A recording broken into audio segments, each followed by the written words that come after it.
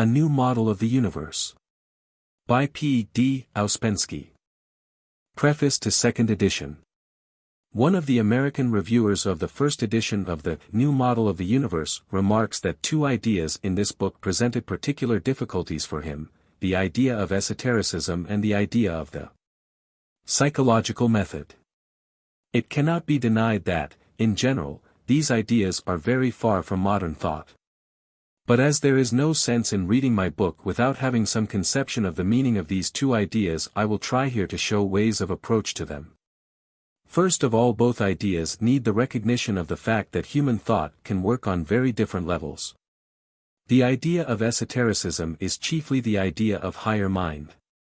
To see clearly what this means, we must first of all realize that our ordinary mind, including the mind of a genius, is not the highest possible order of human mind. The human mind can rise to a level almost inconceivable for us, and we can see the results of the work of higher mind, those most accessible to us in the Gospels, and then in Eastern scriptures, in the Upanishads, in the Mahabharata. In works of art such as the Great Sphinx at Gizeh, and in other memorials, though they are few in literature and art.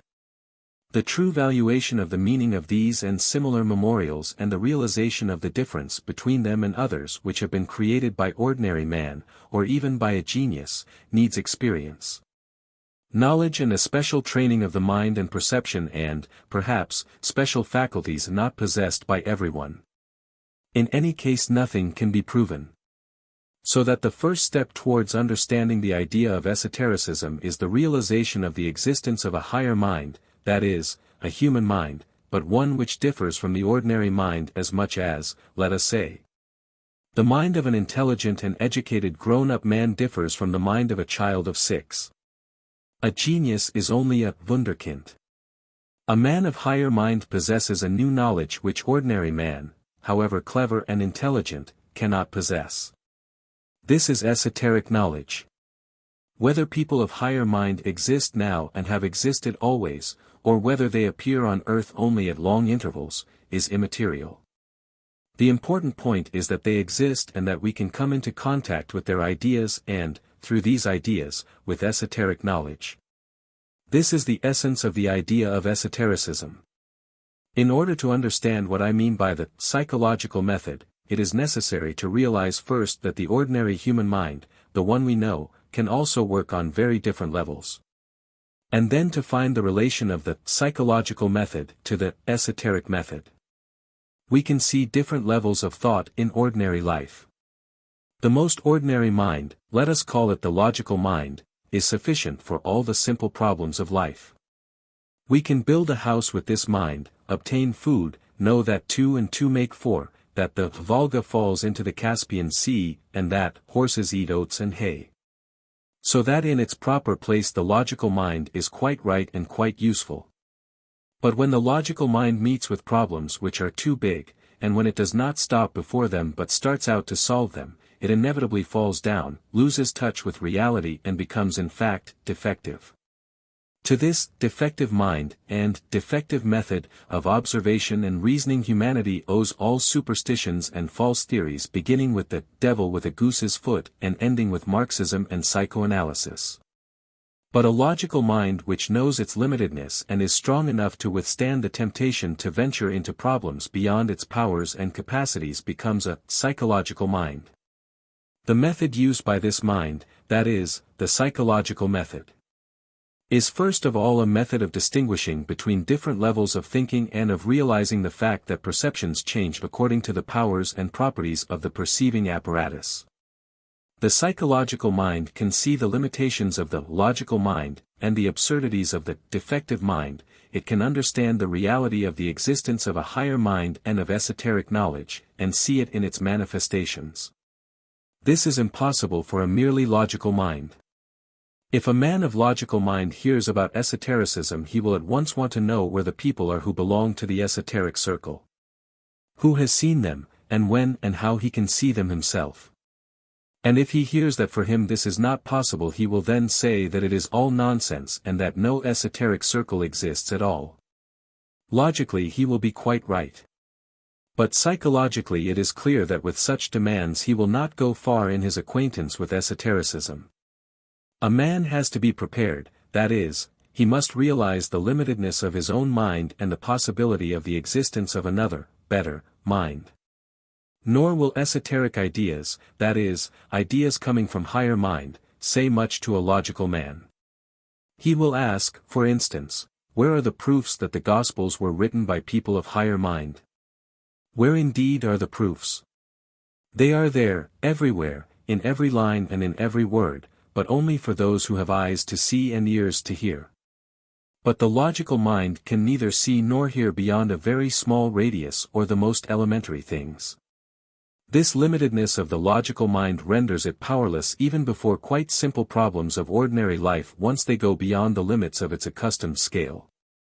The man of logical mind who demands proofs for everything, at the present time, for instance, looks for the cause of the world economic and political crisis everywhere except where it actually lies.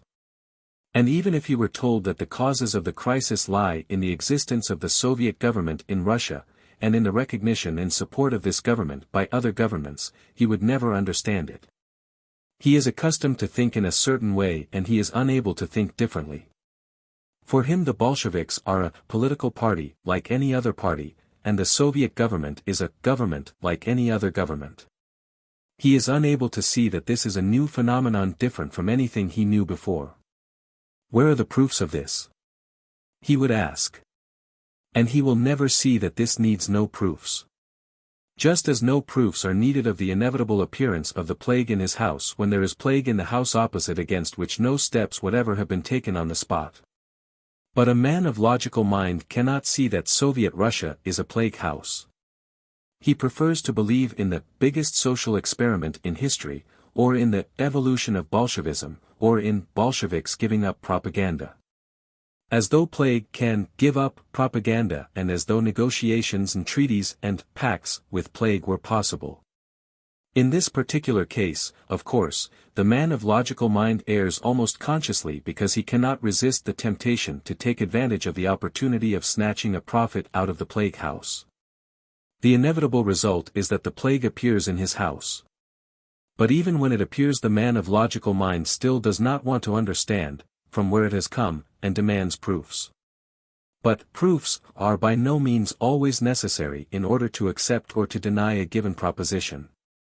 There are psychological proofs, which mean much more than facts because facts can lie but psychological proofs cannot lie.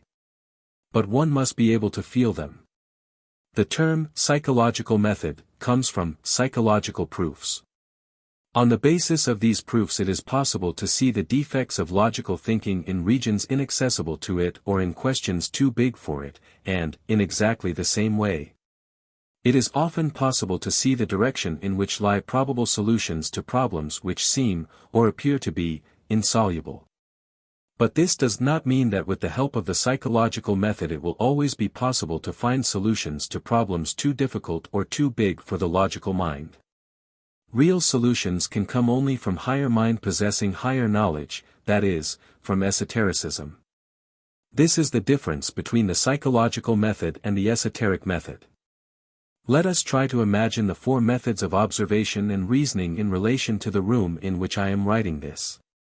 The defective method is based upon a glance at the room through the keyhole or through a narrow slit, and its characteristic feature is the certainty that what is seen through the keyhole or the slit represents all there is and that there is and can be nothing else in it except what is visible in this way. Given a certain imagination and a tendency towards superstition, the defective method can make something very strange or monstrous out of an ordinary room. The logical method is based upon a glance at the room from one definite spot, at one definite angle, and usually without enough light. Too big a confidence in it and the defense of this angle of vision makes the logical method defective. The psychological method compared with the two first would be like a view of the room in daylight, moving about in it in various directions, knowing the objects in it and so on. It is quite clear that it is possible to learn more about the room in this way than by the logical method, and that it is possible to find many mistakes and wrong conclusions of the defective method. The esoteric method of approach to the study of the room would include not only the whole room with everything it contains but the whole house, all the people in it with all their relationships and their occupations. And further, the position of the house in the street, of the street in the town, of the town in the country, of the country on the earth, of the earth in the solar system and so on. The esoteric method is limited by nothing and always connects every given thing, however small it may be, with the whole. Examples of psychological, logical, and defective thinking abound around us. Occasionally we meet with the psychological method in science.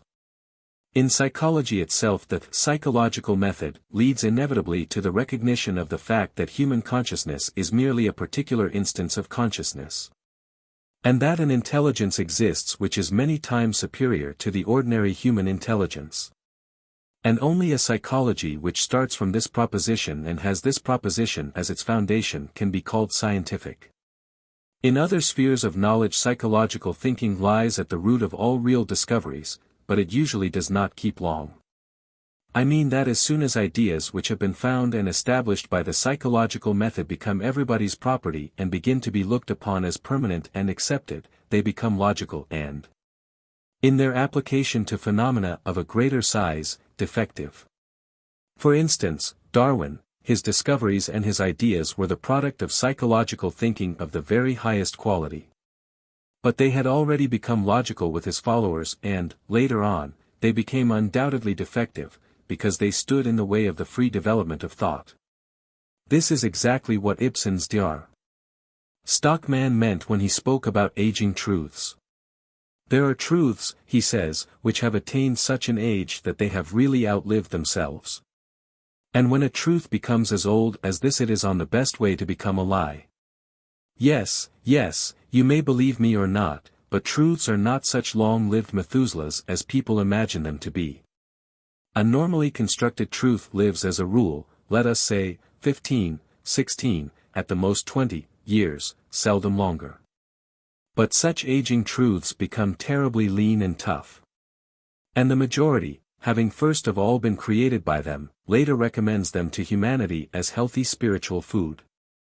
But I can assure you there is not much nourishment in such food. I must speak about this as a doctor. All the truths belonging to the majority are like ancient rancid bacon or like rotten green ham, and from them comes all the moral scurvy which is eating itself into the life of the people around us. The idea of the degeneration of accepted truths cannot be expressed better. Truths that become old become decrepit and unreliable. Sometimes they may be kept going artificially for a certain time, but there is no life in them. This explains why reverting to old ideas, when people become disappointed in new ideas, does not help much. Ideas can be too old. But in other cases old ideas may be more psychological than the new. New ideas can just as easily be too logical and therefore defective. We can see many curious examples of the conflict between psychological and logical thinking, which then of necessity becomes defective, in various intellectual reforms of old habits and customs. Take, for instance, reforms in weights and measures. Weights and measures which have been created through the centuries, and which are different in different countries, appear at the first glance to have taken one or another form by chance, and to be too complicated. But in reality they are always based on one definite principle.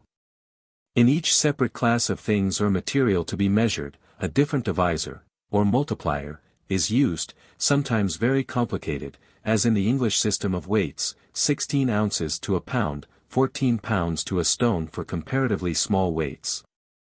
And for larger weights 28 pounds to a quarter, 112 pounds to a hundredweight, 20 hundredweight to a ton, or, for instance, a simple multiplier like 8 in the Russian measurement of grain which is never repeated in relation to anything else. This is real psychological method created by life and experience because, thanks to different coefficients in different cases, a man making mental calculations involving the measurements of several different materials cannot confuse either objects of different denominations or the measures of different countries, should he have to deal with the measures of different countries, because each order of multiplier itself tells him what is being measured and with what measure. Those who do not like these old complicated systems are the school teachers, who are, as is well known, the most logical people in the world. Different weights and measures seem to them unnecessarily confusing.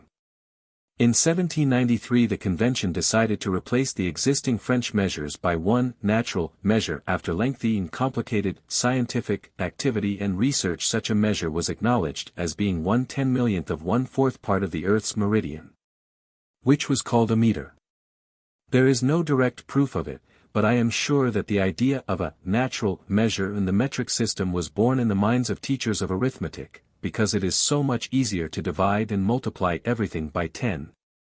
Having done away with all other divisors and multipliers, but for all ordinary necessities of life, the metric system of weights and measures is far less practical than the old systems.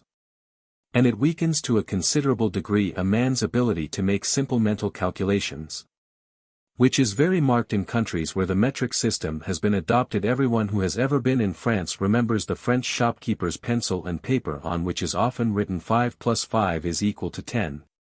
But there are very few who know that this is one of the conquests of the Great French Revolution.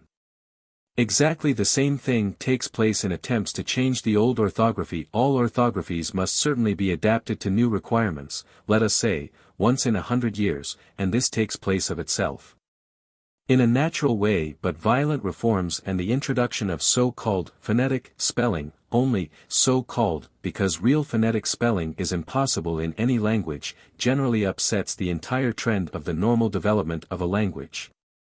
And very soon people begin to write in different ways and then to pronounce in different ways, that is, to adapt pronunciation to the new spelling. This is the result of the application of the logical method to a problem which goes beyond the limits of its possible action. And it is quite clear why. The process of reading and writing is not a process of reading and writing letters, it is a process of reading and writing words and sentences. Consequently, the more words differ from one another in their form and appearance, the easier does the process of reading and writing proceed. And the more they resemble one another, as is inevitable in phonetic spelling, the slower and the more difficult is the process of reading and writing. It is quite possible that it is easier to teach phonetic spelling than the normal spelling. But for the rest of his life the man who has been taught in this way is left with a most unsatisfactory instrument for learning other people's ideas and for expressing his own. This is exactly what is happening now in Russia. Just before the revolution a commission of teachers, there is no doubt of it in this case, under the presidency of the rector of Moscow University, was formed for the investigation of ways of reforming spelling. This commission worked out a very absurd, new spelling, absolutely unsuitable for the Russian language, breaking all principles of grammar and contradicting all the laws of the natural development of the language. This spelling would never have been accepted if the academy and the literary circles had had time to express their opinion on it, that is, if the revolution had not occurred just at that time. But having come into power the Bolsheviks introduced this new spelling. And under its influence the language at once began to deteriorate and to lose its strength and clarity. If phonetic spelling were to be introduced into English-speaking countries, the English language would very quickly disappear and 20 or 30 varieties of Pidgin English would take its place. Another interesting example of the logical method as opposed to the psychological, one which is now almost generally accepted in several countries, is the coeducation of boys and girls. Logically coeducation seems to be quite right, but psychologically it is absolutely wrong, because by this system both boys and girls alike lose many of their characteristic features, particularly those which should be developed in them. And they both acquire other features which they never should have. And besides, both of them learn to lie immeasurably more than they could learn even in the best of the old kind of schools. Let us take other examples. What could be more logical than the Holy Inquisition with its tortures and burning of heretics? Or Bolshevism, which began by destroying schools, universities and technical institutes, in this way cutting off its own supply of trained specialists necessary for the new industrialization which has been so much advertised. If this is not so, then why do the Bolsheviks need foreign engineers? In this respect Russia for a long time lived on its own resources. And further, what can be more logical and, at the same time, more unsuccessful than all possible prohibitions, like the American experiment in prohibiting alcoholic drinks? And what can be easier? Any fool, if he has the power in his hands, can find something to prohibit and in this way show his vigilance and his good intentions. All this is the result of the logical method. The danger of the logical method in all possible spheres of life lies in the fact that at the first glance it is the easiest and the most effective way. The psychological method is much more difficult and, in addition, it is often very disappointing because, by following the psychological method a man often sees that he does not understand anything and does not know what to do. Whereas by following the logical method he always understands everything and always knows what to do. 1934. How do you find this book? Any thoughts about the book or the author? Any suggestion for improvement? Please take a moment to share your thoughts in a comment. If you like it, share it with your friends who might enjoy it as well. Subscribe to keep in touch. Visit CompleteAudiobooks.com for more quality content. Prefatory Note. What the author found in the course of the travels referred to in the introduction, and later, particularly during the time from 1915 to 1919, will be described in another book.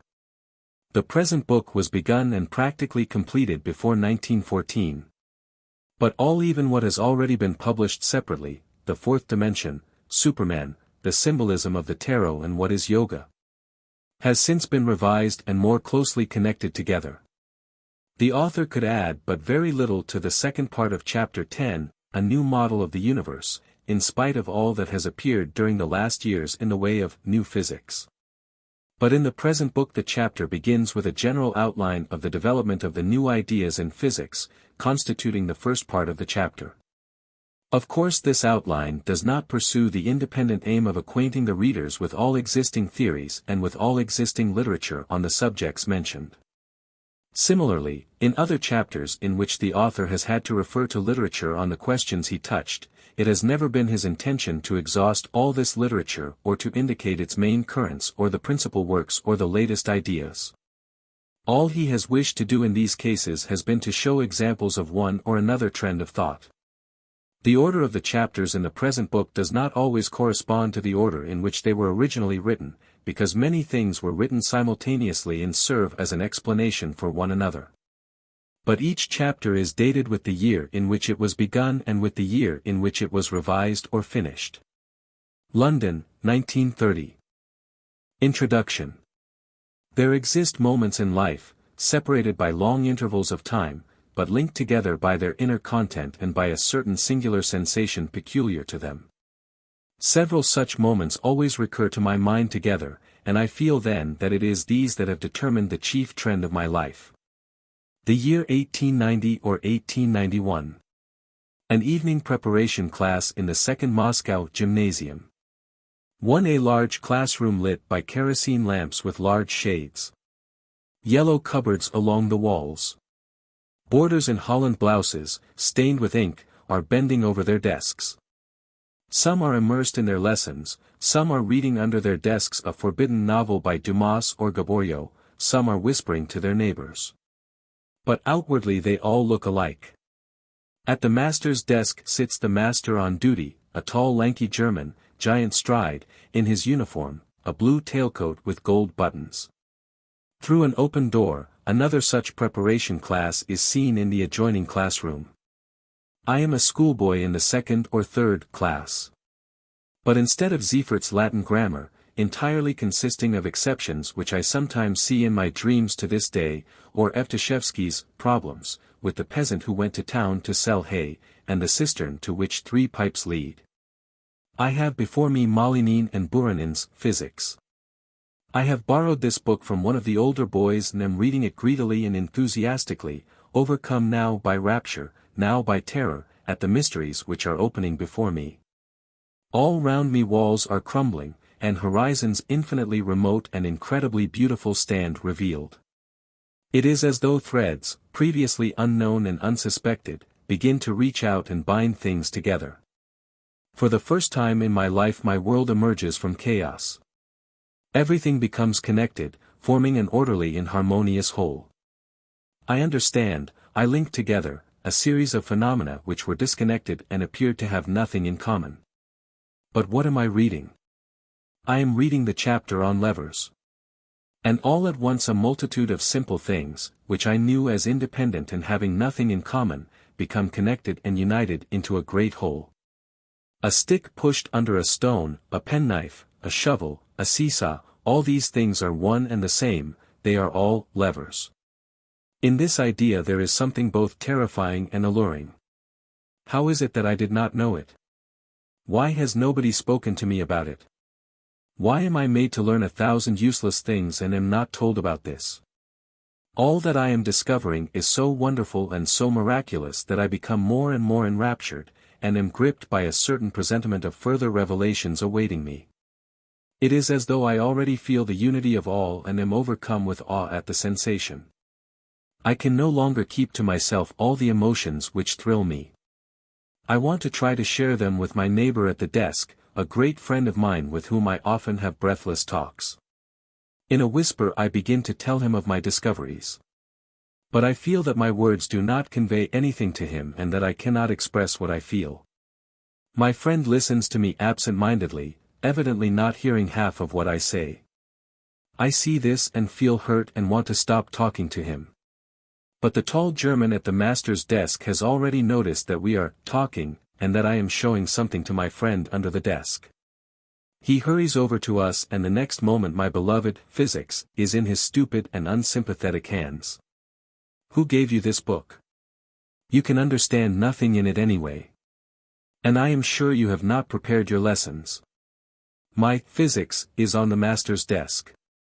I hear round me ironical whispers and comments that Ouspensky reads physics. But I don't care. I shall have the physics again tomorrow, and the tall German is all made up of large and small levers. Year after year passes by. It is the year 1906 or 1907. The editorial office of the Moscow daily paper The Morning. I have just received the foreign papers, and I have to write an article on the forthcoming Hague Conference. French, German, English, Italian papers. Phrases, sympathetic, critical, ironical, blatant, pompous, lying and, worst of all, utterly automatic, phrases which have been used 1,000 times and will be used again on entirely different, perhaps contradictory, occasions. I have to make a survey of all these words and opinions, pretending to take them seriously, and then, just as seriously, to write something on my own account. But what can I say? It is all so tedious. Diplomats and all kinds of statesmen will gather together and talk, papers will approve or disapprove, sympathize or not sympathize.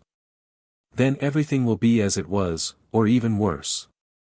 It is still early, I say to myself. Perhaps something will come into my head later. Pushing aside the papers I open a drawer in my desk. The whole desk is crammed with books with strange titles, The Occult World, Life After Death, Atlantis and Lemuria, Dogme et Ritual de la Haute Magie, Le Temple de Satan, The Sincere Narrations of a Pilgrim, and the like. These books and I have been inseparable for a whole month, and the world of Hague conferences and leading articles becomes more and more vague, foreign and unreal to me. I open one of the books at random, feeling that my article will not be written today. Well, it can go to the devil. Humanity will lose nothing if there is one article the less on the Hague Conference. All these talks about a universal peace are only Manilov's dreams about building a bridge across the pond. Nothing can ever come out of it, first of all because the people who start conferences and those who are going to debate on peace will sooner or later start a war. Wars do not begin by themselves, neither do peoples begin them, however much they are accused of it. It is just those men with their good intentions who are the obstacle to peace. But is it possible to expect that they will ever understand this? Has anybody ever understood his own worthlessness? A great many wicked thoughts occur to me about the Hague Conference, but I realize that none of them are printable. The idea of the Hague Conference comes from very high sources. Therefore if one is to write about it at all, one must write sympathetically. Especially as even those of our papers which are generally the most suspicious and critical of all that comes from the government disapprove only of the attitude of Germany to the conference. The editor would therefore never pass what I might write, if I said all that I think. And if by some miracle he were to pass it, it would never be read by anybody. The paper would be seized in the streets by the police, and both the editor and I would have to make a very long journey. This prospect does not appeal to me in the least. What is the use of attempting to expose lies when people like them and live in them? It is their own affair, but I am tired of lying. There are enough lies without mine. But here, in these books, there is a strange flavor of truth. I feel it particularly strongly now, because for so long I have held myself in, have kept myself within artificial, materialistic, bounds, have denied myself all dreams about things that could not be held within these bounds. I have been living in a desiccated and sterilized world, with an infinite number of taboos imposed on my thought. And suddenly these strange books broke down all the walls round me, and made me think and dream about things of which for a long time I had feared to think and dream. Suddenly I began to find a strange meaning in old fairy tales. Woods, rivers, mountains, became living beings, mysterious life filled the night, with new interests and new expectations. I began to dream again of distant travels, and I remembered many extraordinary things that I had heard about old monasteries. Ideas and feelings which had long since ceased to interest me suddenly began to assume significance and interest. A deep meaning and many subtle allegories appeared in what only yesterday seemed to be naive popular fantasy or crude superstition. And the greatest mystery and the greatest miracle was that the thought became possible that death may not exist, that those who have gone might not have vanished altogether, but exist somewhere and somehow, and that perhaps I might see them again. I have become so accustomed to think scientifically that I am afraid even to imagine that there may be something else beyond the outer covering of life. I feel like a man condemned to death, whose companions have been hanged and who has already become reconciled to the thought that the same fate awaits him. And suddenly he hears that his companions are alive, that they have escaped and that there is hope also for him. And he fears to believe this, because it would be so terrible if it proved to be false, and nothing would remain but prison and the expectation of execution. Yes, I know that all these books about life after death are very naive. But they lead somewhere, there is something behind them, something I had approached before, but it frightened me then, and I fled from it to the bare and arid desert of materialism. The fourth dimension. This is the reality which I dimly felt long ago, but which escaped me then. Now I see my way, I see my work, and I see where it may lead. The Hague Conference, the newspapers, it is all so far from me. Why is it that people do not understand that they are only shadows, only silhouettes, of themselves, and that the whole of life is only a shadow, only a silhouette, of some other life? Years go by. Books, books, books. I read, I find, I lose, I find again, again I lose. At last a certain whole becomes formed in my mind. I see the unbroken line of thought and knowledge which passes from century to century, from age to age, from country to country, from one race to another. A line deeply hidden beneath layers of religions and philosophies which are, in fact, only distortions and perversions of the ideas belonging to the line. I see an extensive literature full of significance which was quite unknown to me until recently, but which, as now becomes quite clear to me, feeds the philosophy we know. Although it is scarcely mentioned in the textbooks on the history of philosophy. And I am amazed now that I did not know it before, that there are so few who have even heard about it. Who knows, for instance, that an ordinary pack of playing cards contains a profound and harmonious philosophical system? This is so entirely forgotten that it seems almost new. I decide to write, to tell of all I have found. And at the same time I see that it is perfectly possible to make the ideas of this hidden thought agree with the data of exact knowledge. And I realize that the fourth dimension is the bridge that can be thrown across between the old and the new knowledge. And I see and find ideas of the fourth dimension in ancient symbolism, in the tarot cards, in the images of Indian gods, in the branches of a tree, and in the lines of the human body. I collect material, select quotations, prepare summaries, with the idea of showing the peculiar interconnection which I now see between methods of thinking that ordinarily appear separate and independent. But in the midst of this work, when everything is made ready, everything takes shape, I suddenly begin to feel a chill of doubt and weariness creeping over me. Well, one more book will be written, but even now, when I am only beginning to write it, I know how it will end. I know the limit beyond which it is impossible to go. The work stands still. I cannot make myself write about the limitless possibilities of knowledge when for myself I already see the limit. The old methods are no good, some other methods are necessary. People who think that something can be attained by their own efforts are as blind as those who are utterly ignorant of the possibilities of the new knowledge. Work on the book is abandoned. Months go by, and I become completely absorbed in strange experiments which carry me far beyond the limits of the known and possible. Frightening and fascinating sensations. Everything becomes alive. There is nothing dead or inanimate. I feel the beating of the pulse of life. I see infinity. Then everything vanishes. But each time I say to myself afterwards that this has been and, therefore, things exist that are different from the ordinary. But so little remains. I remember so vaguely what I have experienced, I can tell myself only an infinitesimal part of what has been. And I can control nothing, direct nothing. Sometimes this comes, sometimes it does not. Sometimes only horror comes, sometimes a blinding light. Sometimes a little remains in the memory, sometimes nothing at all. Sometimes much is understood, new horizons are disclosed, but only for a moment.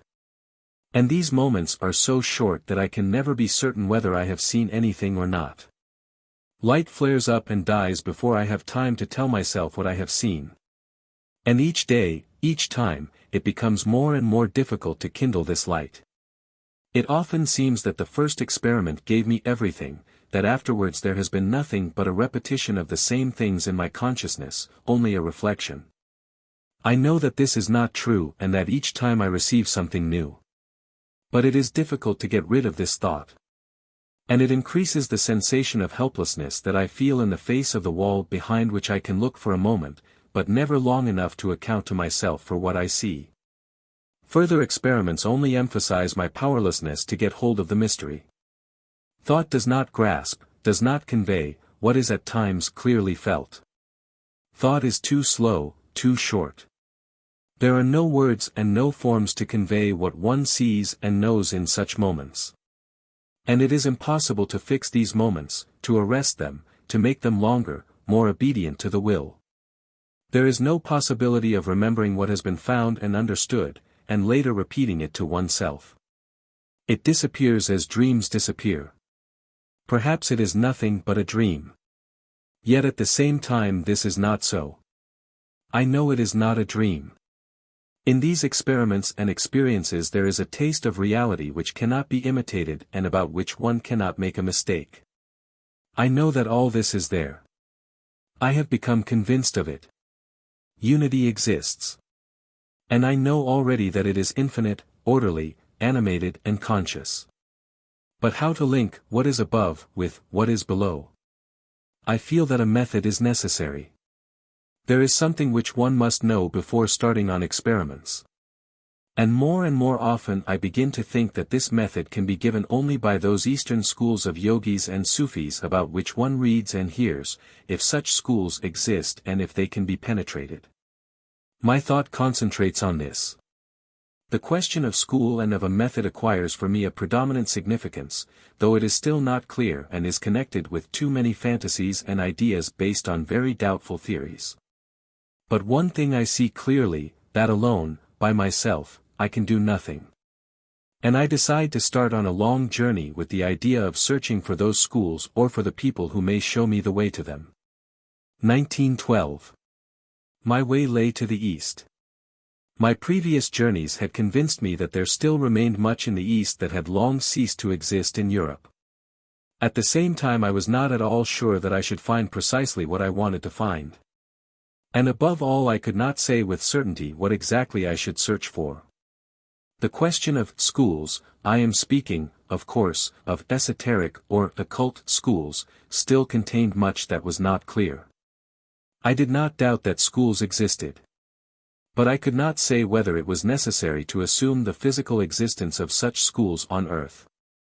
Sometimes it seemed to me that true schools could only exist on another plane and that we could approach them only when in special states of consciousness, without actual change of place or conditions. In that case, my journey became purposeless. Yet it seemed to me that there might be traditional methods of approach to esotericism still preserved in the East. The question of schools coincided with the question of esoteric succession. Sometimes it seemed to me possible to admit an uninterrupted historical succession. At other times it seemed to me that only mystical succession was possible, that is, that the line of succession on earth breaks, goes out of our field of vision. There remain only traces of it, works of art, literary memorials, myths, religions. Then, perhaps only after a long interval of time, the same causes which once created esoteric thought begin to work once more, and once more there begins the process of collecting knowledge. Schools are created and the ancient teaching emerges from its hidden form. This would mean that during the intermediary period there could be no full or rightly organized schools, but only imitation schools or schools that preserve the letter of the old law petrified in fixed forms. However, this did not deter me. I was ready to accept whatever the facts which I hoped to find should show me. There was yet another question which occupied me before my journey and during the first part of it. Should one and can one try to do something here and now with an obviously insufficient knowledge of methods, ways, and possible results? In asking this I had in mind various methods of breathing, dieting, fasting, exercises of the attention and imagination and, above all, of overcoming oneself at moments of passivity or lassitude. In answering this question voices in me were divided. It does not matter what one does, only one has to do something, said one voice, but one should not sit and wait for something to come to one of itself. The whole point is precisely to do nothing, said another voice, until one knows surely and definitely what should be done to attain a definite aim. If one begins to do something without knowing exactly what is necessary for what object, this knowledge will never come. The result will be the work on oneself of various occult and theosophical books, that is, make-believe. And listening to these two voices within me I was unable to decide which of them was right. Ought I to try or ought I to wait? I understood that in many cases it was useless to try. How can one try to paint a picture? How can one try to read Chinese? One must first study and know, that is, be able to do it. At the same time I realized that in these last arguments there was much desire to evade difficulties or at least to postpone them. However, the fear of amateurish attempts at work on oneself outweighed the rest. I said to myself that in the direction I wanted to go it was impossible to go blindly, that one must see or know where one was going. Besides, I did not even wish for any changes in myself. I was going in search of something.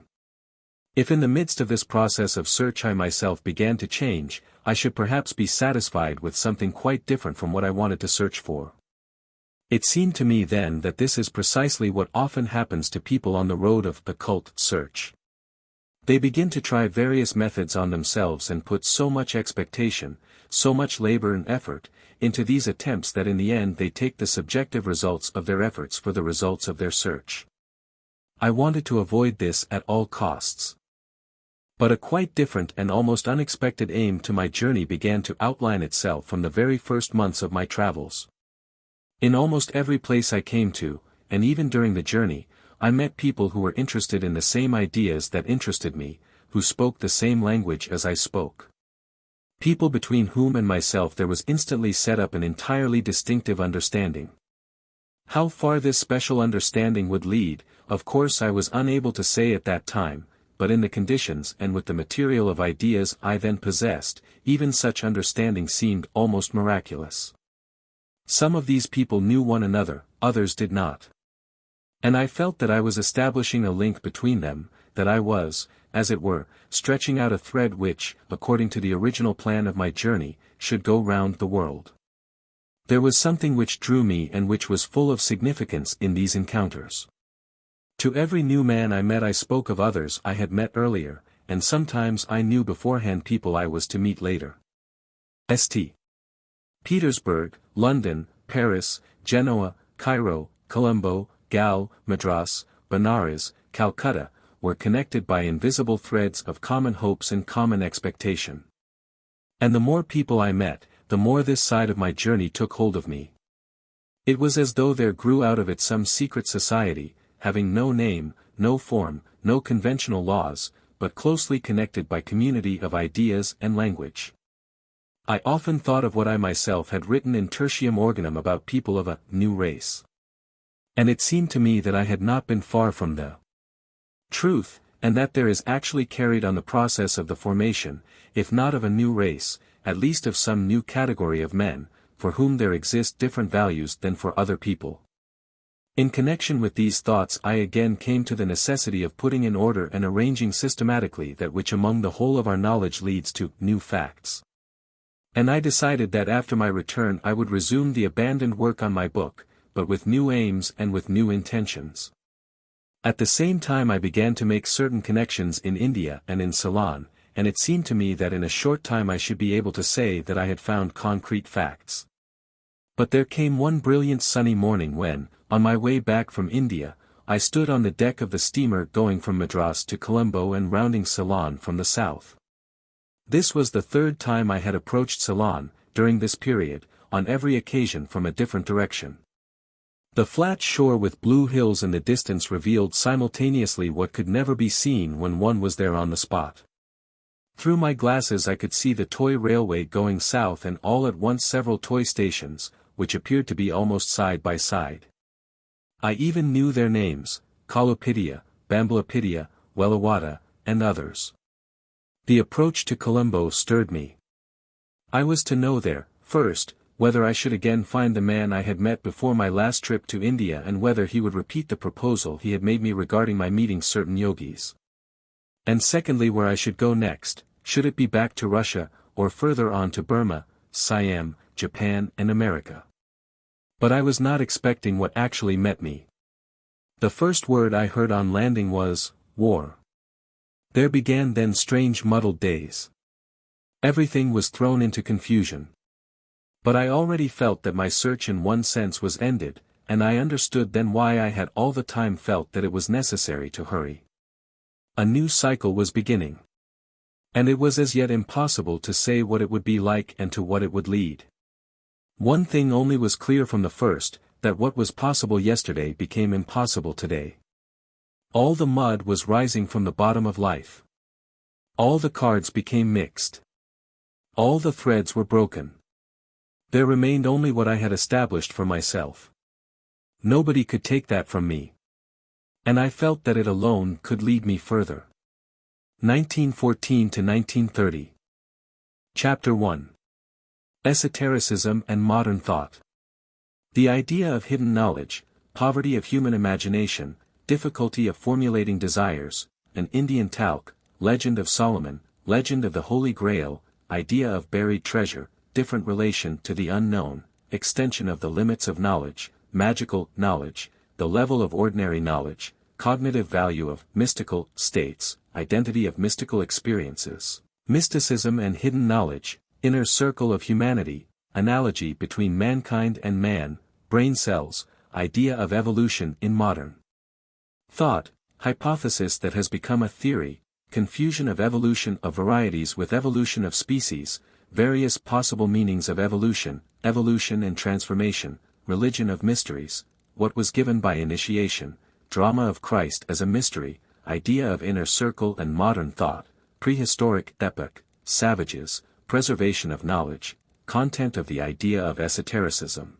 schools, artificial cultivation of civilizations, approach to esoteric circle, religion, philosophy, science and art, pseudo-ways and pseudo-truths, different levels of men, successive civilizations, principle of barbarism and principle of civilization, modern culture, parallel growth of barbarism and culture, victory of barbarism, position of inner circle, plan, in nature, mimicry, protective resemblance, the old theory of mimicry, latest explanations of mimicry, inconsistency of scientific theories, theatricalness, fashion, in nature, the great laboratory, self-evolving forms, the first Humanity, Adam and Eve, animals and men, first cultures, experience of mistakes, social organisms, animal plants, individual man and masses, myth of the Great Flood, the Tower of Babel, Sodom and Gomorrah and the 10 righteous men, myths of non-human races,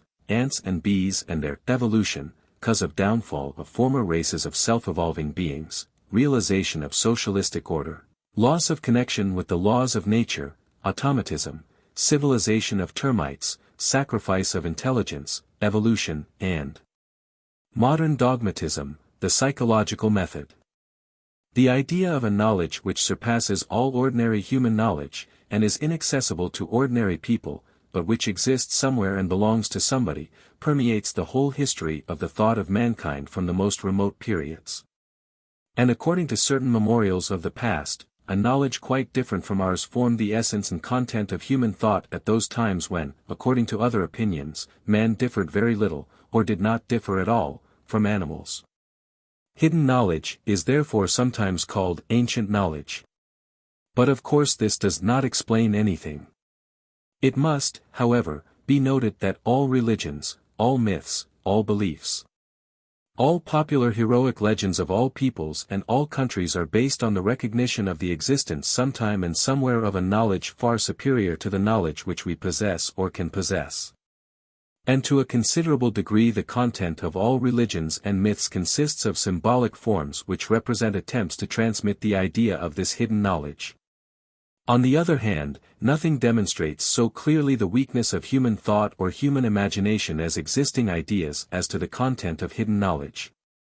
The word, the concept, the idea, the expectation, exist, but there are no definite concrete forms of percept connected with this idea. And the idea itself has very often to be dug out with great difficulty from beneath mountains of lies, both intentional and unintentional.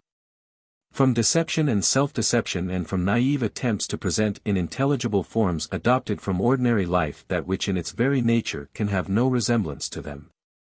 The work of finding traces of ancient or hidden knowledge, or even hints of its existence, resembles the work of archaeologists looking for traces of some ancient forgotten civilization, and finding them buried beneath several strata of cemeteries left by peoples who have since lived in that place, separated possibly by thousands of years and unaware of one another's existence. But on every occasion that an investigator comes upon the attempts to express in one way or another the content of hidden knowledge, he invariably sees the same thing, namely, the striking poverty of human imagination in the face of this idea. Humanity in the face of the idea of hidden knowledge reminds one of people in fairy tales who are promised, by some goddess, fairy or magician, that they will be given whatever they want on condition that they say exactly what they want.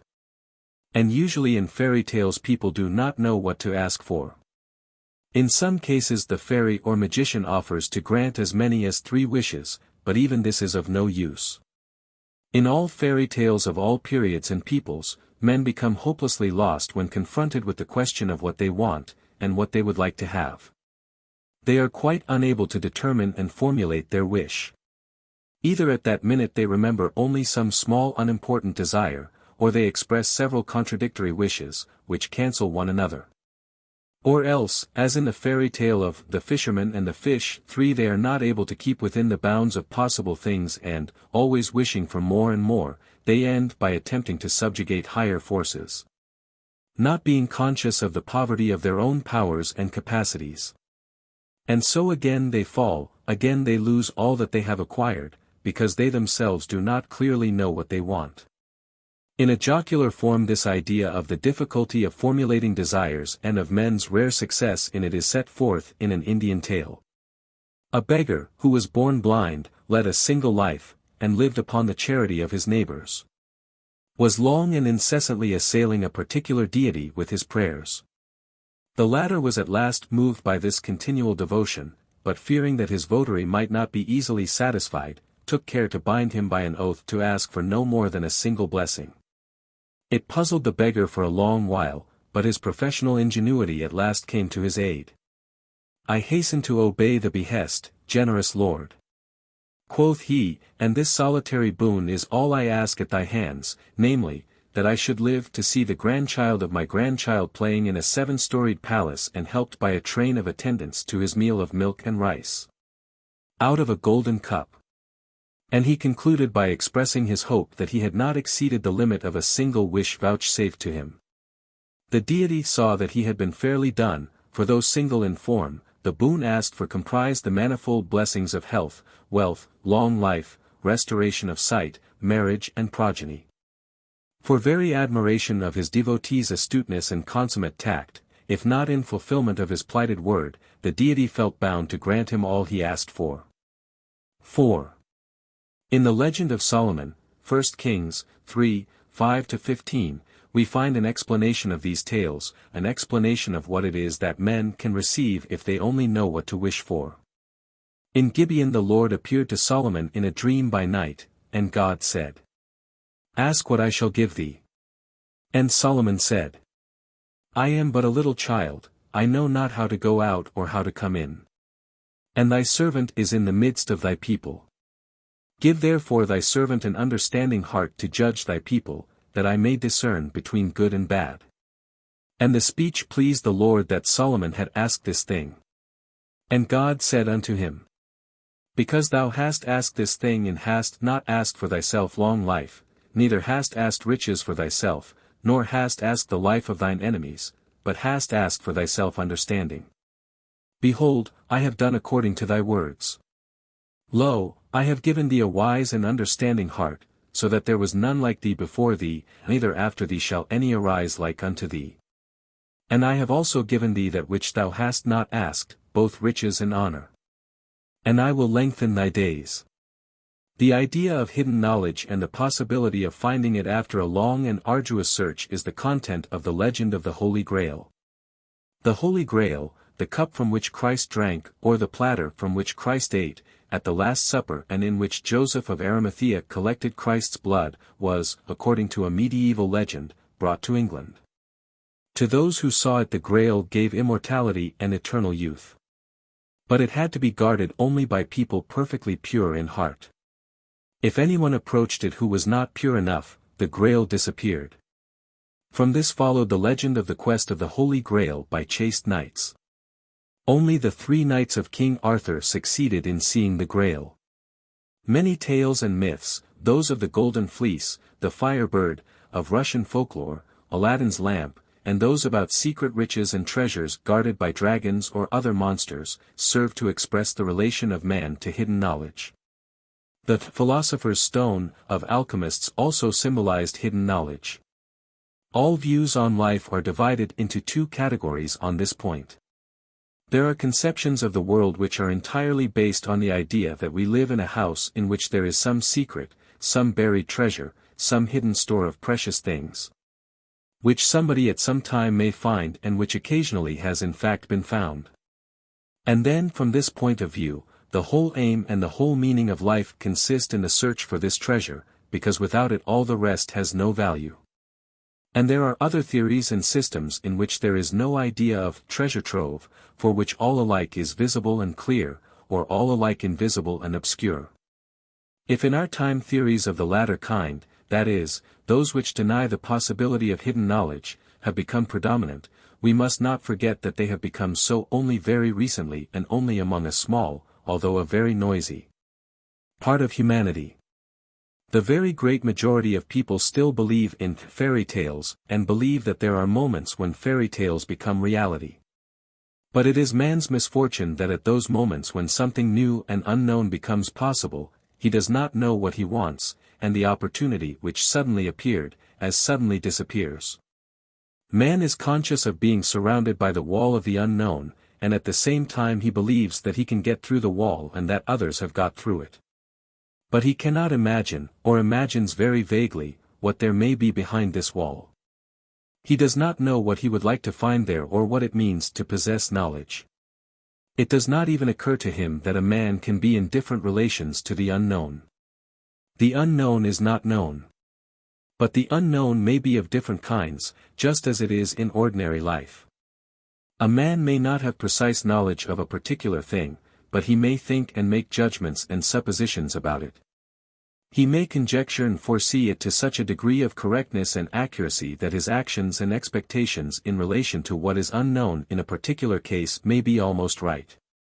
In exactly the same way, in regard to the great unknown, a man may be in different relations to it. He may make more correct or less correct suppositions about it, or he may make no suppositions at all, or he may even forget altogether about the very existence of the unknown. In the latter cases, when he makes no suppositions or forgets about the existence of the unknown, then, even what was possible in other cases, that is, the accidental coincidence of conjectures or speculations with the unknown reality, becomes impossible. In this incapacity of man to imagine what exists beyond the wall of the known and the possible lies his chief tragedy, and in this, as has already been said, lies the reason why so much remains hidden from him and why there are so many questions to which he can never find the answer. In the history of human thought there are many attempts to define the limits of possible knowledge.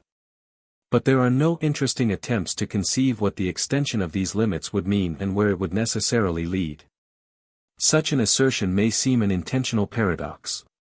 People clamor so loudly and so often about the unlimited possibilities of knowledge, about the immense horizons opening before science, and so forth, but in actual fact all these unlimited possibilities are limited by the five senses: sight, hearing, smell, touch and taste, plus the capacity of reasoning and comparing, beyond which a man can never go.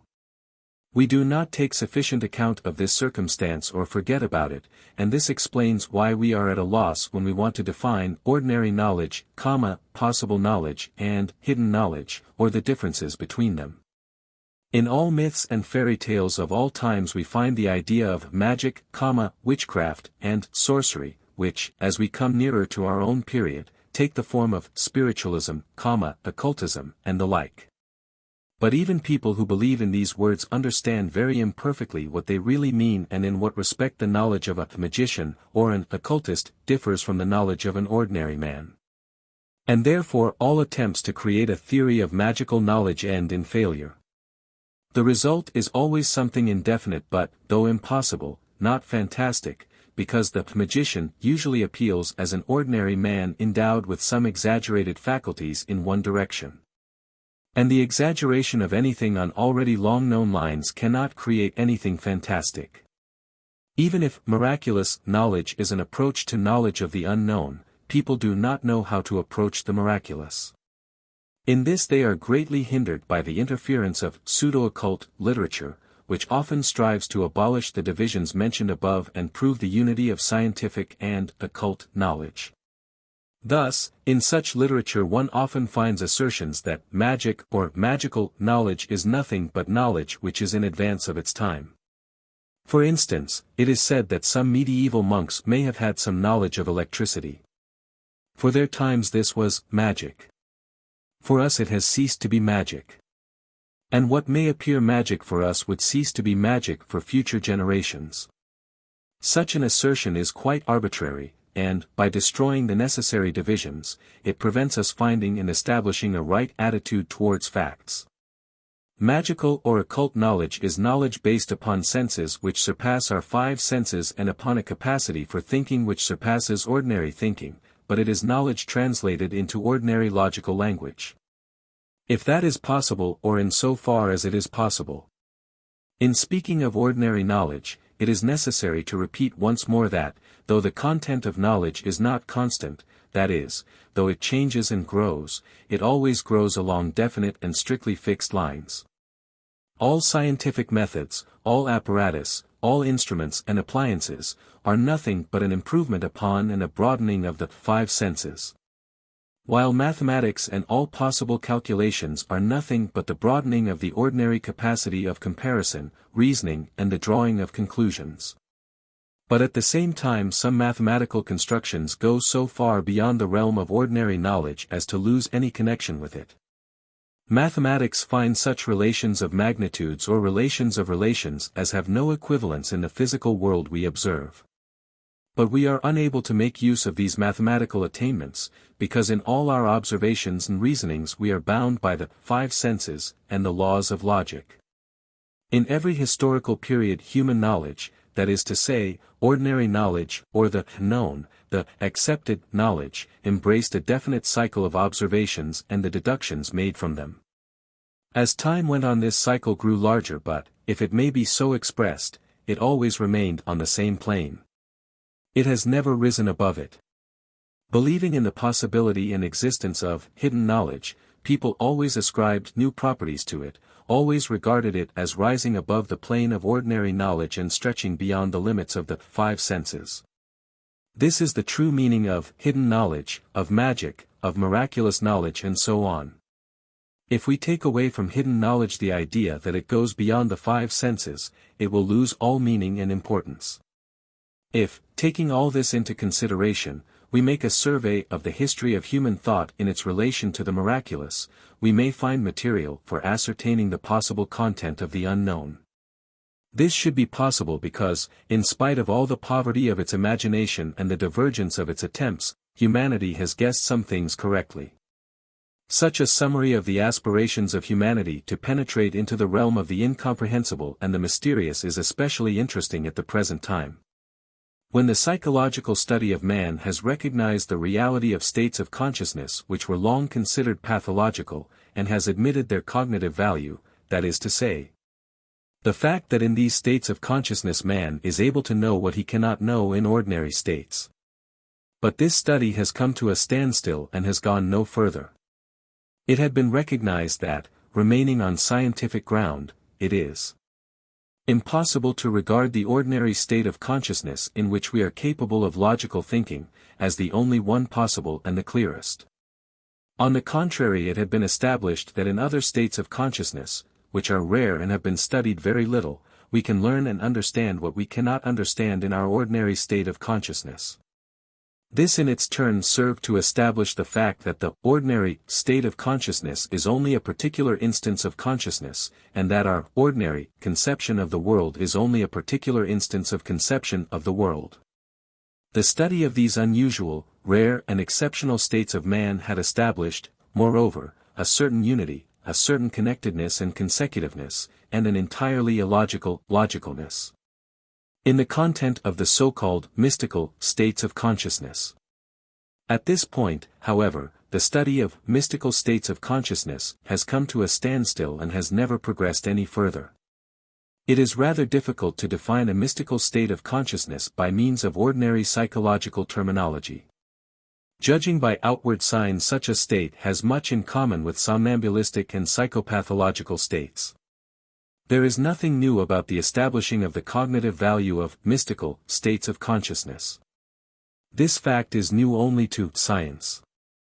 The reality and value of mystical states of consciousness have been and are acknowledged by every religion without exception which exists or has ever existed. According to the definition of the theologians of the Orthodox Church, mystical states of consciousness cannot disclose or add new dogmas, but they disclose and explain the content of dogmas which are already known by revelation.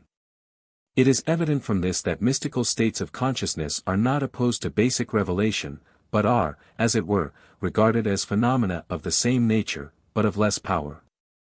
They can explain dogmas given by revelation, but cannot add new dogmas.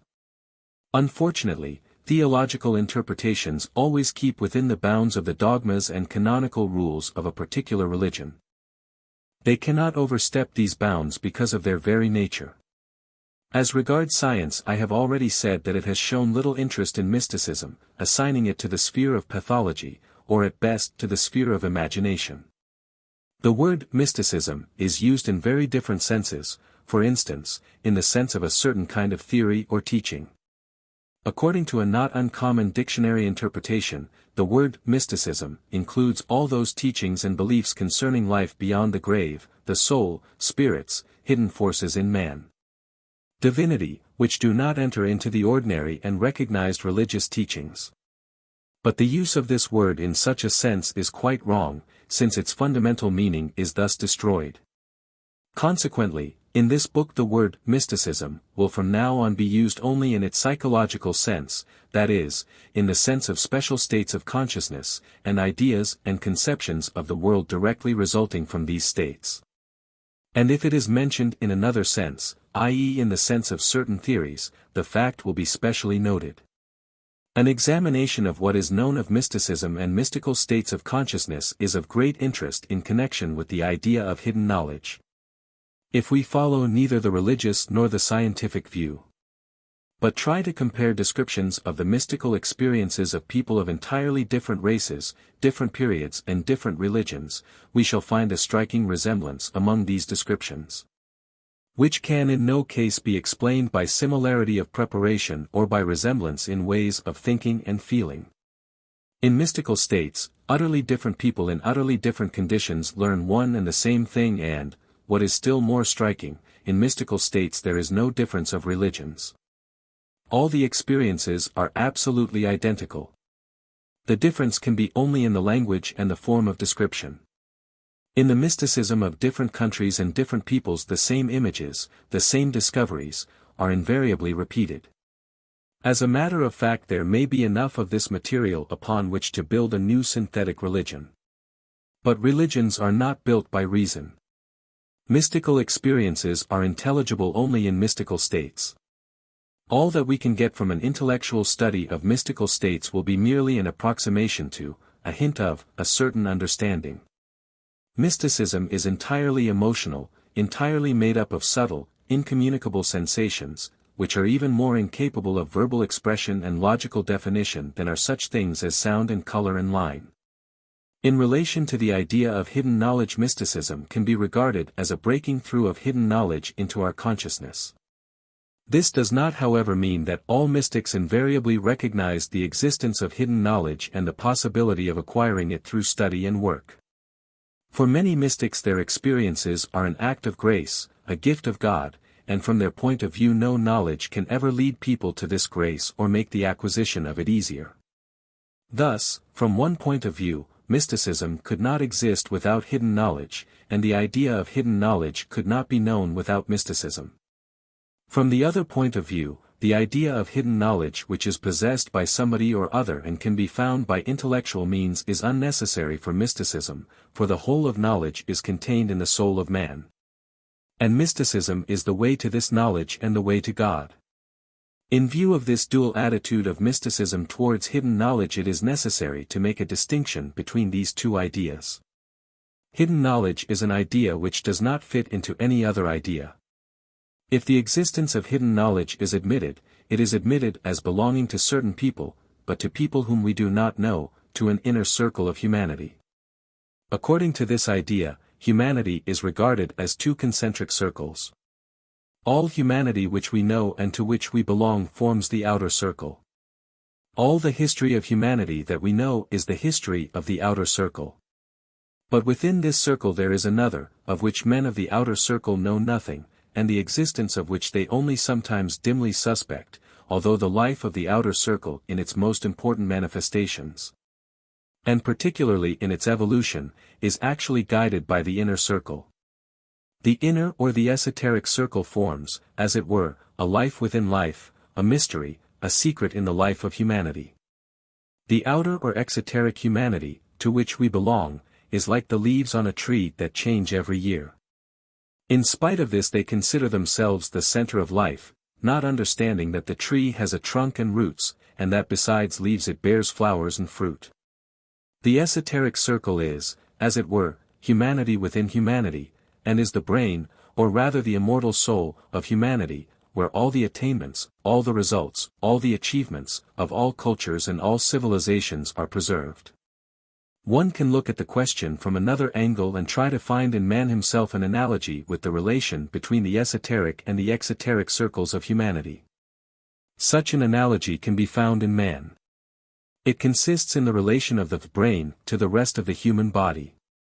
If we take the human organism and examine the relation of the higher, or the nobler, tissues, that is to say, mainly the nerve and brain matter, to other tissues of the organism, such as muscle tissue, connective tissue, the cells of the skin and so on, we shall find an almost complete analogy with the relation of the inner circle to the outer. One of the most mysterious phenomena in the life of the human organism is the life history of brain cells. It is more or less definitely established by science and can be accepted as a fact that brain cells do not multiply like the cells of other tissues. According to one theory, brain cells all appear at a very early age.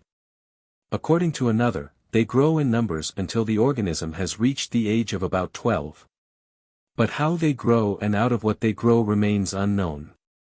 Reasoning logically, science ought to have recognized brain cells as immortal in comparison with other cells. This is almost all that can be said about brain cells, if we remain on recognized scientific ground. But what is accepted is far from being sufficient for the understanding of the nature of the life of brain cells.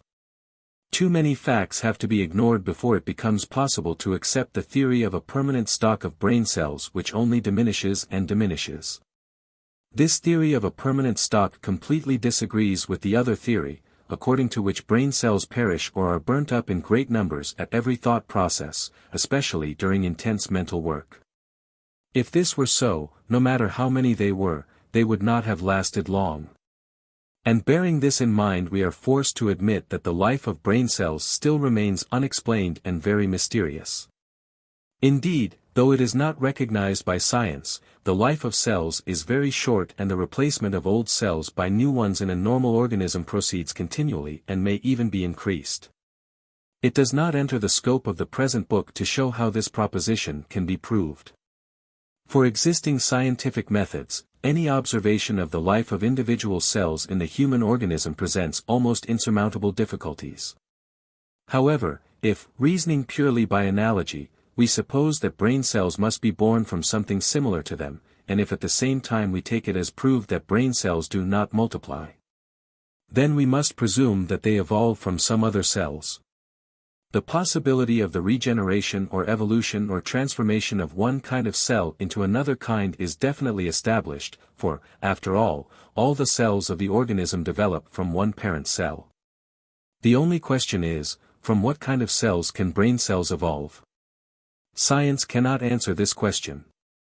One can only say that if cells of a certain kind regenerate into brain cells, by this very fact they disappear from their former plane, leave the world of their kin, die on one plane and are born on another, just as the egg of a butterfly, becoming a caterpillar, dies as an egg, ceases to be an egg. As a caterpillar, becoming a chrysalis, dies as a caterpillar, ceases to be a caterpillar. And as a chrysalis, becoming a butterfly, dies as a chrysalis, ceases to be a chrysalis, that is, leaves the world of its own kin and passes to another plane of being. Similarly, future brain cells, in passing to another plane of being, cease to be what they were before, die on their former plane of being and begin to live on a new plane of being. On this new plane, while remaining invisible and unknown, they govern the life of other cells, either in their own interests or in the interests of the whole organism. And part of their activity consists in finding among the more evolved tissues cells which are capable of evolving into brain cells, because brain cells do not multiply by themselves. Thus we find in the human organism, in the relation of brain cells to other cells, an analogy with the relation of the inner circle to the outer circles of humanity.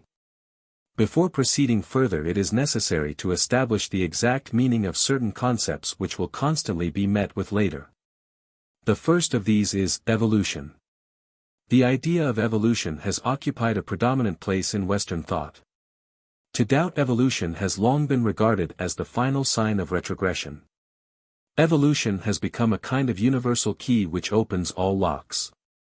This general acceptance of a very hypothetical idea in itself arouses doubt. The idea of evolution is comparatively new.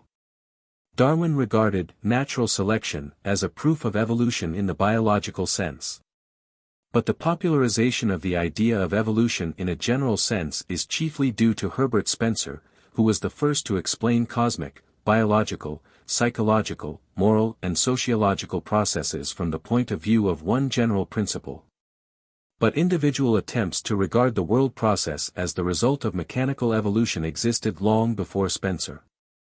Astronomical philosophy on the one hand and the biological sciences on the other hand created the modern conception of evolution, which is now applied literally to everything in the world from social forms to marks of punctuation.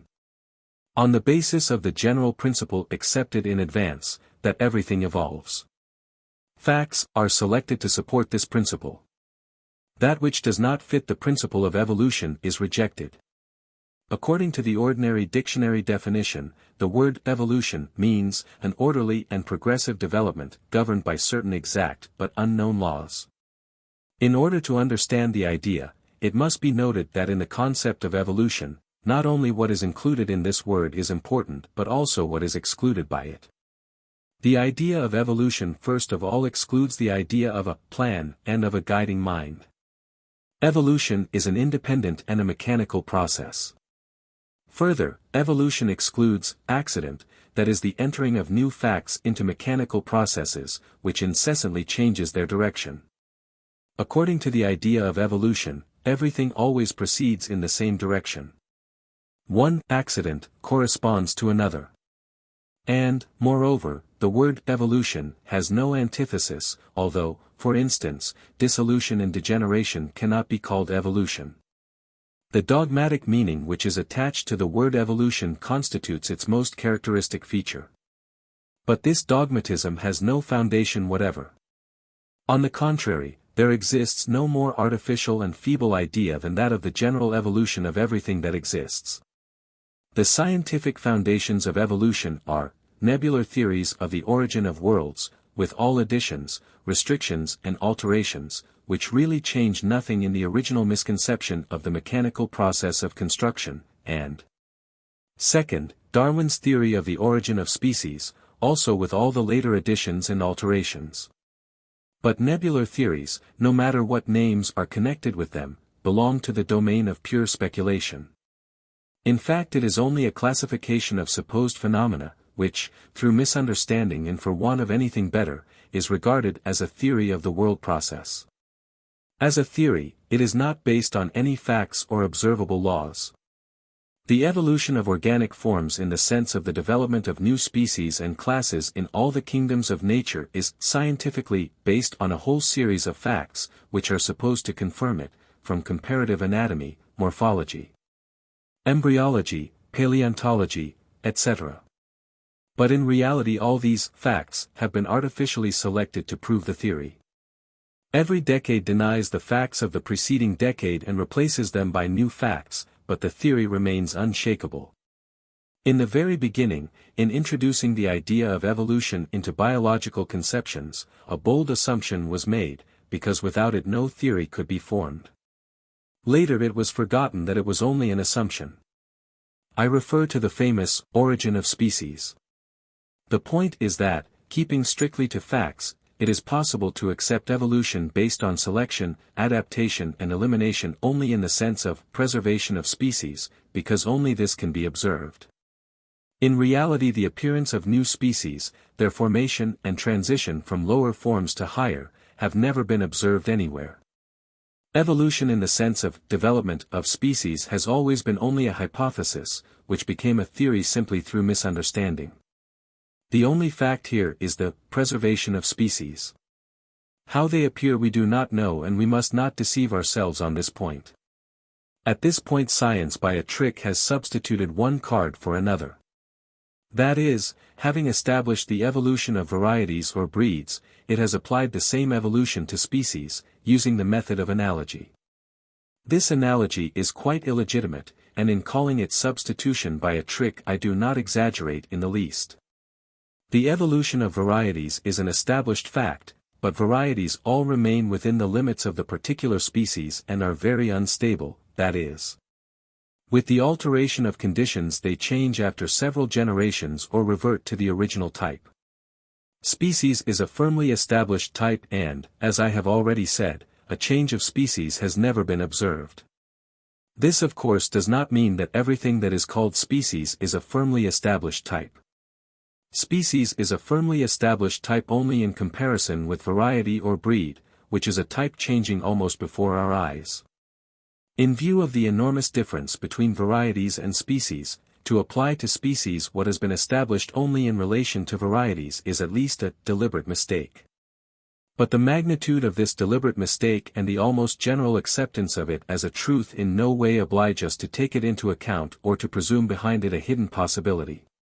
Moreover, the data of paleontology, far from confirming the idea of an orderly change of species, completely overthrow the idea of species itself as something definite and establish the facts of jumps, retardations, reversions, the sudden appearance of entirely new forms, etc., which are inexplicable from the point of view of an orderly evolution.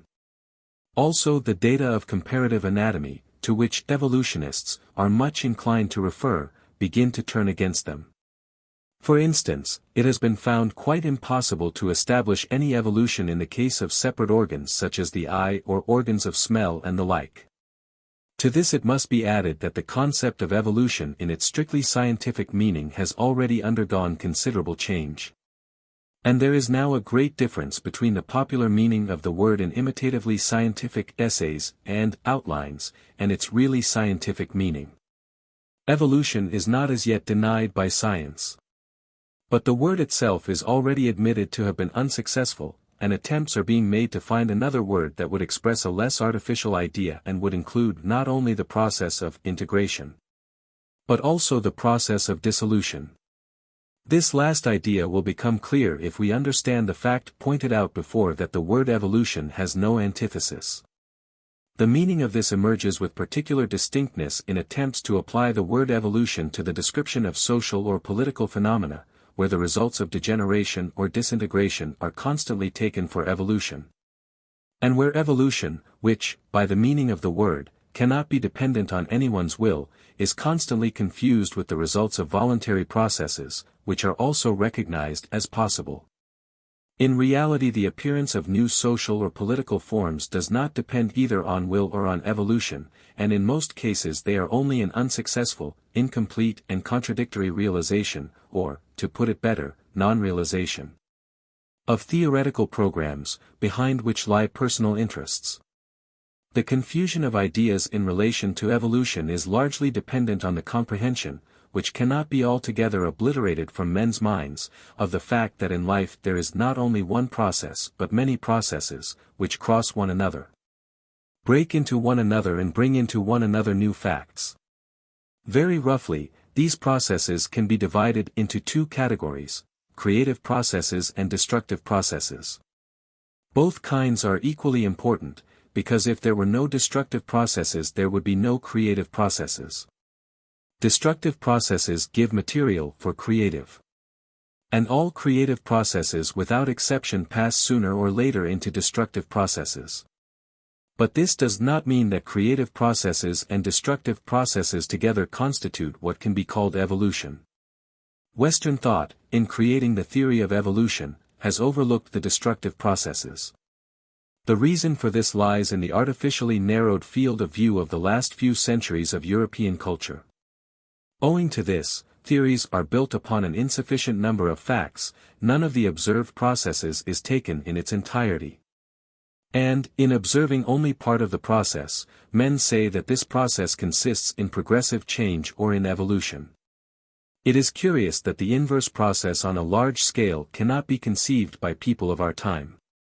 Destruction or degeneration or dissolution proceeding on a large scale will inevitably appear to them as progressive change or evolution. In spite of all that has been stated, the term evolution can be very useful and, applied to facts that really exist, it helps to elucidate their content and their interdependence upon other facts. For instance, the development of all the cells of an organism from one parent cell can be called the evolution of the parent cell. The continuous development of cells of higher tissues from cells of lower tissues can be called evolution of cells. Strictly speaking, all transforming processes can be called evolutionary. The development of a chicken from an egg, the development of an oak from an acorn, the development of wheat from a grain, the development of a butterfly from an egg, a caterpillar and a chrysalis. All these are examples of evolution actually existing in the world. The idea of evolution, in the sense of transformation, in ordinary thought differs from the idea of evolution in esoteric thought in this respect. That esoteric thought recognizes the possibility of transformation or evolution where scientific thought does not see or recognize such a possibility. Namely, esoteric thought recognizes the possibility of the transformation of man into Superman, which is the highest meaning of the word evolution. Apart from this meaning, the word evolution can be used for the designation of processes favoring improvement of the breed and preservation of the species, as opposed to processes impairing the breed and leading to degeneration of the species. To return to the idea of esotericism itself, it should be understood that in many ancient countries, Egypt and Greece, for example, there existed side by side two religions, one dogmatic and ceremonial, the other mystical and esoteric. The one consisted of popular cults, representing the half-forgotten forms of ancient mystical and esoteric myths, while the other was the religion of mysteries. The latter religion went far beyond popular cults, explaining the allegorical and symbolic meaning of myths and uniting those who were connected with the esoteric circle or were striving towards it. Comparatively very little is known about the mysteries. Their role in the life of ancient communities, the part they played in the creation of ancient cultures, is completely unknown to us.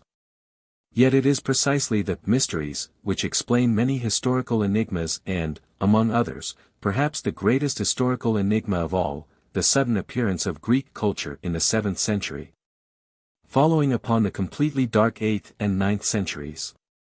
In historical Greece the mysteries appertain to secret societies of a special kind.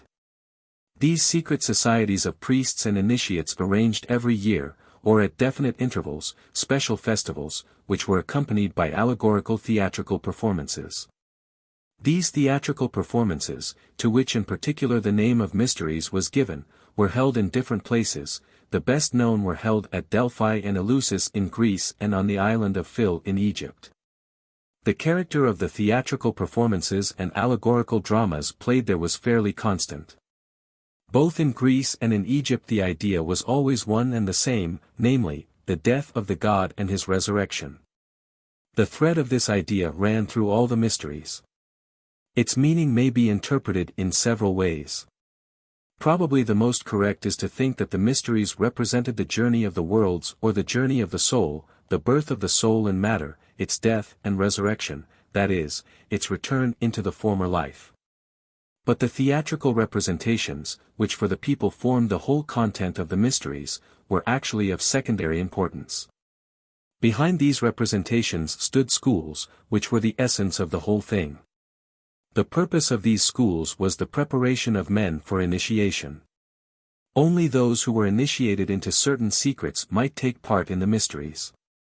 Initiation was accompanied by complicated ceremonies, some of which were public, and by various tests which the candidate for initiation had to pass. For the crowd, for the masses, this constituted the content of initiation, but the ceremonies of initiation were really nothing but ceremonies. The actual tests took place not at the moment immediately before formal initiation, but over a whole course, in some cases a very long one, of study and preparation. And initiation was of course not an instantaneous miracle, but rather a consecutive and gradual introduction to a new cycle of thought and feeling, as is initiation into any science, into any branch of knowledge.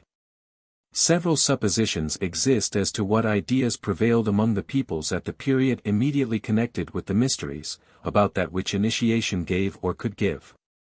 And one of these suppositions was that initiation gave immortality. The Greeks, and also the Egyptians, had a very gloomy idea of life beyond the grave. Such was the Hades of Homer, such were the Egyptian ideas of the life beyond. Initiation gave freedom from this gloom, gave a way of escape from the never-ending anguish of the abodes of the dead, gave a kind of life in death. This idea is expressed more clearly than anywhere else in the Easter hymn of the Orthodox Church, which undoubtedly comes from very remote pre-Christian antiquity and links the Christian idea with the idea of the mysteries. Christ is risen from the dead. He has conquered death with death, and given life to those who were in tombs. There is a remarkable analogy between the content of the mysteries and the earthly life of Christ. The life of Christ, taken as we know it from the Gospels, represents the same mystery as those which were performed in Egypt on the island of Phil, in Greece at Eleusis, and in other places. The idea was the same, namely the death of the God and his resurrection. The only difference between the mysteries as they were performed in Egypt and Greece and the mystery which was played in Palestine lies in the fact that the latter was played in real life, not on the stage but amidst real nature. In the streets and public places of real towns, in real country, with the sky, mountains, lakes and trees for scenery, with a real crowd, with real emotions of love, malice and hatred, with real nails, with real sufferings. All the actors in this drama knew their parts and acted them in accordance with a general plan, according to the aim and purpose of the play.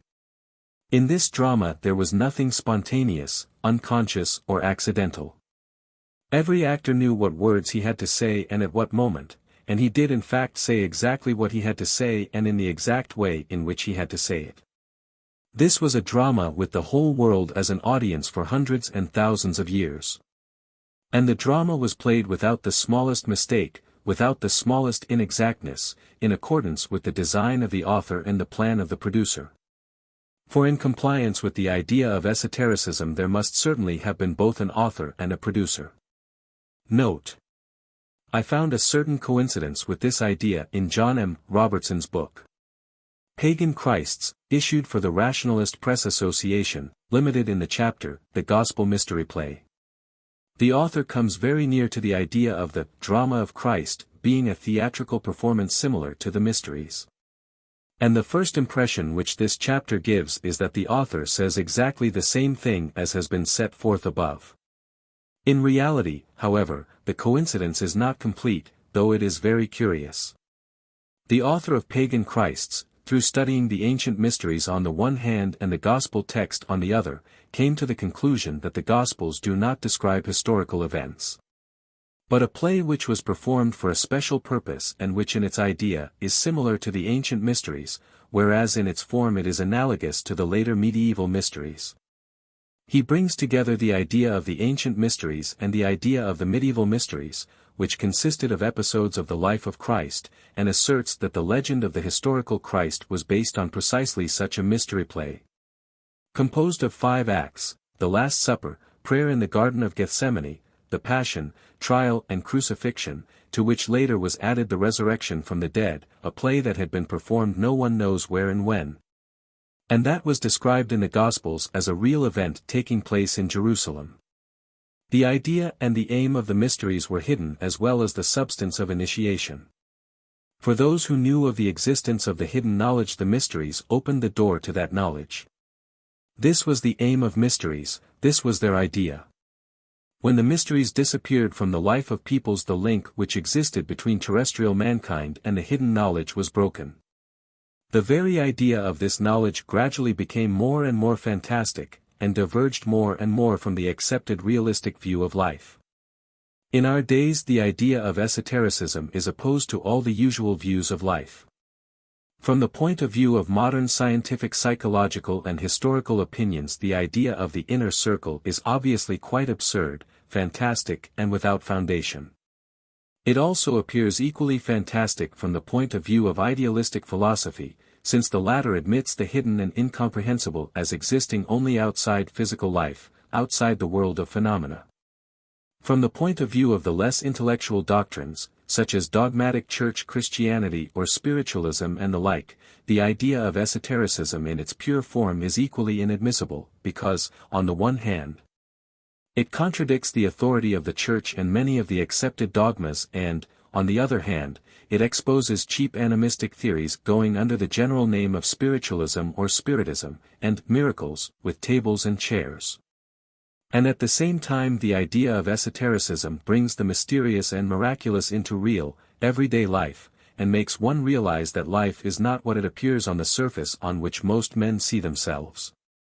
In order to understand the substance of the idea of esotericism, it must first be realized that the history of humanity is much longer than is usually supposed. But it should be observed that the usual view of textbooks and popular outlines of history, which contain a very short historical period and a more or less dark age before that, is in reality very far from the most recent scientific views. Present-day historical science is beginning to regard the prehistoric period and the Stone Age quite differently from the way in which they were regarded 50 or 60 years ago. It cannot regard the prehistoric period as a period of barbarism, because against this view there speaks the study of the remains of prehistoric cultures, memorials of ancient art and literature. The study of the religious customs and rites of different peoples, the comparative study of religions, and particularly the study of language, that is, the data of comparative philology, which show the astonishing psychological richness of old languages. On the contrary, in opposition to the old view there already exist many theories and there appear many new theories on the possibility of ancient prehistoric civilizations. Thus the Stone Age is regarded with more probability as a period not of the beginning, but of the fall and degeneration of previously existing civilizations. In this respect it is very characteristic that all present-day savages, without exception, that is to say, peoples whom our culture has found in a savage or semi-savage state, are degenerate descendants of more cultured peoples. This most interesting fact is usually passed over in silence. But not a single savage race that we know of, i.e. no isolated savage or semi-savage people met so far by our culture, has shown any sign of evolution in process, in any respect whatever. On the contrary, in every case without exception, signs of degeneration have been observed. I do not speak of degeneration consequent upon contact with our culture, but of degeneration which has been in process for centuries before contact with our culture, and is in many cases perfectly clear and evident. All savage or semi-savage peoples have tales and traditions of a golden age, or of a heroic period, but in reality these tales and traditions speak of their own past, of their own ancient civilization. The languages of all peoples contain words and ideas for which there is no longer any place in actual life. All peoples had before better weapons, better boats, better towns, and higher forms of religion. The same fact explains the superiority of the Paleolithic, that is, more ancient drawings, found in caves, to the Neolithic, that is, more recent drawings. This also is a fact that is usually passed over altogether or left without explanation. According to esoteric ideas many civilizations unknown to our historical science have succeeded one another on the earth, and some of these civilizations reached a far higher point than our civilization, which we regard as the highest ever reached by the human race. Of many of these ancient civilizations no visible traces remain, but the attainments of the science of these remote periods have never been utterly lost. The knowledge attained has been preserved from century to century, from age to age, and has been handed on from one civilization to another. Schools of a particular kind were guardians of the knowledge, and it was protected in them against non-initiated persons who might mutilate and distort it, and was handed on only from a teacher to a pupil who had undergone a prolonged and difficult preparation. The term occultism, which is often used in relation to the content of esoteric teachings, has a twofold meaning. It is either secret knowledge in the sense of knowledge held in secret, or knowledge of the secret, i.e., of secrets concealed from mankind by nature. This definition is the definition of divine wisdom, or, if we take the words of the Alexandrian philosophers of the 3rd century, it is the definition of the wisdom of the gods, or theosophy, in the widest sense of the word, or of the Brahma Vidya of Indian philosophy. The idea of the inner circle of humanity or the idea of esotericism has many different sides. A. The historical existence of esotericism, i.e. of the inner circle of humanity itself, and the history and origin of the knowledge it possesses. B. The idea of the acquisition of this knowledge by men, that is, initiation and schools. C. The psychological possibility connected with this idea, that is, the possibility of changing the forms of perception, of broadening the capacity of knowledge and understanding. For ordinary intellectual means are considered to be inadequate for the acquisition of esoteric knowledge. First of all, the idea of esotericism tells us of the knowledge which has been accumulated for tens of thousands of years and has been handed down from generation to generation within small circles of initiates. This knowledge often relates to spheres which have not even been touched upon by science. In order to acquire this knowledge, and also the power which it gives, a man must go through difficult preliminary preparations and tests and prolonged work, without which it is impossible to assimilate this knowledge and to learn how to use it. This work for the mastery of esoteric knowledge, and the methods belonging to it, constitute by themselves a separate cycle of knowledge unknown to us. It is necessary further to understand that according to the idea of esotericism, people are not born in the esoteric circle, and one of the tasks of the members of the esoteric circle is the preparation of their successors, to whom they may hand on their knowledge and all that is connected with it. For this purpose, people belonging to esoteric schools appear at indefinite intervals in our life as leaders and teachers of men. They create and leave behind them either a new religion, or a new type of philosophical school, or a new system of thought, which indicates to people of the given period and country, in a form intelligible to them, the way which they must follow in order to approach the inner circle. One and the same idea invariably runs through the teachings originated by these people, namely, the idea that only a very few can enter the esoteric circle, though many may desire to do so and may even make the attempt.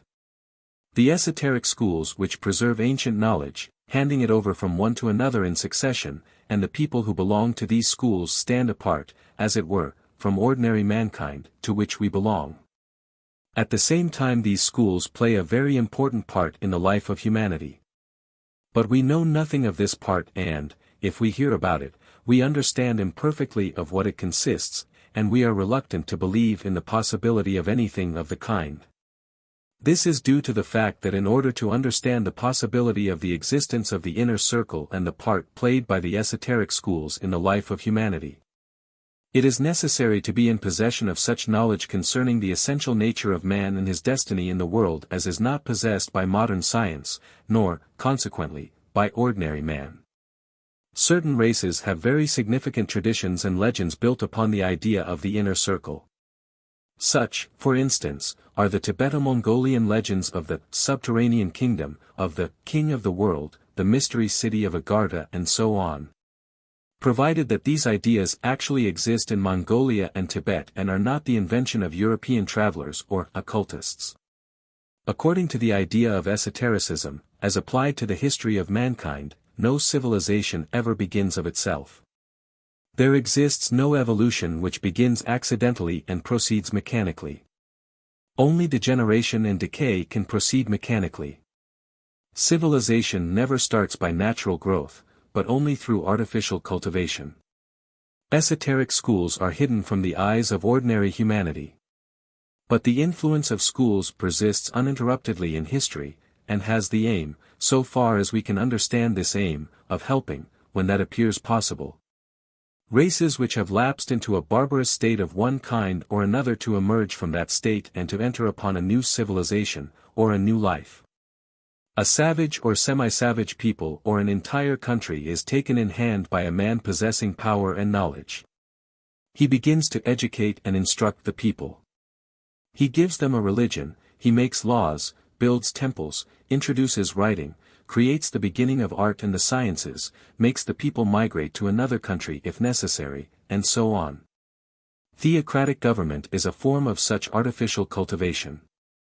Biblical history from Abraham, and possibly even earlier, to Solomon, is an example of the civilizing of a savage people by members of the inner circle. According to tradition, the following historical personages belonged to esoteric schools: Moses, Gautama the Buddha, John the Baptist, Jesus Christ, Pythagoras, Socrates and Plato. Also the more mythical, Orpheus, Hermes Trismegistus, Krishna, Rama and certain other prophets and teachers of mankind.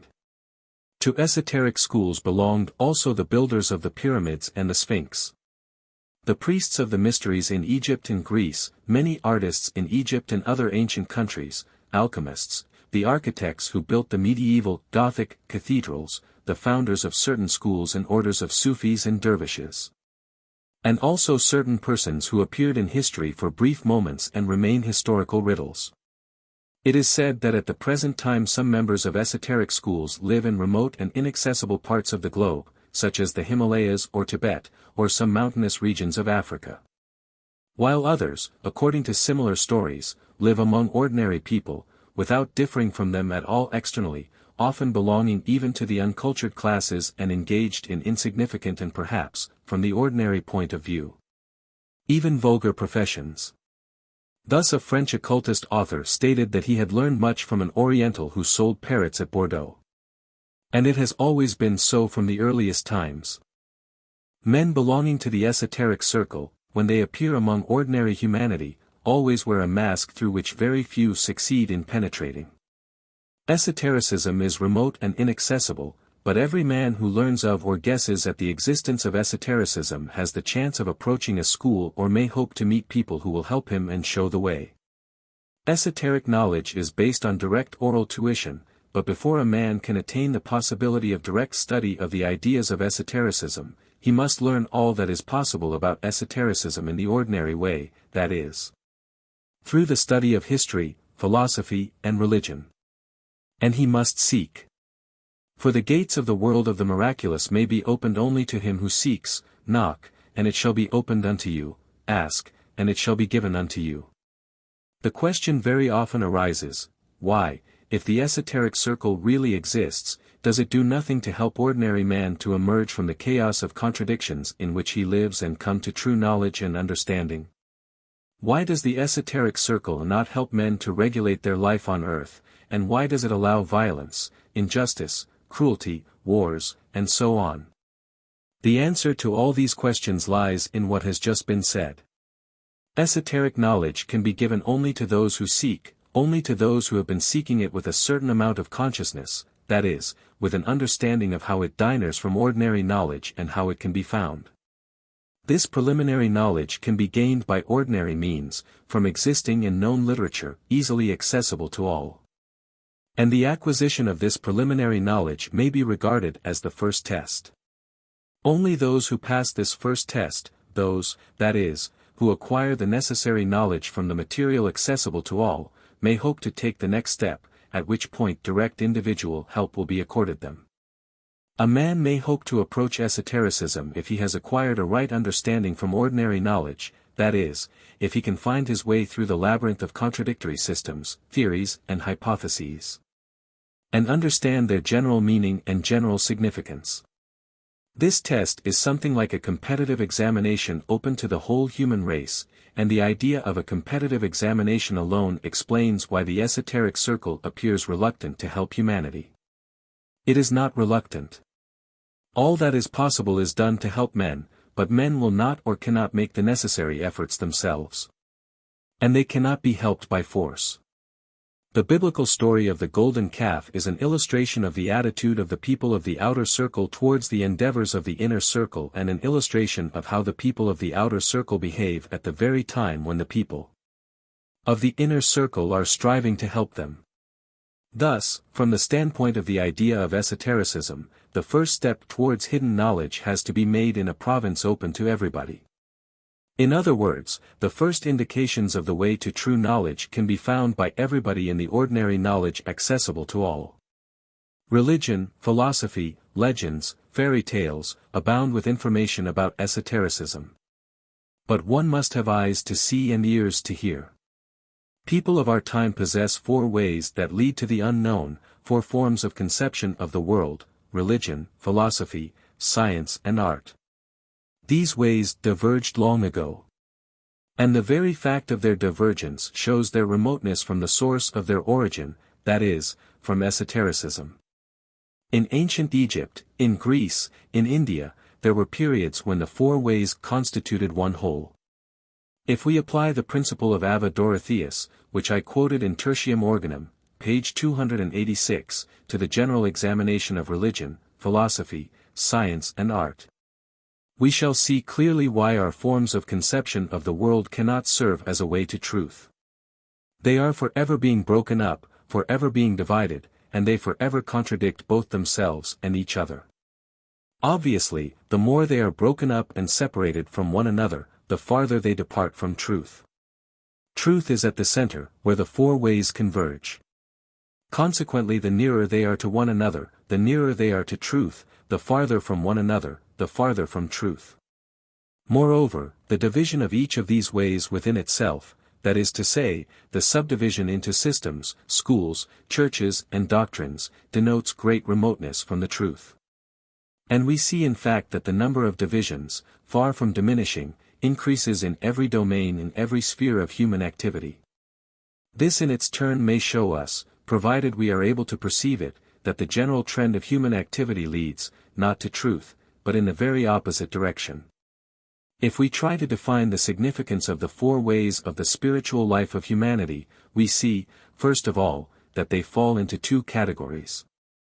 Philosophy and science are intellectual ways. Religion and art, emotional ways. Moreover, each of these ways corresponds to a definite intellectual or emotional type of human being. But this division does not explain everything that may seem to us unintelligible or enigmatic in the sphere of religion, art or knowledge. Since in each of these spheres of human activity there are phenomena and aspects which are entirely incommensurable and which do not merge into one another. And yet it is only when they are combined into one whole that they will cease to distort truth and to lead men away from the right path. Many people will of course protest vehemently and even revolt at the suggestion that religion, philosophy, science and art represent similar, equivalent, and equally imperfect ways of seeking truth. To a religious man, the idea will appear disrespectful to religion. To a man of science it will appear insulting to science. To an artist it will appear a mockery of art. And to a philosopher it will appear to be a naivete based on a lack of understanding of what philosophy is. Let us now try to define the basis of the division of the four ways at the present time. Religion is founded on revelation. Revelation is something proceeding immediately from the higher consciousness or higher powers. If there is no idea of revelation, there is no religion. And in religion there is always something unknowable by the ordinary mind and ordinary thinking. For this reason, no attempts to create an artificial synthetic religion by intellectual methods have ever led or can ever lead anywhere. The result is not religion, but only bad philosophy. All reformations and attempts at simplifying or rationalizing a religion bring about equally negative results. On the other hand, revelation, or what is given by revelation, must surpass all other knowledge. And when we find, on the contrary, that religion is centuries, or even, as happens in many cases, thousands of years behind science and philosophy, the main inference is that it is not religion, but only pseudo-religion. The withered corpse of what once was or may have been religion. Unfortunately, all religions that are known to us in their church form are only pseudo-religions. Philosophy is based on speculation, on logic, on thought, on the synthesis of what we know and on the analysis of what we do not know. Philosophy must include within its confines the whole content of science, religion and art. But where can such a philosophy be found? All that we know in our times by the name of philosophy is not philosophy, but merely critical literature, or the expression of personal opinions, mainly with the aim of overthrowing and destroying other personal opinions. Or, which is still worse, philosophy is nothing but self-satisfied dialectic surrounding itself with an impenetrable barrier of terminology unintelligible to the uninitiated and solving for itself all the problems of the universe without any possibility of proving these explanations or making them intelligible to ordinary mortals.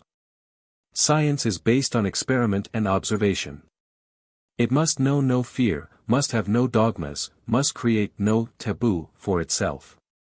But contemporary science, by the mere fact of having cut itself sharply off from religion and mysticism, i.e., by having set up for itself a definite taboo, has become an accidental and unreliable instrument of thought. The constant feeling of this taboo compels it to shut its eyes to a whole series of inexplicable and unintelligible phenomena, deprives it of wholeness and unity, and as a result brings it about that we have no science but have sciences. 5. Art is based on emotional understanding, on the feeling of the unknown which lies behind the visible and the tangible, and on creative power, the power, that is, to reconstruct invisible or audible forms the artist's sensations, feelings, visions and moods, and especially a certain fugitive sensation, which is in fact the feeling of the harmonious interconnection and oneness of everything and the feeling of the soul of things and phenomena. Like science and philosophy, art is a definite way of knowledge. The artist, in creating, learns much that he did not know before. But an art which does not reveal mysteries, which does not lead to the sphere of the unknown, does not yield new knowledge, is a parody of art, and still more often it is not even a parody, but simply a commerce or an industry. Pseudo-religion, pseudo-philosophy, pseudo-science and pseudo-art are practically all that we know. We are fed on substitutes, on margarine, in all aspects and forms. Very few of us know the taste of genuine things. But between genuine religion, genuine art, genuine science, on the one hand, and the substitutes, which we call religion, art, and science, on the other, there exist many intermediate stages. Corresponding to the different levels of man's development, with different understanding pertaining to each level. The cause of the existence of these different levels lies in the existence of the deep radical inequality which exists between men. It is very difficult to define this difference between men, but it exists, and religions as well as everything else are divided in accordance with it. It cannot be said, for instance, that paganism exists and that Christianity exists. But it can be said that there are pagans and that there are Christians. A Christianity can be paganism, and a paganism can be Christianity. In other words, there are many people to whom Christianity is paganism, that is to say, those people who turn Christianity into paganism, just as they would turn any religion into paganism. In every religion there are different levels of understanding, every religion may be understood in one way or in another way. Literal understanding, deification of the word, of the form, of the ritual, makes paganism of the most exalted, the most subtle, religion. Capacity for emotional discrimination, for the understanding of the essence, of spirit, of symbolism, the manifestation of mystical feelings, can make an exalted religion out of what may externally seem to be a primitive cult of savages or semi-savages. The difference lies not in the ideas, but in the men who receive and reproduce the ideas, and so it is in art, in philosophy, and in science. One and the same idea is understood in different ways by men of different levels, and it often happens that their understanding differs completely. If we realize this, it will become clear to us that we cannot speak of religion, art or science, etc. Different people have different sciences, different arts, and so on. If we knew how and in what respect men differ one from another, we should understand how and in what respect various religions, arts and sciences differ one from another. This idea can be expressed more precisely, taking the example of religion, by saying that all ordinary divisions such as Christianity, Buddhism, Mohammedanism, Judaism, as well as divisions within Christianity like the Orthodox Church, Catholicism, Protestantism, and further subdivisions within each creed, such as sects and so on, are so to speak divisions on one plane. It must be understood that besides these divisions there exist divisions of levels, that is to say, there is the Christianity of one level of understanding and feeling, and there is the Christianity of another level of understanding and feeling.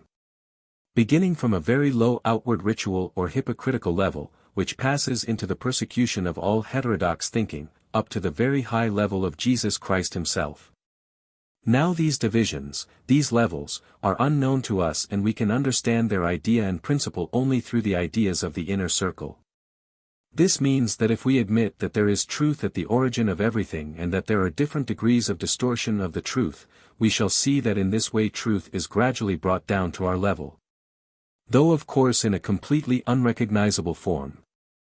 The idea of esotericism also reaches people in the form of pseudo-esotericism, pseudo-occultism.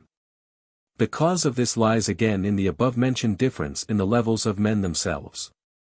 Most people can accept truth only in the form of a lie.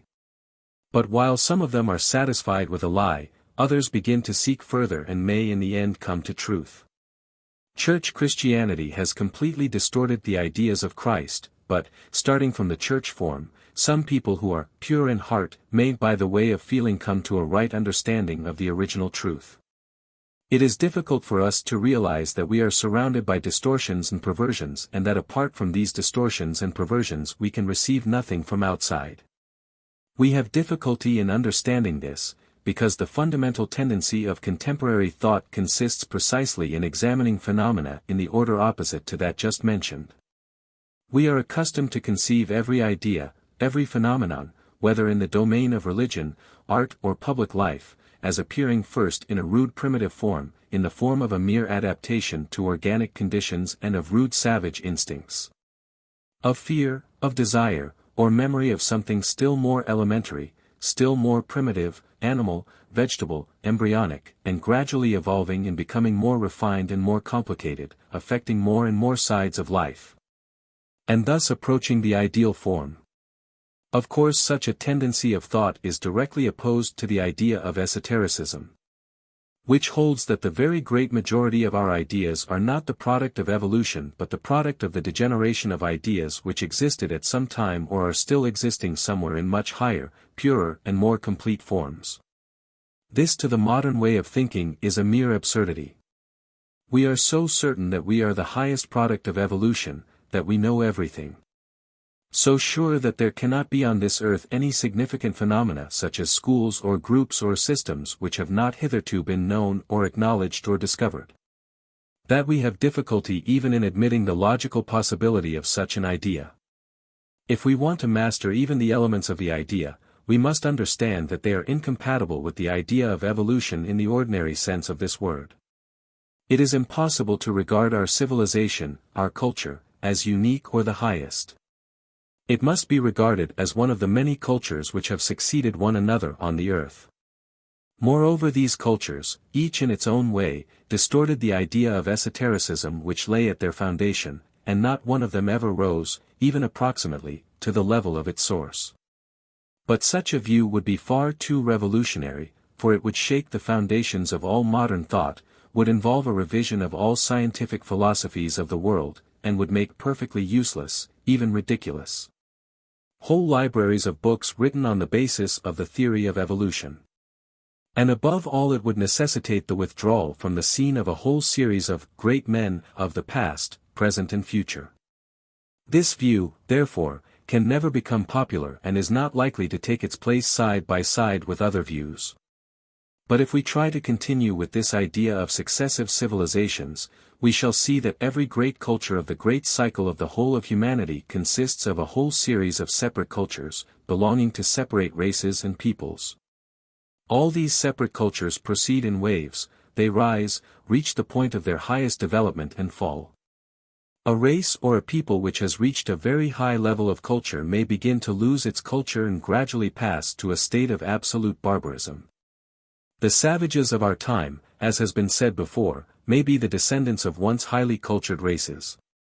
A whole series of these racial and national cultures, taken over a very long period of time, makes up what may be called a great culture or the culture of a great cycle. The culture of a great cycle is also a wave which is made up, like every wave, of a number of smaller waves, and this culture, like the separate cultures, racial or national, rises, reaches its highest point and finally sinks into barbarism. Of course, the division of periods of barbarism and periods of culture must not be understood literally. Culture may entirely disappear in one continent and be partly preserved in another which holds no communication with the first. We may think in precisely this way of our own culture, as times of indubitable, profound barbarism in Europe may have been times of a certain culture in parts of Central or South America, perhaps in some countries of Africa, Asia and Polynesia.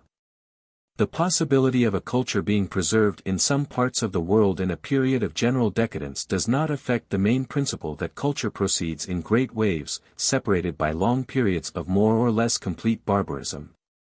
And it is very possible that periods occur, particularly if they coincide with geological cataclysms, with changes in the state of the Earth's crust.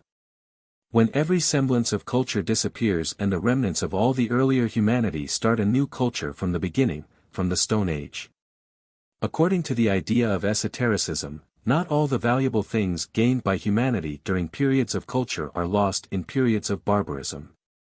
The main substance of what has been gained by humanity in a period of culture is preserved in esoteric centers during a period of barbarism, and afterwards serves for the beginning of a new culture. Every culture rises and falls. The reason is that in every culture, as we can observe, for example in our own, completely opposed principles, the principle of barbarism and the principle of civilization, are developed and evolved at the same time. The beginning of culture comes from the inner circle of humanity, and often it comes by means that are violent. Missionaries of the inner circle civilize savage races sometimes by fire and sword, because there can be no other means but violence to deal with a savage people. Later, the principles of civilization develop and gradually create those forms of man's spiritual manifestation which are called religion, philosophy, science and art. And also those forms of social life which create for the individual a certain freedom, leisure, security, and the possibility of self-manifestation in higher spheres of activity. This is civilization. As has been pointed out, its beginning, that is the beginning of all its ideas and principles and of all its knowledge, comes from the esoteric circle. But, simultaneously with the beginning of civilization, violence was admitted, and the result is that side by side with civilization barbarism grows too. This means that parallel with the growth of the ideas which come from the esoteric circle there evolve other sides of life which originated in humanity in the barbarous state. Barbarism bears within itself the principles of violence and destruction. These principles do not and cannot exist in civilization. In our culture it is very easy to trace these two lines, the line of civilization and the line of barbarism. The savage killed his enemy with a club. Cultured man has at his disposal every sort of technical appliance, explosives of terrible power, electricity, aeroplanes, submarines, poisonous gases, and so on. All these means and contrivances for destruction and extermination are nothing but evolved forms of the club. And they differ from it only in the power of their action. The culture of the means of destruction and the culture of the means and methods of violence are the culture of barbarism. Further, an essential part of our culture consists in slavery and in all possible forms of violence in the name of the state, in the name of religion, in the name of ideas, in the name of morals, in the name of everything imaginable. The inner life of modern society, its tastes and interests, are also full of barbarous traits. Passion for shows and amusements, passion for competitions, sport, gambling, great suggestibility, a propensity to submit to all kinds of influences, to panic, to fear, to suspicions. All these are features of barbarism. And they all flourish in our life, making use of all the means and contrivances of technical culture, such as printing, telegraph, wireless telegraphy, quick means of communication, and so on. Culture strives to establish a boundary between itself and barbarism. The manifestations of barbarism are called crimes. But existing criminology is insufficient to isolate barbarism. It is insufficient because the idea of crime in existing criminology is artificial, for what is called crime is really an infringement of existing laws, whereas laws are very often a manifestation of barbarism and violence. Such are the prohibiting laws of different kinds which abound in modern life. The number of these laws is constantly growing in all countries and, owing to this, what is called crime is very often not a crime at all, for it contains no clement of violence or harm. On the other hand, unquestionable crimes escape the field of vision of criminology, either because they have not the recognized form of crime or because they surpass a certain scale. In existing criminology there are concepts, a criminal man, a criminal profession, a criminal society, a criminal sect, a criminal caste, and a criminal tribe, but there is no concept of a criminal state, or a criminal government, or criminal legislation. Consequently the biggest crimes actually escape being called crimes. This limitation of the field of vision of criminology together with the absence of exact and permanent definition of the concept of crime is one of the chief characteristics of our culture. The culture of barbarism grows simultaneously with the culture of civilization. But the important point is the fact that the two cannot develop on parallel lines indefinitely. The moment must inevitably arrive when the culture of barbarism arrests the development of civilization and gradually, or possibly very swiftly, completely destroys it. It may be asked why barbarism must inevitably destroy civilization, why civilization cannot destroy barbarism. It is easy to answer this question. First of all, such a thing has never been known to happen in all the history we know, whereas the opposite phenomenon, that is, the destruction of civilization by barbarism, the victory of barbarism over civilization, has occurred continually and is occurring now. And, as has been mentioned before, we may judge of the fate of a great wave of culture by the fate of the smaller waves of culture of individual races and peoples. The root cause of the evolution of barbarism lies in man himself. In him are innate the principles which promote the growth of barbarism. In order to destroy barbarism, it is necessary to destroy these principles. But we can see that never since the beginning of history as we know it has civilization been able to destroy these principles of barbarism in man's soul, and therefore barbarism always evolves parallel with civilization. Moreover, barbarism usually evolves more quickly than civilization, and in many cases barbarism stops the development of civilization at the very beginning. It is possible to find many historical examples of the civilization of a nation being arrested by the development of barbarism in that very nation. It is quite possible that in separate cases of small or even fairly large but isolated cultures, civilization temporarily conquered barbarism. But in other cultures existing at the same time, it was barbarism that overcame civilization, and in time it invaded and overcame the civilization of those separate cultures which in their own countries had overcome barbarism. The second reason for the victory of barbarism over civilization, which can always be seen, lies in the fact that the original forms of civilization cultivated certain forms of barbarism for the protection of their own existence, their own defense, their own isolation, such as the organization of military force, an army, the encouragement of military technique and military psychology, the encouragement and legalization of various forms of slavery, the codification of barbarous customs, and so on. These forms of barbarism very soon outgrow civilization. Very soon they begin to see the aim of their existence in themselves. Their strength lies in the fact that they can exist by themselves, without help from outside. Civilization, on the contrary, having come from outside, can only exist and develop by receiving outside help, that is, the help of the esoteric circle. But the evolving forms of barbarism very soon cut off civilization from its source, and then civilization, losing confidence in the reason for its separate existence, begins to serve the developed forms of barbarism, in the belief that here lie its aim and destiny. All forms created by civilization undergo a process of change and adapt themselves to the new order of things, that is to say, become subservient to barbarism. Theocratic government is transformed into despotism. Castes, if they have been recognized, become hereditary. Religion, taking the form of church, becomes an instrument in the hands of despotism or hereditary castes. Science, transformed into technique, subserves the aims of destruction and extermination. Art degenerates and becomes a means for keeping the masses on the level of imbecility. This is civilization in the service of barbarism, in the captivity of barbarism. Such a relation between civilization and barbarism can be observed throughout the whole of historical life. But such a relation cannot exist indefinitely. The growth of civilization becomes arrested. Civilization is, as it were, recast in the culture of barbarism. Finally it must stop altogether. Thereupon barbarism, without receiving an inflow of strength from civilization, begins to descend to more and more elementary forms, returning gradually to its primitive state, until it becomes what it really is and has been during the whole period in which it was disguised in gorgeous trappings borrowed from civilization. Barbarism and civilization can coexist in this mutual relationship, which we observe in our historical life, for only a comparatively short period of time. There must come a period when the growth of the technique of destruction will begin to proceed so swiftly that it will destroy the source of its origin, namely, civilization.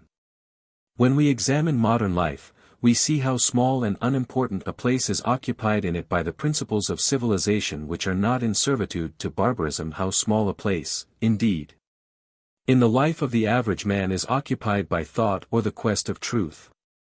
But the principles of civilization in falsified forms are already used for the aims of barbarism as a means for subjugating the masses and holding them in subjection, and in these forms they flourish. And it is only these falsified forms which are tolerated in life. Religion, philosophy, science and art, which are not in immediate servitude to barbarism. are not acknowledged in life except in feeble limited forms. Any attempt on their part to grow beyond the very small limits assigned to them is immediately arrested. The interest of everyday humanity in this direction is exceedingly weak and helpless. Man lives in the satisfaction of his appetites, in fears, in struggle, in vanity, in distraction and amusements, in stupid sports, in games of skill and chance, in greed of gain, in sensuality, in dull daily work, in cares and anxieties of the day. And more than anything else in obedience and in the enjoyment of obedience, because there is nothing that the average man likes better than to obey.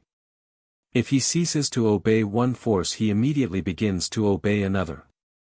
He is infinitely remote from anything that is not connected directly with the interests of the day or with the worries of the day, from anything which is a little above the material level of his life. If we do not shut our eyes to all this, we shall realize that we cannot, at the best, call ourselves anything but civilized barbarians, that is, barbarians possessed of a certain degree of culture. The civilization of our time is a pale, sickly growth, which can hardly keep itself alive in the darkness of profound barbarism. Technical inventions, improved means of communication and methods of production, increasing powers in the struggle with nature, all take away from civilization probably more than they give. True civilization exists only in esotericism. It is the inner circle which is in fact the truly civilized portion or humanity, and the members of the inner circle are civilized men living in a country of barbarians, among savages. This throws light from another point of view on the question which is often put and to which I have already alluded: why is it that members of the inner circle do not help men in their life? Why do they not take their stand on the side of truth?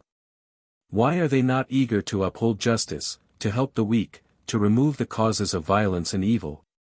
But if we imagine a small number of civilized men living in a large country peopled by savage and barbarous tribes in perpetual hostility and war with one another, even if we imagine that these civilized people live there as missionaries with full desire to bring enlightenment to the savage masses, we shall see that they will certainly not interfere in the struggle of different tribes or take one side or another in conflicts that may arise. Let us suppose that slaves raise a revolt in this country. That does not mean that civilized men must help the slaves, because the whole object of the slaves is to subjugate their masters and to make them their slaves. While they become masters, slavery in its most varied forms is one of the characteristic features of this savage country, and the missionaries can do nothing against it. They can only offer, to any who may wish, that they should enter schools and study in them, and so become free. For those who do not enter schools, the conditions of life cannot be altered. This is an accurate picture of our life and of our relation to esotericism, if esotericism exists. If we now regard the life of the human race as a series of rising and falling waves, we are brought to the question of the beginning and the origin of man, the beginning and the origin of rising and falling cultures. The beginning and the origin of the human race. As has been said already, what is ordinarily called the theory of evolution, in relation to man, that is, all theories of naive Darwinism, appear to be improbable and completely unfounded as they are now put forward. Still less real are various sociological theories, that is, attempts to explain certain individual qualities and traits in a man by the influence of his surroundings or by the demands of the society in the midst of which he lives. If we now take the biological side, then in the origin and variation of species there appear, even for a scientific mind, many circumstances utterly unexplainable by accident or adaptation. These circumstances compel us to suppose the existence of a plan in the workings of what we call nature. And once we suppose or admit the existence of the plan, we have to admit the existence of some kind of mind, of some kind of intelligence, that is to say, the existence of certain beings who work upon this plan and watch over the realization of it. In order to understand the laws of the possible evolution or transformation of man, it is necessary to understand the laws of nature's activity and the methods of the great laboratory which controls the whole of life and which scientific thought endeavors to replace by accident, occurring always in the same direction. Sometimes in order to understand bigger phenomena it is useful to find smaller phenomena in which are manifested the same causes that operate in the bigger phenomena. Sometimes in order to understand the complexity of the principles lying at the base of big phenomena it is necessary to realize the complexity of phenomena which look small and insignificant. There are many phenomena of nature which have never been fully analyzed and which, being represented in a wrong light, form a basis for various false theories and hypotheses. At the same time, when seen in the right light and rightly understood, these phenomena explain many things in the principles and methods of the activity of nature. As an illustration of the above propositions I will take the so-called phenomena of mimicry and, generally, of likeness and resemblance in the vegetable and animal worlds. According to the most recent scientific definitions, the word mimicry refers only to the phenomena of imitation by living forms of other living forms. Further, certain utilitarian aims and certain limitations are ascribed to it. In other words, only phenomena of a certain definite class and character are referred to mimicry, as distinct from the larger class of protective resemblance. In reality the two phenomena belong to the same order and it is impossible to separate them. Moreover, the term protective resemblance is entirely unscientific, because it presupposes a ready-made explanation of the phenomena of resemblance, which in reality is entirely unexplained and contains many features which contradict the definition protective. In view of this, the word mimicry is taken from now on in its full meaning, that is, in the sense of any imitation or copying by living forms either of other living forms or of the natural conditions surrounding them. The phenomena of mimicry are most clearly manifested in the world of insects. Certain countries are especially rich in insects which embody in their structure or coloring the various conditions of their surroundings, or the plants on which they live, or other insects. There are insect leaves, insect twigs, insect stones, insect mosses and insect stars, fireflies. Even a general and casual study of these insects reveals a whole world of miracles. Butterflies, whose folded wings represent a large, dry leaf, with serrated edges, with symmetrical spots, veins and an intricate design, stuck to the tree or whirling in the wind. Beetles which imitate gray moss. Wonderful insects, the bodies of which are exact copies of small green twigs, sometimes with a broad leaf at the end. These latter insects are found, for instance, on the Black Sea shore of the Caucasus. In Ceylon there is a large green insect which lives on a certain kind of bush and copies the exact form, color and dimensions of the leaves of this plant, Phyllium sixifolium. At a distance of about a yard it is quite impossible to distinguish the insect among the leaves from a genuine leaf. The leaves are almost round in shape, 1.5 inches or 2 inches in diameter, with a pointed end, fairly thick, with veins and serrated edges and with a red peduncle below. And precisely the same veins and serrations are faithfully reproduced on the upper part of the insect. Underneath, where the peduncle begins on the real leaf, is a small red body with thin legs and a head with feelers. It is quite invisible from above. The leaf covers it and protects it from curious eyes. Mimicry was for a long time scientifically explained as the result of the survival of the fittest, which possess better protective appliances. Thus, for instance, it was said, one of the insects may have been accidentally born a greenish color. Thanks to this greenish color, it was successful in concealing itself among green leaves, was more able to elude its enemies and had a greater chance of leaving progeny. In this progeny the specimens of a greenish color survived more easily and had a greater chance of continuing their kind. Gradually, after thousands of generations, there resulted an insect which was entirely green in color. One of these happened, accidentally, to be flatter than the others and, thanks to this, was less noticeable among the leaves. It could hide better from its enemies and had a greater chance of leaving progeny. Gradually, again after thousands of generations, there resulted a green and flat variety. One of these green insects of the fiat variety resembled a leaf in shape. Thanks to this it was more successful in hiding among leaves, had a greater chance of leaving progeny, and so on. This theory was repeated so many times in various forms by scientists that it became almost universally accepted, though in reality it is, of course, the most naive of explanations. If you examine an insect which resembles a green leaf, or a butterfly whose folded wings are like a withered leaf, or the insect which imitates a green twig with a leaf, you see in each of them not one feature which makes it similar to a plant. Not 2 or 3 such features, but thousands of features, each of which, according to the old scientific theory, must have been formed separately, independently of others, for it is utterly impossible to suppose that one insect suddenly, accidentally, became similar to a green leaf in all its details. Accident may be admitted in one direction, but it is quite impossible to admit it in 1,000 directions at once.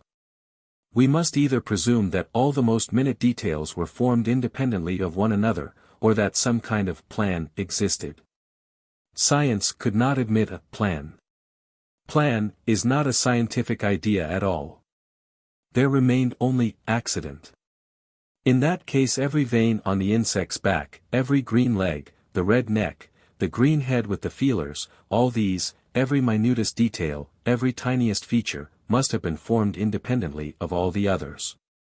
In order to form an insect exactly like a leaf of the plant on which it lives, not one, but thousands, perhaps even tens of thousands, of repeated accidents would have been necessary.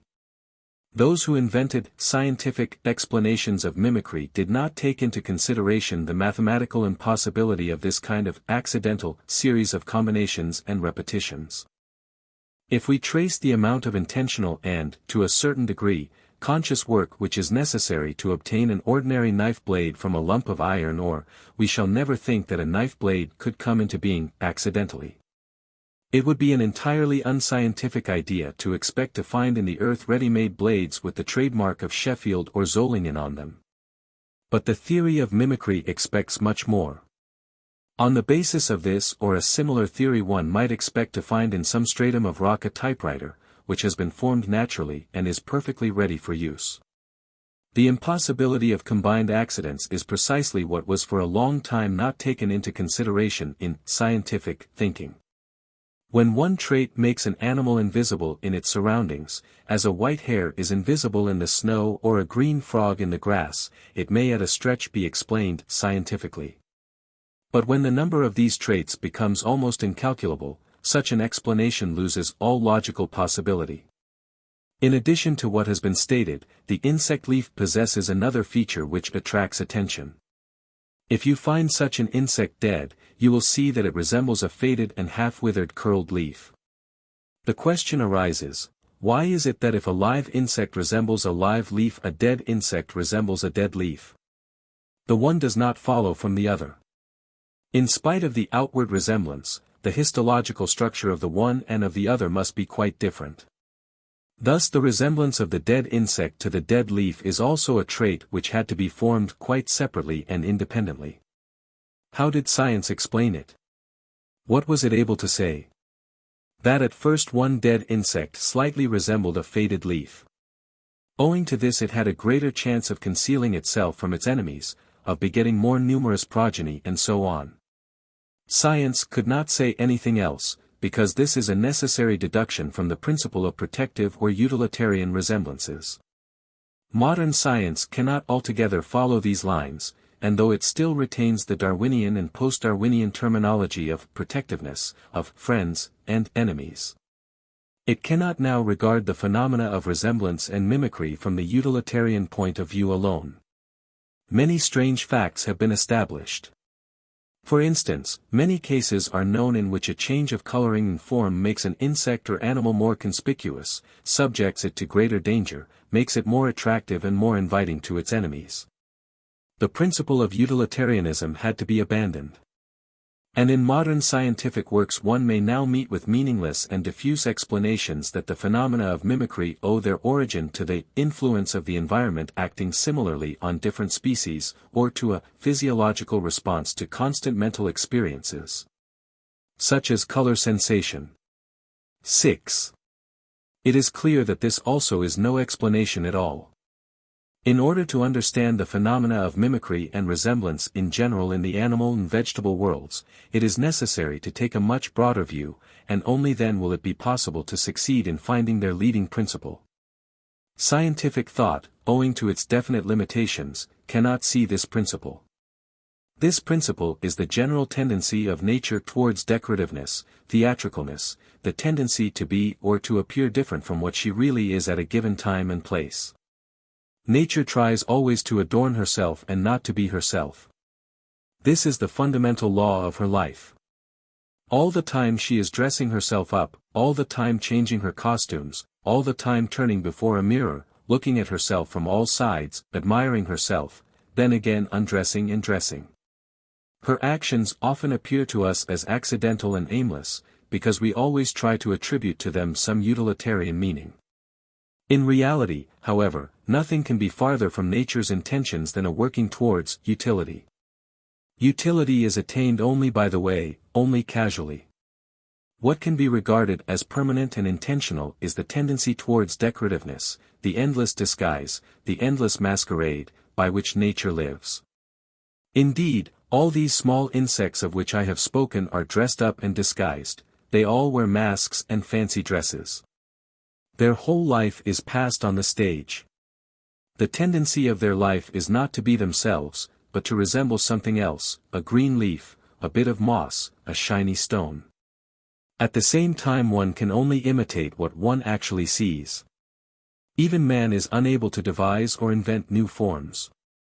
An insect or an animal is forced to borrow them from its surroundings, to imitate something in the conditions among which it is born.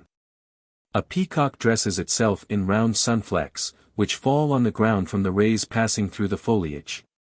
A zebra covers itself with shadows from the branches of the trees.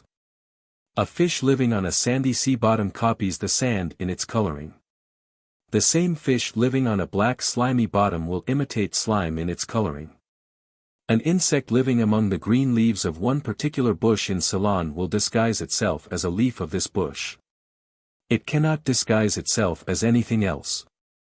Should it feel a tendency to decorativeness and to theatricalness, a tendency to wearing strange apparel and to masquerading, it will be forced to imitate the green leaves among which it lives. These leaves are all that it knows and sees, and it can invent nothing else. It is surrounded by green leaves, and it dresses up in a green leaf, pretends to be a green leaf, plays the part of a green leaf. We can see in this only one thing, a tendency not to be oneself, to appear something one is not. 7. Of course it is a miracle, and a miracle which contains not one, but many enigmas. First of all, who or what dresses up, who or what strives to be or to appear something he is not? Obviously not the individual insects or animals. An individual insect is only a costume. There is somebody or something behind it. In the phenomena of decorativeness, in the shapes and coloring of living creatures, in the phenomena of mimicry, even in protectiveness, there can be seen a definite plan, intention and aim, and very often this plan is not utilitarian at all. On the contrary, the disguise often contains much that is dangerous, unnecessary and inexpedient. What then can it be? It is fashion, fashion in nature. Now what is fashion in the human world? Who creates it, who governs it, what are its leading principles, and in what lies the secret of its being imperative? It contains an element of decorativeness, though this is often wrongly understood, an element of protectiveness, an element of the emphasizing of secondary traits, an element of desire not to appear or not to be what one is. And also an element of imitating what most strikes the imagination. Why was it that in the 19th century, with the beginning of the reign of machines, cultured Europeans, with their top hats, black trousers and black frock coats, were transformed into stylized smoke funnels? What was it? Protective resemblance. Mimicry is a manifestation of this same fashion in the animal world. All imitation, all copying, all concealment, is fashion. Frogs which are green among greenery, yellow in the sand, almost black on black earth, this is not merely protectiveness. We can trace here an element of what is done, what is respectable, what everybody does. In the sand a green frog would attract too much attention, would stand out too much, would be a blot. Evidently, for some reason this is not permitted, is considered contrary to the good taste of nature. The phenomena of mimicry establish two principles for understanding the working of nature. the principle of the existence of a plan in everything nature does, and the principle of the absence of simple utilitarianism in this plan. This brings us to the question of methods, to the question of how it is done. And this question in its turn immediately leads to another: how is not only this, but everything in general done? Scientific thought is forced to admit the possibility of strange jumps in the formation of new biological types. The quiet and well-balanced theory of the origin of species of the good old days was long ago abandoned, and there is now no possibility of defending it. Jumps are evident and overthrow the entire theory. According to biological theories which became classical in the second half of the 19th century, acquired traits become permanent only after accidental repetitions in many generations. In actual fact, however, new traits are very often transmitted at once and in an intensified degree. This fact alone destroys the whole of the old system and obliges us to presume the existence of some kind of powers which direct the appearance and stabilizing of new traits. From this point of view, it is possible to suppose that what are called the animal and vegetable kingdoms are the result of complicated work done by a great laboratory. In looking at the vegetable and animal worlds, we may think that in some immense and incomprehensible laboratory of nature there are produced one after another a series of experiments. The result of each experiment is put into a separate glass tube, is sealed and labeled, and so enters our world. We see it and say, fly. Next experiment, next tube, we say, TB, next, snake, elephant, horse, and so on. All these are experiments of the great laboratory. Last of all comes the most difficult and complicated experiment, man. In the beginning we see no order and no aim in these experiments. And certain experiments, like noxious insects or poisonous snakes, appear to us as a malicious joke of nature's at the expense of man. But gradually we begin to see a system and a definite direction in the work of the great laboratory. We begin to understand that the laboratory experiments only with man. The task of the laboratory is to create a form evolving by itself, that is, on the condition of help and support, but with its own forces. This self-evolving form is man. All other forms are either preliminary experiments for working out material to feed more complicated forms, or experiments for working out definite properties or parts of the machine. Or unsuccessful experiments, or the refuse of production, or used material. The result of all this complicated work is the first humanity, Adam and Eve. But the laboratory began to work long before the appearance of man. A multitude of forms was created, each of them for perfecting one or another trait, one or another appliance. And each of these forms, in order to be alive, included in itself and expressed some of the fundamental cosmic laws, appearing as their symbol or hieroglyph. Owing to this, the once created forms did not disappear after having served their purpose, but continued to live so long as favorable conditions lasted or so long as they were not destroyed by similar but more perfect forms. The experiments, so to say, ran away from the laboratory and began to live by themselves. Later on, the theory of evolution was invented for them. Nature, of course, had in view no evolution for these experiments that ran away. Sometimes in creating these experimental forms nature employed material which had been already used up in man, which was useless for him and which was incapable of transformation in him. In this way all the work of the great laboratory had in view one aim, the creation of man out of the preliminary experiments and the refuse of the production there were formed animals. Animals, which are our ancestors, according to Darwin, are in reality not our ancestors, but very often as much the descendants of long-vanished human races as we are. We are their descendants, and animals are also their descendants. In us are embodied their properties of one kind, in animals are embodied their properties of another kind. Animals are our cousins. The difference between us and animals is that we, successfully or unsuccessfully, adapt ourselves to changing conditions, or in any case have the faculty of adaptation. Animals, however, have stopped at some one trait, one property which they express, and they go no farther. If conditions change, animals die out. They are incapable of adapting themselves. In them are embodied properties which cannot change. Animals are the embodiment of those human properties which became useless and impossible in man. This is why animals so often seem to be caricatures of men. The whole of the animal world is a continuous caricature of human life. There is much in men that has to be cast away before they can become real men. And people are afraid of this because they do not know what they will have left. Perhaps something will remain, but very little. And would anybody have the courage to make such an experiment? Perhaps some people will dare. But where are they? The properties which are destined sooner or later for the zoological garden still govern our life, and people are afraid to give them up even in their thoughts because they feel that if they lose them there will be nothing left. And the worst of it is that in the majority of cases they are perfectly right. But let us go back to the moment when the first man, Adam and Eve, was issued from the laboratory and appeared on earth.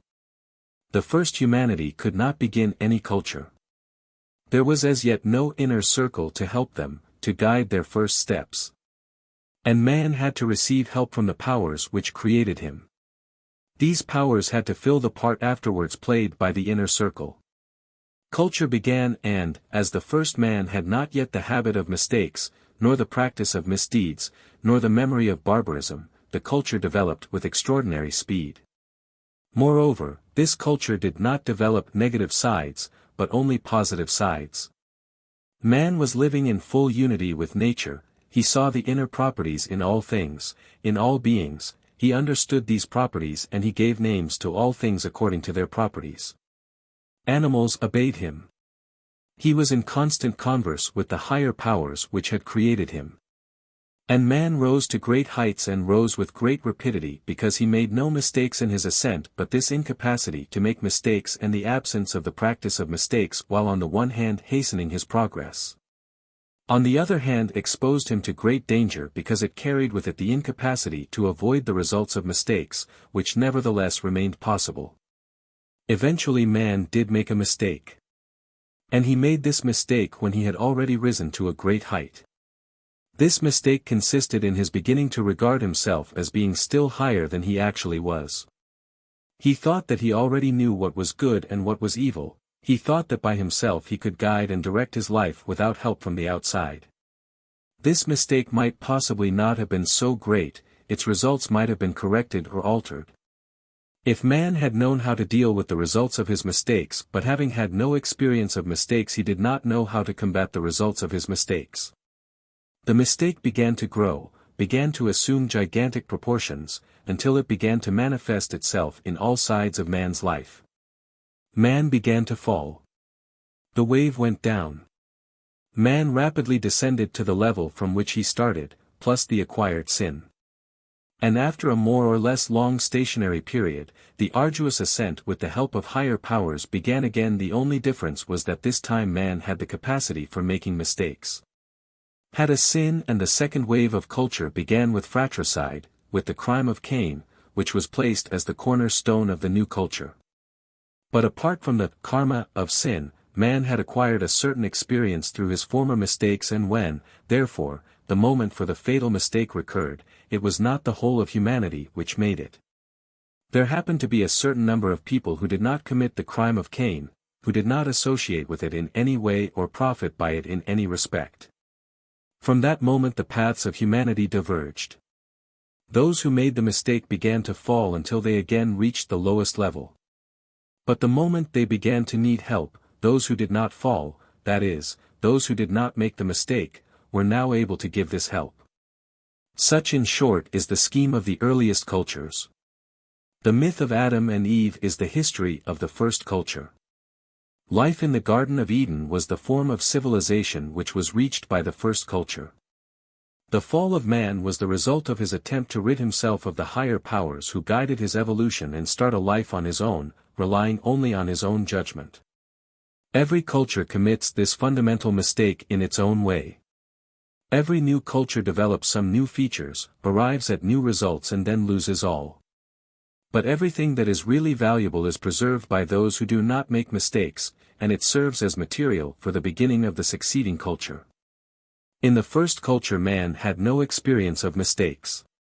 His rise was very rapid, but it was not sufficiently complex, not sufficiently varied. Man did not develop in himself all the possibilities that were in him, because many things were attained by him too easily. But after a series of falls, with all his luggage of errors and crimes, man had to develop other possibilities inherent in him in order to counterbalance the result of those errors. Further on it will be shown that the development of all possibilities inherent in each point of creation forms the object of the progress of the universe, and the life of mankind must be studied also in connection with this principle. In the later life of the human race and in its later cultures, the development of these possibilities is effected with the help of the inner circle. From this point of view, all the evolution possible to mankind consists in the evolution of a small number of individuals, spread possibly over a long period of time. The mass of humanity itself does not evolve. It merely varies a little, adapting itself to the change of surrounding conditions. Mankind, like an organism, evolves by means of the evolution of a certain very small number of the cells of which it consists. The evolving cells pass, as it were, into the higher tissues in the organism, and thus these higher tissues receive nourishment by absorbing the evolving cells. The idea of the higher tissues is the idea of the inner circle. As I mentioned before, the idea of the inner circle contradicts all recognized sociological theories concerning the structure of human society. But this idea brings us to other theories which are forgotten now and which did not receive due attention in their time. Thus from time to time there arose in sociology the question as to whether humanity could be regarded as an organism and human communities as smaller organisms, that is a biological view of social phenomena possible? Contemporary sociological thought adopts a negative attitude in relation to this idea, and it has long been considered unscientific to regard a community as an organism. The mistake lies, however, in the way the problem itself is formulated. The concept organism is taken in too narrow a sense and only in one preconceived idea. Namely, if a human community, nation, people, race, is taken as an organism, it is regarded as an organism either analogous to the human organism or higher than the human organism. Actually, however, this idea can be correct only in relation to the whole of mankind. Separate human groups, no matter how large they may be, can never be analogous to man, and still less can they ever be superior to him. Biology knows of and has established the existence of entirely different orders of organisms. And if in examining the phenomena of social life we bear in mind the difference between organisms on the different rungs of the biological ladder, the biological view of social phenomena becomes much more possible. But this only on condition that we realize that every human community, such as a race, a people, a tribe, is a lower organism as compared to an individual man. A race or a nation regarded as an organism has nothing in common with the highly developed and complex organism of individual man, which for every function has a special organ and has very great capacity for adaptation, possesses free movement, etc. In comparison with an individual man, a race or nation as an organism stands on a very low level, that of animal plants. These organisms are amorphous, for the most part immobile, masses, beings which have no special organs for any of their functions and do not possess the capacity for free movement, but are fixed to a definite place. They put out something like feelers in different directions, and by means of these they seize other beings like themselves and eat them. The whole life of these organisms consists in their eating one another. There are some organisms which possess the capacity for absorbing a quantity of smaller organisms, and so temporarily become very large and strong. Then two of these large organisms meet one another, and a struggle begins between them in which either one or both are destroyed or weakened. The whole external history of humanity, the history of the struggles between peoples and races, consists of nothing but the process, which has just been described, of animal plants eating one another. But in the midst of all this, underneath it all, as it were, proceed the life and activity of the individual man, that is, of the individual cells which form these organisms. The activity of these individual men produces what we call culture or civilization. The activity of the masses is always hostile to this culture. It always destroys it. Peoples create nothing, they only destroy. It is individual men who create. All inventions, discoveries, improvements, all technical progress, the progress of science, art, architecture, and engineering, all philosophical systems, all religious teachings. All these are results of the activity of individual men, the destruction of the results of this activity, their distortion, annihilation, obliteration from the face of the earth. This is the activity of the human masses. This does not mean that individual men do not serve destruction. On the contrary, the initiative of destruction on a large scale always belongs to individual men, and the masses are merely the executive agency. But masses can never create anything, although they can destroy on their own account. If we understand that the masses of humanity, that is, peoples and races, are lower beings as compared with individual man, we shall understand that peoples and races cannot evolve in the same measure as individual man. We have even no idea of the evolution possible to a people or to a race, though we often speak of such an evolution as a matter of fact. All peoples and nations within the limits of our historical observation follow one and the same course. They grow, develop, reach a certain degree of size and power, and then begin to be divided up, decline and fall. Finally they disappear entirely and become component parts of some other being like themselves. Races and nations die in the same way as individual man, but individuals have certain other possibilities besides death, which the great organisms of the human masses have not, for the souls of these are as amorphous as their bodies. The tragedy of individual man lies in the fact that he lives, as it were, within the dense mass of such a lower being, and all his activity is in the service of the purely vegetable functions of this blind jelly-like organism. At the same time, the conscious individual activity of man, his efforts in the domain of thought and creative work, run contrary to these big organisms. In spite of them and in defiance of them, but of course it would not be true to say that all the individual activity of man consists in a conscious struggle against these big organisms. Man is conquered and made a slave. And it often happens that man thinks he is serving and must serve these big beings by his individual activity. But the higher manifestations of the human spirit, the higher activities of man, are entirely unnecessary to the big organisms. In most cases, indeed, they are unpleasant to them, hostile and even dangerous, since they divert to individual work forces which might otherwise have been absorbed into the vortex of the life of the big organism. In an unconscious, merely physiological way, the big organism endeavors to appropriate all the powers of the individual cells which are its components, using them in its own interests, that is to say, mainly for fighting other similar organisms.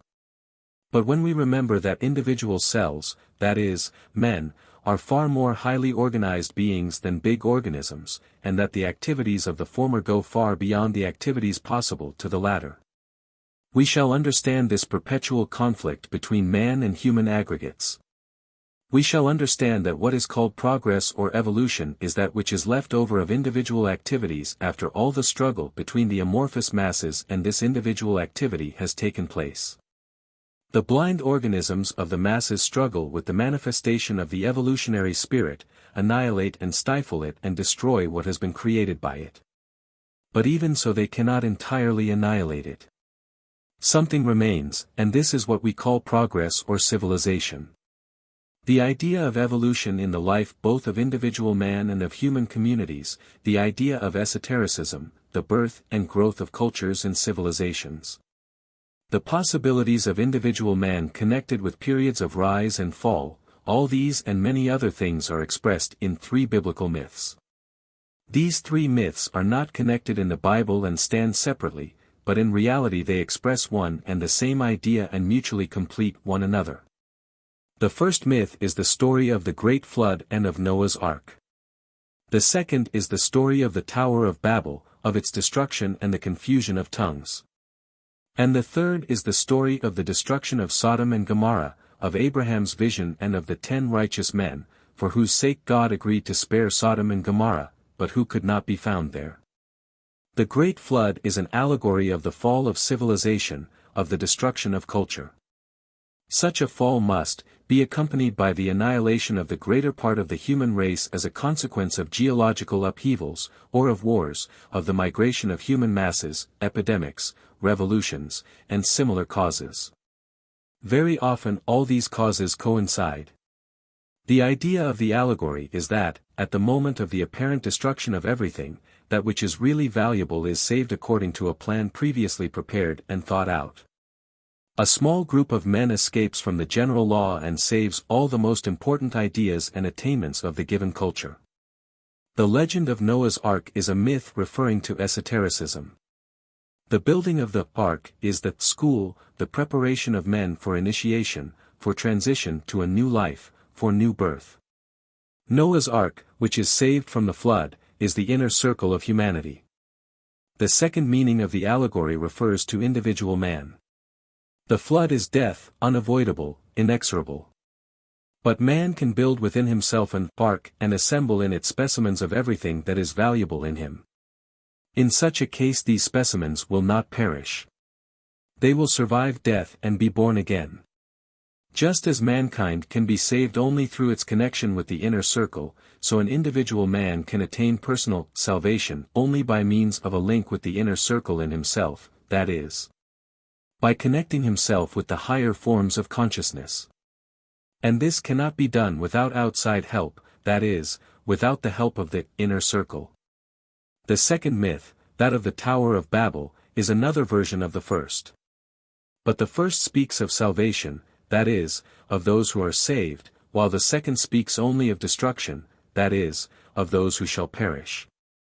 The Tower of Babel represents culture. Men dream of building a tower of stone, whose top may reach unto heaven, of creating an ideal life on earth. They believe in intellectual methods, in technical means, in formal institutions. For a long time the tower rises higher and higher above the earth. But the moment infallibly arrives when men cease to understand each other, or rather, realize that they have never done so. Each of them understands in his own way the ideal life on earth. Each of them wants to carry out his own ideas. Each of them wants to fulfill his own ideal. This is the moment when the confusion of tongues begins. Men cease to understand one another even in the simplest things. Lack of understanding provokes discord, hostility, struggle. The men who built the tower start killing one another and destroying what they have built. The tower falls in ruins. Precisely the same thing occurs in the life of the whole of humanity, in the life of peoples and nations, and in the life of individual man. Each man builds a Tower of Babel in his own life. His strivings, his aims in life, his attainments, these are his Tower of Babel. But the moment is inevitable when the tower will fall. A slight shock, an unfortunate accident, an illness, a small miscalculation, and of his tower nothing remains. Man sees it, but it is already too late to correct or alter it. Or a moment may come in the building of the tower when the different is of a man's personality lose confidence in one another, see all the contradictions of their aims and desires, see that they have no common aim. Cease to understand one another, or more exactly, cease to think that they understand. Then the tower must fall, the illusory aim must disappear, and the man must feel that everything that he has done was fruitless, that it has led to nothing and could lead to nothing, and that before him there is only one real fact, death. The whole life of man, the accumulation of riches, or power, or learning, is the building of a Tower of Babel, because it must end in catastrophe, namely, in death, which is the fate of everything that cannot pass to a new plane of being. The third myth, that of the destruction of Sodom and Gomorrah, shows still more clearly than the first two the moment of the interference of the higher forces and the causes of this interference. God agreed to spare Sodom and Gomorrah for the sake of 50 righteous men, for the sake of 45, for the sake of 30, for the sake of 20, at last for the sake of 10. But 10 righteous men could not be found and the 2 cities were destroyed. The possibility of evolution had been lost. The great laboratory put an end to the unsuccessful experiment. But Lot and his family were saved. The idea is the same as in the other 2 myths, but it particularly emphasizes the readiness of the guiding will to make all possible concessions so long as there is any hope of the realization of the aim set for human beings. When this hope disappears, the guiding will must inevitably interfere, save what deserves salvation and destroy the rest. The expulsion of Adam and Eve from the Garden of Eden, the fall of the Tower of Babel, the Great Flood, the destruction of Sodom and Gomorrah, are all legends and allegories relating to the history of mankind, to human evolution. Besides these legends and many others similar to them, almost all races have legends, tales and myths of strange non-human beings, who passed along the same road before man. The fall of the angels, of titans, of gods who attempted to defy other more powerful gods, the fall of Lucifer, the demon or Satan, are all falls which preceded the fall of man. And it is an undoubted fact that the meaning of all these myths is deeply hidden from us. It is perfectly clear that the usual theological and theosophical interpretations do not explain anything, because they introduce the necessity of recognizing the existence of invisible races or spirits, which at the same time are similar to man in their relation to higher forces. The inadequacy of such an explanation, by means of introducing 5 new unknown quantities for the definition of one unknown quantity, is evident. But at the same time it would be wrong to leave all these myths without any attempt at explanation. Because by their very persistency and repetition among different peoples and races they seem to draw our attention to certain phenomena which we do not know but which we should know. The legends and epics of all countries contain much material relating to non-human beings who preceded man, or even existed at the same time as man, but differed from man in many ways. This material is so abundant and significant that not to make an attempt to explain these myths would mean shutting our eyes intentionally to something we ought to see. Such, for instance, are the legends of giants and the so-called cyclopean structures which one involuntarily associates with these legends. Unless we wish to ignore many facts or believe in three-dimensional spirits capable of building stone edifices, we must suppose that pre-human races were as physical as man and came, just as man did, from the great laboratory of nature. That nature had made attempts at creating self-evolving beings before man. And further we must suppose that such beings were let out of the great laboratory into life, but that they failed to satisfy nature in their further development and, instead of carrying out nature's designs, turned against her. And then nature abandoned her experiment with them and began a new experiment. Strictly speaking, we have no grounds for considering man as the first or the only experiment of a self-evolving being. On the contrary, the myths mentioned above give us the possibility of presuming the existence of such beings before man. If this is so, if we have grounds for supposing the existence of physical races of pre-human self-evolving beings, where then should we look for the descendants of these races? And are we in any way justified in supposing the existence of such descendants? We must start from the idea that in all her activity nature aims at the creation of a self-evolving being. But can it be supposed that the whole of the animal kingdom is the byproduct of one line of work, the creation of man? This may be admitted in relation to mammals, we may even include in it all vertebrates, we may consider many lower forms as preparatory forms, and so on. But what place shall we give in this system to insects, which represent a world in themselves and a world not less complex than the world of vertebrates? May it not be supposed that insects represent another line in the work of nature, a line not connected with the one which resulted in the creation of man, but perhaps preceding it? Passing to facts, we must admit that insects are in no way a stage preparatory to the formation of man. Nor could they be regarded as the byproduct of human evolution. On the contrary, insects reveal, in their structure and in the structure of their separate parts and organs, forms which are often more perfect than those of man or animals. And we cannot help seeing that for certain forms of insect life which we observe there is no explanation without very complicated hypotheses, which necessitate the recognition of a very rich past behind them and compel us to regard the present forms we observe as degenerated forms. This last consideration relates mainly to the organized communities of ants and bees. It is impossible to become acquainted with their life without giving oneself up to emotional impressions of astonishment and bewilderment. Ants and bees alike both call for our admiration by the wonderful completeness of their organization, and at the same time repel and frighten us, and provoke a feeling of undefinable aversion by the invariably cold reasoning which dominates their life and by the absolute impossibility for an individual to escape from the wheel of life of the ant-hill or the beehive. We are terrified at the thought that we may resemble them. Indeed, what place do the communities of ants and bees occupy in the general scheme of things on our earth? How could they come into being such as we observe them? All observations of their life and their organization inevitably lead us to one conclusion.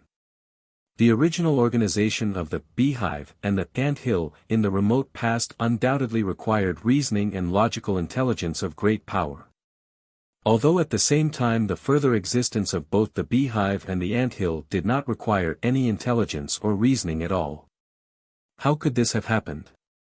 It could only have happened in one way. If ants or bees, or both, of course at different periods, had been intelligent and evolving beings and then lost their intelligence and their ability to evolve. This could have happened only because their intelligence went against their evolution, in other words, because in thinking that they were helping their evolution they managed somehow to arrest it. One may suppose that both ants and bees came from the great laboratory and were sent to Earth with the privilege and the possibility of evolving. But after a long period of struggle and efforts both the one and the other renounced their privilege and ceased to evolve, or, to be more exact, ceased to send forth an evolving current. After this nature had to take her own measures and, after isolating them in a certain way, to begin a new experiment. If we admit the possibility of this, may we not suppose that the old legends of falls which preceded the fall of man relate to ants and bees? We may find ourselves disconcerted by their small size as compared to our own.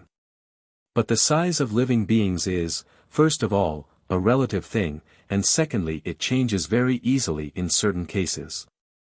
In the case of certain classes of beings, for instance fishes, amphibious animals and insects, nature holds in her hands the threads that regulate their size and never lets these threads go. In other words, nature possesses the power of changing the size of these living beings without altering anything in them, and can effect this change in one generation, that is, at once, simply by arresting their development at a certain stage. Everyone has seen small fishes exactly like large fishes, small frogs, etc. This is still more evident in the vegetable world. But of course it is not a universal rule, and some beings such as man and most of the higher mammals reach almost the largest size possible for them. As regards the insects, ants and bees most probably could be much larger than they are now, although this point may be argued. And it is possible that the change of size of the ant or the bee would necessitate a considerable alteration in their inner organization. It is interesting to note here the legends of gigantic ants in Tibet recorded by Herodotus and Pliny, Herodotus, History, B.K. 11, Pliny, Natural History, Book 3. Of course it will be difficult at first to imagine Lucifer as a bee, or the Titans as ants. But if we renounce for the moment the idea of the necessity of a human form, the greater part of the difficulty disappears. The mistake of these non-human beings, that is, the cause of their downfall, must inevitably have been of the same nature as the mistake made by Adam. They must have become convinced that they knew what was good and what was evil, and must have believed that they themselves could act according to their understanding. They renounced the idea of higher knowledge and the inner circle of life and placed their faith in their own knowledge, their own powers and their own understanding of the aims and purposes of their existence. But their understanding was probably much more wrong and their mistake much less naive than the mistake of Adam, and the results of this mistake were probably so much more serious that ants and bees not only arrested their evolution in one cycle, but made it altogether impossible by altering their very being. The ordering of the life of both bees and ants, their ideal communistic organization, indicate the character and the form of their downfall. It may be imagined that at different times both bees and ants had reached a very high, although a very one-sided culture, based entirely on intellectual considerations of profit and utility, without any scope for imagination. Without any esotericism or mysticism. They organized the whole of their life on the principles of a kind of Marxism, which seemed to them very exact and scientific. They realized the socialistic order of things, entirely subjugating the individual to the interests of the community according to their understanding of those interests. And thus they destroyed every possibility for an individual to develop and separate himself from the general masses. And yet it was precisely this development of individuals and their separation from the general masses which constituted the aim of nature and on which the possibility of evolution was based. Neither the bees nor the ants wished to acknowledge this. They saw their aim in something else, they strove to subjugate nature. And in some way or other they altered nature's plan, made the execution of this plan impossible. We must bear in mind that, as has been said before, every experiment of nature, that is, every living being, every living organism, represents the expression of cosmic laws, a complex symbol or a complex hieroglyph. Having begun to alter their being, their life and their form, bees and ants, taken as individuals, severed their connection with the laws of nature, ceased to express these laws individually and began to express them only collectively. And then nature raised her magic wand, and they became small insects, incapable of doing nature any harm. In the course of time their thinking capacities, absolutely unnecessary in a well-organized ant-hill or beehive, became atrophied, automatic habits began to be handed down automatically from generation to generation. And ants became insects as we know them. Bees even became useful. 8. Indeed, when observing an ant-hill or a beehive, we are always struck by two things, first by the amount of intelligence and calculation put into their primary organization and, secondly, by the complete absence of intelligence in their activities. The intelligence put into this organization was very narrow and rigidly utilitarian, it calculated correctly within the given conditions and it saw nothing outside these conditions.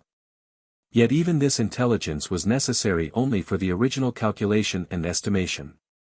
Once started, the mechanism of a beehive or of an ant-hill did not require any intelligence. Automatic habits and customs were automatically learned and handed down, and this ensured their being preserved unchanged. Intelligence is not only useless in a beehive or an ant-hill, it would even be dangerous and harmful. Intelligence could not hand down all the laws, rules and methods of work with the same exactness from generation to generation. Intelligence could forget, could distort, could add something new.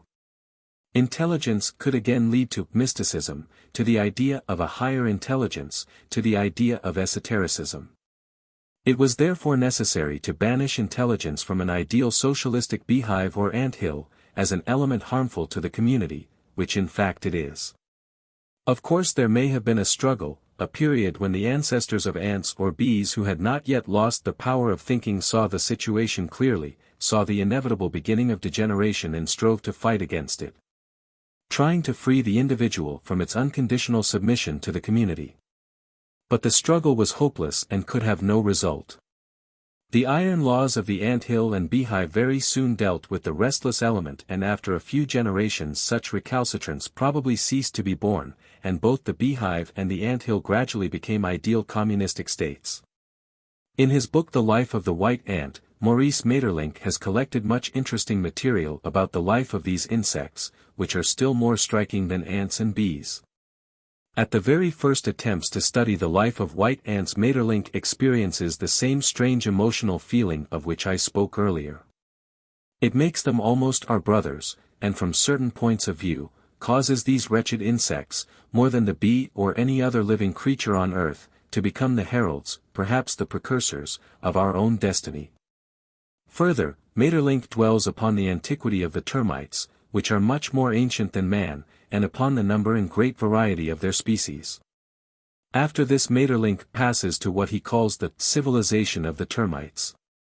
Their civilization, which is the earliest of any, is the most curious, the most complex, the most intelligent, and in a sense, the most logical and best fitted to the difficulties of existence, which has ever appeared before our own on this globe. From several points of view this civilization, although fierce, sinister and often repulsive, is superior to that of the bee, of the ant, and even of man himself.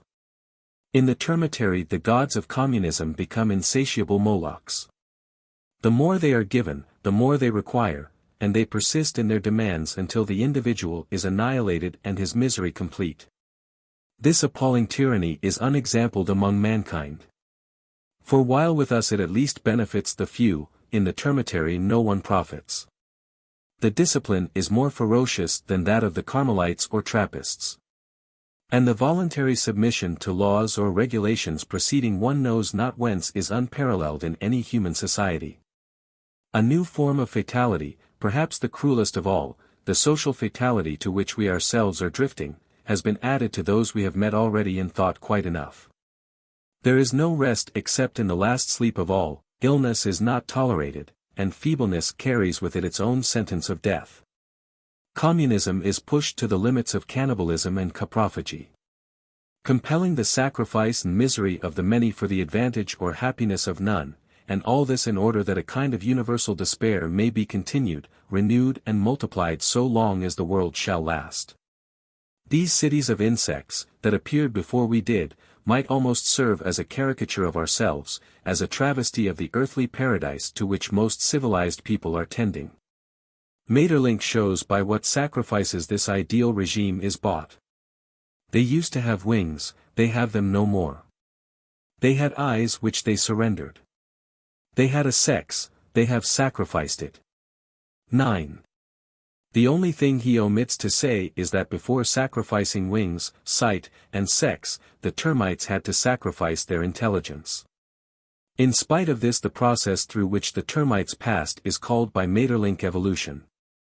This comes about because, as I have said before, every change of form taking place over a long period of time is called evolution by modern thought.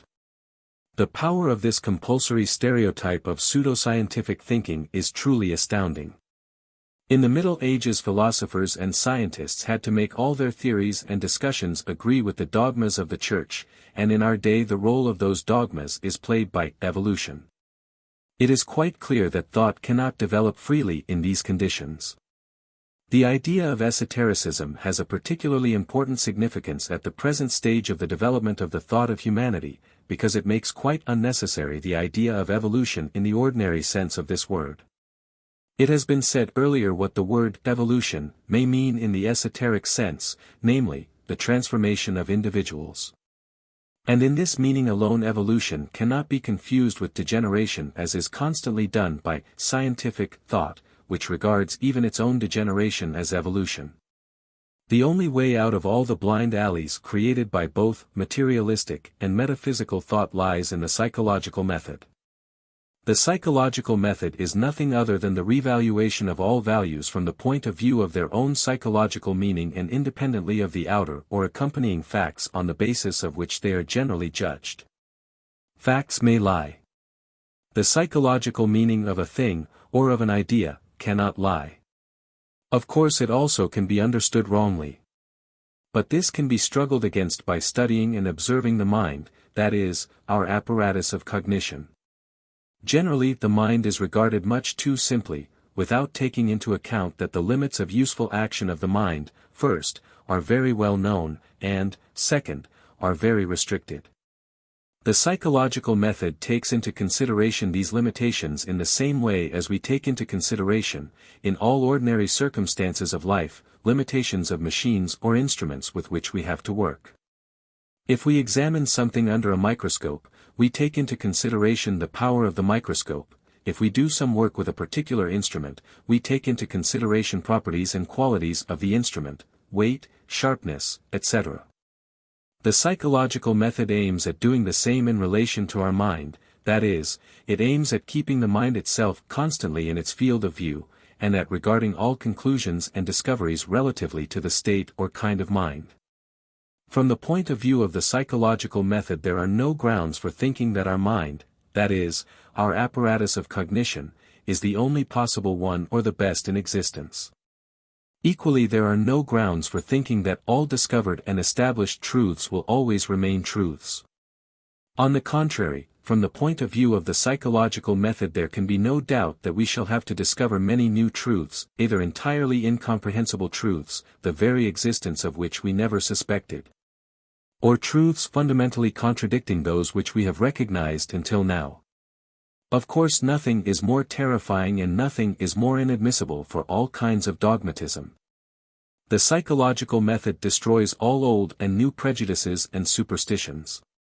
It does not allow thought to stop and remain contented with the attained results, no matter how tempting and pleasant these results may appear, and no matter how symmetrical and smooth all deductions made from them may be.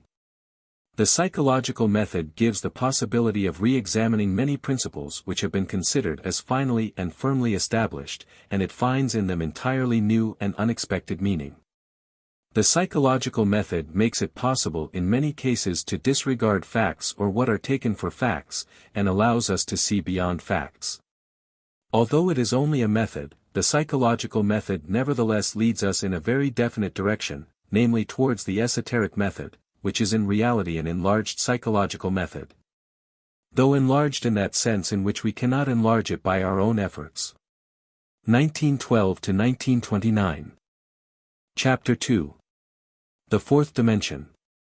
The idea of hidden knowledge, the problem of the invisible world and the problem of death, the invisible world in religion, in philosophy. In science, the problem of death and various interpretations of it, the idea of the fourth dimension, various approaches to it, our position in relation to the domain of the fourth dimension, methods of studying the fourth dimension, Hinton's ideas, geometry and the fourth dimension, Morozov's article, an imaginary world of two dimensions, the world of perpetual miracle, the phenomena of life, science and immeasurable phenomena, life and thought, perception of plane beings, plane beings different.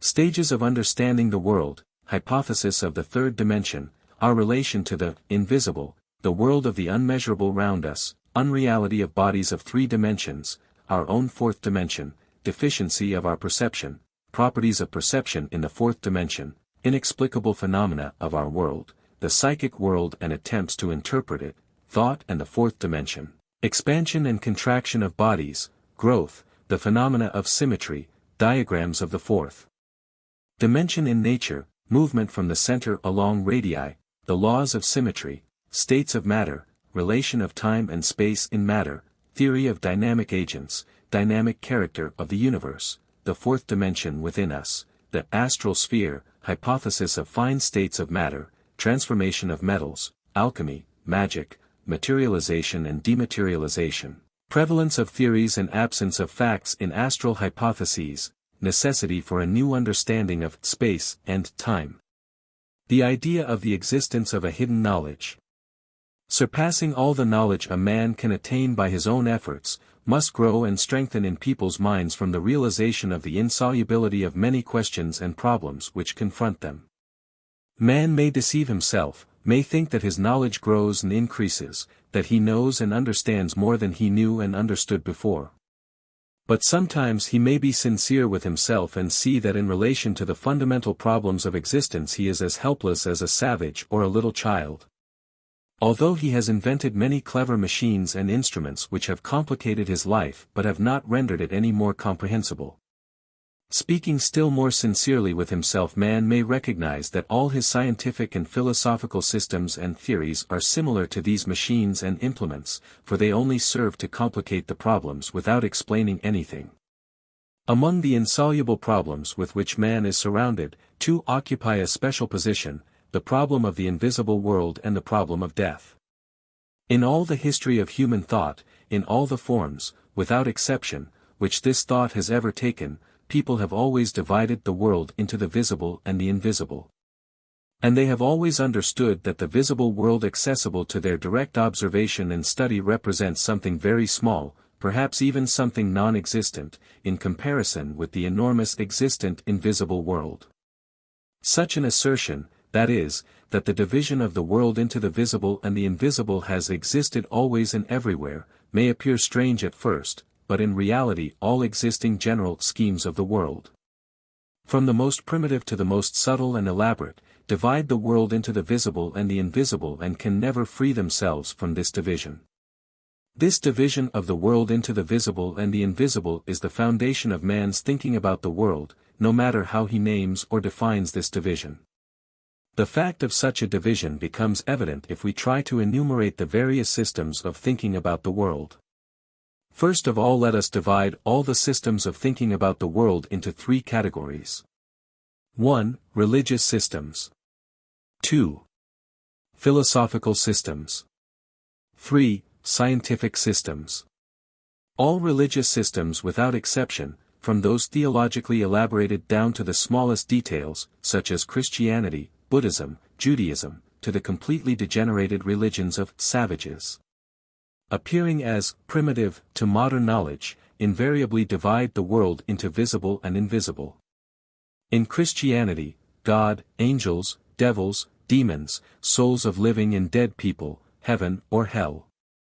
In paganism, gods personifying forces of nature, thunder, sun, fire, spirits of mountains, woods, lakes, water spirits, house spirits, all this is the invisible world.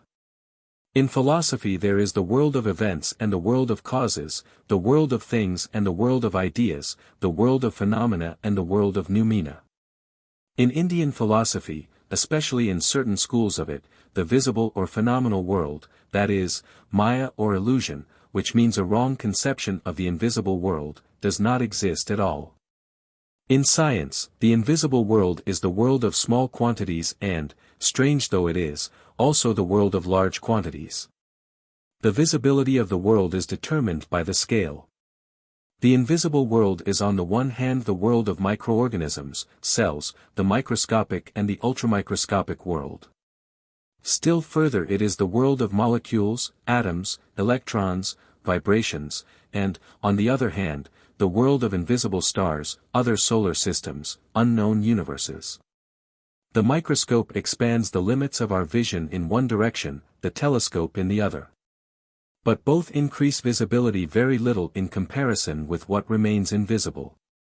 Physics and chemistry show us the possibility of investigating phenomena in such small quantities or in such distant worlds as will never be visible to us. But this only strengthens the fundamental idea of the existence of an enormous, invisible world round the small, visible world. Mathematics goes even farther, as was pointed out before. It calculates such relations of magnitudes and such relations between these relations as have nothing similar in the visible worlds surrounding us. And we are forced to admit that the invisible world differs from the visible not only in size, but in some other properties which we can neither define nor understand and which only show us that laws, inferred by us for the visible world, cannot refer to the invisible world.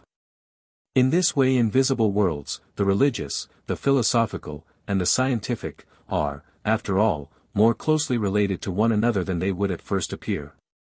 And these invisible worlds of different categories possess identical properties common to all. These properties are, first, incomprehensibility for us, that is, incomprehensibility from the ordinary point of view, or for ordinary means of cognition. And, second, the fact that they contain the causes of the phenomena of the visible world. This idea of causes is always associated with the invisible world. In the invisible world of the religious systems, invisible forces govern people and visible phenomena. In the scientific invisible world the causes of visible phenomena always come from the invisible world of small quantities and vibrations. In philosophical systems the phenomenon is only our conception of the noumenon, that is, an illusion, the real cause of which remains hidden and inaccessible to us. This shows that on all levels of his development man has always understood that the causes of visible and observable phenomena lie beyond the sphere of his observation. He has found that among observable phenomena certain facts could be regarded as causes of other facts, but these deductions were insufficient for the explanation of everything that occurred in himself and around him. Therefore in order to be able to explain the causes it was necessary for him to have an invisible world consisting either of spirits, or ideas, or vibrations. The other problem which attracted the attention of men by its insolubility and which by the form of its approximate solution determined the direction and development of human thought, was the problem of death, that is, the explanation of death. The idea of future life, of the immortal soul, or the absence of the immortal soul, and so on. Man could never reconcile himself to the idea of death as disappearance. Too many things contradicted it. There were in himself too many traces of the dead, their faces, words, gestures, opinions, promises, threats, the feelings which they roused, fear, jealousy, desire. All these continued to live in him, and the fact of their death was more and more forgotten. A man saw his dead friend or enemy in his dreams. He appeared exactly as he was before. Evidently he was living somewhere, and could come from somewhere by night. So it was very difficult to believe in death, and man always needed theories for the explanation of existence after death. On the other hand, echoes of esoteric teachings on life and death sometimes reached man. He could hear that the visible, earthly, observable life of man is only a small part of the life belonging to him. And man of course understood in his own way these fragments which reached him, changed them in his own fashion, adapted them to his own level and understanding, and built out of them some theory of future existence. Similar to existence on the earth. The greater part of religious teachings on the future life connect it with the idea of reward or punishment, sometimes in an undisguised, sometimes in a veiled form. Heaven and hell, transmigration of souls, reincarnation, the wheel of lives, all these theories contain the idea of reward or punishment. But religious theories often do not satisfy man, and in addition to the recognized, orthodox ideas of life after death there usually exist other, as it were illegitimate ideas of the world beyond the grave or of the spirit world, which allow a greater freedom of imagination. No religious teaching, no religious system, can by itself satisfy people. There is always some other, more ancient system of popular belief underlying it or hiding behind it. Behind external Christianity, behind external Buddhism, there stand the remains of ancient pagan creeds, in Christianity the remains of pagan beliefs and customs, in Buddhism, the cult of the devil, which sometimes make a deep mark on the external religion. In modern Protestant countries, for instance, where the remains of ancient paganism are already completely extinct, there have come into existence, under the outward mask of logical and moral Christianity, systems of primitive thinking of the world beyond the grave, such as spiritualism and kindred teachings. And theories of existence beyond the grave are always connected with theories of the invisible world, the former are always based upon the latter. This all relates to religion and pseudo-religion. There are no philosophical theories of existence beyond the grave. All theories of life after death can be called religious or, more correctly, pseudo-religious. Moreover, it is difficult to take philosophy as a whole, so diverse and contradictory are the various speculative systems. Still, to a certain extent, it is possible to accept as a standard of philosophical thinking the view which can see the unreality of the phenomenal world and the unreality of man's existence in the world of things and events. The unreality of the separate existence of man and the incomprehensibility for us of the forms of real existence, although this view can be based on very different foundations, either materialistic or idealistic. In both cases the question of life and death acquires a new character and cannot be reduced to the naive categories of ordinary thinking. For such a view there is no particular difference between life and death, because, strictly speaking, for it there are no proofs of a separate existence, of separate lives. There are not and there cannot be any scientific theories of existence after death because there are no facts in favor of the reality of such an existence, while science, successfully or unsuccessfully, wishes to deal with facts. In the fact of death the most important point for science is a certain change in the state of the organism, which stops all vital functions, and the decomposition of the body following upon it.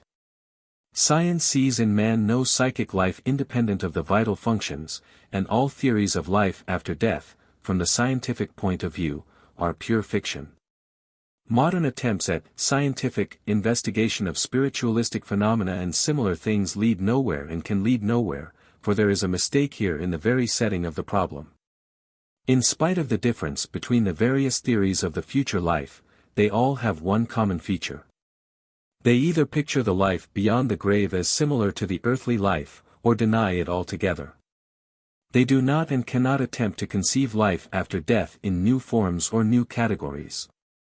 And this is precisely what makes all usual theories of life after death unsatisfactory. Philosophical and strictly scientific thought shows us the necessity of reconsidering the problem from completely new points of view. A few hints coming from the esoteric teaching partly known to us indicate the same. It already becomes evident that if the problem of death and life after death can be approached in any way, it must be approached from quite a new angle.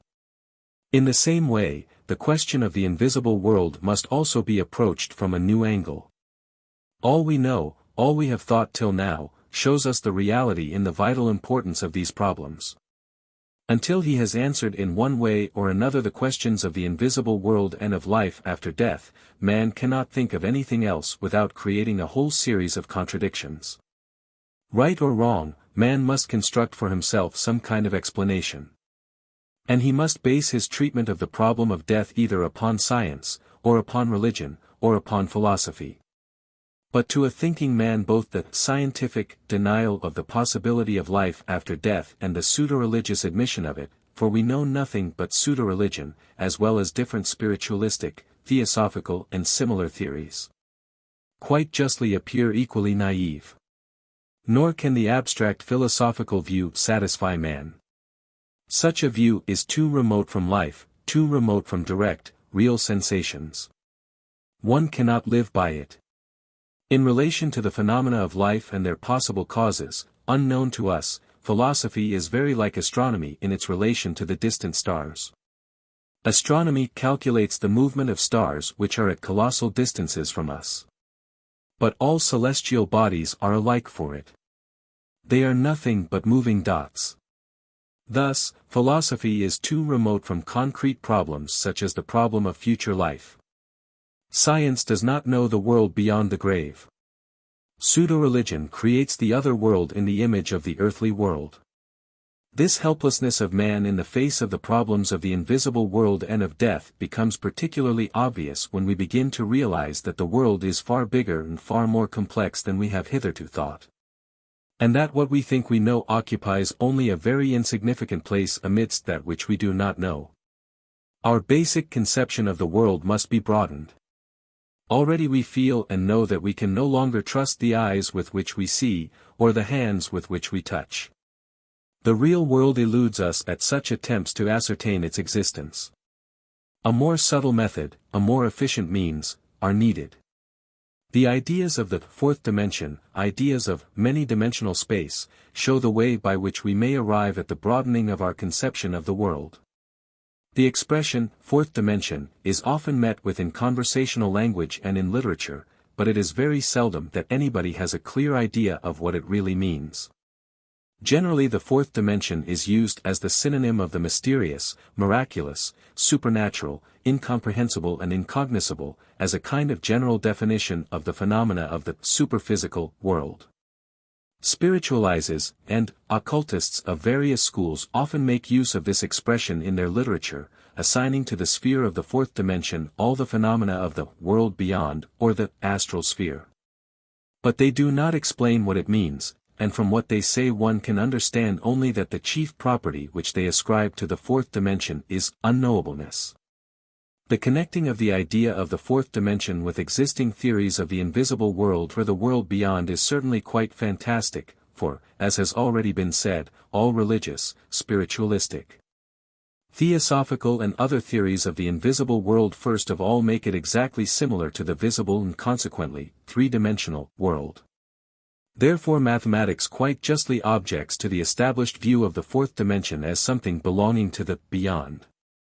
The very idea of the fourth dimension must have arisen in close connection with mathematics, or, to put it better, in close connection with the idea of measuring the world.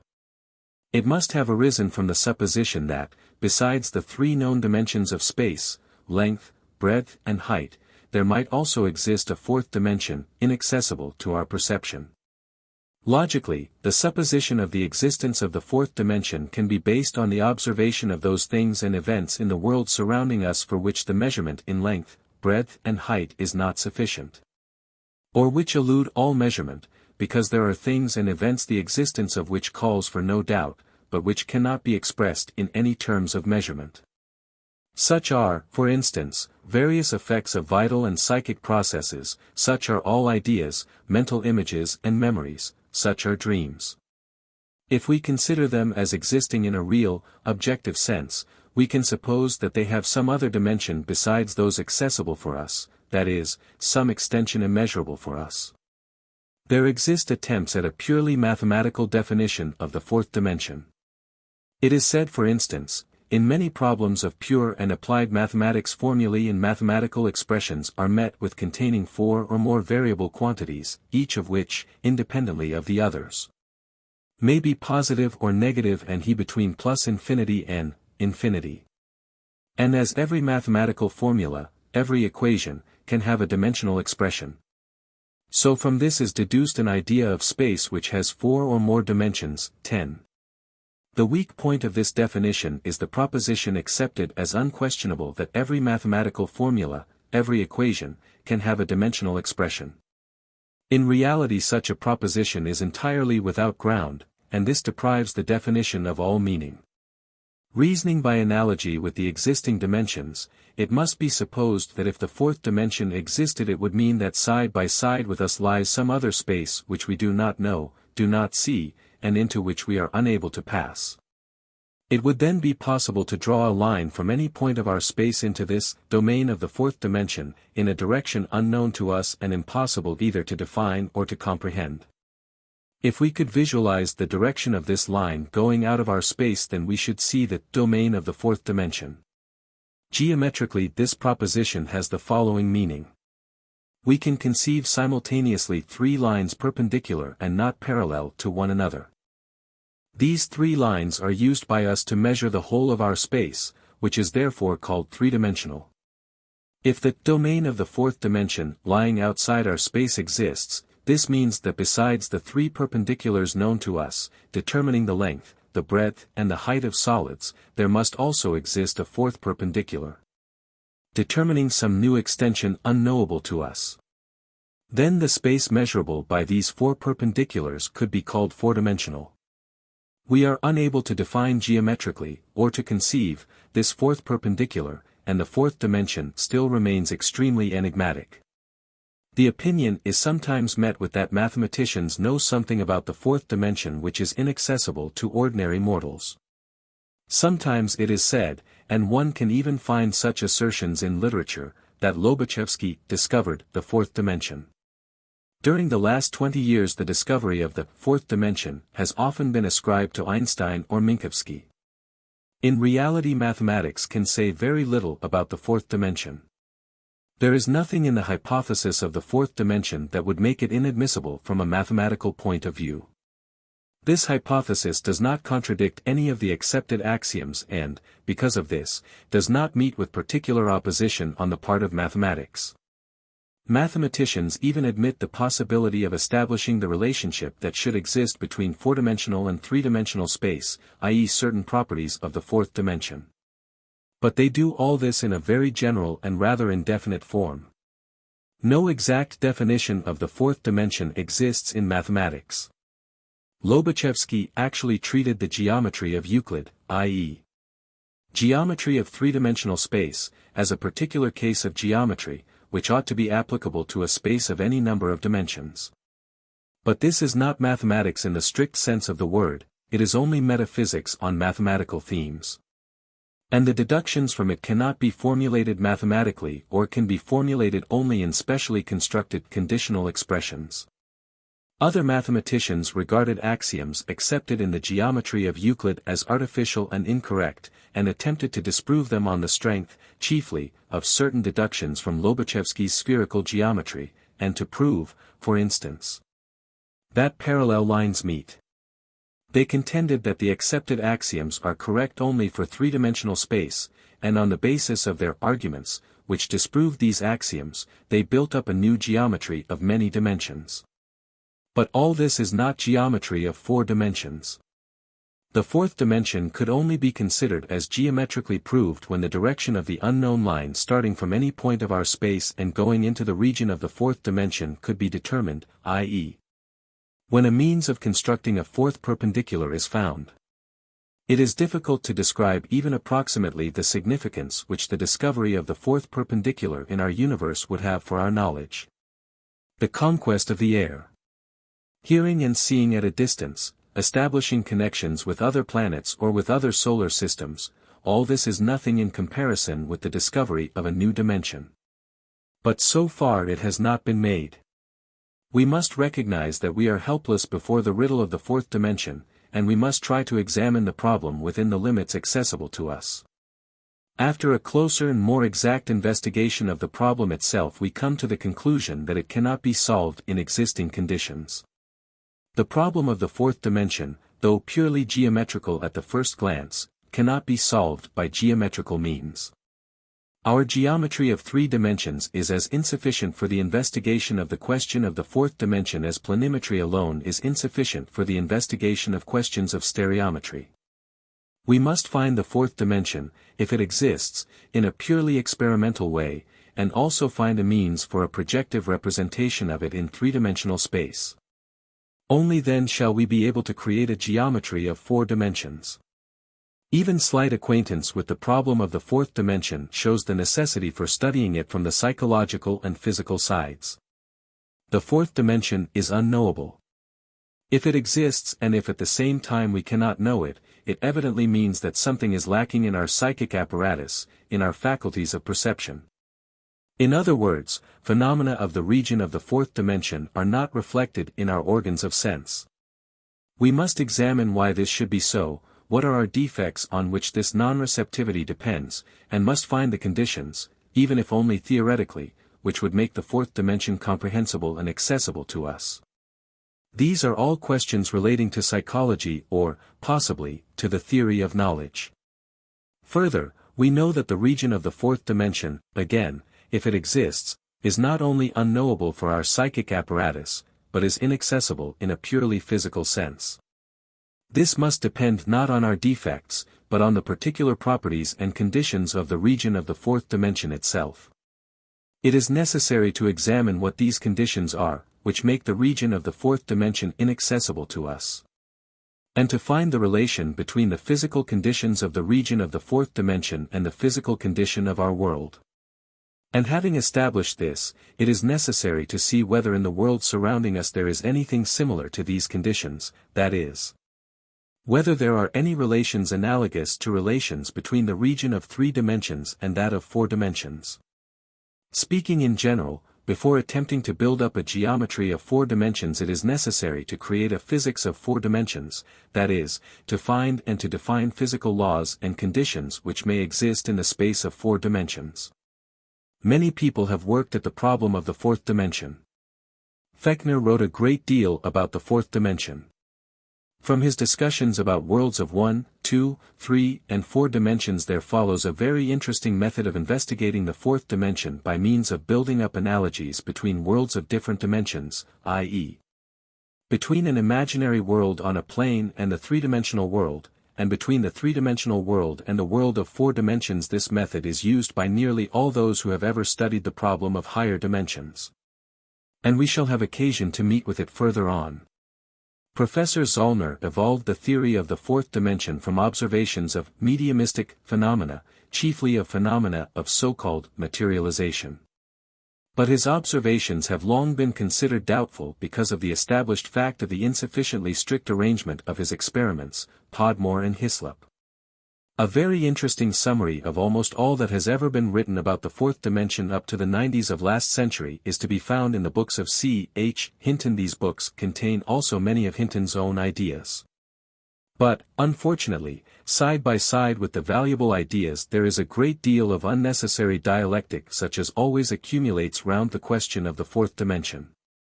Hinton makes several attempts at a definition of the fourth dimension from the physical side, as well as from the psychological.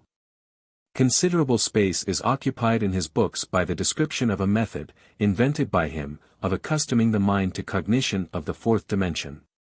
It consists of a long series of exercises for the perceiving and the visualizing apparatus, with sets of differently colored cubes, which are meant to be memorized, first in one position, then in another, then in a third, and after that to be visualized in different combinations. The fundamental idea which guided Hinton in the creation of this method of exercises is that the awakening of higher consciousness requires the casting out of the self in the visualization and cognition of the world, i.e., the accustoming of oneself to know and conceive the world, not from a personal point of view, as we generally know and conceive it, but as it is. For this it is necessary, first of all, to learn to visualize things not as they appear to us, but as they are, even if only in a geometrical sense. From this there must develop the capacity to know them, i.e., to see them, as they are, also from other points of view besides the geometrical. The first exercise suggested by Hinton consists in the study of a cube composed of 27 smaller cubes colored differently and bearing definite names. After having thoroughly learned the cube made up of smaller cubes, it has to be turned over and learned and memorized in the reverse order. Then the position of the smaller cubes has to be changed and memorized in that order, and so on. As a result, according to Hinton, it is possible to cast out in the cube studied the concepts up and down, right and left, and so on, and to know it independently of the position with regard to one another of the smaller cubes composing it. i.e., probably to visualize it simultaneously in different combinations. This would be the first step towards casting out the self-elements in the conception of the cube. Further on, there is described an elaborate system of exercises with series of differently colored and differently named cubes, out of which various figures are composed. All this has the same purpose, to cast out the self-elements in the percepts and in this way to develop higher consciousness. Casting out the self-elements in percepts, according to Hinton's idea, is the first step towards the development of higher consciousness and towards the cognition of the fourth dimension. He says that if there exists the capacity of vision in the fourth dimension, that is, if we are able to see objects of our world as if from the fourth dimension, then we shall see them, not as we see them in the ordinary way, but quite differently. We usually see objects as either above or below us, or on the same level with us, to the right or to the left, behind us or in front of us, and always from one side only, the one facing us, and in perspective. Our eye is an extremely imperfect instrument, it gives us an utterly incorrect picture of the world. What we call perspective is in reality a distortion of visible objects which is produced by a badly constructed optical instrument, the eye. We see all objects distorted. And we visualize them in the same way. But we visualize them in this way entirely owing to the habit of seeing them distorted, that is, owing to the habit created by our defective vision, which has weakened the capacity of visualization. But, according to Hinton, there is no necessity to visualize objects of the external world in a distorted form. The power of visualization is not limited by the power of vision. We see objects distorted, but we know them as they are. And we can free ourselves from the habit of visualizing objects as we see them, and we can learn to visualize them as we know they really are. Hinton's idea is precisely that before thinking of developing the capacity of seeing in the fourth dimension, we must learn to visualize objects as they would be seen from the fourth dimension, i.e., first of all, not in perspective, but from all sides at once, as they are known to our consciousness. It is just this power that should be developed by Hinton's exercises. The development of this power to visualize objects from all sides at once will be the casting out of the self-elements in mental images. According to Hinton, casting out the self-elements in mental images must lead to casting out the self-elements in perceptions. In this way, the development of the power of visualizing objects from all sides will be the first step towards the development of the power of seeing objects as they are in a geometrical sense, i.e., the development of what Hinton calls a higher consciousness. In all this there is a great deal that is right, but also a great deal that is arbitrary and artificial. First of all, Hinton does not take into consideration the difference between the various psychic types of men. A method that may prove satisfactory for himself may produce no results or even contrary results for other people. Second, the very psychological foundation of his system of exercises is too unstable. Usually he does not know when to stop, carries his analogies too far and in that way deprives many of his conclusions of all value. From the point of view of geometry, according to Hinton, the question of the fourth dimension may be examined in the following way. We know geometrical figures of three kinds. Figures of one dimension, lines. Figures of two dimensions, planes. Figures of three dimensions, solids. A line is regarded here as the trace of a point moving in space. A plane, as the trace of a line moving in space. A solid, as the trace of a plane moving in space. Let us imagine a straight line limited by 2 points, and let us designate this line by the letter A. Let us imagine this line moving in space in a direction perpendicular to itself and leaving a trace of its movement. When it has traversed a distance equal to its length, the trace left by it will have the form of a square, the sides of which are equal to a line A, i.e. A2. Let us imagine this square moving in space in a direction perpendicular to 2 of its adjoining sides and leaving a trace of its movement. When it has traversed a distance equal to the length of one of the sides of the square, its trace will have the form of a cube, i.e. A3. Now if we imagine the movement of a cube in space, what form will the trace left by such a movement, i.e. Figure 4, assume? Examining the correlations of figures of 1, 2, and 3 dimensions, i.e. lines, planes and solids, we can deduce the rule that a figure of a higher dimension can be regarded as the trace of the movement of a lower dimension. On the basis of this rule we may regard figure 4 as the trace of the movement of a cube in space. But what is this movement of a cube in space, the trace of which becomes a figure of 4 dimensions? If we examine the way in which figures of higher dimensions are constructed by the movement of figures of lower dimensions, we shall discover several common properties and several common laws in these formations.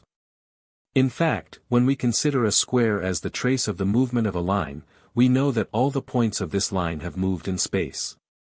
When we consider a cube as the trace of the movement of a square, we know that all the points of the square have moved. Moreover, the line moves in a direction perpendicular to itself. The square in a direction perpendicular to 2 of its dimensions. Consequently, if we consider the figure of 4 as the trace of the movement of a cube in space, we must remember that all the points of the given cube have moved in space.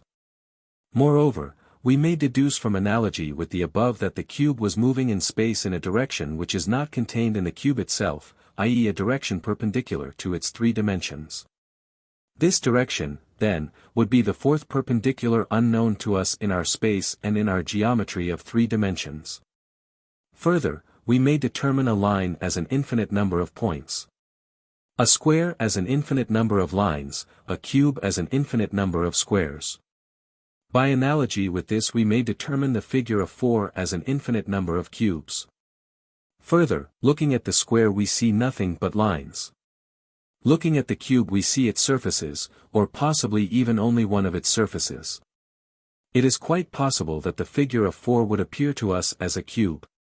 To put it in a different way, the cube is what we see of the figure of 4. Further, a point may be determined as a cross-section of a line as a cross-section of a surface as a cross-section of a solid. A 3-dimensional body can therefore be determined as a cross-section of a 4-dimensional body. Generally speaking, in every 4-dimensional body we shall see its 3-dimensional projection or section. A cube, a sphere, a pyramid, a cone, a cylinder, may be projections or cross-sections of 4-dimensional bodies unknown to us. In 1908 I came across a curious article on the 4th dimension, in Russian, published in the review Современный мир. It was a letter written by N. Morozov 11 in 1891 to his fellow prisoners in the fortress of Schlüsselburg. It is of interest chiefly because it contains, in a very picturesque form, an exposition of the fundamental proposition of the method of reasoning about the 4th dimension by means of analogies, which was mentioned above. The first part of Morozov's article is very interesting. But in his final conclusions as to what may exist in the domain of the 4th dimension he deviates from the method of analogies and assigns to the 4th dimension that spirits, which spiritualizers evoke in their seances. And then, having denied the existence of spirits, he denies also the objective meaning of the 4th dimension. It is generally supposed that fortress walls do not exist in the 4th dimension, and that was probably the reason why the 4th dimension was one of the favorite subjects of the conversations held at Schlüsselburg by means of tapping. N.A. Morozov's letter is an answer to the questions put to him in one of these conversations. He writes, "My dear friends, our short Schlüsselburg summer is nearing its end, and the dark mysterious autumn nights are coming. In these nights, spreading like a black cloak over the roof of our prison and enveloping with impenetrable darkness our little island with its old towers and bastions. It would seem that the shadows of our friends and predecessors who perished here flit invisibly round about these walls, look at us through the windows and enter into mysterious communication with us who still live. And we ourselves, are we not but shadows of what we used to be? Are we not transformed into some kind of tapping spirits, conversing unseen with one another through the stone walls which divide us, like those that perform at spiritualistic seances? All day long I have thought of your discussion of today about the fourth, the fifth and other dimensions of the space of the universe which are inaccessible to us. With all my power I have tried to imagine at least the fourth dimension of the world, the one in which, as metaphysicians affirm, everything that is under lock and key may suddenly appear open. And in which all confined spaces can be entered by beings able to move not only along our three dimensions, but also along the fourth, to which we are unaccustomed. You ask me for a scientific examination of the problem. Let us speak first of the world of only two dimensions, and later we will see whether it will give us the possibility of drawing certain conclusions about different worlds. Let us take a certain plane, for instance, that which separates the surface of Lake Ladoga which surrounds us, from the atmosphere above it, in this quiet autumn evening. Let us suppose that this plane is a separate world of two dimensions, peopled with its own beings, which can move only on this plane. Like the shadows of swallows and seagulls flitting in all directions over the smooth surface of the water which surrounds us, but remains forever hidden from us behind these battlements. Let us suppose that, having escaped from behind our Schlüsselburg bastions, you went for a bathe in the lake. As beings of three dimensions you also have the two dimensions which lie on the surface of the water. You will occupy a definite place in the world of shadow beings. All the parts of your body above and below the level of the water will be imperceptible to them, and they will be aware of nothing but your contour, which is outlined by the surface of the lake. Your contour must appear to them as an object of their own world, only very astonishing and miraculous. The first miracle from their point of view will be your sudden appearance in their midst. It can be said with full conviction that the effect you would create would be in no way inferior to the unexpected appearance among ourselves of some ghost from the unknown world. The second miracle would be the surprising changeability of your external form. When you are immersed up to your waist your form will be for them almost elliptical, because only the line on the surface surrounding your waist and impenetrable for them will be perceptible to them. When you begin to swim you will assume in their eyes the outline of a man. When you wade into a shallow place so that the surface on which they live will encircle your legs, you will appear to them transformed into two ring-shaped beings. If, desirous of keeping you in one place, they surround you on all sides, you can step over them and find yourselves free from them in a way quite inconceivable to them. In their eyes you would be all-powerful beings, inhabitants of a higher world, similar to those supernatural beings about whom theologians and metaphysicians tell us. Now if we suppose that apart from these two worlds, the plane world and the world we live in, there exists a world of four dimensions, superior to ours. It will become clear that in relation to us its inhabitants would be exactly the same as we are in relation to the inhabitants of a plane. They must appear in our midst in the same unexpected way and disappear from our world at their will, moving along the fourth or some other higher dimension. In a word, the analogy, so far, is complete. Further we shall find in the same analogy a complete refutation of all our hypotheses. If indeed the beings of the four-dimensional world were not purely our invention, their appearance in our midst would be an ordinary, everyday occurrence.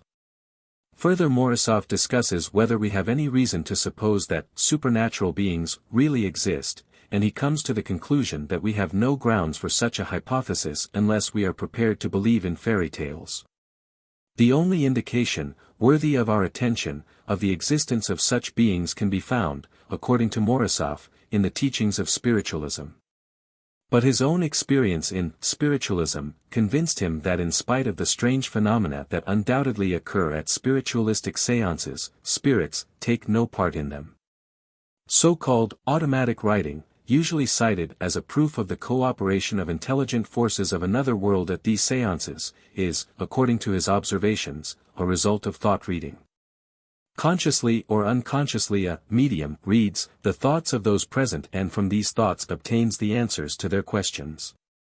Morozov attended many seances, but never met with a case where there was anything in the answers received which was not known to any of the people present, or where answers were in a language unknown to any present. Therefore, though not doubting the sincerity of the majority of spiritualists, Morozov concludes that spirits have nothing to do with phenomena at seances.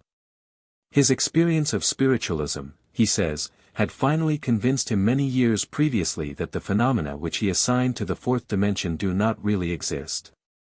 He says that at such spiritualistic seances answers are given unconsciously by the actual people present and that therefore all suppositions concerning the existence of the fourth dimension are pure imagination. These conclusions of Morozov are quite unexpected, and it is difficult to understand how they were arrived at. Nothing can be said against his opinion of spiritualism. The psychic side of spiritualistic phenomena is undoubtedly quite subjective. But it is quite incomprehensible why Morozov sees the fourth dimension in spiritualistic phenomena alone, and why, denying the spirits, he denies the fourth dimension. This looks like a ready-made solution offered by that official positivism, to which Morozov adhered and from which he was unable to depart. His previous arguments led in quite another direction. Besides spirits, there exist a number of phenomena quite real to us, i.e. of usual and everyday occurrence, but absolutely inexplicable without the help of hypotheses which would relate these phenomena to the world of the fourth dimension. But we are too accustomed to these phenomena and do not notice their miraculous character, do not notice that we live in a world of perpetual miracle, in a world of the mysterious, the inexplicable and, above all, the immeasurable. Morozov describes how miraculous our three-dimensional bodies would seem to the plane beings, how these beings would not know whence our bodies come and whither they disappear like spirits appearing from an unknown world. But in reality are we not beings just as fantastic and as changeable in our appearance for any stationary object, a stone or a tree? Further, do we not possess the properties of higher beings for animals? And are there no phenomena for us, for instance, all the manifestations of life, about which we do not know whence they come nor whither they go, phenomena such as the appearance of a plant from a seed, the birth of living things, and the like? And further, the phenomena of nature, thunderstorms, rain, spring, autumn, which we can neither explain nor interpret? Is not each of these phenomena of nature taken separately something of which we can feel only a little, touch only a part, like the blind men in the old Eastern fable who denayed an elephant each in his own way, one by its legs, another by its ears, a third by its tail? Continuing Morozov's reasonings concerning the relations between the world of three dimensions and the world of four dimensions, we have no grounds for looking for the latter only in the domain of spiritualism.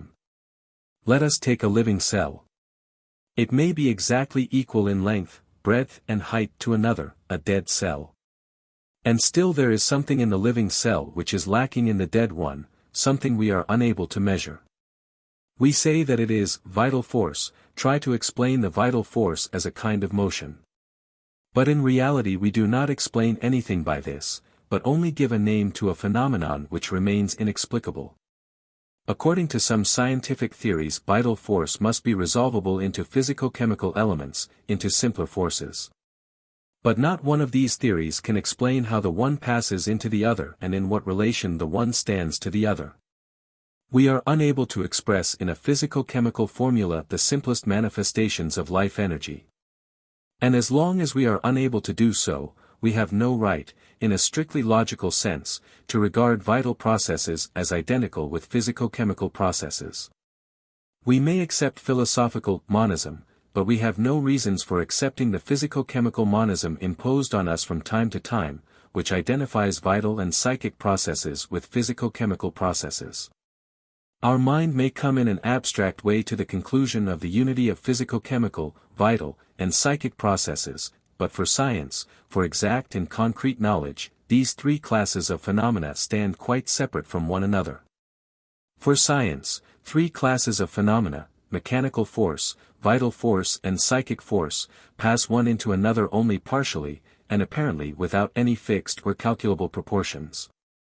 Therefore, scientists will be justified in explaining vital and psychic processes as a kind of motion only when they have found means of transforming motion into vital and psychic energy and vice versa, and of calculating such a transformation.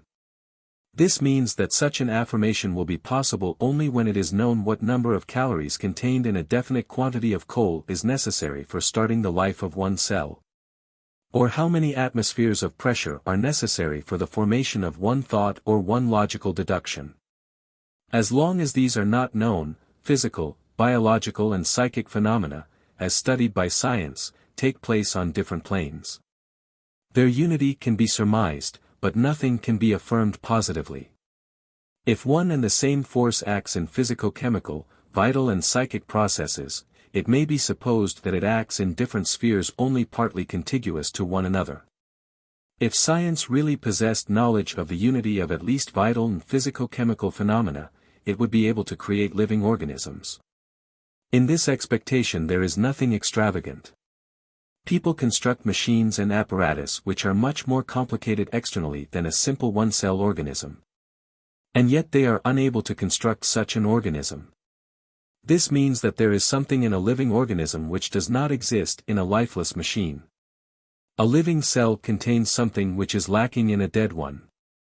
And we have every right to call this something equally inexplicable and immeasurable. And in examining man we have good reasons for putting to ourselves the question, which part is bigger in him, the measurable or the immeasurable? How can I answer your question, about the fourth dimension, writes Morozov in his letter to his fellow prisoners, when I myself have no dimension in the direction indicated by you? But what real grounds has Morozov for affirming so definitely that he has not this dimension? Can he measure everything in himself? Two principal functions of man, life and thought, are in the domain of the immeasurable. We know so vaguely and so imperfectly what man really is, and we have in ourselves so much that is enigmatic and incomprehensible from the point of view of the geometry of three dimensions, that we have no reason to deny the fourth dimension in denying spirits. On the contrary, we have ample grounds for looking for the fourth dimension precisely in ourselves. And we have to confess to ourselves clearly and definitely that we do not know in the least what man really is. For us he is an enigma, and we must accept this enigma as such. The fourth dimension promises to explain something in this enigma. Let us try to see what the fourth dimension can give us if we approach it with the old methods but without the old prejudices for or against spiritualism. Let us again imagine a world of plane beings possessing only two dimensions, length and breadth, and inhabiting a flat surface. 12. Let us imagine, on this surface, living beings having the shape of geometrical figures and capable of moving in two directions. At the very beginning of the examination of the conditions of life of these flat beings we come at once face to face with a very interesting fact. These beings will be able to move only in two directions on their plane. They will be unable to rise above this plane or to leave it. In the same way they will be unable to see or feel anything lying outside their plane. If one of these beings rises above the plane, he will completely pass away from the world of other beings similar to him, will vanish, disappear, no one knows whither. If we suppose that the organs of vision of these beings are situated on their edges, on their outer lines, then they will not be able to see the world lying outside their plane at all. They will see only lines lying on their plane. They will see each other not as they really are, i.e. in the shape of geometrical figures, but only in the form of lines. In the same way all the objects of their world will also appear to them as lines. And, what is very important, all lines, whether straight, curved, or with angles, or lying at different angles to the line of their edge, will appear to them alike. They will not be able to see any difference in the lines themselves. But at the same time, the lines will differ for them by strange properties which they will probably call the motion or the vibration of lines. The center of a circle will be entirely inaccessible to them. They will be quite unable to see it. In order to reach the center of a circle a two-dimensional being will have to dig or cut his way through the mass of the flat figure having the thickness of one atom. The process of digging will appear to him as an altering of the line of the circumference. If a cube is placed on his plane, then this cube will appear to him in the form of the 4 lines bounding the square touching his plane. Of the whole cube only this square will exist for him. He will be unable even to imagine the rest of the cube. The cube will not exist for him. If several bodies come into contact with his plane, for a plane being there will exist in each of them only one surface which has come into contact with his plane. This surface, that is, the lines bounding it, will appear to him as an object of his own world. If through his space, that is, through his plane, there passes a multicolored cube, the passage of the cube will appear to him as a gradual change in the color of the lines bounding the square which lies on his plane. If we suppose that the plane being is made able to see with his flat side, the one facing our world, it is easy to imagine what a wrong conception of our world he will receive. The whole universe will appear to him in the form of a plane. It is very probable that he will call this plane ether. Consequently, he will either completely deny all phenomena which take place outside his plane, or regard them as happening on his own plane, in his ether. Unable to explain on his plane all the phenomena observed by him, he may call them miraculous, lying above his understanding, beyond his space, in the 3rd dimension. Having observed that the inexplicable events occur in a certain consecutiveness, in a certain dependence one upon another, and also probably in a dependence on some laws, the plane being will cease to consider them miraculous and will attempt to explain them by means of more or less complicated hypotheses. The appearance of the dim idea of another parallel plane will be for a plane being the first step towards the right understanding of the universe. He will then imagine all the phenomena he is unable to explain on his own plane as occurring on that parallel plane. At this stage of development the whole of our world will appear to him as a plane parallel to his own plane. Neither relief nor perspective will exist for him as yet. A mountain landscape will appear to him as a flat photograph. His conception of the world will certainly be very poor, and full of errors. The big things will be taken for the small, and the small things for the big, and all together, whether near or far, will appear to him equally remote and inaccessible. Having recognized that there is a world parallel to his plane world, the two-dimensional being will say that of the true nature of the relations between these two worlds he knows nothing. In the parallel world there will be much that will appear inexplicable for a two-dimensional being. For instance, a lever or a couple of wheels on an axle. Their action will appear quite inconceivable to the plane being, whose conception of laws of motion is limited by motion on a plane. It is quite possible that this phenomenon will be considered supernatural and later will be called, in a more scientific way, superphysical. In studying these superphysical phenomena the plane being may stumble upon the idea that a lever, or wheels, contains something unmeasurable, but nevertheless existing. From this there is only one step to the hypothesis of the 3rd dimension. The plane being will base this hypothesis precisely on inexplicable facts, such as the rotation of wheels. He may ask himself whether the inexplicable may not really be the unmeasurable, and then begin gradually to elucidate for himself the physical laws of 3-dimensional space. But he will never be able to prove mathematically the existence of this 3rd dimension, because all his geometrical speculations will proceed only on a plane, on 2 dimensions. And therefore he will project on a plane the results of his mathematical conclusions, in this way destroying all their meaning. The plane being will be able to obtain his first notion of the nature of the 3rd dimension merely by means of logical reasonings and comparisons. This means that in examining the inexplicable that lies in the flat photograph, representing for him our world, the plane being may arrive at the conclusion that many phenomena are inexplicable for him.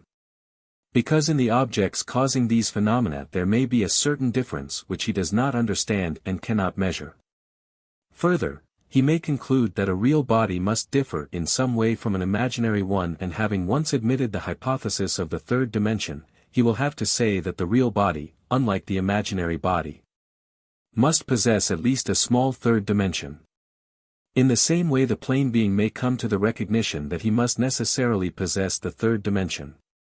After arriving at the conclusion that a real body of 2 dimensions cannot exist, that this is but an imaginary figure, the plane being will have to say to himself that, since the 3rd dimension exists, he must himself possess this 3rd dimension, because otherwise, having only two dimensions, he would be but an imaginary figure, that is, exist only in somebody's mind.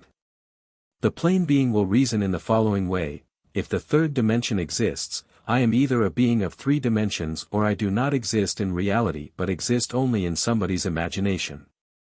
In reflecting why he does not see his third dimension, the plane being may come upon the thought that his extension along the third dimension, just like the extension of other bodies along the third dimension, is very small. These reflections may bring the plane being to the conclusion that for him the question of the third dimension is connected with the problem of small magnitudes.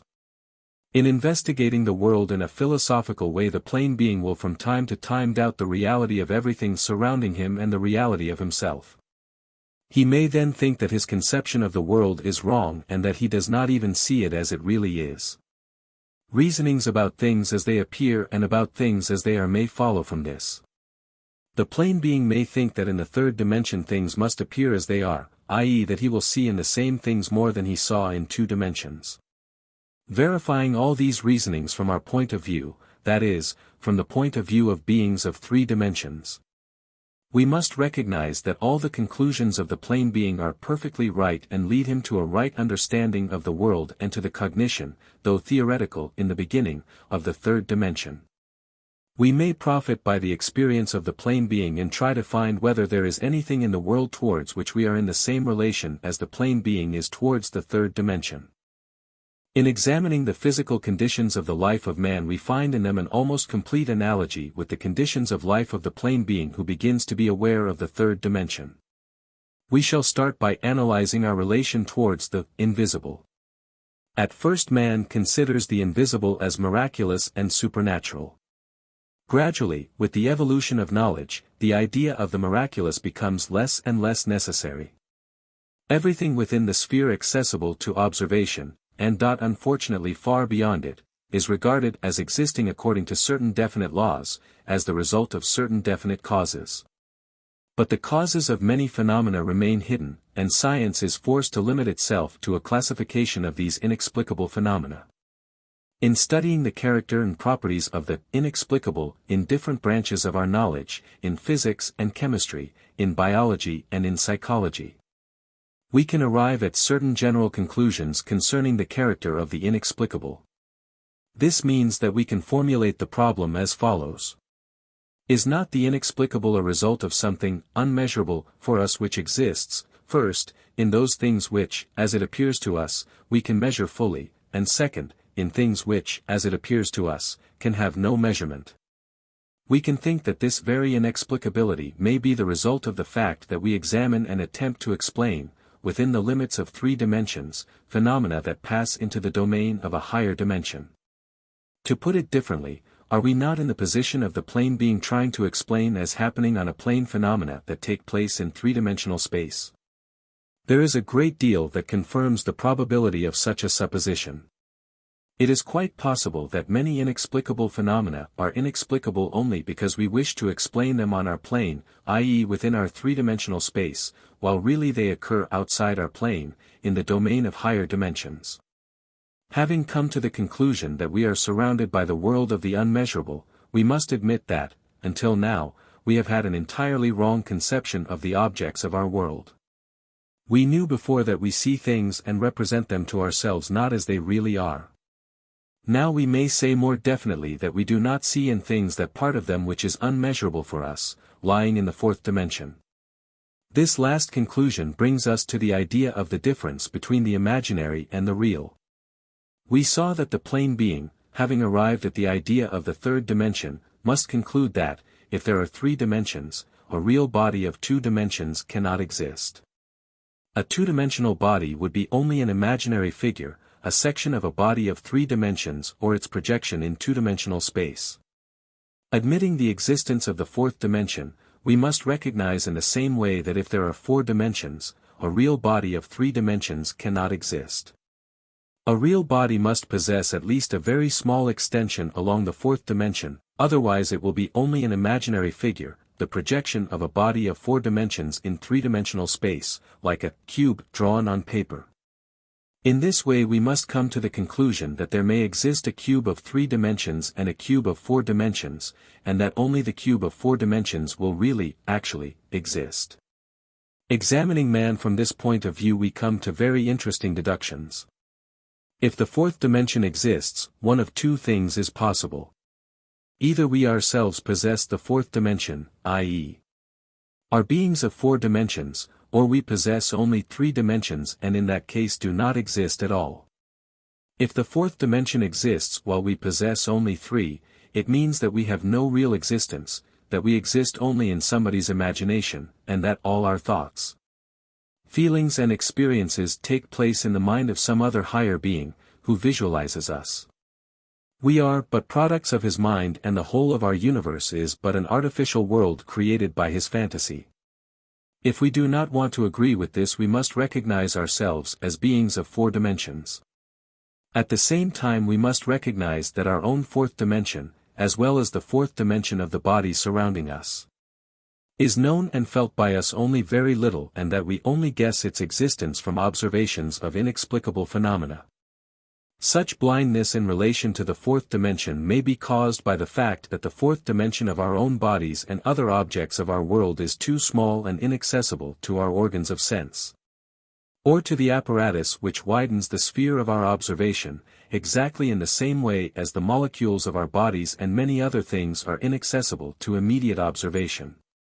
As regards objects possessing a greater extension in the 4th dimension, we feel them at times in certain circumstances, but refuse to recognize them as really existing.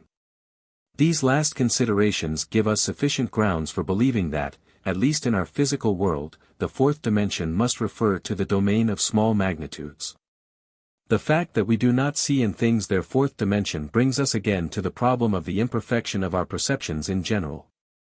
Even if we leave aside other defects of our perception and regard its activity only in relation to geometry, we shall have to admit that we see everything as very unlike what it really is. We do not see bodies, we see nothing but surfaces, sides and lines. We never see a cube, we see only a small part of it, never see it from all sides at once. From the 4th dimension it must be possible to see the cube from all its sides at once and from within, as though from its center. The center of a sphere is inaccessible to us. To reach it we must cut or dig our way through the mass of the sphere, i.e. act in exactly the same way as the plane being with regard to the circle.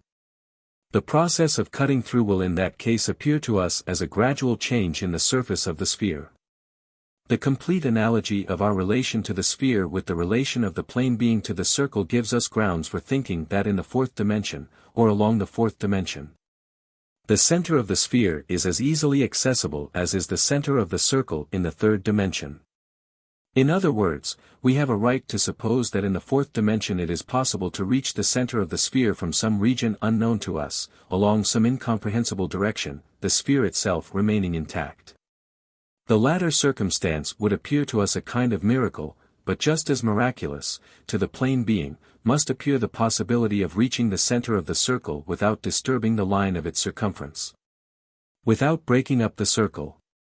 Continuing to imagine further the properties of vision or perception in the 4th dimension, we shall have to recognize that not only in a geometrical sense, but also in many other senses, it is possible from the 4th dimension to see in objects of our world much more than we do see.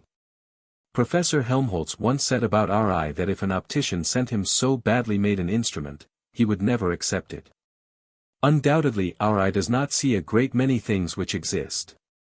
But if in the 4th dimension we see without the aid of such an imperfect instrument, we should be bound to see much more, that is, to see what is invisible for us now and to see everything without that net of illusions which veils the whole world from us and makes its outward aspect very unlike what it really is. The question may arise why we should see in the 4th dimension without the aid of eyes, and what this means. It will be possible to answer these questions definitely only when it is definitely known that the 4th dimension exists and when it is known what it really is. But so far it is possible to consider only what might be in the 4th dimension, and therefore there cannot be any final answers to these questions. Vision in the 4th dimension must be effected without the help of eyes. The limits of eyesight are known, and it is known that the human eye can never attain the perfection even of the microscope or telescope. But these instruments, with all the increase of the power of vision which they afford, do not bring us in the least nearer to the fourth dimension. So it may be concluded that vision in the fourth dimension must be something quite different from ordinary vision. But what can it actually be? Probably it will be something analogous to the vision by which a bird flying over northern Russia sees Egypt, whither it migrates for the winter. Or to the vision of a carrier pigeon which sees, hundreds of miles away, its loft, from which it has been taken in a closed basket. Or to the vision of an engineer making the first calculations and first rough drawings of a bridge, who sees the bridge and the trains passing over it. Or to the vision of a man who, consulting a timetable, sees himself arriving at the station of departure and his train arriving at its destination. Now, having outlined certain features of the properties which vision in the fourth dimension should possess, we must endeavor to define more exactly what we know of the phenomena of that world. Again, making use of the experience of the two-dimensional being, we must put to ourselves the following question: are all the phenomena of our world explicable from the point of view of physical laws?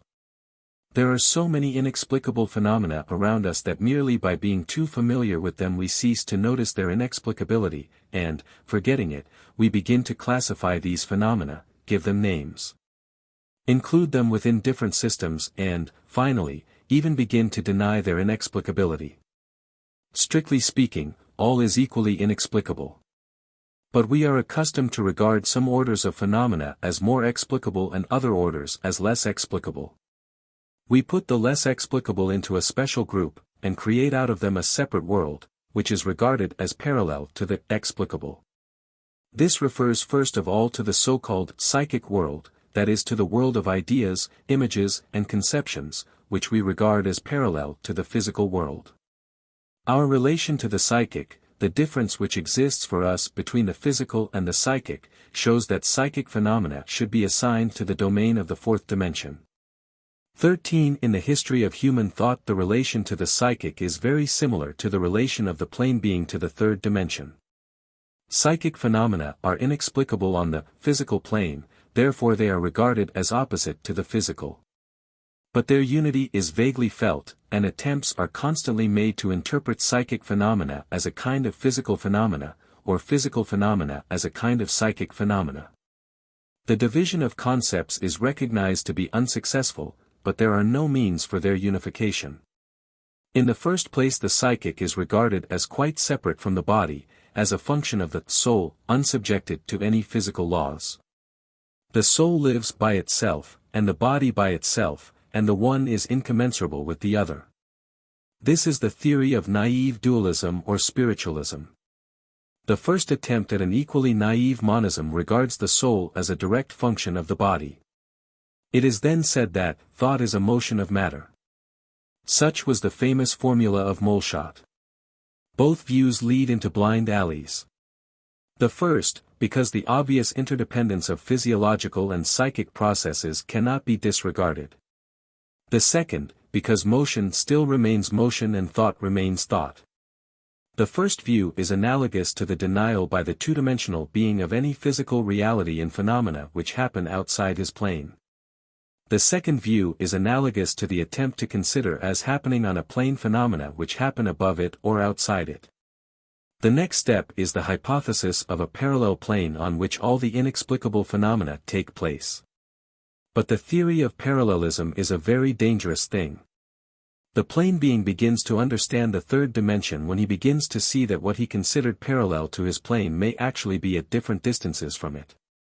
The idea of relief and perspective will then appear in his mind, and the world and things will take for him the same form as they have for us. We shall understand more correctly the relation between physical and psychic phenomena when we clearly understand that the psychic is not always parallel to the physical and may be quite independent of it. And parallels which are not always parallel are evidently subject to laws that are incomprehensible to us, to laws of the world of four dimensions. At the present day it is often said, we know nothing about the exact nature of the relations between physical and psychic phenomena. The only thing we can affirm and which is more or less established is that, for every psychic process, thought or sensation there is a corresponding physiological process, which manifests itself in at least a feeble vibration in nerves and brain fiber and in chemical changes in different tissues. Sensation is defined as the consciousness of a change in the organs of sense. This change is a certain motion which is transmitted into brain centers, but in what way the motion is transformed into a feeling or a thought is not known. The question arises, is it not possible to suppose that the physical is separated from the psychic by four-dimensional space, i.e., that a physiological process, passing into the domain of the fourth dimension, produces their effects which we call feeling or thought?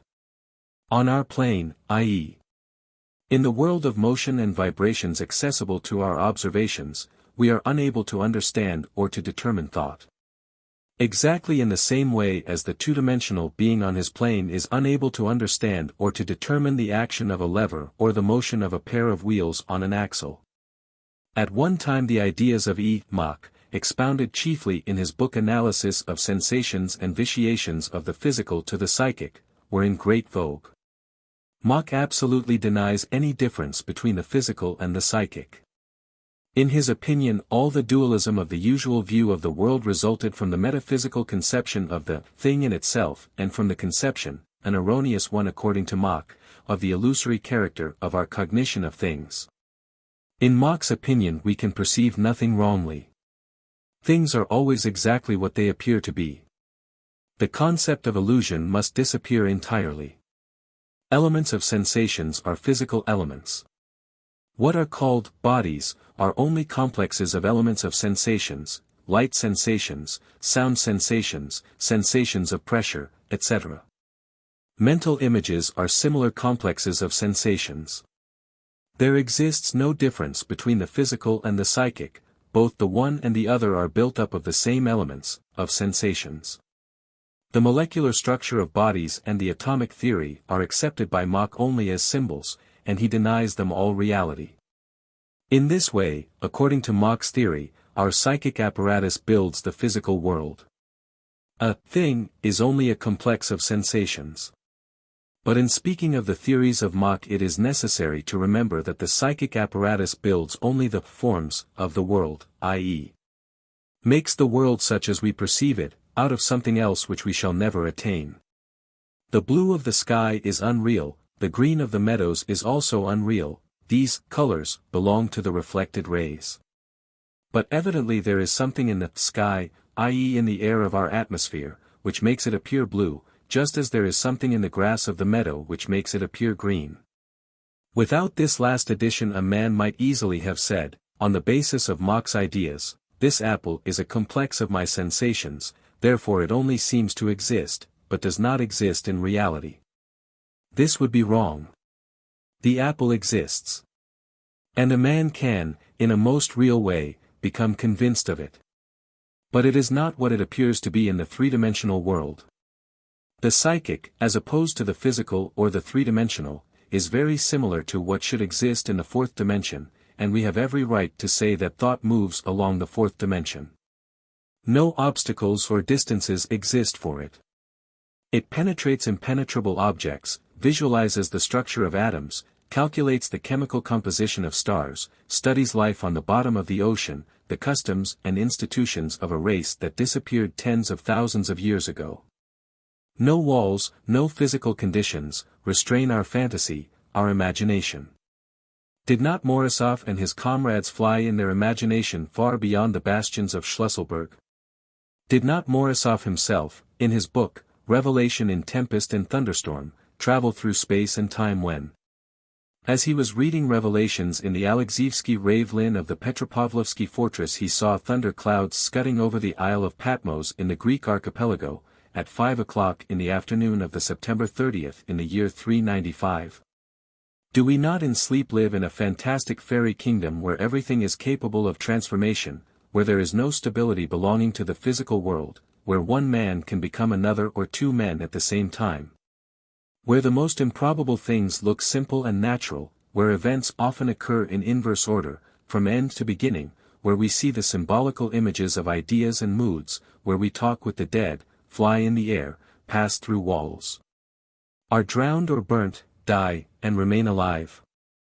All this taken together shows us that we have no need to think that the spirits that appear or fail to appear at spiritualistic seances must be the only possible beings of 4 dimensions.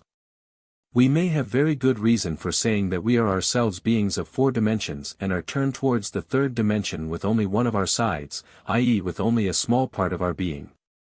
Only this part of us lives in 3 dimensions, and we are conscious only of this part as our body. The greater part of our being lives in the 4th dimension, but we are unconscious of this greater part of ourselves. Or it would be still more true to say that we live in a 4-dimensional world, but are conscious of ourselves only in a 3-dimensional world. This means that we live in one kind of conditions, but imagine ourselves to be in another. The conclusions of psychology bring us to the same idea, but by a different road. Psychology comes, though very slowly, to the recognition of the possibility of awakening our consciousness, i.e. the possibility of a particular state of it, when it sees and feels itself in a real world having nothing in common with this world of things and phenomena, in a world of thoughts, mental images and ideas. In discussing earlier the properties of the 4th dimension, I mentioned that the tesseract, that is, A4, may be obtained by the movement of a cube in space, on the condition that all the points of the cube move.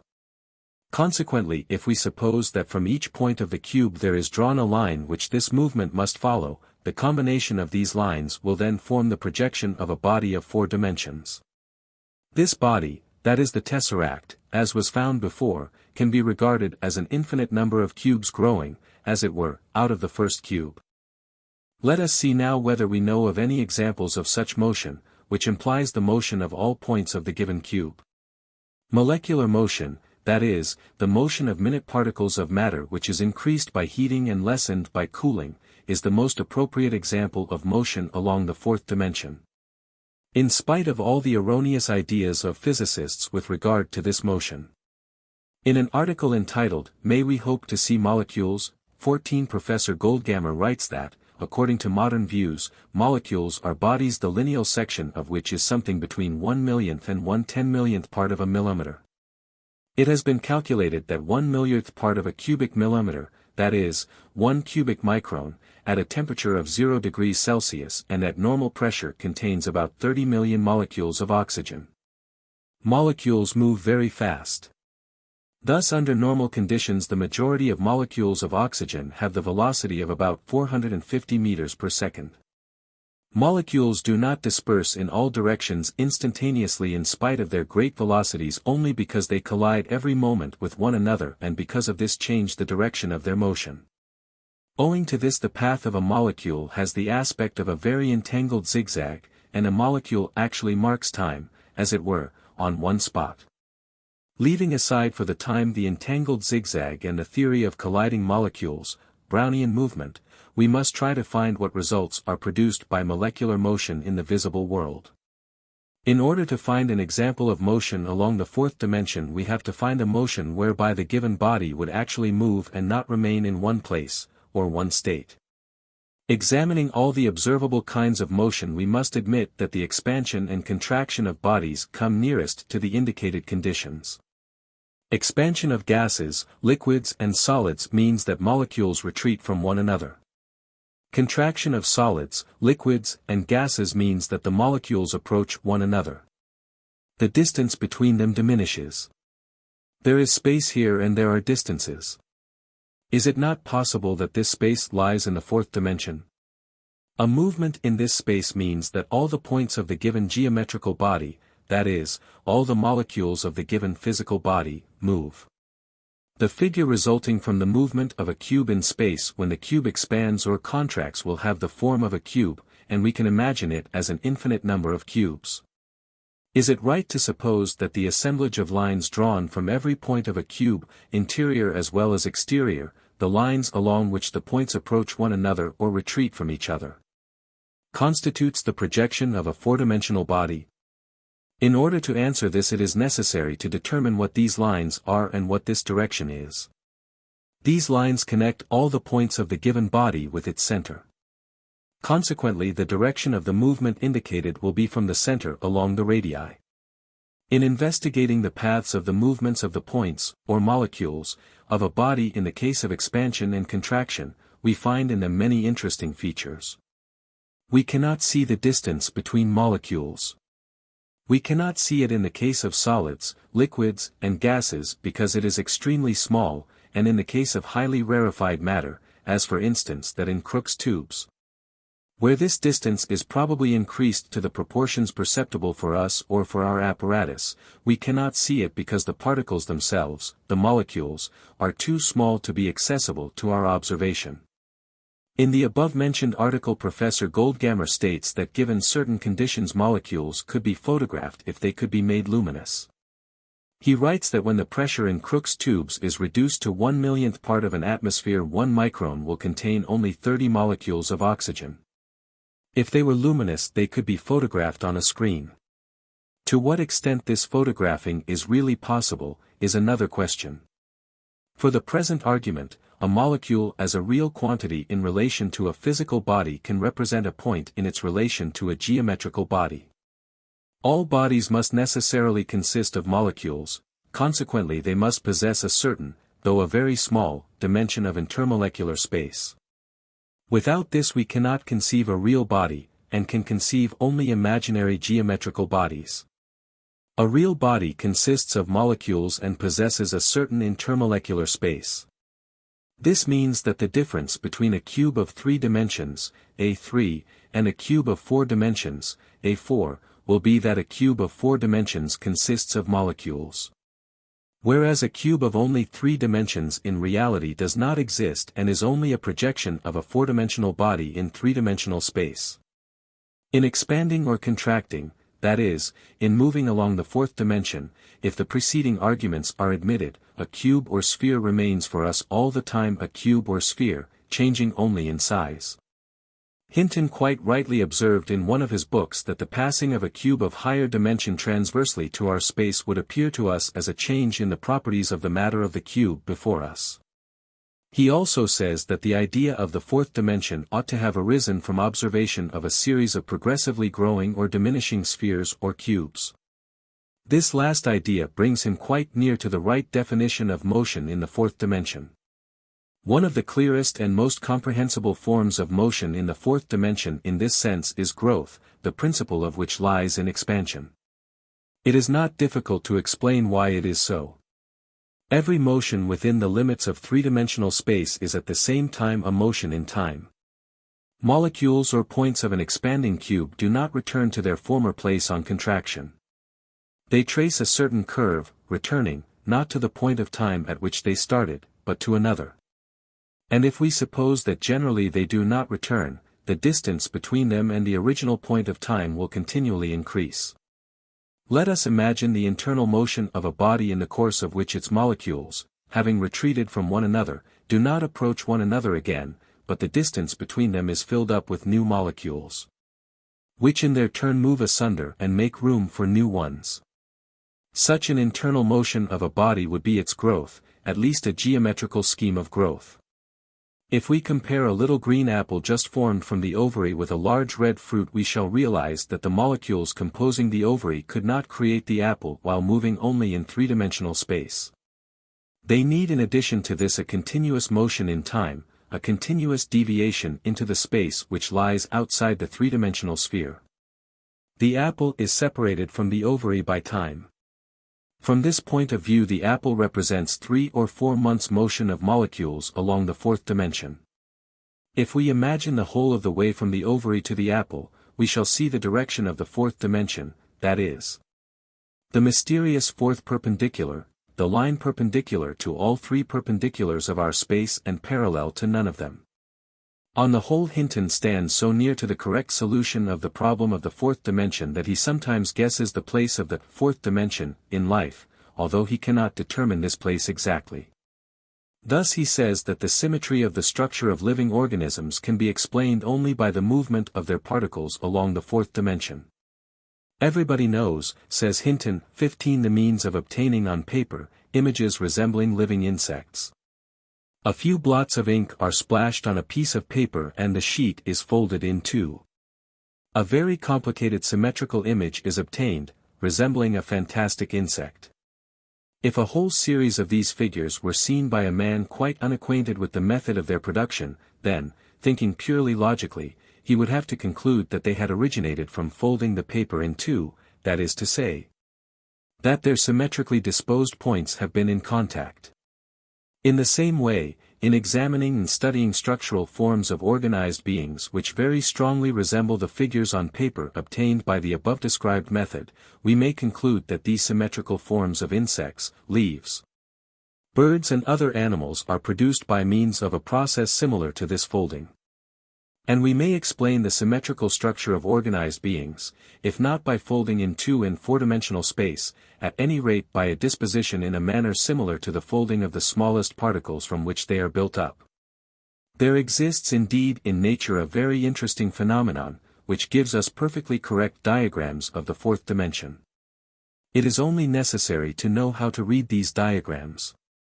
They are seen in the fantastically varied but always symmetrical shapes of snowflakes, and also in the designs of the flowers, stars, ferns and lacework which frost makes on window panes.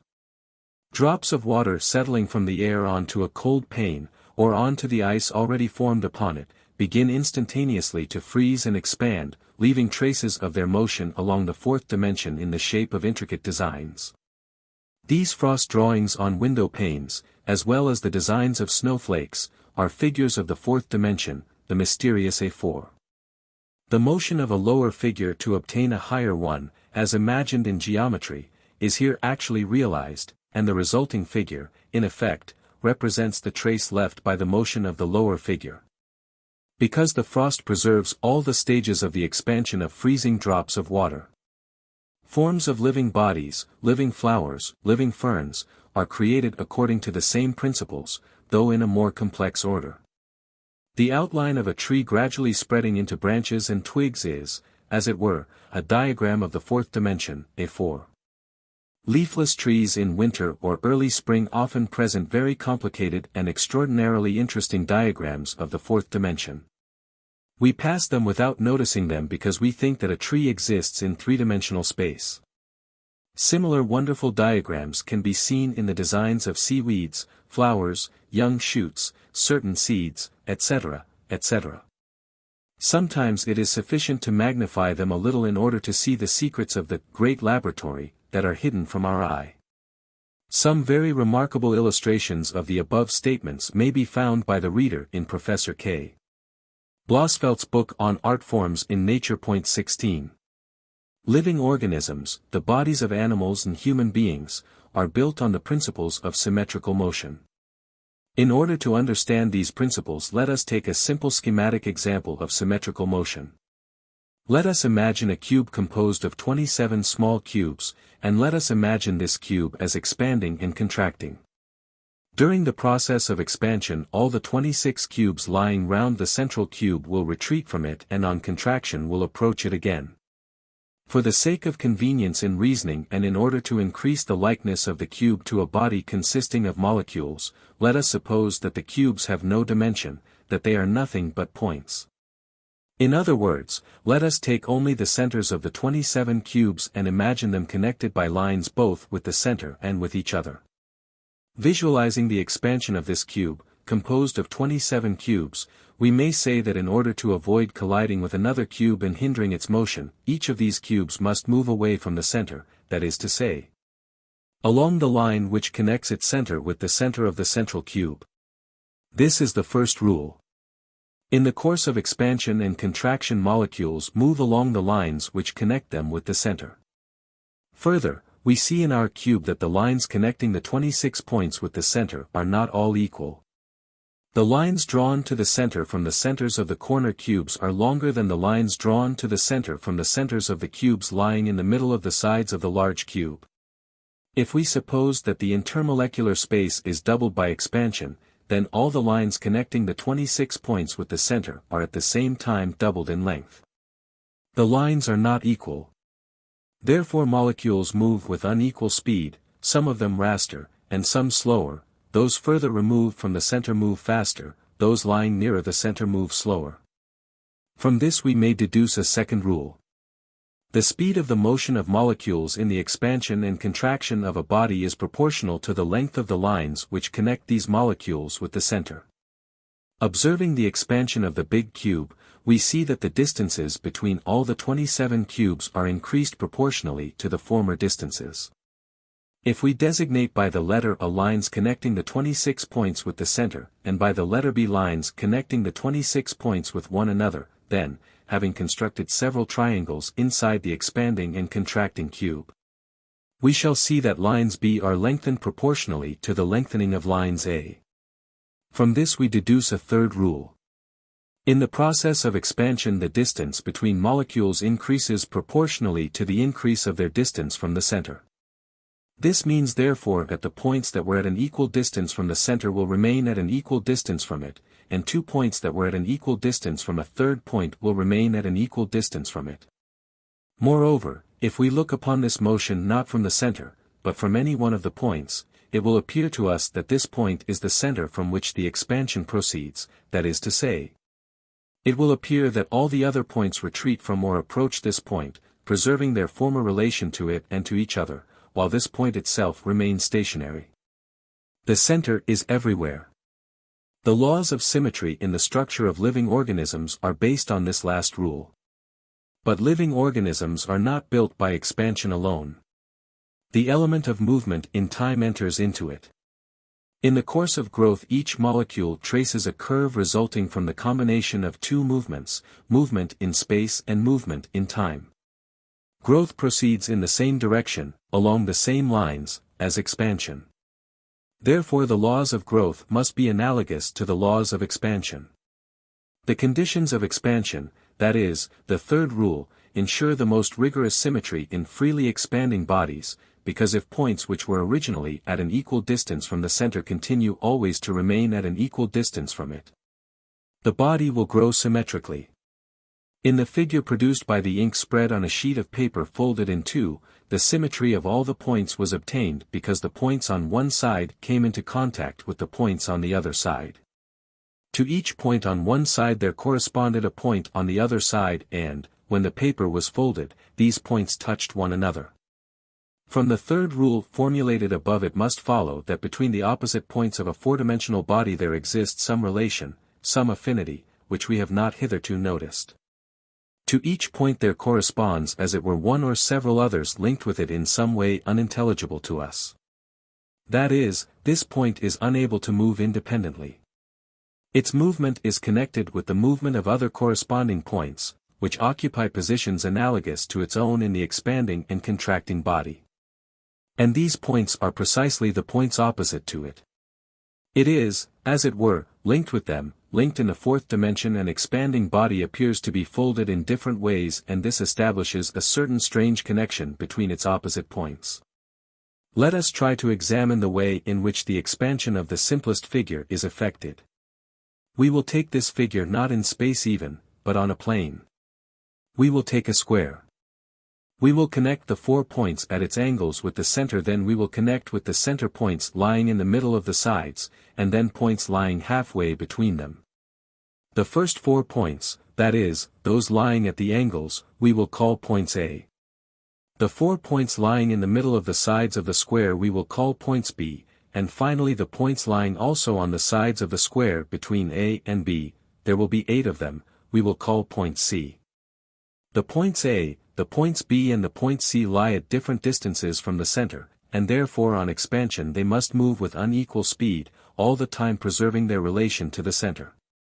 At the same time all the points A are connected among themselves, just as the points B are connected among themselves and as the points C are connected among themselves. Between the points of each group there is a strange inner connection. They must remain at equal distances from the center. Let us now suppose that the square is expanding, or in other words that all the points A, B and C retreat from the center along radii. As long as the expansion of the figure proceeds unhindered, the movement of the points will follow the above-mentioned rules, and the figure will remain a square and preserve a most exact symmetry. But let us suppose that suddenly some obstacle has arisen on the path of the motion of one of the points C, forcing this to stop. In such a case there are 2 possible alternatives. Either all the other points C will continue to move as if nothing had happened, or they also will stop. If they continue to move, the symmetry of the figure will be broken. If they stop, it will mean a strict observance of the deduction from the third rule, according to which points at an equal distance from the center must on expansion remain at an equal distance from it. In fact, if all the points C1, obeying the mysterious affinity which exists between them and the point C which met with an obstacle, stop, while points A and B continue to move, then the square will be transformed into a regular, perfectly symmetrical star. It is quite possible that a similar thing happens in the process of the growth of plants and living organisms. Let us take a more complicated figure, in which the center from which the expansion starts is not a point, but a line, and in which the points retreating from the center on expansion are disposed on both sides of that line. An analogous expansion will then produce not a star, but something resembling a dentate leaf. If we take this figure as lying in three-dimensional space instead of on a plane and suppose that the centers from which the expansion develops lie not on one but on several axes, we shall obtain on expansion a figure which may resemble a living body with symmetrical limbs, etc. And if we suppose a movement of the atoms of this figure in time, we shall obtain the growth of a living body. Laws of growth, that is, of motion originating in the center and proceeding along radii in expansion and contraction, establish a theory which may explain the causes of the symmetrical structure of living bodies. The definition of states of matter in physics has been becoming more and more conditional. At one time there was an attempt to add to the three generally known states, solid, liquid, and gaseous, a fourth, radiant matter, as the greatly rarefied gases in Crookes tubes were called. Then there exists a theory which considers the colloidal, gelatinous, state of matter as an independent state of matter, different from solid, liquid, and gaseous. Organized matter, from the point of view of this theory, is a kind of colloidal matter or is formed from the colloidal matter. The concept of matter in these states was opposed to the concept of energy. Then appeared the electronic theory, in which the concept of matter became very little different from the concept of energy. Later came various theories of the structure of the atom, which introduced many new ideas into the concept of matter. But in this domain more than any other, scientific theories differ from ordinary life conceptions. For a direct orientation in the world of phenomena it is necessary for us to distinguish matter from energy, and it is necessary to distinguish the three states of matter, solid, liquid, and gaseous. At the same time it must be recognized that even these three states of matter known to us are distinguished by us clearly and indisputably only in their most classical forms, like a piece of iron, the water in a river, the air which we breathe. But the transitional forms overlap and are not clear. Therefore very often we do not know exactly when one state passes into the other, cannot draw a definite line of demarcation between the states of matter, cannot say when a solid has been transformed into a liquid, when a liquid has been transformed into gas. We presume that different states of matter depend on a different cohesion of molecules, on the speed and properties of molecular motion, but we distinguish these states only by their external traits, which are very inconstant and often become intermixed. It can be said definitely that the finer the state of matter the more energetic it is considered to be, that is to say, containing as it were less substance and more motion. If matter is opposed to time, it will be possible to say that each finer state contains more time and less matter than a coarser state.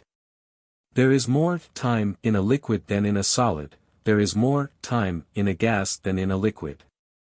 If we accept the possibility of the existence of still finer states of matter, they should be more energetic than those recognized by physics. They should contain, according to the above, more time and less space, still more motion and still less substance. The logical necessity of energetic states of matter has long been accepted in physics and is proved by very clear reasoning. What after all is substance? 17 The definition of substance has never been very clear and has become still less clear since the discoveries of modern science. Is it possible, for instance, to define as a substance the mysterious agent to which physicists have recourse for the explanation of phenomena of heat and light? This agent, this medium, this mechanism, call it what you like, nevertheless exists, for it manifests itself in indisputable action. Besides, it is deprived of the qualities without which it is difficult to imagine a substance. It has no weight, and possibly it has no mass. It does not produce any direct impression on any one of our organs of sense. In a word, it does not possess a single feature which would indicate what was formerly called material. On the other hand, it is not a spirit, at least nobody has ever thought of calling it that. But does it mean that it is necessary to deny its reality only because it cannot be classified as substance? Is it necessary in the same way and for the same reason to deny the reality of the mechanism by means of which gravitation is transmitted into the depths of space with a velocity infinitely greater than the velocity of light?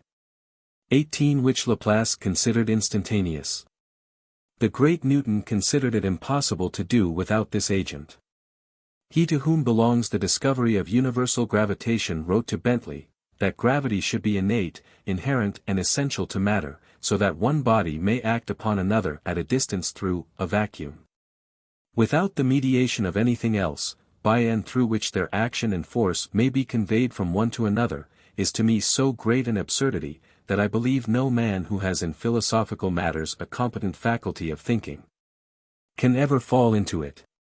Gravity must be caused by an agent acting constantly according to certain laws, but whether this agent be material or immaterial, I have left to the consideration of my readers. Third letter to Bentley, February 25, 1692.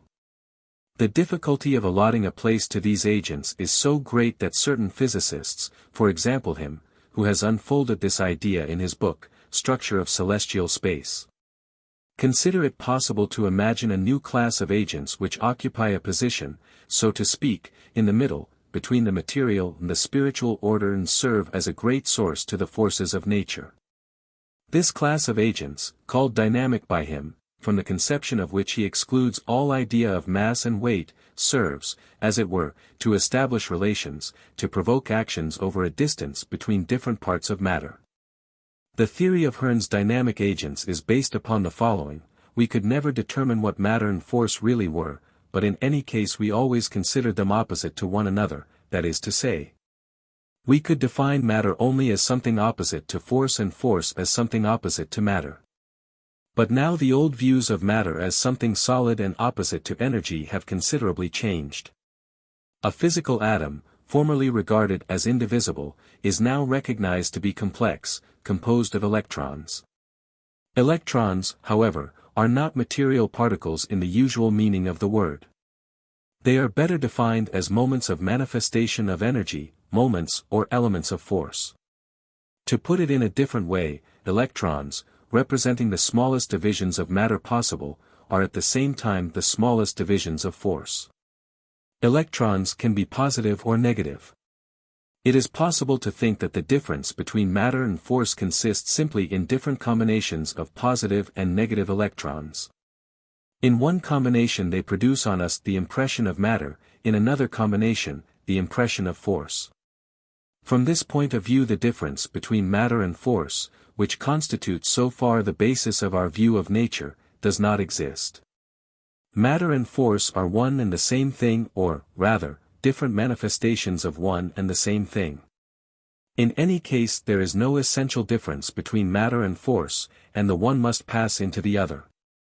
From this point of view matter is nothing but condensed energy.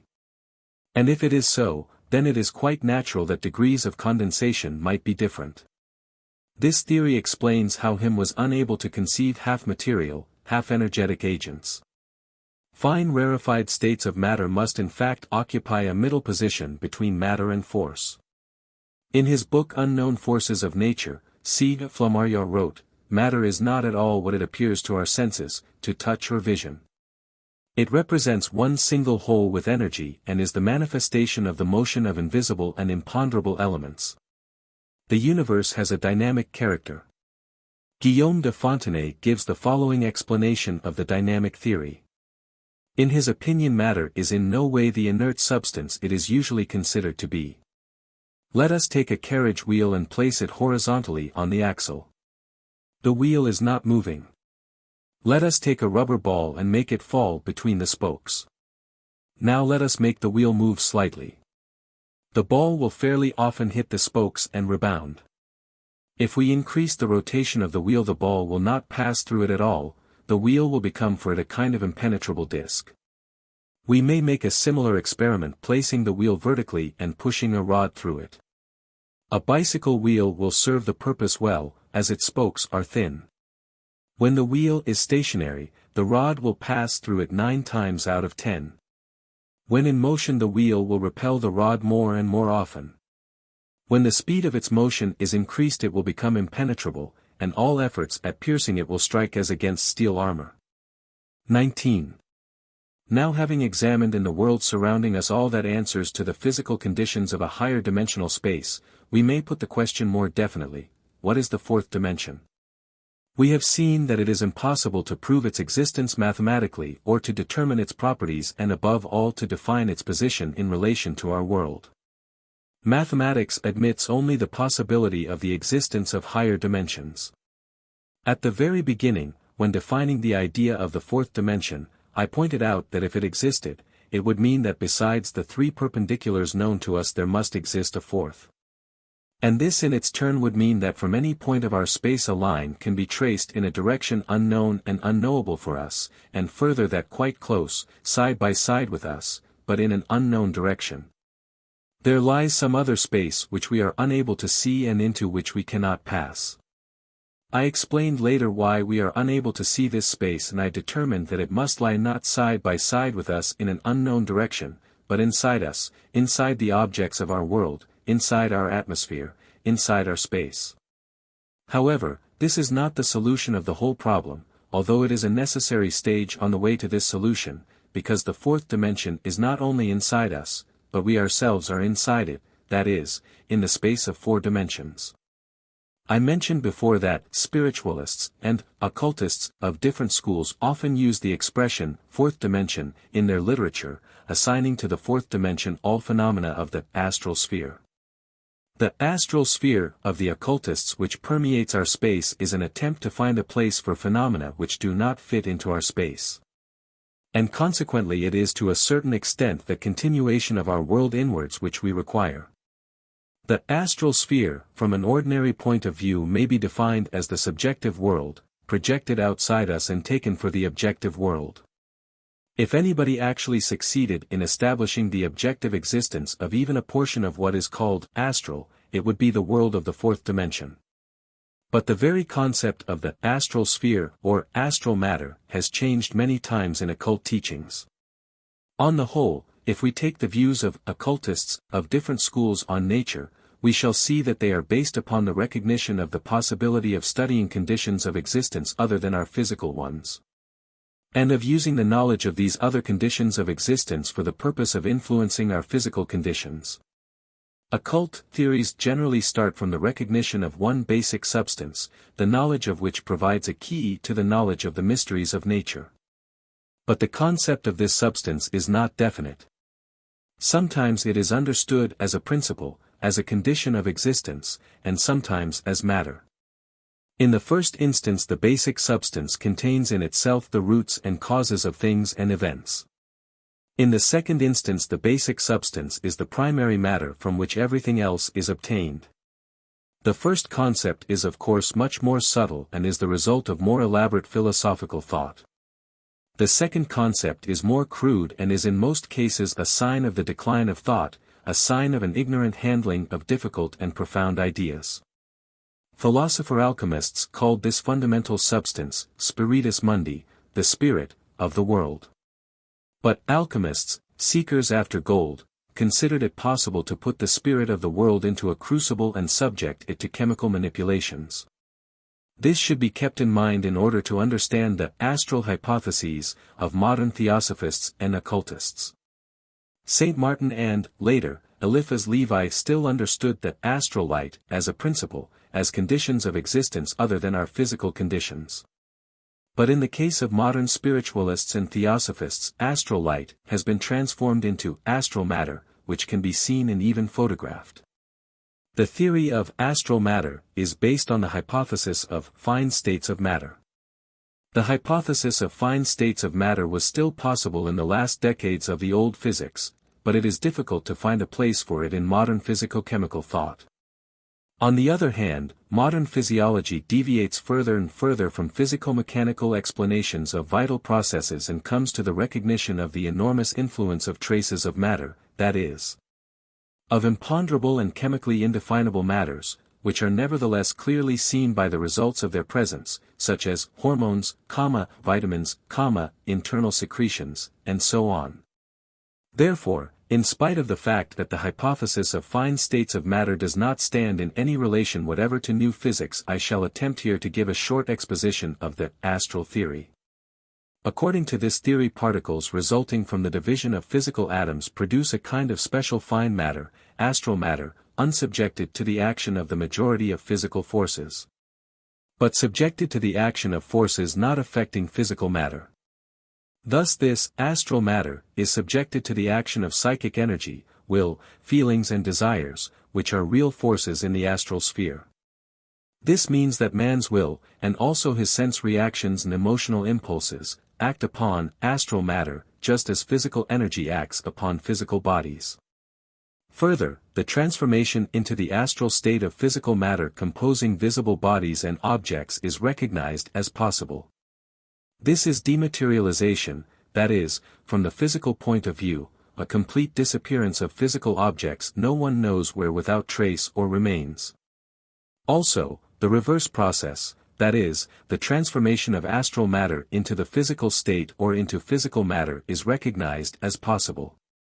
This is materialization, that is, the appearance of things, objects and even living beings from no one knows where. Moreover, it is recognized as possible that matter which enters into the composition of a physical body, after having been transformed into the astral state, may return to the physical state in another form. Thus one metal, having been transformed into the astral state, may return in the form of another metal. In this way alchemical processes are explained by the temporary transference of some body, most often some metal, into an astral state where matter is subject to the action of will, or of spirits, and may change entirely under the influence of this will and reappear in the physical world as another metal. Thus iron can change into gold. It is recognized as possible to accomplish this transformation of matter from one state into another and the transformation of one body into another by means of mental influence, assisted by certain rituals, etc. Further, it is considered possible to see in the astral sphere events which have not yet happened in the physical sphere, but which must happen and must influence both the past and the future. All this taken together makes up the content of what is called magic. Magic, in the usual understanding of this word, means the capacity to accomplish what cannot be accomplished by ordinary physical means. Such would be, for instance, the power to influence psychically people and objects at a distance, to see people's actions and to know their thoughts, to make them disappear from our world and appear in unexpected places. The capacity to change one's appearance and even one's physical nature, to transfer oneself in some inconceivable way to great distances, to pass through walls, etc. Occultists explain all such acts by the knowledge of the properties of the astral sphere possessed by magicians and their ability to act mentally upon astral matter and through it upon physical matter. Certain kinds of sorcery can be explained by the imparting of special properties to inanimate objects. This is attained by means of influencing psychically their astral matter, by a special kind of psychic magnetization of them. In this way magicians could impart to objects any properties they chose, make them execute their will, bring good or evil to other people, warn them against impending disasters, give force or take force away. To such magical practices belongs, for instance, the blessing of water, which has now become nothing but a rite in Christian and Buddhist religious services. Originally it was an operation undertaken for the purpose of saturating water psychically with certain radiations or emanations with the aim of endowing it with the desired qualities, curative or other. In theosophical and modern occult literature there are many very picturesque descriptions of the astral sphere. But no proofs of the objective existence of the astral sphere are anywhere given. Spiritualistic proofs, that is, phenomena at séances, or mediumistic phenomena in general, communications, etc. ascribed to spirits, that is, to disincarnated souls, are in no sense proofs, because all these phenomena can be explained much more simply. In the chapter on dreams I point out the possible meaning of spiritualistic phenomena as the results of impersonation. Theosophical explanations based upon clairvoyance require first of all proof of the existence of clairvoyance, which remains unproved in spite of the number of books in which the authors have described what they attained or what they found by means of clairvoyance. It is not generally known that in France there exists a prize, established many years ago, which offers a considerable sum of money to anybody who would read a letter in a dosed envelope. The prize remains unclaimed. Both the spiritualistic and the theosophical theories suffer from one common defect which explains why astral hypotheses remain always the same and receive no proofs. Space and time are taken both in spiritualistic and in theosophical astral theories in exactly the same way as in the old physics, that is, separately from one another. Disincarnated spirits or astral beings or thought forms are taken spatially as bodies of the fourth dimension, but in time as physical bodies. In other words, they remain in the same time conditions as physical bodies. And it is precisely this that is impossible. If fine states of matter produce bodies of different spatial existence, these bodies must have a different time existence. But this idea does not enter into theosophical or spiritualistic thought. In this chapter there has been collected only the historical material relating to the study of the fourth dimension. Or rather that part of the historical material which brings one nearer to the solution of the problem or at least to its more exact formulation. In this book, in the chapter, A New Model of the Universe, I show how the problems of space-time are connected with the problems of the structure of matter, and consequently the structure of the world. And how they lead to a right understanding of the real world, avoiding a whole series of unnecessary hypotheses, both pseudo-occult and pseudo-scientific. 1908 to 1929. Chapter 3. Superman. Permanence of the idea of Superman in the history of thought, imaginary novelty of the idea of Superman, Superman in the past and Superman in the future, Superman in the present, Superman and the idea of evolution, Superman according to Nietzsche. Can Superman be a complicated and contradictory being?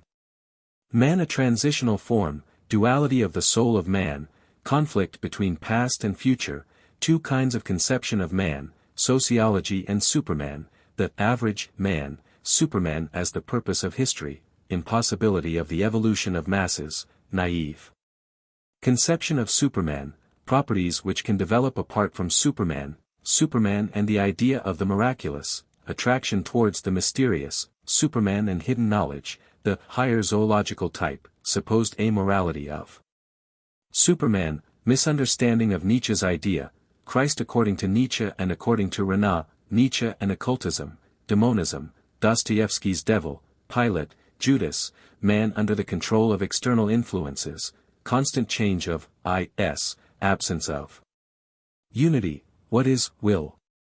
Ecstasy, the inner world of Superman, remoteness of the idea of Superman, the ancient mysteries, gradual initiation, idea of ritual in magic, the magician who invoked a spirit stronger than himself, the face of God, the Sphinx and its riddle, different orders of ideas, inexpert approach to ideas, the problem of time, eternity, the world of infinite possibilities, inner and outer understanding of Superman, the problem of time and the psychic apparatus, Gichtel's perfect man, Superman as the higher real knowledge, outer understanding of the idea of Superman, right way of thinking, Talmud legend about Moses.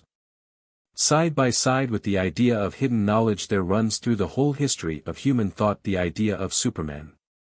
The idea of Superman is as old as the world.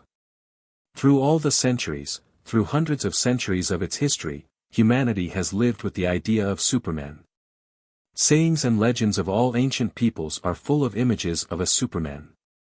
Heroes of myths, titans, demigods, Prometheus who brought fire from heaven, prophets, messiahs and saints of all religions, heroes of fairy tales and epic songs. Knights who rescue captive princesses, awake sleeping beauties, vanquish dragons, and fight giants and ogres, all these are images of a Superman. Popular wisdom of all times and all peoples has always understood that man, as he is, cannot arrange his own life by himself. Popular wisdom has never regarded man as the crowning achievement of creation.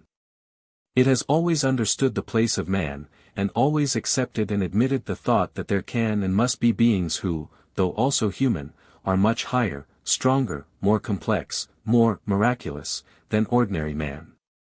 It is only the opaque and sterilized thought of the last centuries of European culture which has lost touch with the idea of Superman and put as its aim man as he is, as he always was and always will be. And in this comparatively short period of time, European thought had so thoroughly forgotten the idea of Superman that, when Nietzsche threw out this idea to the West, it appeared new, original and unexpected. In reality this idea has existed from the very beginning of human thought known to us. After all, Superman has never completely vanished in modern Western thought.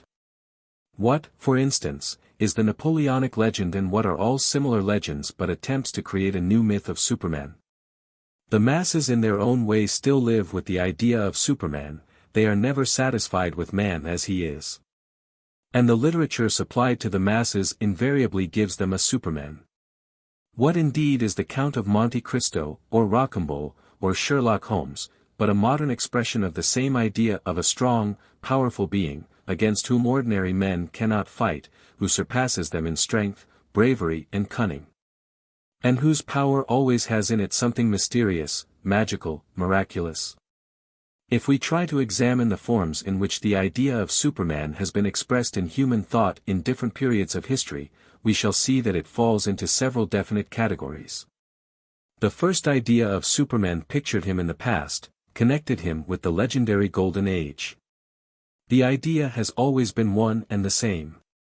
People dreamt of, or remembered, times long past when their life was governed by supermen, who struggled against evil, upheld justice and acted as mediators between men and the deity, governing them according to the will of the deity. Giving them laws, bringing them commandments. The idea of theocracy is always connected with the idea of Superman. God, or gods, whatever they were called, always governed people with the help and mediation of supermen, prophets, chiefs, kings, of a mysterious superhuman origin. Gods could never deal directly with men. Man never was and never considered himself sufficiently strong to look upon the face of the deity and receive laws directly. All religions begin with the advent of a Superman. Revelation always comes through a Superman. Man has never believed himself able to do anything of real significance. But dreams of the past could not satisfy man, he began to dream of the future, of the time when a Superman would come again. From this a new conception of Superman resulted. People began to expect the Superman. He was to come, arrange their affairs, govern them, teach them to obey the law, or bring them a new law, a new teaching, a new knowledge, a new truth, a new revelation. The Superman was to come to save men from themselves, as well as from the evil forces surrounding them. Almost all religions contain such an expectation of a Superman, an expectation of a prophet, of a Messiah. In Buddhism the idea of Superman completely replaces the idea of the deity, because Buddha is not God, he is only a Superman. The idea of Superman has never been absent from the consciousness of mankind. The image of a Superman was shaped out of very varied elements.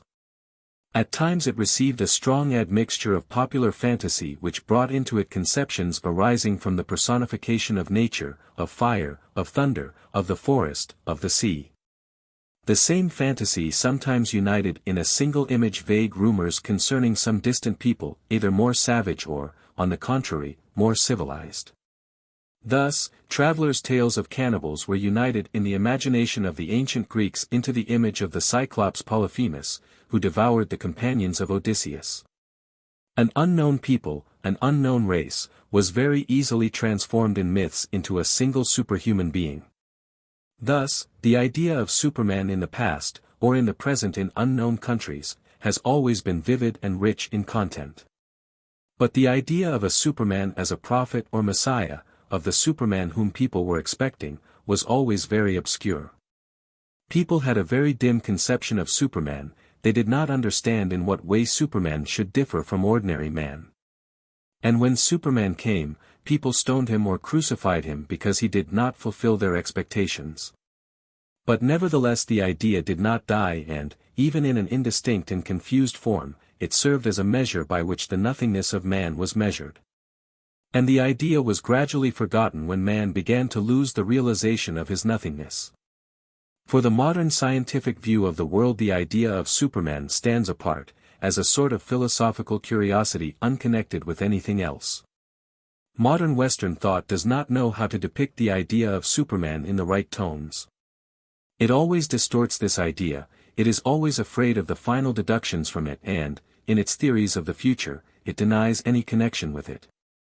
This attitude towards the idea of Superman is based upon a wrong understanding of the ideas of evolution. The chief defects of the modern understanding of evolution have been pointed out in an earlier chapter. Superman, if he ever enters scientific thought, is regarded as the product of the evolution of man, although as a rule this term is not used at all and is replaced by the term a higher type of man. In this connection, evolutionary theories have become the basis of a naive optimistic view of life and of man. It is as though people said to themselves, now that evolution exists and now that science recognizes evolution, it follows that all is well and must in future become still better. In the imagination of the modern man reasoning from the point of view of the ideas of evolution, everything should have a happy ending. A story should necessarily end in a wedding. It is precisely here that the chief mistake with regard to the ideas of evolution lies. Evolution, however it be understood, is not assured for anyone or for anything. The theory of evolution means only that nothing stands still, nothing remains as it was, everything inevitably goes either up or down, but not at all necessarily up. To think that everything necessarily goes up, this is the most fantastic conception of the possibilities of evolution. All the forms of life we know are either the result of evolution, or the result of degeneration. But we cannot discriminate between these two processes, and we very often mistake the results of degeneration for the results of evolution. Only in one respect we make no mistake, we know that nothing remains as it was. Everything lives, everything is transformed. Man also is transformed, but whether he is going up or down is a big question. Moreover, evolution in the true sense of the word has nothing in common with the anthropological change of the type, even if we consider such a change of type as established. Nor has evolution anything in common with the change of social forms, customs and laws, nor with the modification and evolution of forms of slavery or means of warfare.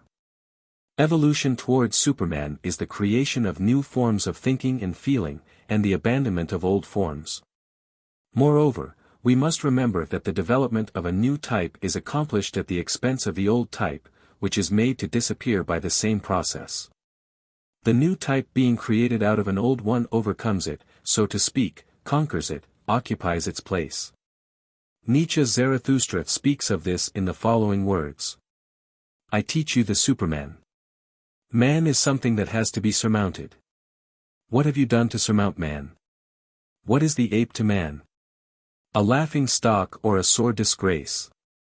And just the same shall man be to the Superman, a laughing stock or a sore disgrace. 20. Even the wisest of you is but a discord, and a hybrid of plant and phantom. Man is a rope over an abyss. A dangerous crossing, a dangerous wayfaring, a dangerous looking back, a dangerous trembling and halting. What is great in man is that he is a bridge and not a goal. What is lovable in man is that he is an overgoing and a downgoing. 21. These words of Zarathustra have not entered into our usual thinking. And when we picture to ourselves a Superman, we accept and approve in him just those sides of human nature which should be discarded on the way. Superman appears to us as a very complicated and contradictory being. In reality, Superman must be a clearly defined being. He cannot have within him that eternal inner conflict, that painful inner division, which men continually feel, and which they ascribe even to gods. At the same time there cannot be two opposite types of Superman. Superman is the result of a definite movement, of a definite evolution. In ordinary thinking, Superman appears as a hypertrophied man with all sides of his nature greatly exaggerated. This, of course, is quite impossible, because one side of human nature can develop only at the expense of other sides, and Superman can be the expression of only one, and moreover of a very definite, side of human nature. These wrong conceptions of Superman are due in a considerable degree to the fact that ordinary thought considers man to be a much more finished type than he really is. The same naive view of man lies at the base of all existing social sciences and theories. All these theories have in view only man and his future. They either endeavor to foresee the possible future of man, or recommend the best methods, from their point of view, of organizing the life of man, of giving man all the happiness possible, of freeing man from unnecessary suffering, from injustice, and so on. But people do not see that attempts at a forcible application of such theories to life result only in increasing the amount of suffering and injustice.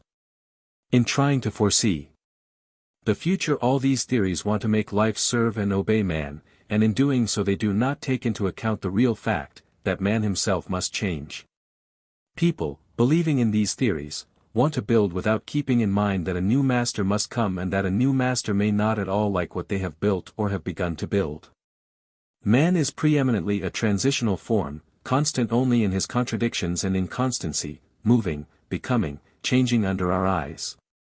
Even without any special study, it is perfectly clear that man is a quite unfinished being, differing today from what he was yesterday and differing tomorrow from what he is today. So many opposing principles struggle in man that a harmonious coordination of them is quite impossible. This explains why a positive type of man is impossible. The soul of man is far too complex a combination for all the voices shouting in it to become united into one harmonious choir. All the kingdoms of nature live in man. Man is a little universe. In him proceed continual death and continual birth, the incessant swallowing of one being by another, the devouring of the weaker by the stronger, evolution and degeneration, growing and dying out. Man has within him everything from a mineral to God. And the desire of God in man, that is, the directing forces of his spirit, conscious of its unity with the infinite consciousness of the universe, cannot be in harmony with the inertia of a stone. With the inclination of particles for crystallization, with the sleepy flow of the sap in a plant, with the plant's slow turning towards the sun, with the call of the blood in an animal, with the three-dimensional consciousness of man, which is based on his separating himself from the world, on his opposing to the world his own I, and on his recognizing as reality all apparent forms and divisions. And the more man develops inwardly, the more strongly he begins to feel the different sides of his soul simultaneously. And the more strongly he feels himself, the more strongly grows within him the desire to feel more and more, and at last he begins to desire so many things that he is never able to obtain at once all that he desires. His imagination carries him in different directions at the same time. One life is no longer sufficient for him, he needs 10, 20 lives at one time. He needs to be simultaneously in different places, with different people, in different situations. He wants to reconcile the irreconcilable and combine the uncombinable. His spirit does not wish to reconcile itself to the limitations of body and matter, to the limitations of time and space. His imagination travels infinitely far beyond all possibilities of realization, just as his emotional feeling travels infinitely far beyond the formulations and attainments of his intellect. Man outruns himself, but at the same time begins to be satisfied with imagination only, without attempts at realization. And in his rare attempts at realization he does not see that he obtains things diametrically opposed to what he thinks he is approaching. The complicated system of the human soul often appears as dual, and there are serious grounds for such a view. There live in every man, as it were, two beings, one being comprising the mineral, vegetable, animal and human, time and space, world, the other being belonging to some other world. One is the being of the past, the other the being of the future. But which is the being of the past and which the being of the future we do not know. And the past and the future find themselves in eternal struggle and eternal conflict in the soul of man. It may be said without the slightest exaggeration that the soul of man is the battlefield of the past and the future. Nietzsche's Zarathustra says these interesting words. I am of today and heretofore. But something is in me that is of the morrow and of the day following and the hereafter, thus spake Zarathustra. But Zarathustra speaks not of the conflict, he speaks of the fullness which includes today and heretofore, tomorrow and hereafter, a fullness which comes when contradictions, multiplicity and duality have been conquered. The necessity to struggle against man for the attainment of Superman is what modern thought utterly refuses to admit. This idea entirely disagrees with the exalting of man and his weaknesses which is so characteristic of our times.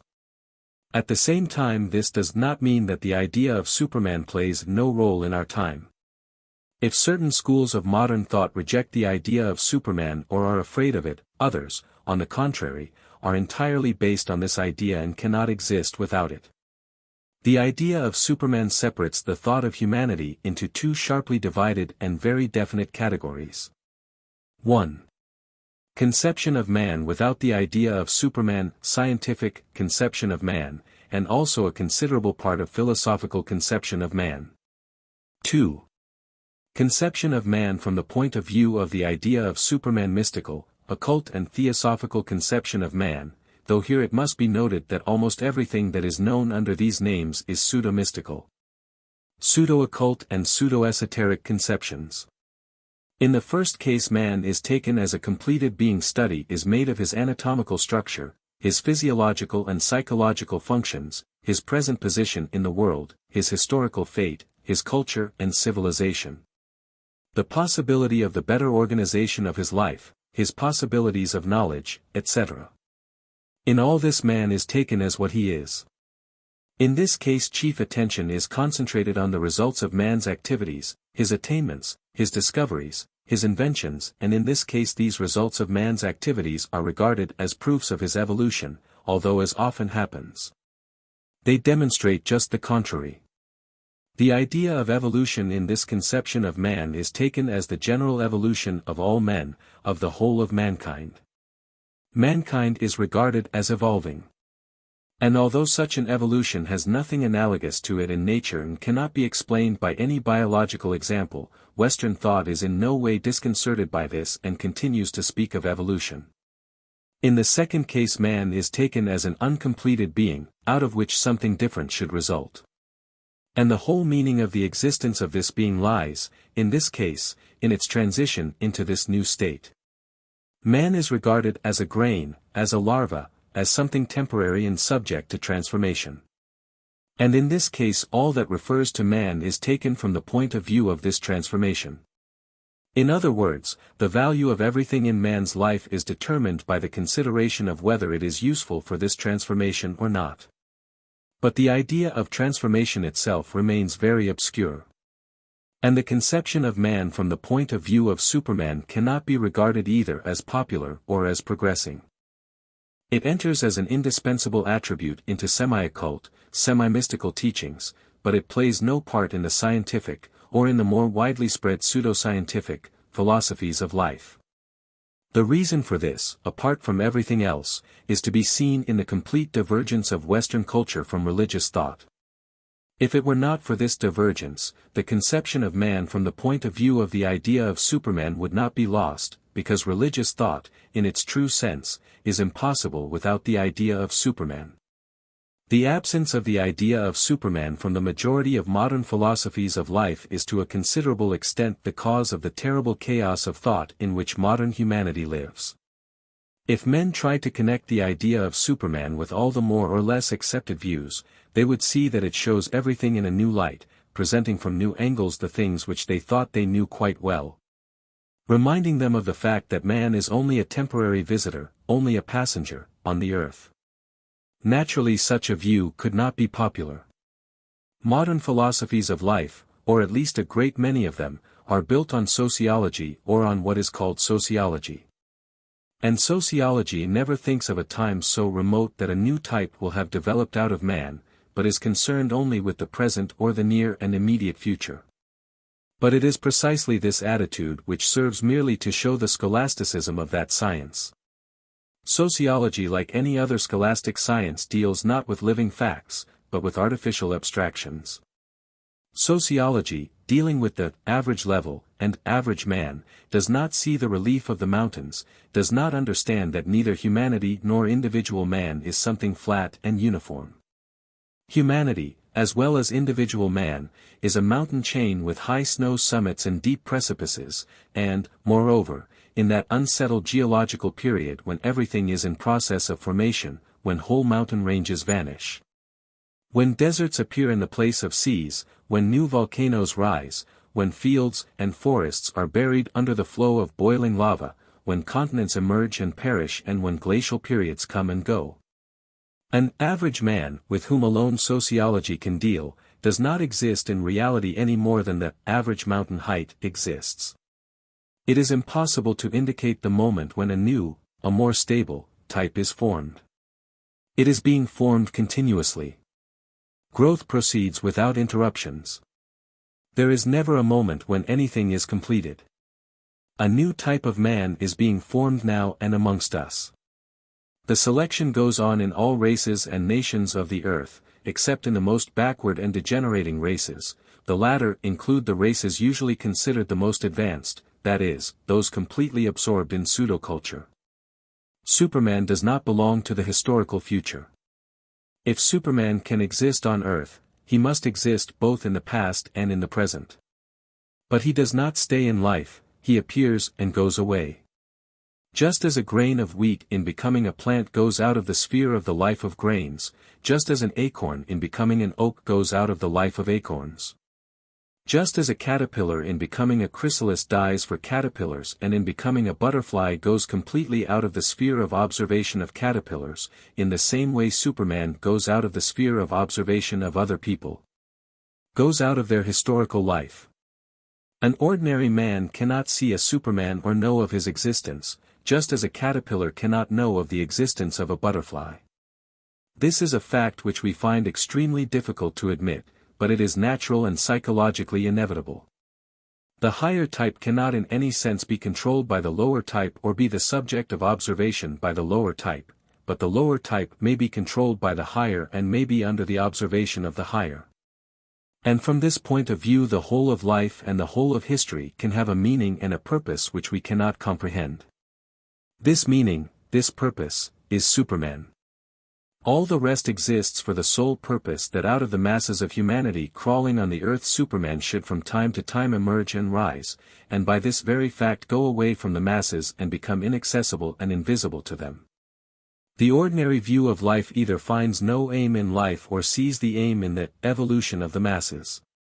But the evolution of the masses is as fantastic and illogical an idea as would be, for instance, the idea of an identical evolution of all the cells of a tree or all the cells of an organism.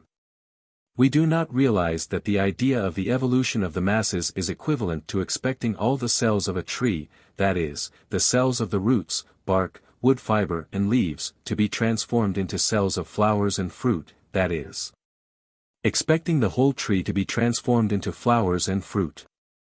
Evolution, which is usually regarded as evolution of the masses, can in reality never be anything but evolution of the few. And in mankind such an evolution can only be conscious. It is only degeneration which can proceed unconsciously in men. Nature has in no way guaranteed a Superman. She holds within herself all possibilities, including the most sinister. Man cannot be promoted to Superman as a reward either for a long term of service as a man, or for irreproachable conduct, or for his sufferings. Whether accidental or created by himself unintentionally by his own stupidity or unadaptability to life, or even intentionally for the sake of the reward which he hopes to obtain. Nothing leads to Superman except the understanding of the idea of Superman, and it is precisely this understanding that is becoming ever rarer and rarer.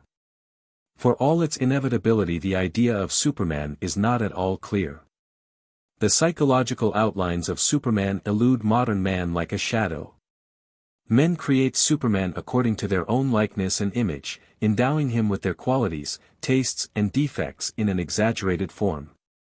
To Superman are ascribed features and qualities which can never belong to him, features which are entirely contradictory and incompatible, which deprive one another of any value and destroy one another. The idea of Superman is generally approached from the wrong angle. It is taken either too simply, merely on one plane, or too fantastically, without any connection with reality.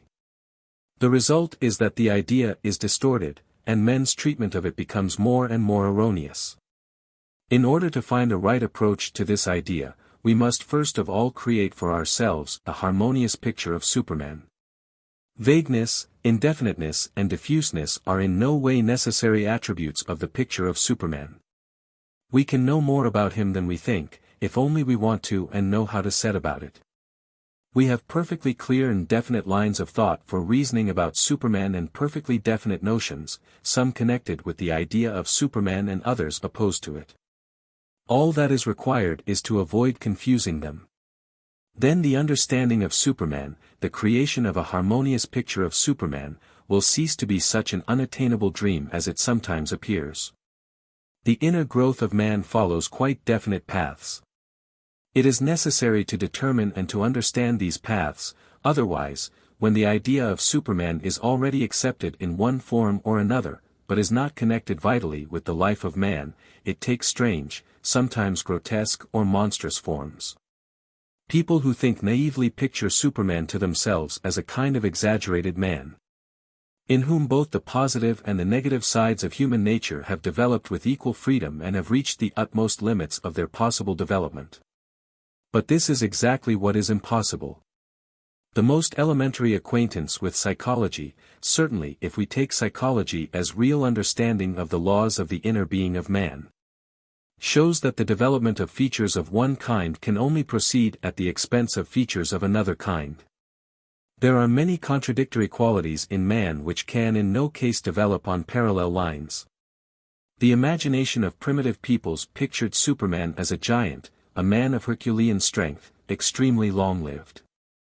We must revise the qualities of Superman, that is, the qualities ascribed to Superman, and determine whether these qualities can be developed only in man.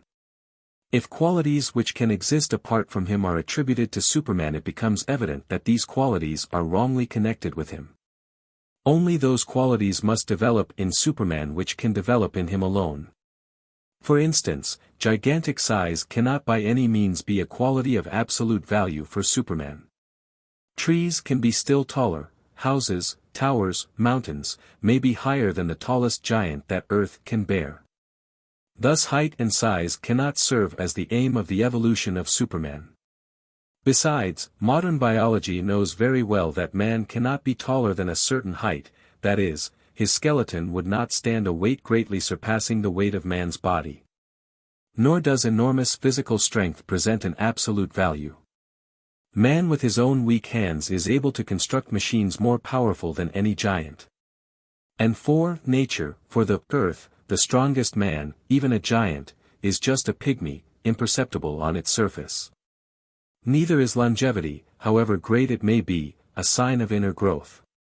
Trees can exist for thousands of years. A stone can exist for tens or hundreds of thousands of years. All these qualities are of no value in Superman, because they can be manifested apart from him. In Superman qualities must develop which cannot exist in a tree or in a stone, qualities with which neither high mountains nor earthquakes can compete. The development of the inner world, the evolution of consciousness, this is an absolute value, which in the world known to us can develop only in man and cannot develop apart from him. The evolution of consciousness, the inner growth of man, is the ascent towards Superman. But inner growth proceeds not along one line, but along several lines simultaneously. These lines must be established and determined, because mingled with them are many deceptive, false ways, which lead man aside, turn him backward or bring him into blind alleys. It is of course impossible to dogmatize about a form of the intellectual and emotional development of Superman. But several aspects of it can be shown with perfect exactitude. Thus the first thing that can be said is that Superman cannot be thought about on the ordinary, materialistic, plane. Superman must necessarily be connected with something mysterious, something of magic and sorcery. Consequently an interest directed towards the mysterious and the inexplicable, a gravitation towards the occult, are inevitably connected with evolution in the direction of Superman. Man suddenly feels that he cannot continue to ignore much that has seemed to him, till now, unworthy of attention. Suddenly he begins to see everything as it were with new eyes, and all the fairy-like, the mystical, which only yesterday he smilingly rejected as a superstition, acquires unexpectedly for him some new deep meaning, either symbolical or real. He finds new meanings in things, unexpected and strange analogies. An interest in the study of religions, old and new, appears in him. His thought penetrates the inward meaning of allegories and myths. He finds a deep and strange significance in things which formerly looked self-evident and uninteresting. It may be that interest in the mysterious and the miraculous creates the chief watchwords serving to unite men who begin to discover the hidden meaning of life. But the same interest in the mysterious and the miraculous also serves to test people. A man who has retained the possibilities of credulity or superstition will infallibly run on to one of the submerged rocks of which the sea of occultism is full. He will succumb to the seduction of some mirage, will in one way or another lose his aim. At the same time Superman cannot be simply a great businessman, or a great conqueror, or a great statesman, or a great scientist. He must inevitably be either a magician or a saint. Russian heroic legends always ascribe to their heroes traits of magical wisdom, that is, of secret knowledge. The idea of Superman is directly connected with the idea of hidden knowledge. The expectation of Superman is the expectation of some new revelation, of new knowledge. But, as has been stated before, sometimes the expectation of Superman is connected with the usual theories of evolution, that is, with the idea of general evolution. And Superman is regarded in this case as a possible product of the evolution of man. It is curious that this seemingly most logical theory completely destroys the idea of Superman. The cause of this lies, of course, in the wrong view of evolution in general, which has already been pointed out. Moreover, for some reason Superman cannot be regarded as a higher zoological type in comparison with man, as a product of the general law of evolution. There is in this view some radical mistake which is clearly felt in all attempts to form an image of the Superman of the distant and unknown future. The picture appears too nebulous and diffuse. The image of Superman in this case loses all color and grows almost repulsive, as though from the very fact of becoming lawful and inevitable. Superman must have something unlawful in him, something which violates the general course of things, something unexpected, unsubjected to any general laws. This idea is expressed by Nietzsche. I want to teach men the sense of their existence, which is the Superman, the lightning out of the dark cloud, man, thus spake Zarathustra. Nietzsche understood that Superman cannot be regarded as the product of a historical development which can be realized in the distant future, that he cannot be regarded as a new zoological species. Lightning cannot be regarded as the result of the evolution of the cloud. But the feeling of the unlawfulness of Superman, his impossibility, from the ordinary point of view, causes people to attribute to him features that are really impossible, and so Superman is often pictured as a kind of juggernaut car, crushing people in its progress. Malice, hatred, pride, conceit, selfishness, cruelty, all are considered superhuman, on the sole condition that they reach the furthest possible limits and do not stop at any obstacle. Complete liberation from all moral restraint is considered superhuman or approaching superhuman. Superman, in the vulgar and falsified sense of the word means, all is permitted. The supposed amorality of Superman is associated with the name of Nietzsche. But Nietzsche is not guilty of this idea. On the contrary, perhaps no one has ever put into the philosophy of Superman so much longing for true morality and for true love as Nietzsche. He was only destroying the old petrified morality which had long since become antimoral. He rebelled against ready-made morality, against the invariable forms which in theory are obligatory always and for everyone, and in practice are violated always and by everyone. Verily I have taken from you perhaps 100 formulae, and your virtue's favorite playthings, and now you upbraid me, as children upbraid. They played by the sea, then came there a wave and swept their playthings into the deep. And now do they cry. And further. When I came unto men, then found I them resting on an old infatuation, all of them thought they had long known what was good or bad for men.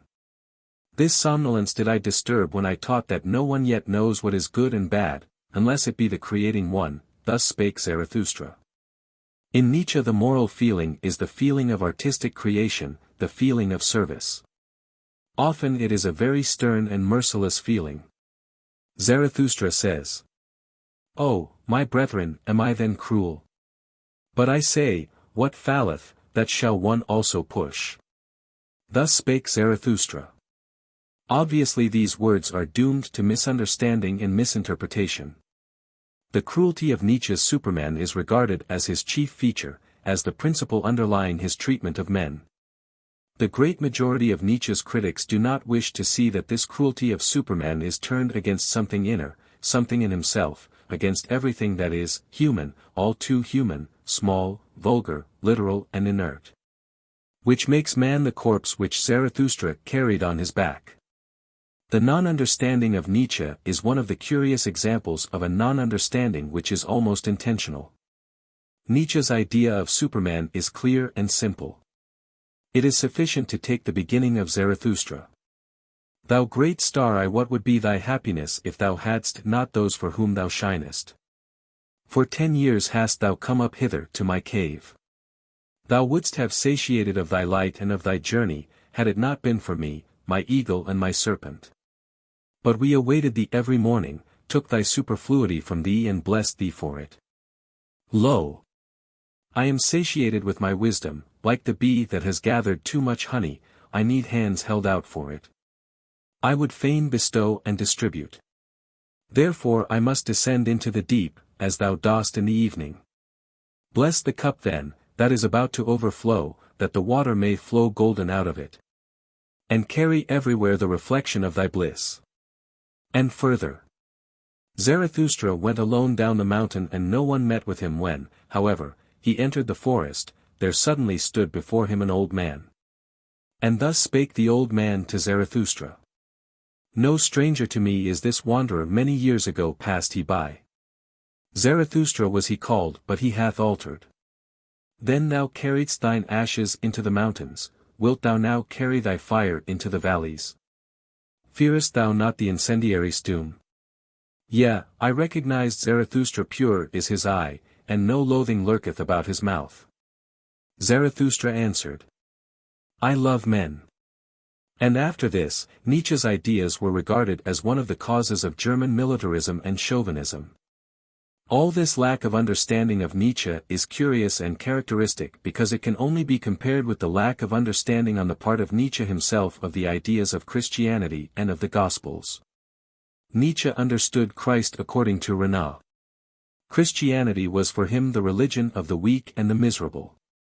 He rebelled against Christianity, opposed Superman to Christ, and did not wish to see that he was writing the very thing that had created him and his ideas. Point 22. The fundamental feature of Superman is power. The idea of power is very often connected with the idea of demonism. And then appears the demoniacal man. Many people have been enthusiastic about demonism, but nevertheless the idea is utterly false and is in its essence not of a very high order. As a matter of fact, the beautiful demonism we know is one of the pseudo-ideas by which people live. We do not know and do not want to know the real demonism, such as it must be according to a right meaning of the idea. All evil is very small and very vulgar.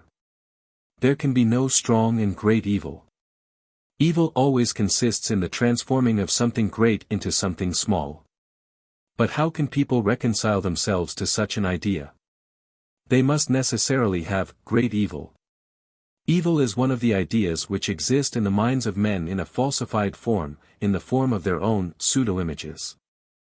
Our whole life is surrounded by such pseudo-images. We have a pseudo-Christ, a pseudo-religion, a pseudo-civilization, pseudo-sciences, etc., etc. But generally speaking there can be two kinds of falsification, one, the more usual, where a substitute is given in place of the real thing, instead of bread, a stone, and instead of fish, a serpent. The other, a little more complex, when base truth is transformed into an exalting lie. 23. This occurs when an idea or a phenomenon, constant and common in our life, and small and insignificant in its nature, is painted over and decorated with such zeal that at last people begin to see in it a certain disturbing beauty and some features which invite imitation. A very beautiful, sad demon, spirit of exile, is created precisely through such a falsification of the clear and simple idea of the devil. Lermontov's demon, or Milton's Satan, is a pseudo-devil. The idea of the devil, the slanderer, the spirit of evil and lies, is intelligible and necessary in the dualistic philosophy of the world. But then the devil has no attractive features, whereas the demon, or Satan, possesses many beautiful and positive qualities: power, intelligence, contempt of everything small and vulgar. None of these are features of the devil. The demon or Satan is an embellished, falsified devil. The real devil is, on the contrary, the falsification of everything brilliant and strong. He is counterfeit, plagiarism, vilification, vulgarization, the street, the gutter. In his book on Dostoevsky, A. L. Volinsky drew particular attention to the way in which Dostoevsky depicted the devil in the Brothers Karamazov. The devil whom Ivan Karamazov sees is a parasite in check trousers, who suffers from rheumatism and has lately had himself vaccinated against smallpox. The devil is vulgarity and triviality embodied. Everything he says is mean and vile. It is scandal, filthy insinuation, the desire to play upon the most repulsive sides of human nature. The whole sordidness of life spoke with Ivan Karamazov in the person of the devil. We are, however, inclined to forget the real nature of the devil and are more willing to believe the poets, who embellish him and make an operatic demon out of him. The same demoniacal traits are ascribed to Superman. But it is enough to look at them more closely to see that they are nothing more than pure falsification and deceit. Speaking generally, in order to understand the idea of Superman, it is useful to have in mind everything opposed to the idea. From this point of view, it is interesting to note that besides a devil in check trousers who has had himself vaccinated, there is another very well-known type, uniting in itself all in man, that is most opposed to the superhuman. Such is the Roman procurator of Judea in the time of Jesus, Pontius Pilate.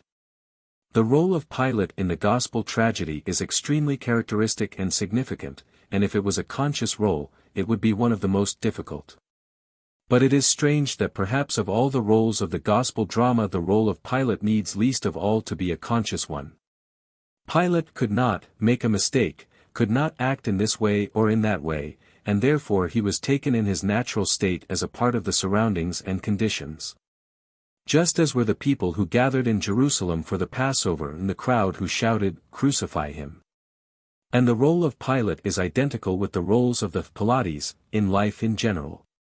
It is not sufficient to say that Pilate tried Jesus, wanted to free him, and finally executed him.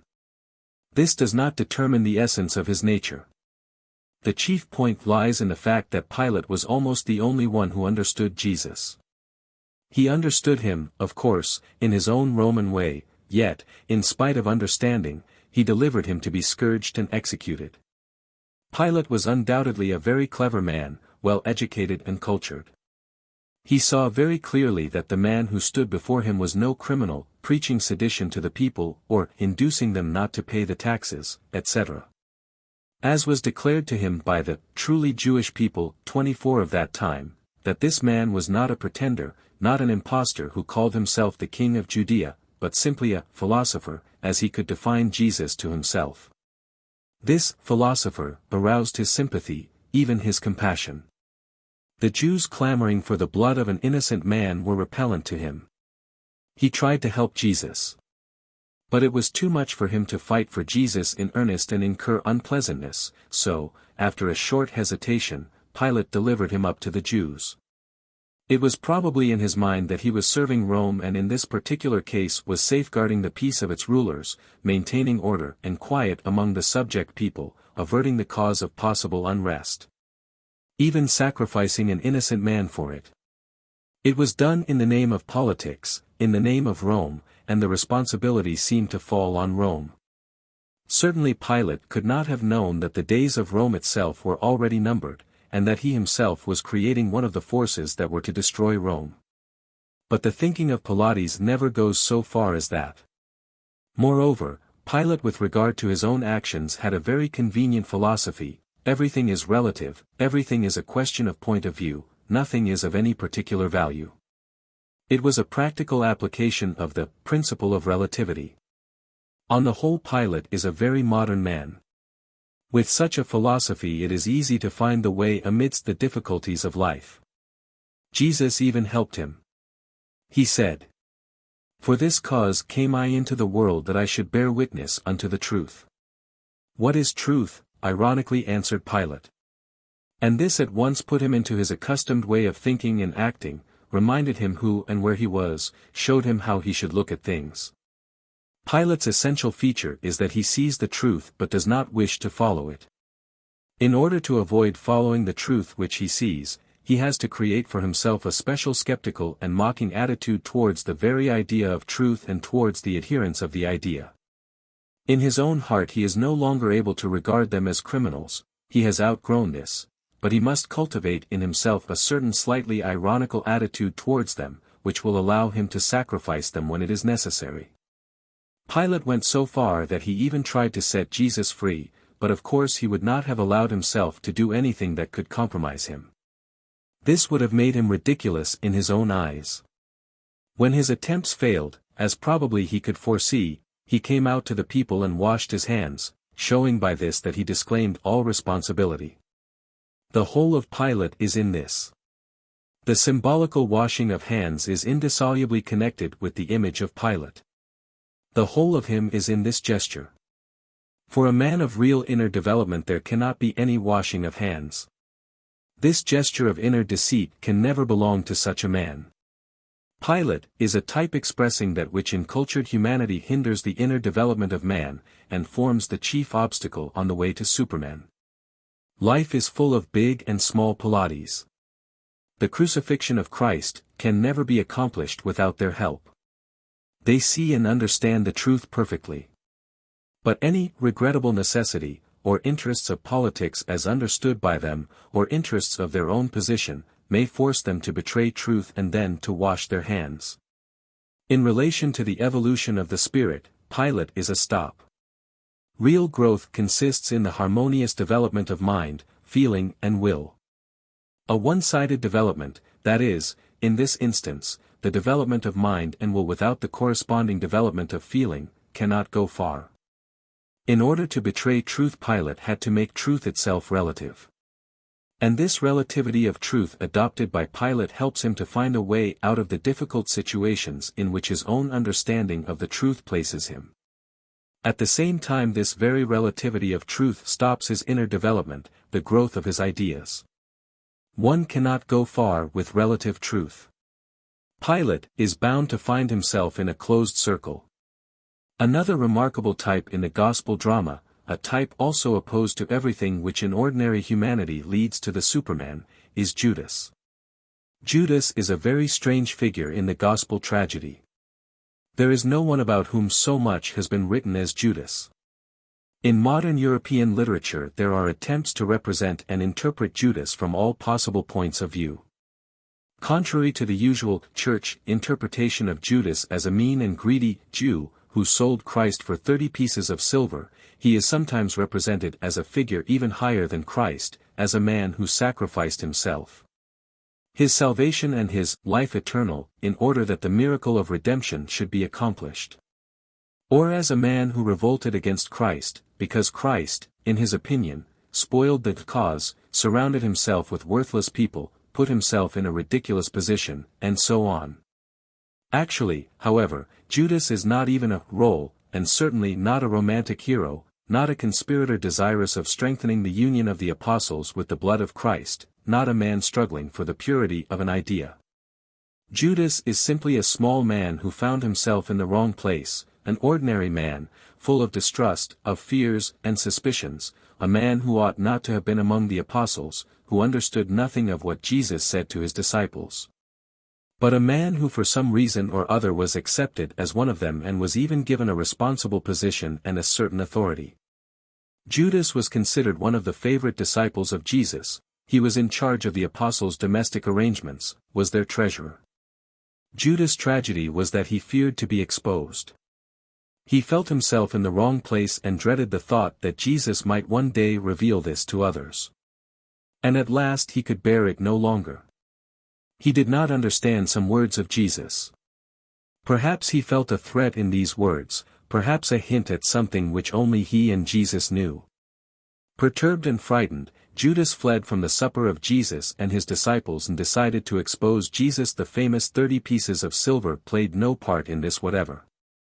Judas acted under the influence of injury and fear. He wished to break and destroy that which he could not comprehend, that which revolted and humiliated him by the very fact of its being above his understanding. He needed to accuse Jesus and his disciples of crimes in order to feel himself in the right. Judas' psychology is a most human psychology, the psychology of slandering what one does not understand. The placing of Pilate and Judas side by side with Jesus is a wonderful feature of the gospel drama. It would be impossible to find or imagine a more striking contrast if the Gospels were to be regarded simply as a literary work, a work of art, than the placing together of Christ, Pilate and Judas would point to the hand of a great author. In short scenes, in a few words, there are shown here contradictions which not only have not disappeared in the human race in 2000 years, but have grown and developed with great luxuriance.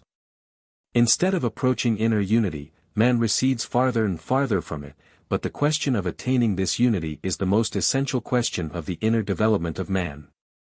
Unless he attains inner unity, man can have no I, can have no will. The concept of will in relation to a man who has not attained inner unity is entirely artificial. Most of our actions are prompted by involuntary motives. The whole of life is composed of small things which we continually obey and serve. Our I continually changes as in a kaleidoscope. Every external event which strikes us, every suddenly aroused emotion, becomes caliph for an hour, begins to build and govern, and is in its turn as unexpectedly deposed and replaced by something else. And the inner consciousness, without attempting to disperse the illusory designs created by the shaking of the kaleidoscope and without understanding that in reality the power that decides and acts is not itself, endorses everything and says about those moments of life in which different external forces are at work, this is I, this is I. From this point of view, the will can be defined only as the resultant of desires. Consequently, so long as desires have not become permanent, man is the plaything of moods and external impressions. He never knows what he will say or do next. Not only the next day, but even the next moment, is hidden from him by the wall of accident. What appears to be the consecutiveness of men's actions finds its explanation in the poorness of motives and desires, or in the artificial discipline grafted by education, or, above all, in men's imitation of one another. As to the men with a so-called strong will, these are usually men of one dominating desire, in which all other desires vanish. If we do not understand the absence of unity in the inner world of man, we do not understand the necessity of such a unity in Superman, just as we do not understand many of his other features. Thus Superman appears to us a dried-up being, rational and deprived of emotions, whereas in reality the emotionality of Superman, that is, his ability to feel, must far exceed ordinary human emotionality. The psychology of Superman eludes us because we do not understand the fact that the normal psychic state of Superman constitutes what we call ecstasy in all possible meanings of this word. Ecstasy is so far superior to all other experiences possible to man that we have neither words nor means for the description of it. Men who have experienced ecstasy have often attempted to communicate to others what they have experienced, and these descriptions, often coming from different centuries, from people who never heard of one another, are wonderfully alike and above all contain similar cognitional aspects of the unknown. Moreover, the descriptions of real ecstasy contain a certain inner truth which cannot be mistaken and the absence of which is felt at once in cases of sham ecstasy as it occurs in descriptions of the experiences of the saints of the formal religions. But speaking in general, a description in plain words of the experiences of ecstasy presents almost insurmountable difficulties. Only art, that is, poetry, music, painting, architecture, can succeed in transmitting, though in a very feeble way, the real content of ecstasy. All true art is in fact nothing but an attempt to transmit the sensation of ecstasy. And only the man who finds in it this taste of ecstasy will understand and feel art. If we define ecstasy as the highest degree of emotional experience, which is probably a perfectly correct definition, it will become clear to us that the development of man towards Superman cannot consist in the growth of the intellect alone. Emotional life must also evolve, in certain not easily comprehensible forms. And the chief change in man must come precisely from the evolution of emotional life. Now if we imagine man approaching the new type, we must understand that he will live a certain peculiar life of his own, which will be very little like the lives of ordinary men and difficult for us to conceive. There will be very much suffering in his life, there will be sufferings which as yet affect us but very little, and there will also be joys of which ordinary men have no idea, and even a feeble reflection of which reaches us only very rarely. But for the man who undergoes no change through contact with the idea of Superman, there is in this idea a certain feature which imparts to it a very gloomy aspect. This is the remoteness of the idea, the fact that Superman is very far away, cut off from us, from ordinary life. We occupy one place in life, he occupies a different place, and has no relation to us except that in some way we create him. When people begin to realize their relation to Superman from this point of view, a certain vague doubt begins to creep in, and gradually develops into a more definite and very unpleasant feeling, which is shaped into a quite definitely negative view of the whole idea. People may reason and often have reasoned in this way: let us grant that Superman will come and that he will be exactly as we have pictured him, a new and enlightened being, and that he will be in a sense the result of the whole of our life. But what is it to us if it is he who will exist and not we? What are we in relation to him? Soil, on which will grow a gorgeous flower. Clay, out of which will be modeled a beautiful statue. We are promised a light which we shall never see. Why should we serve the light which will shine for others? We are beggars, we are in the dark and in the cold, and we are comforted by being shown the lights of a rich man's house. We are hungry and we are told of the magnificent feast in which we can have no part. We spend our whole life in collecting pitiful crumbs of knowledge, and then we are told that all our knowledge is illusion. That in the soul of Superman a light will spring forth in which he will see in a flash all that we have so eagerly sought, aspired to and could never find. And the misgivings which assail people when they encounter the idea of Superman have a very sound basis. They cannot be passed by. They cannot be disposed of by saying that man must find happiness in being conscious of his connection with the idea of Superman. These are nothing but words. Man must, and what if he does not feel happiness? Man has a right to know, has a right to ask questions. Why must he serve the idea of Superman? Why must he submit to this idea? Why must he do anything? In order to find the true meaning of the idea of Superman, it is necessary to understand that the idea is much more difficult than is generally thought. This is so because the idea requires for its right expression and understanding new words, new concepts, and a knowledge which may very easily not be in the possession of man. All that is set forth here, all that portrays Superman, even if it introduces something new into the understanding of the idea, is far from being sufficient. Ideas such as the idea of Superman cannot be considered on the level of ordinary ideas relating to things and phenomena of the three-dimensional world. The idea of Superman recedes into infinity and, like all ideas that recede into infinity, it requires a very particular approach, that is, from the direction of infinity. In the ancient mysteries there existed a consecutive and graduated order of initiation. In order to be raised to the next degree, to ascend the next step, the man to be initiated had to pass through a certain definite course of preparation. He was then subjected to the required tests. And only after he had passed through all the tests and had proved that his preparation had been serious and on the right lines were the next doors opened before him and he penetrated more deeply into the interior of the temple of initiation.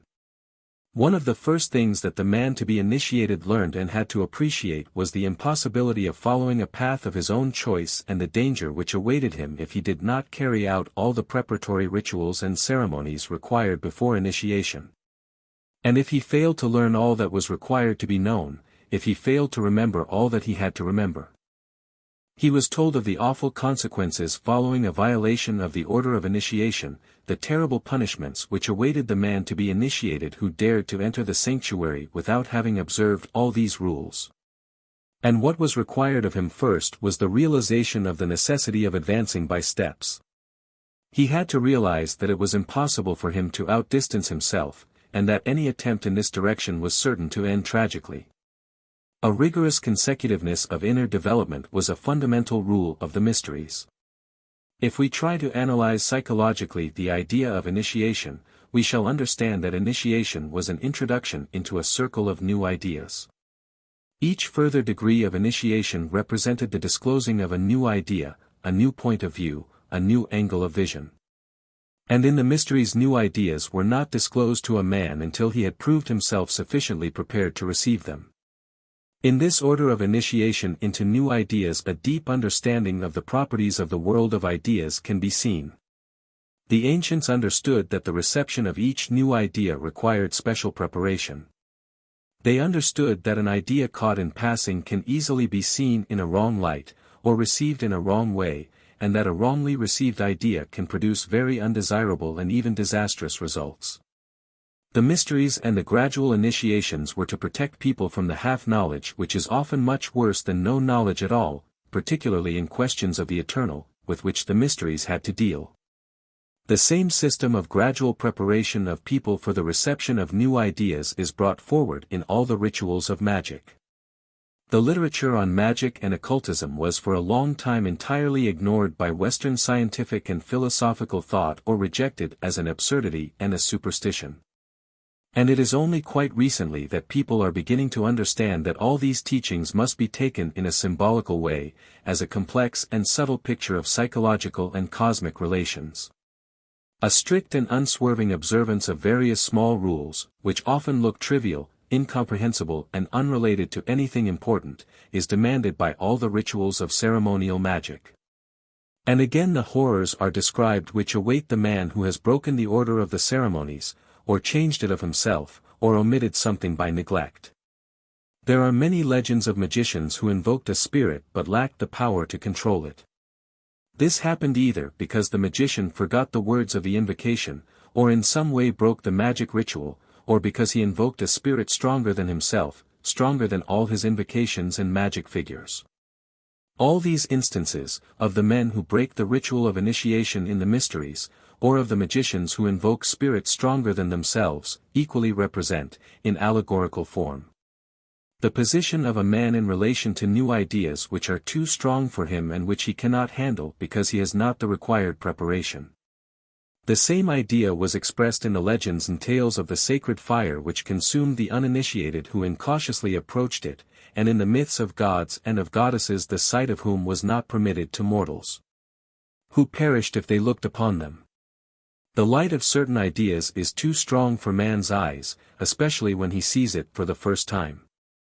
Moses could not look at the burning bush, on Mount Sinai he could not look upon the face of God.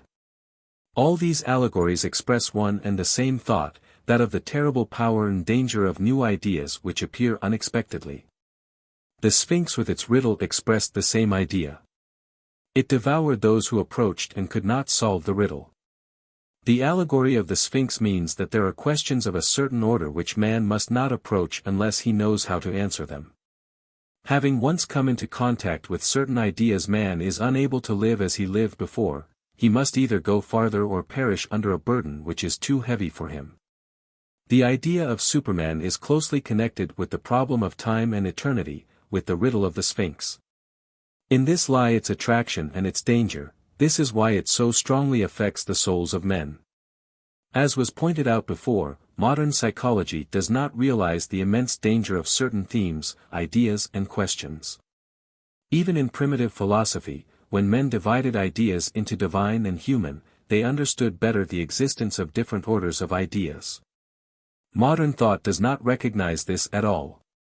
Existing psychology and the theory of knowledge do not teach people to discriminate between different orders of ideas, nor point out that some ideas are very dangerous and cannot be approached without long and complicated preparation. This occurs because modern psychology generally does not take into consideration the reality of ideas, does not understand this reality. To a modern mind, ideas are an abstraction from facts. In our eyes, ideas have no existence of themselves. That is why we get so badly burned when we touch certain ideas. For us, facts, which do not exist, are real, and ideas, which alone exist, are unreal. Ancient and medieval psychology understood better the position of the human mind in relation to ideas. It understood that the mind could not deal with ideas in a right way so long as the reality of them was not clear to it. And further, the old psychology understood that the mind was incapable of receiving ideas of different kinds simultaneously or out of the right order, that is, it could not pass, without preparation, from ideas of one order to ideas of another order. It understood the danger of such irregular and disorderly dealing with ideas. The question is, in what must the preparation consist? Of what do the allegories of mysteries and magic rituals speak? First of all, they speak of the necessity of an adequate knowledge for every order of ideas, because there are things which cannot be approached without preliminary knowledge. In other domains we understand this perfectly. It is impossible without adequate knowledge to handle a complicated machine, it is impossible without knowledge and practice to drive a railway engine. It is impossible without knowing all the details to touch the various parts of a high-powered electric machine. A man is shown an electric machine, its parts are explained, and he is told, if you touch this or that part it is death. And everybody understands this and realizes that in order to know the machine it is necessary to learn a great deal and to learn for a long time. And he realizes also that machines of different kinds require different knowledge and that by having learned to work a machine of one kind one does not become able to handle all kinds of machines. An idea is a machine of enormous power. But this is exactly what modern thought does not realize. Every idea is a complicated and delicate machine. In order to know how to handle it, it is necessary first of all to possess a great deal of purely theoretical knowledge and, besides that, a large amount of experience and practical training. Unskilled handling of an idea may produce an explosion of the idea, a fire begins, the idea burns and consumes everything round it. From the point of view of modern understanding, the whole danger is confined to wrong reasoning, and there it ends. In reality, however, this is far from being the end of the matter. One error in reasoning leads to a whole series of others. And certain ideas are so powerful, contain such an amount of hidden energy, that either a right or a wrong deduction from them will inevitably produce enormous results. There are ideas which reach the most hidden recesses of the soul of man and which, once they have affected them, leave an everlasting trace. Moreover, if the idea is taken wrongly, it leaves a wrong trace, leading a man astray and poisoning his life. A wrongly received idea of Superman acts precisely in this way. It detaches man from life, sows deep discord in his soul and, giving him nothing, deprives him of what he had. It is not the fault of the idea itself, but of a wrong approach to it. In what, then, must a right approach consist? As the idea of Superman has points of contact with the problem of time and with the idea of the infinite, it is not possible to touch the idea of Superman without having cleared up the means of approach to the problem of time and to the idea of the infinite. The problem of time and the idea of the infinite contain laws of the action of the machine. Without knowing these laws a man will not know what effect will be produced by his touching the machine, by his pulling one lever or another. The problem of time is the greatest riddle humanity has ever had to face. Religious revelation, philosophical thought, scientific investigation and occult knowledge, all converge at one point, that is, on the problem of time, and all come to the same view of it. Time does not exist. There exist no perpetual and eternal appearance and disappearance of phenomena, no ceaselessly flowing fountain of ever appearing and ever vanishing events. Everything exists always. There is only one eternal present, the eternal now, which the weak and limited human mind can neither grasp nor conceive.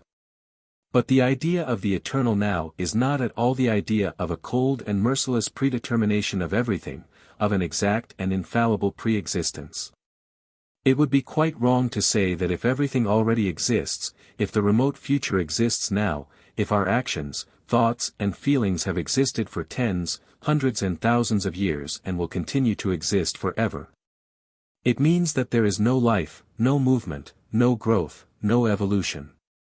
People say and think this because they do not understand the infinite and want to measure the immeasurable depths of eternity with their weak and limited finite minds. Of course they are bound to arrive at the most hopeless of all possible solutions of the problem. Everything is, nothing can change, everything exists beforehand and eternally. Everything is dead and immovable in frozen forms amidst which beats our consciousness, which has created for itself the illusion of the movement of everything around it, a movement which in reality does not exist.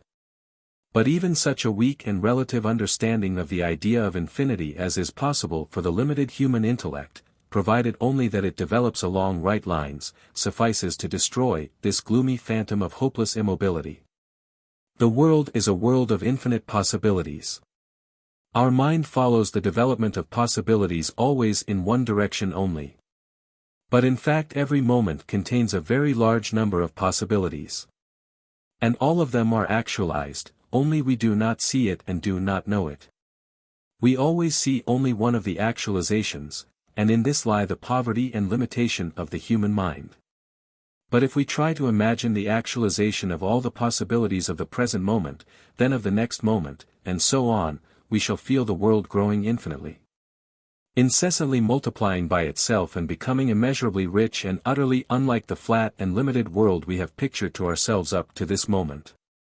Having imagined this infinite variety we shall feel a taste of infinity for a moment and shall understand how inadequate and impossible it is to approach the problem of time with earthly measures.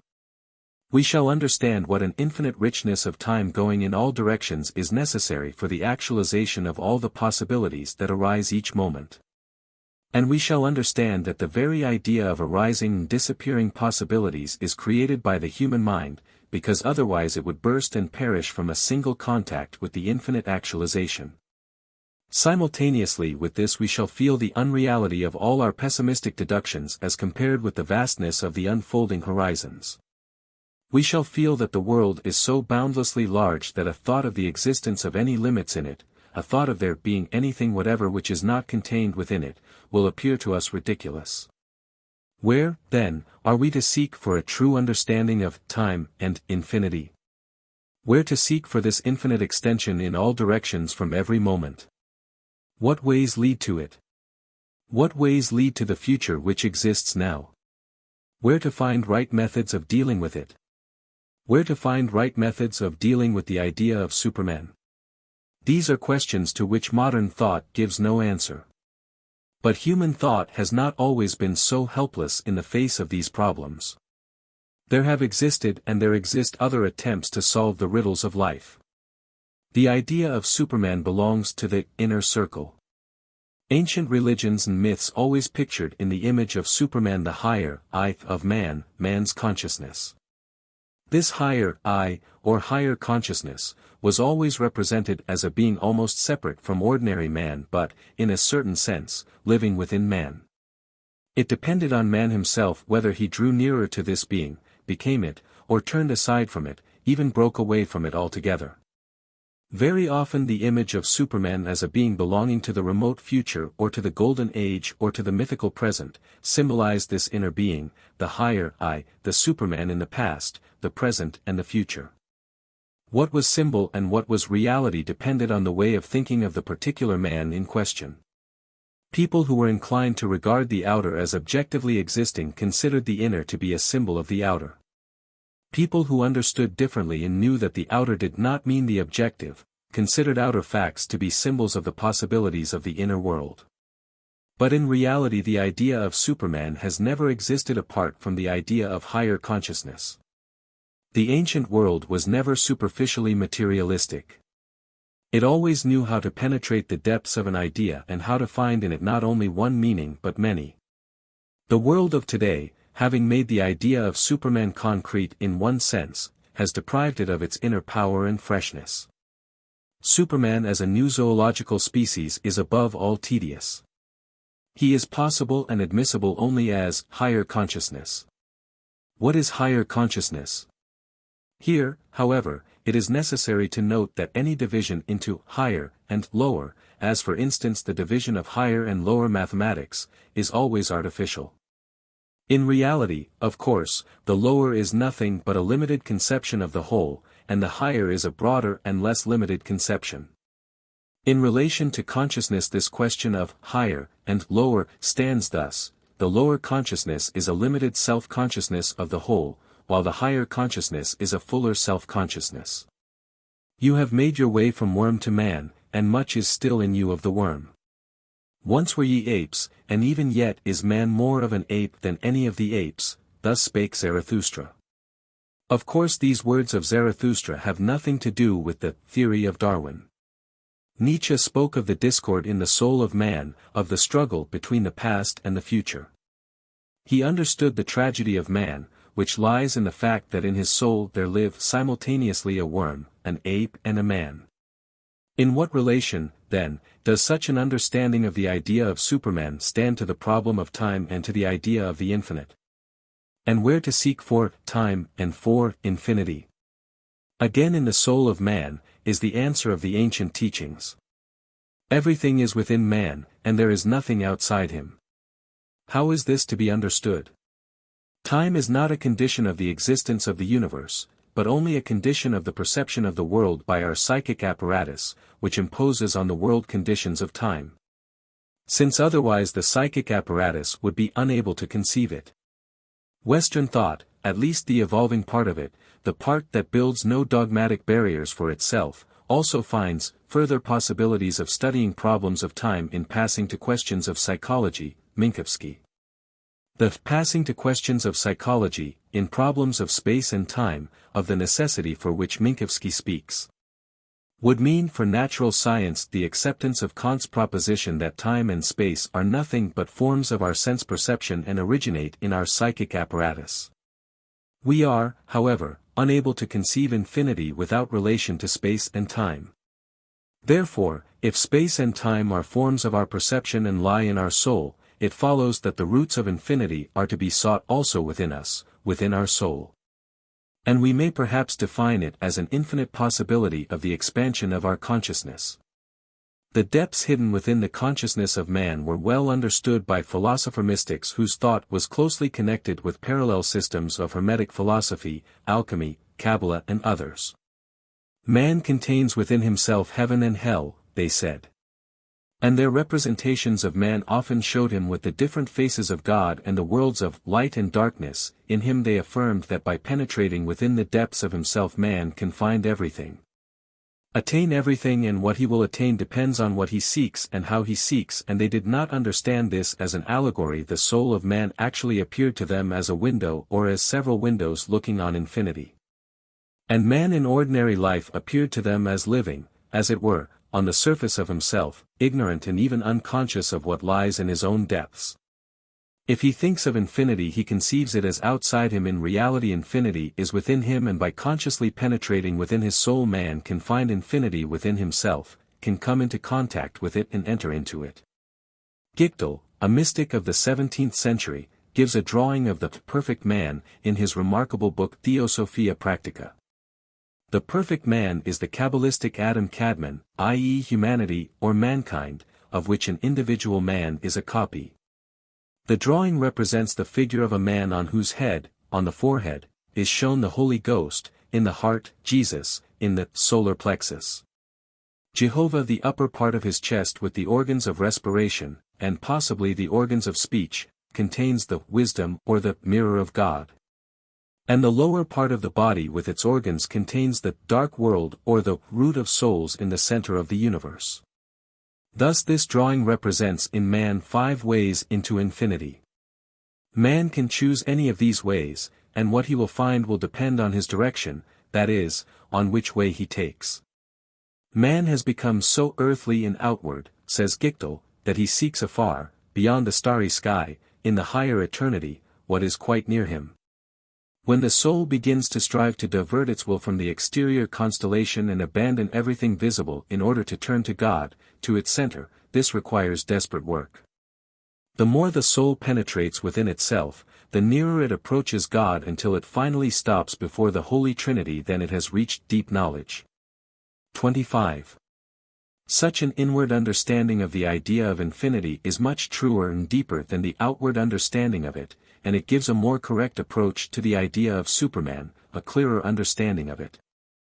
If infinity lies in the soul of man, and if he is able to come into contact with it by penetrating within himself, this means that the future and Superman are in his soul.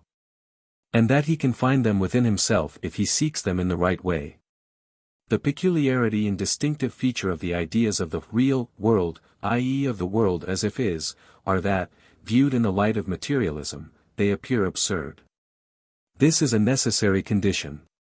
But this condition and the necessity for it are never properly understood, and that is why the ideas of the world of many dimensions often produce on people such a nightmare effect. Superman is one of the possibilities which lie within the depths of the soul of man. It rests with man himself to bring this idea nearer or to turn it aside.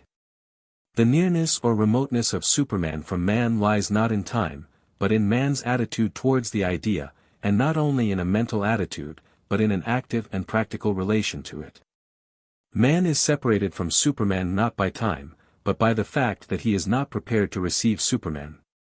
The whole of time lies within man himself. Time is the inner obstacle to a direct sensation of one thing or another, and it is nothing eke. The building of the future, the serving of the future, are but symbols of man's attitude towards himself, towards his own present. It is clear that if this view is accepted and if it is recognized that all the future is contained within man himself, it will be naive to ask, what have I to do with Superman? It is evident that man has to do with Superman, for Superman is man himself. Yet the view of Superman as the higher I of man, as something within himself, does not contain all possible understanding. Knowledge of the world as it is something more subtle and more complex. It does not require any denial whatever of the outward existence of the phenomenon in question. But the outward aspect of the phenomenon is in this case known by man in its relation to the inward aspect. Moreover, the distinctive characteristic of right knowledge is the absence of any negation in it, especially the absence of negation of an opposite view. Real, i.e. many-dimensional and complete, knowledge differs from material or logical, i.e. unreal, knowledge above all, and it's not excluding the opposite view. True knowledge includes in itself all contradictory views, of course after first divesting them of artificial complications and superstitious interpretations. It must be understood that the absence of negation of the opposite does not mean necessary acceptance of the false, the illusory, and the superstitious. Knowledge is a correct separation of the real from the false, and this is reached not by means of negation but by means of inclusion. Truth includes all in itself, and what cannot enter it shows by this very fact its falsity and incorrectness. In truth there are antitheses, one view does not exclude another. Therefore in relation to the idea of Superman only that understanding is true which includes both views, the outer and the inner. We have indeed no grounds whatever for denying the possibility of a real, living Superman in the past, or in the present, or in the future. At the same time we must recognize in our inner world the presence of seeds of something higher than that by which we ordinarily live. And we must recognize the possibility of the sprouting of these seeds and their manifestation in forms at present incomprehensible to us. Superman in the past, or in the future, does not stand in contradiction to the possibility of higher consciousness in the man living now. On the contrary, the one reveals the other. Men who are conscious of Superman within them, who are conscious of the revealing of new forces within them, become by virtue of this very fact connected with the idea of Superman in the past or in the future. And men who seek for a real, living Superman in the present thereby reveal a higher principle in their souls. The idea of Superman is difficult to understand and therefore dangerous because it makes necessary the knowledge of how to accord two opposite views. An outer aspect alone of this idea, or an inner aspect alone, cannot satisfy man. And each of these aspects is wrong in its way. Each of them is in its way a distortion of the idea. And in a distorted form this idea becomes its own opposite and not only does not elevate man, but on the contrary thrusts him down towards pessimistic negation, or brings him to passive, non-doing, to a stop. Disillusionment with life and the aims of life, when aroused by the idea of Superman, comes from a wrong understanding of it, mostly from the feeling of the remoteness and inaccessibility of Superman in outer life. On the other hand, an exclusively inner understanding of the idea of Superman also detaches a man from life and makes all activity useless and unnecessary in his eyes. If Superman is within me, if it is only necessary to descend deep into myself in order to find him, what is the use of all attempts to do anything or to find him outside myself? These are the two submerged rocks lying in the depths of the idea of Superman. Man finds Superman within himself when he begins to look for him outside himself, and he can find Superman outside himself when he has begun to look for him within himself. Having understood and visualized the image of Superman such as he can be, man must reconstruct the whole of his life so that it does not contradict this image, if he can. This will reveal the idea of Superman in his soul. An intellectual approach to the idea of Superman is possible only after a very long and persistent training of the mind. Ability to think is the first necessary stage of initiation, which ensures safety in approaching this idea. What does it mean to be able to think? It means to be able to think differently from the way in which we are accustomed to think, that is to say, to conceive the world in new categories.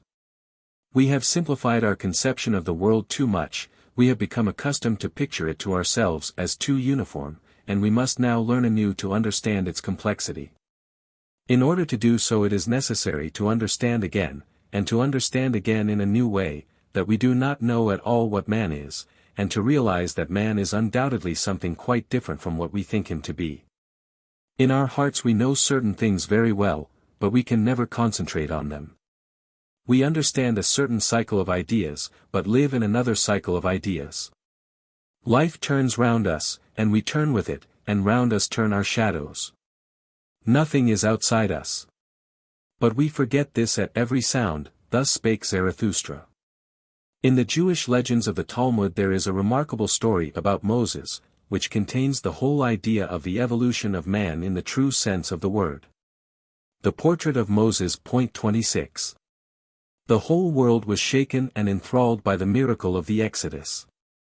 The name of Moses was on everyone's lips. Tidings of the great miracle reached also the wise king of Arabistan. The king summoned to him his best painter and bade him go to Moses, to paint his portrait and bring it back to him. When the painter returned the king gathered together all his sages, wise in the science of physiognomies, and asked them to define by the portrait the character of Moses, his qualities, inclinations, habits and the source of his miraculous power. King, answered the sages, this is the portrait of a man cruel, haughty, greedy of gain, possessed by desire for power and by all the vices which exist in the world. These words roused the king's indignation. How can it be possible, he exclaimed, that a man whose marvelous deeds ring through the whole world should be of such a kind? A dispute began between the painter and the sages. The painter affirmed that the portrait of Moses had been painted by him quite accurately, while the sages maintained that Moses' character had been unerringly determined by them according to the portrait.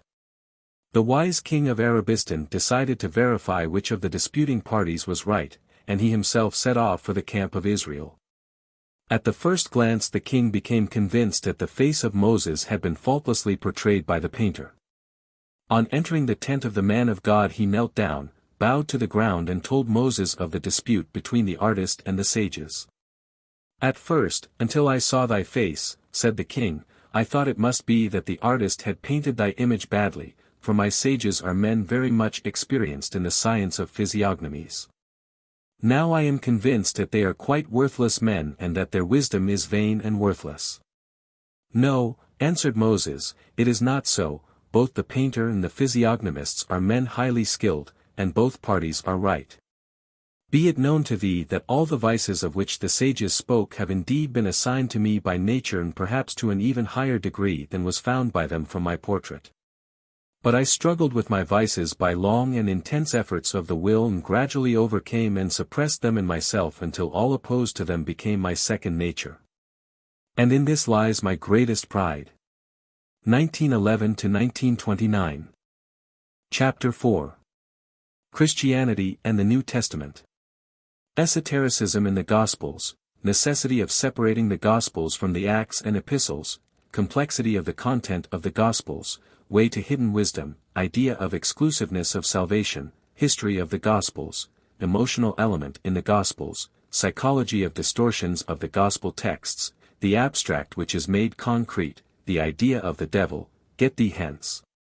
Satan, instead of follow me, daily bread, legend and doctrine in the Gospels, the drama of Christ, origin of certain Gospel legends, sonship of Christ, elements of Greek myths, elements of mysteries, idea of redemption, meaning of the kingdom of heaven, Eliphaz Levi on the kingdom of heaven in life, 2 lines of thought, those who have ears to hear, variety of meanings of passages and words, difficulty of approaching the kingdom of heaven, the poor in spirit, those who are persecuted for righteousness' sake, inaccessibility of esotericism for the majority, difference in values, guarding of the ideas of esotericism, difficulties of the way, attitude of inner circle to outer circle, help of inner circle, results of preaching esotericism, attachment, parable of the sower, difference between disciples and other men, idea of parables, Rana on parables, parable of the tares, grain in the mysteries, gram and chaff, short parables as to the kingdom of heaven.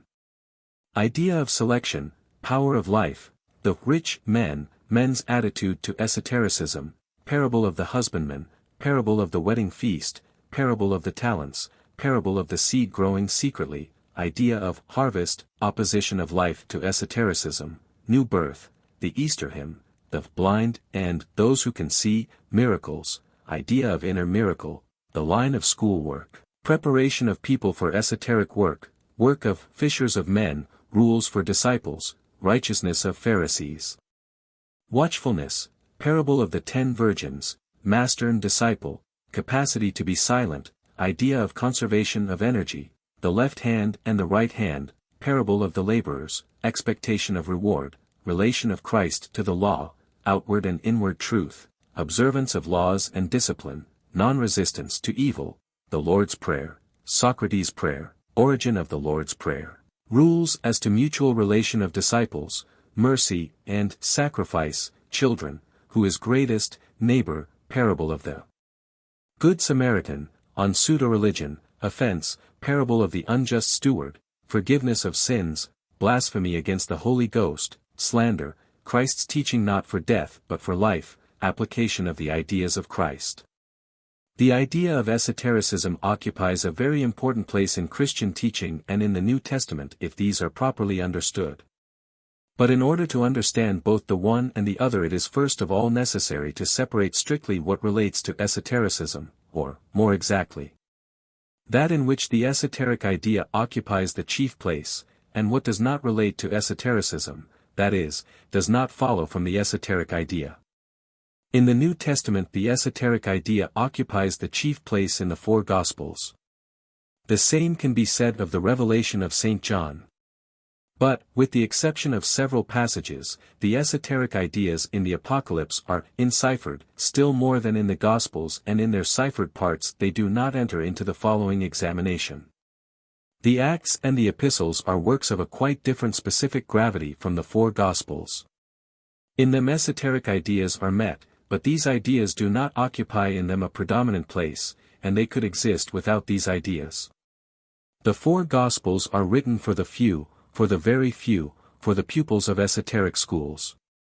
However intelligent and educated in the ordinary sense a man may be, he will not understand the Gospels without special indications and without special esoteric knowledge. At the same time it is necessary to note that the 4 Gospels are the sole source from which we know of Christ and of his teaching. The Acts and the Epistles of the Apostles add several essential features, but they also introduce a great deal that does not exist in the Gospels and that contradicts the Gospels. In any case, from the epistles it would not be possible to reconstruct either the person of Christ, or the Gospel drama, or the essence of the Gospel teaching. The epistles of the apostles, and especially the epistles of the Apostle Paul, are the building of the Church. They are the adaptation of the ideas of the Gospels, the materialization of them, the application of them to life, very often an application which goes against the esoteric idea. The addition of the Acts and the epistles to the four Gospels in the New Testament has a dual meaning. First, from the point of view of the Church, it gives the possibility to the Church, which in fact originates from the epistles, to establish connection with the Gospels and with the drama of Christ.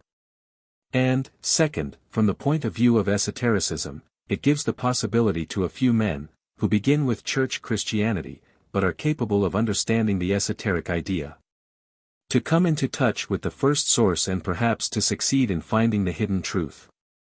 Historically, the chief role in the formation of Christianity was played not by the teaching of Christ but by the teaching of Paul. Church Christianity from the very beginning contradicted in many respects the ideas of Christ himself. Later, the divergence became still wider.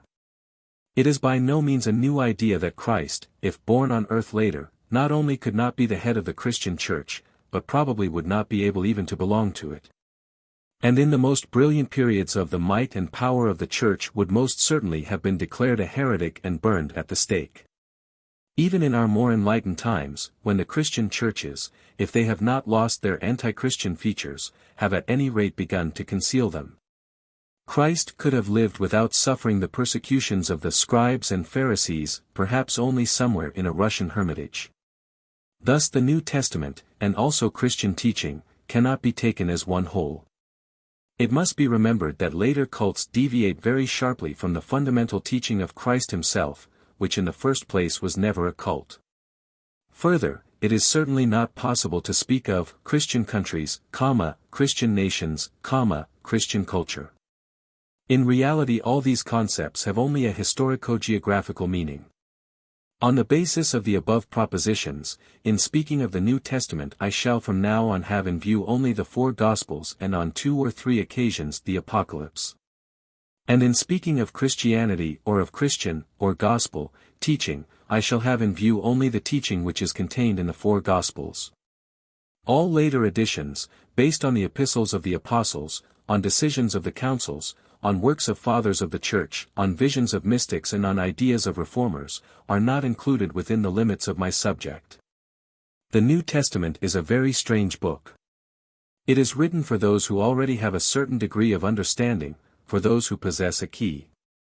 It is the greatest mistake to think that the New Testament is a simple book, and that it is intelligible to the simple and humble. It is impossible to read it simply, just as it is impossible to read simply a book of mathematics, full of formula, special expressions, open and hidden references to mathematical literature, allusions to different theories known only to the initiated, and so on. At the same time, there are in the New Testament a number of passages which can be understood emotionally, that is, which can produce a certain emotional impression, different for different people, or even for the same man at different moments of his life.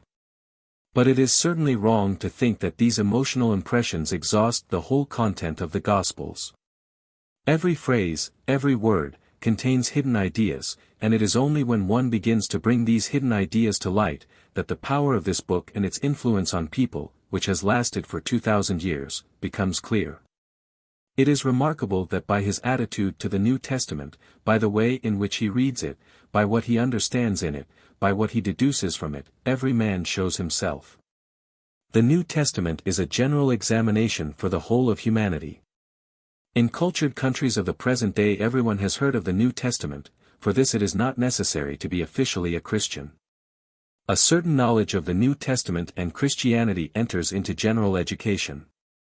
And every man by the way in which he reads the New Testament, by what he derives from it, by what he fails to derive, by the fact that he does not read it at all, shows the level of his development and his inner state. In each of the four Gospels there are many things consciously thought out and based on great knowledge and deep understanding of the human soul. Certain passages are written with the definite calculation that one man should understand them in one way, another in another way and a third in a third way. And that these men should never be able to agree as to the interpretation and understanding of what they had read. And that at the same time all of them should be equally wrong, and the true meaning consist of something which would never even occur to them of themselves. A mere literary analysis of the style and content of the four Gospels shows the immense power of these narratives. They were written consciously for a definite purpose by men who knew more than they wrote. The Gospels tell us in a direct and exact way of the existence of esoteric thought, and they are in themselves one of the chief literary evidences of the existence of this thought. What meaning and what aim may such a book have if we assume that it is written consciously? Probably, not one but many aims. But first of all, indisputably, the aim of showing men that there is only one way to hidden knowledge, if they wish and are able to go by that way. To speak more exactly, this aim could be to show the way to those who can go by this way, and in showing the way to make a selection of those who are fit for it, to divide people into suitable and unsuitable, from this point of view. The Christian teaching is a very stern religion, infinitely far removed from the sentimental Christianity that is created by modern preachers. Through all the teaching, in its true meaning, there runs the idea that the kingdom of heaven, whatever these words may mean, belongs to the few, that strait is the gate and narrow is the way. And only few can pass through and thus attain salvation, and that those who do not go in are but chaff which will be burned. And now also the axe is laid unto the root of the trees, therefore every tree which bringeth not forth good fruit is hewn down, and cast into the fire.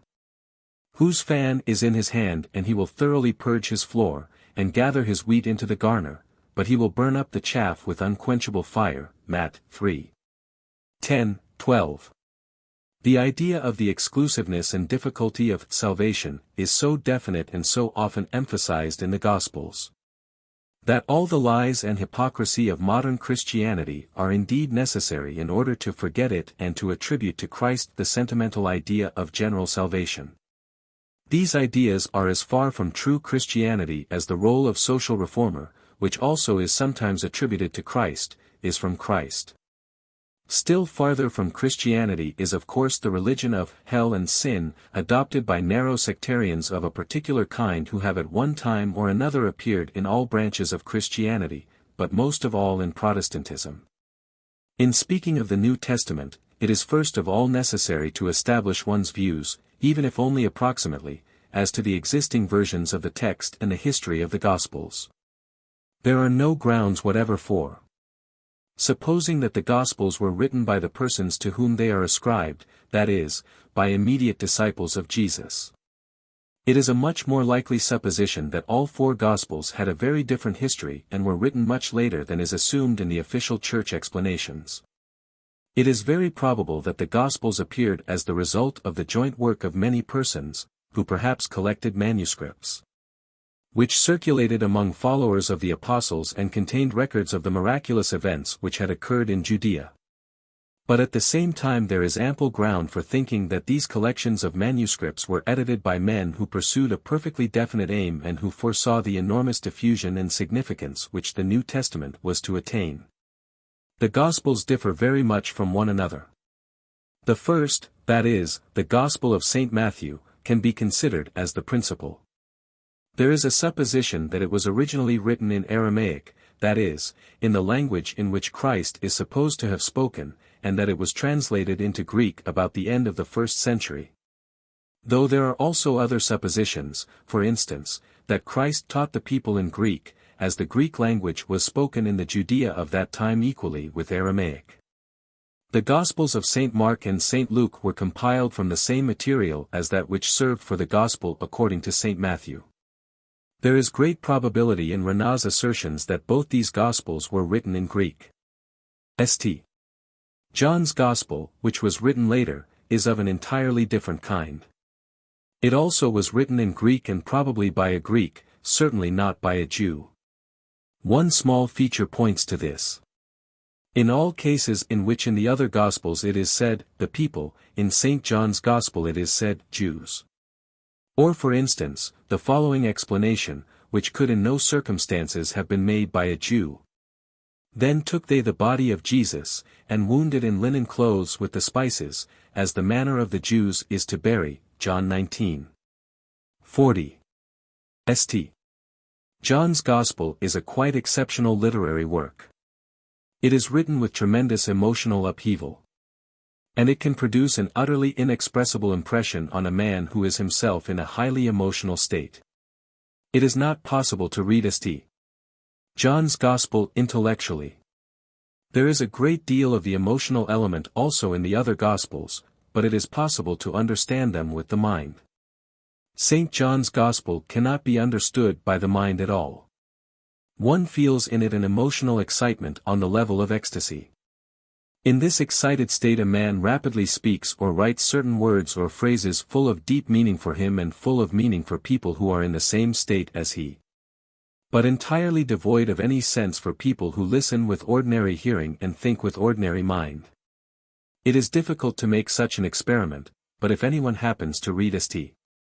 John's Gospel while in a highly emotional state, he will understand what is said there and will realize that this is a quite exceptional work, which cannot be measured by ordinary standards or judged on the level of books which are written intellectually and can be read and understood intellectually. The text of all four Gospels in modern language is rather corrupt, but less so than might be expected. The text was undoubtedly corrupted in transcription in the early centuries and later, during our times, in translation. The original authentic text has not been preserved, but if we compare the present translations with the existing older texts, Greek, Latin and Church Slavonic, we notice a difference of a quite definite character. The alterations and distortions are all similar to one another.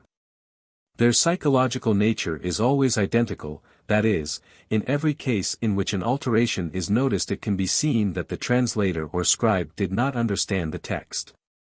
Something was too difficult, too abstract, for him. So he corrected it very slightly, adding one little word, and in this way giving to the text in question a clear and logical meaning on the level of his own understanding. This fact does not allow of the slightest doubt and can be verified in the later translations. The oldest known texts, that is, the Greek and the first Latin translations, are much more abstract than the later translations. There is much in the earlier texts that is found in the form of an abstract idea, which in the later translations has become a concrete image, a concrete figure. The most interesting transformation of this kind has occurred with the devil. In many passages in the Gospels where we are accustomed to meet him, he is entirely absent from the early texts. In the Lord's Prayer, for instance, which has entered profoundly into the habitual thought of the ordinary man, the words, "Deliver us from evil," in the English and German translations correspond to the Greek and Latin texts. But in Church Slavonic and Russian it is, "Deliver us from the sly one," in French, in some translations, it is, "Mais deliver nous du malin," and in Italian, "Ma liberassi dal maligno." The difference between the first early Latin translation and the later translation edited by Theodore Beza, 16th century, is very characteristic in this respect. In the first translation the phrase reads, "Sed libera nos a malo," but in the second, "Sed libera nos ab illo improbo," from the wicked one. Speaking generally, the whole gospel mythology has been very greatly altered. The devil, that is, the slanderer or tempter, was in the original text simply a name or description which could be applied to any slanderer or tempter. And it is possible to suppose that these names were often used to designate the visible, deceptive, illusory, phenomenal world, Maya. But we are too much under the influence of medieval demonology. And it is difficult for us to understand that in the New Testament there is no general idea of the devil. There is the idea of evil, the idea of temptation, the idea of demons, the idea of the unclean spirit, the idea of the prince of the demons. There is Satan who tempted Jesus, but all these ideas are separate and distinct from one another, always allegorical and very far from the medieval conception of the devil. In the 4th chapter of St. Matthew's Gospel, in the scene of the temptation in the wilderness, Christ says to the devil according to the Greek text, "Uxes sniam jav, go after me," and according to the Church Slavonic text, "follow me." But in the Russian, English, French and Italian texts this is translated, "Get thee hence, Satan." In the 9th verse after this, Matt 4:19, Christ says to the fishermen whom he found by the lake casting their nets, almost the same words, "Go after me," or "Follow me," in Greek, Ojuos oxwa, Jav. This similarity in addressing the devil who tempted Jesus, and the fishermen whom Jesus took as his disciples and promised to make fishers of men, must have a definite meaning. But to the translator it of course looked an absurdity. Why should Christ wish the devil to follow him? The result was the famous phrase, "Get thee hence, Satan." Satan in this case simply represented the visible, phenomenal world, which must not "get hence" by any means, but must only serve the inner world, follow it, go behind it.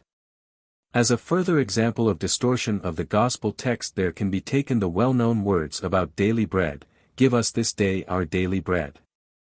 The fact is that the qualification of bread as daily, quotidian, taglik, does not exist at all in the Greek and the Latin texts. The Greek text reads hashtag hashtag hashtag hashtag hashtag hashtag hashtag hashtag hashtag hashtag hashtag hashtag hashtag hashtag hashtag hashtag hashtag hashtag. The Latin panem nostrum supersubstantialum de nobis hodie. The Greek word hashtag hashtag hashtag hashtag hashtag hashtag hashtag, which is translated by the Latin word supersubstantialis, according to the explanation of Origen did not exist in the Greek language and was specially invented for the translation of the corresponding Aramaic term. But the Aramaic text of St. Matthew's Gospel, if it ever existed, has not been preserved, and it is impossible to establish what word was translated by the word hashtag hashtag hashtag hashtag hashtag hashtag hashtag or supersubstantialis. In any case this word was not necessary, not daily, since hashtag hashtag hashtag hashtag hashtag hashtag or supersubstantialis means super-existing, supersubstantial, an idea certainly very remote from necessary, daily. At the same time how can we know what the Slavonic word hashtag hashtag hashtag hashtag hashtag meant at the time when it was created? This word most probably did not exist in the Old Bulgarian, just as the word hashtag hashtag hashtag hashtag hashtag hashtag hashtag did not exist in Greek. Its meaning might have changed later, and it entered into the spoken language with an entirely different sense. In the beginning, hashtag hashtag hashtag hashtag hashtag hashtag hashtag hashtag could have meant supersubstantial, and later it became necessary for life. The possibility of translating hashtag hashtag hashtag hashtag hashtag hashtag as necessary, or daily, is also explained by a play on words. There is an attempt to explain the word hashtag hashtag hashtag hashtag hashtag hashtag by deriving it not from hashtag hashtag hashtag to be, but from hashtag hashtag hashtag to go. In this case hashtag hashtag hashtag hashtag hashtag will mean coming. This translation is adopted in the newly revised translations of the New Testament. But it contradicts the first Latin translation, in which we find the word supersubstantialis, super-existing, for the use of which there was evidently a certain reason. The distortion of the sense in translation, arising from the fact that the translator failed to understand the deep abstract meaning of the given passage, is especially evident in a very characteristic alteration of the sense in the French translation of a passage in the Epistle to the Ephesians. That ye, being rooted and grounded in love, may be able to comprehend with all saints what is the breadth, and length, and depth, and height, Ephesians 3:17-18. These strange words, of unquestionably esoteric origin, which speak of the cognition of the dimensions of space, were certainly not understood by the translator. And in the French translation he inserted the little word n which gave the meaning. I chuetant en racens enfants dans la charite vous puissiez comprendre, avec tous les saints, quelle en est la largeur, la longueur, la profondeur, et la hauteur. That ye, being rooted and grounded in love, may be able to comprehend with all the saints what is its breadth, and length, and depth, and height. The above examples show the character of the distortions of the gospel texts in translations. But in general they are not very important. The idea which is sometimes met in modern occult teachings, that the existing text of the Gospels is not complete and that there is, or was, another, complete, text, has no basis in fact and will not be taken into consideration in what follows. Further, in studying the New Testament it is necessary to separate the legendary element, which is often borrowed from the life stories of other messiahs and prophets, from the narration of the actual life of Jesus. And then to separate the legends and events described in it from the teaching. The drama of Christ and its relation to the mysteries have already been referred to. At the very beginning of this drama appears the enigmatic figure of John the Baptist. The most obscure passages in the New Testament refer to John the Baptist. There are teachings which regard him as the chief figure in the whole drama and relegate Christ to a secondary place. But too little is definitely known about these teachings to make it possible to base anything on them, and, further, the drama which was played in Judea will be spoken of as the drama of Christ. The events in Judea which ended with the death of Jesus occupied a very small place in the life of the peoples of that time. It is a well-known fact that nobody except the immediate participants knew of these events. No historical evidence that Jesus actually existed is extant besides the Gospels. The Gospel tragedy acquired its meaning, significance and magnitude only gradually, as the teaching of Christ grew and expanded. In this a great part was played by oppressions and persecutions. But evidently there was something in the tragedy itself and in the teaching associated with it and arising from it, which distinguished both the one and the other from ordinary sectarian movements. This something was the connection with the mysteries. The legendary side introduces into the life of Christ many entirely conventional figures and, as it were, stylises him as a prophet, a teacher, or a Messiah. These legends adapted to Christ are drawn from the most varied sources. There are Indian, Buddhist and Old Testament legends, and there are features taken from Greek myths. The massacre of the innocents and the flight into Egypt are features taken from the life of Moses. The Annunciation, that is, the appearance of the angel who announced the coming birth of Christ, is a feature from the life of Buddha. In the history of Buddha it was a white elephant which descended from the heavens and announced to Queen Maya the coming birth of Prince Gautama. There follows the feature of the old man Simeon waiting for the infant Jesus in the temple and saying that now he might die since he had seen the newly born Saviour of the world, now lettest thou thy servant depart in peace. This is an episode taken entirely from the story of the life of Buddha. When Buddha was born, Asita, an aged hermit, came down from the Himalayas to Kapilavastu. Coming to the court he made sacrifices at the feet of the child. Then Asita walked 3 times round the child and taking him in his hands, recognized in him the 32 signs of Buddhahood, which he saw with his opened inner sight. 27. The strangest legend connected with Christ, which for a long time was a point of disagreement between different schools and sects in the growing Christianity and finally became the basis of the dogmatic teachings of almost all Christian creeds, is the legend of the birth of Jesus by the Virgin Mary direct of God himself. This legend arose later than the text of the Gospels. Christ called himself the Son of God or the Son of Man, he continually spoke of God as his Father, he said that he and the Father are one. That whoever obeys him, obeys his Father also, and so forth. Yet Christ's own words do not create the legend, do not create the myth. They can be understood allegorically and mystically in the sense that Christ felt oneness with God, or felt God in himself. And above all they can be understood in the sense that every man can become the Son of God if he obeys the will and laws of God. In the Sermon on the Mount, Christ says, "Blessed are the peacemakers, for they shall be called sons of God." RV Matt. 5.9. And in another place, "Ye have heard that it was said, Thou shalt love thy neighbor, and hate thine enemy. But I say unto you, love your enemies, and pray for them that persecute you, that ye may be sons of your Father which is in heaven, for he maketh his sun to rise on the evil and the good, and sendeth rain on the just and the unjust." RV Matt. 5. 43-45. This translation agrees with the Greek, Latin, French and Russian translations. In the English Authorized Version, and also in the German, there stands, "the children of God," and, "the children of your Father." But this is a result of the adaptation of the Gospel text by theologians for their own purposes. These texts show that originally the expression, "Son of God," had an entirely different meaning from that given to it later. The myth of Christ being the Son of God in the literal sense was created gradually during several centuries. And although the dogmatic Christian would certainly deny the pagan origin of this idea, it is undoubtedly taken from Greek mythology.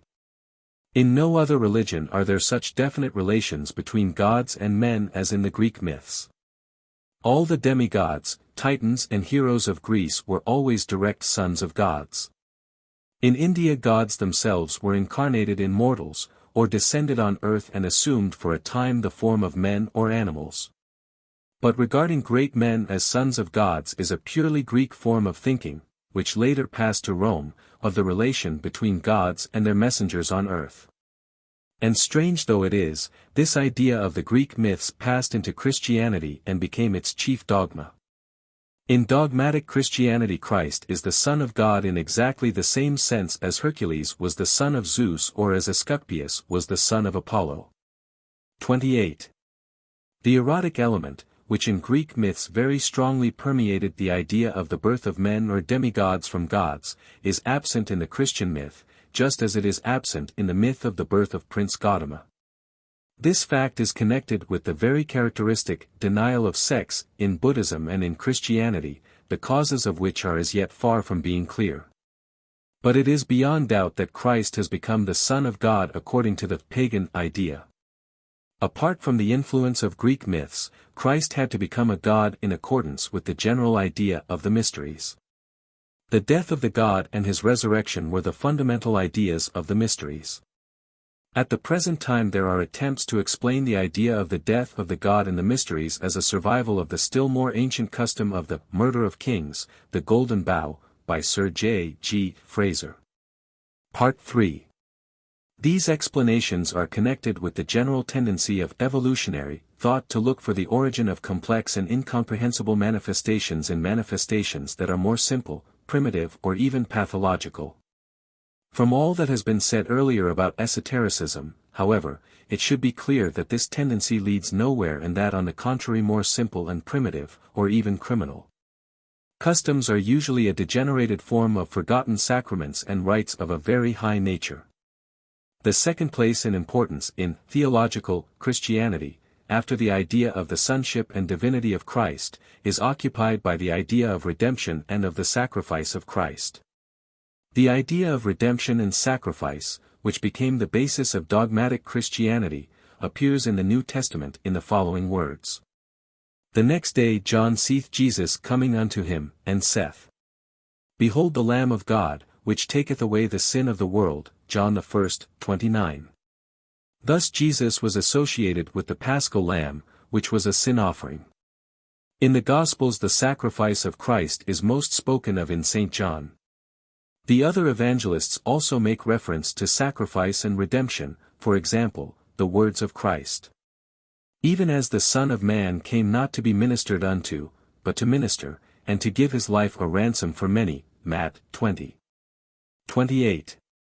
But all these and similar passages beginning with the words of John the Baptist and ending with the words of Christ himself, have a very wide allegorical and abstract meaning. The idea was made concrete only in the epistles, mainly in the epistles of the Apostle Paul. It was necessary to explain the death of Jesus and it was necessary to explain his death at the same time indicating that he was the Son of God and himself God. The idea of the mysteries and of the drama of Christ could never be made common property, because for the explanation of it there were neither words nor understanding, not even in those who would have to explain it. It was necessary to find a nearer, a more comprehensible, idea, which would have given the possibility of explaining to the crowd why God had allowed worthless and criminal people to torture and kill himself. The explanation was found in the idea of concrete redemption. It was said that Jesus did this for men, that having sacrificed himself, he freed men from their sins. Later it was added, from the original sin, from the sin of Adam. The idea of redemptive sacrifice was understandable to the Jews, for it played a great part in the Old Testament in ritualistic offerings and ceremonies. There was a rite performed on the Day of Atonement, when one he-goat was killed as a sin offering for the sins of the people, and another he-goat was smeared with the blood of the goat that had been killed, and driven into the wilderness or cast down a precipice. The idea of God sacrificing himself for the salvation of men exists also in Indian mythology. The god Shiva drank the poison which was to poison the whole of mankind, therefore many of his statues have the throat painted blue. Religious ideas traveled from one country to another, and this feature, that is, concrete sacrifice for men, might have been attributed to Jesus in the same way as the features from the life of Buddha which were mentioned before. The connecting of the idea of redemption with the idea of the transference of evil, as is done by the author of the above-mentioned book, The Golden Bough, has no foundation whatever. The magical ceremony of the transference of evil has psychologically nothing in common with the idea of voluntary sacrifice. But of course this distinction can have no meaning for evolutionary thought, which does not enter into such fine distinctions. The Old Testament idea of atonement contradicts esoteric thought. In esoteric teachings it is made perfectly clear that no one can be liberated from sin by compulsion and without his own participation. Men were and are now in such a position that in order to show them the way to liberation very great sacrifice is necessary. Christ showed the way to liberation. And he says it direct. I am the way, John 14:6. I am the door, by me if any man enter in, he shall be saved, and shall go in and out, and find pasture, John 10:9. And whither I go ye know, and the way ye know. Thomas saith unto him, Lord, we know not whither thou goest. And how can we know the way? Jesus saith unto him, I am the way, the truth, and the life, no man cometh unto the Father, but by me, John 14:4, 5, 6. Then said they unto him, Who art thou? And Jesus saith unto them, Even the same that I said unto you from the beginning, John 8:25.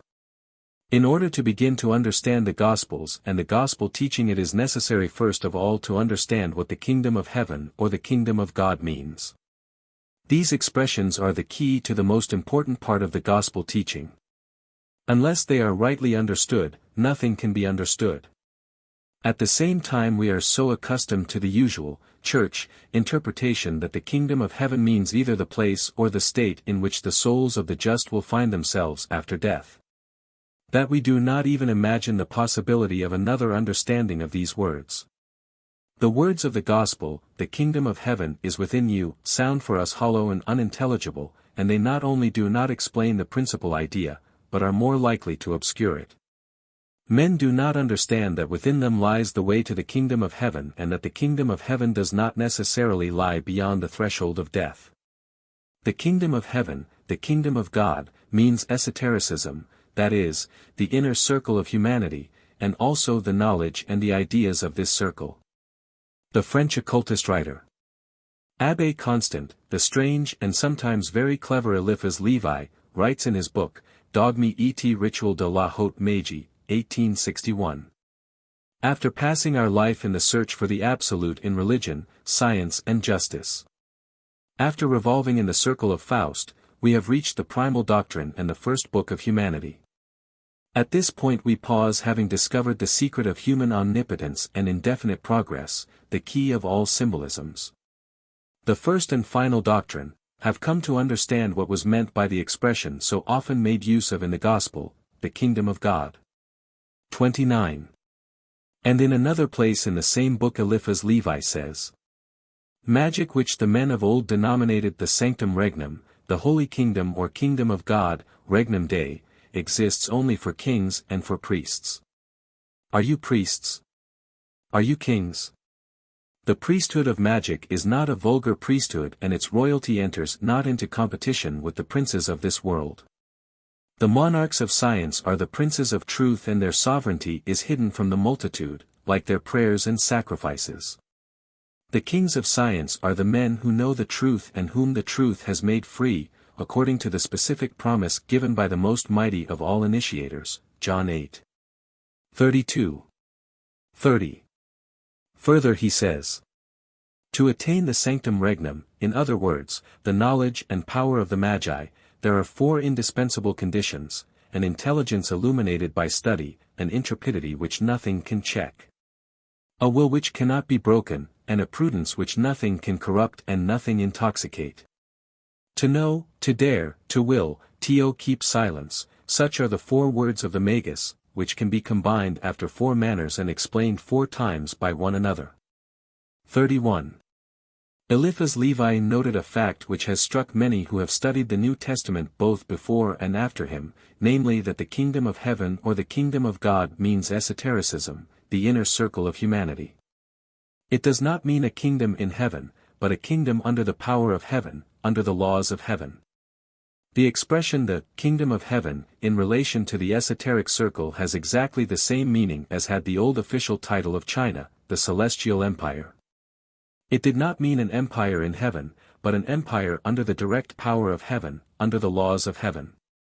Theologians have distorted the meaning of the kingdom of heaven, have connected it with the idea of paradise, heaven, that is, of the place or condition in which, according to them, the souls of the just find themselves after death. In fact, it can be seen quite clearly in the Gospels that Christ in his preaching spoke of the kingdom of God on earth, and in the Gospels there are very definite passages showing that, as he taught, the kingdom of heaven can be attained during life. Verily I say unto you, there be some standing here, which shall not taste of death, till they see the Son of Man coming in his kingdom. Matt 16:28. It is very interesting to note here that Christ speaks of his kingdom, and at the same time calls himself the Son of Man, that is to say, simply a man. Further, in St.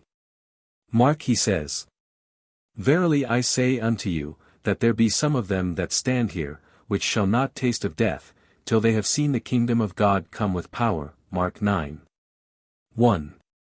And in St. Luke, but I tell you of a truth, there be some standing here, which shall not taste of death, till they see the kingdom of God. Luke 9:27. These passages were understood in the sense of the nearness of the second advent. But in this sense all their meaning was naturally lost when all Christ's personal disciples had died. But from the point of view of esoteric understanding, these passages have preserved in our times the same meaning that they had in the time of Christ. The New Testament is an introduction to the hidden knowledge or the secret wisdom. There are several definite lines of thought which can be seen quite clearly in it. All that follows refers to the 2 chief lines. One line sets forth the principles of the kingdom of heaven or the esoteric circle and its knowledge. This line emphasizes the difficulty and exclusiveness of apprehending truth. And the other line shows what men must do in order to approach truth, and what they must not do, that is, what can help them and what can hinder them. The methods and rules of studying work on oneself, occult and school rules. To the first line belongs the saying that the approach to truth requires exceptional efforts and exceptional conditions. Only a few can approach truth. No phrase is more often repeated in the New Testament than the saying that only those who have ears can hear. These words are repeated 9 times in the Gospels, and 8 times in the Revelation of St. John, 17 times in all. The idea that it is necessary to know how to hear and see, and to be able to hear and see, and that not everyone can hear and see, is also brought out in the following passages. Therefore I speak to them in parables, because they seeing see not. And hearing they hear not, neither do they understand. And in them is fulfilled the prophecy of Esaias, which saith, by hearing ye shall hear, and shall not understand. And seeing ye shall see, and shall not perceive. For this people's heart is waxed gross, and their ears are dull of hearing, and their eyes they have dosed. Lest at any time they should see with their eyes, and hear with their ears, and should understand with their heart, and should be converted, and I should heal them. But blessed are your eyes, for they see, and your ears, for they hear. For verily I say unto you, that many prophets and righteous men have desired to see those things which ye see, and have not seen them, and to hear those things which ye hear, and have not heard them. Matt 13:17.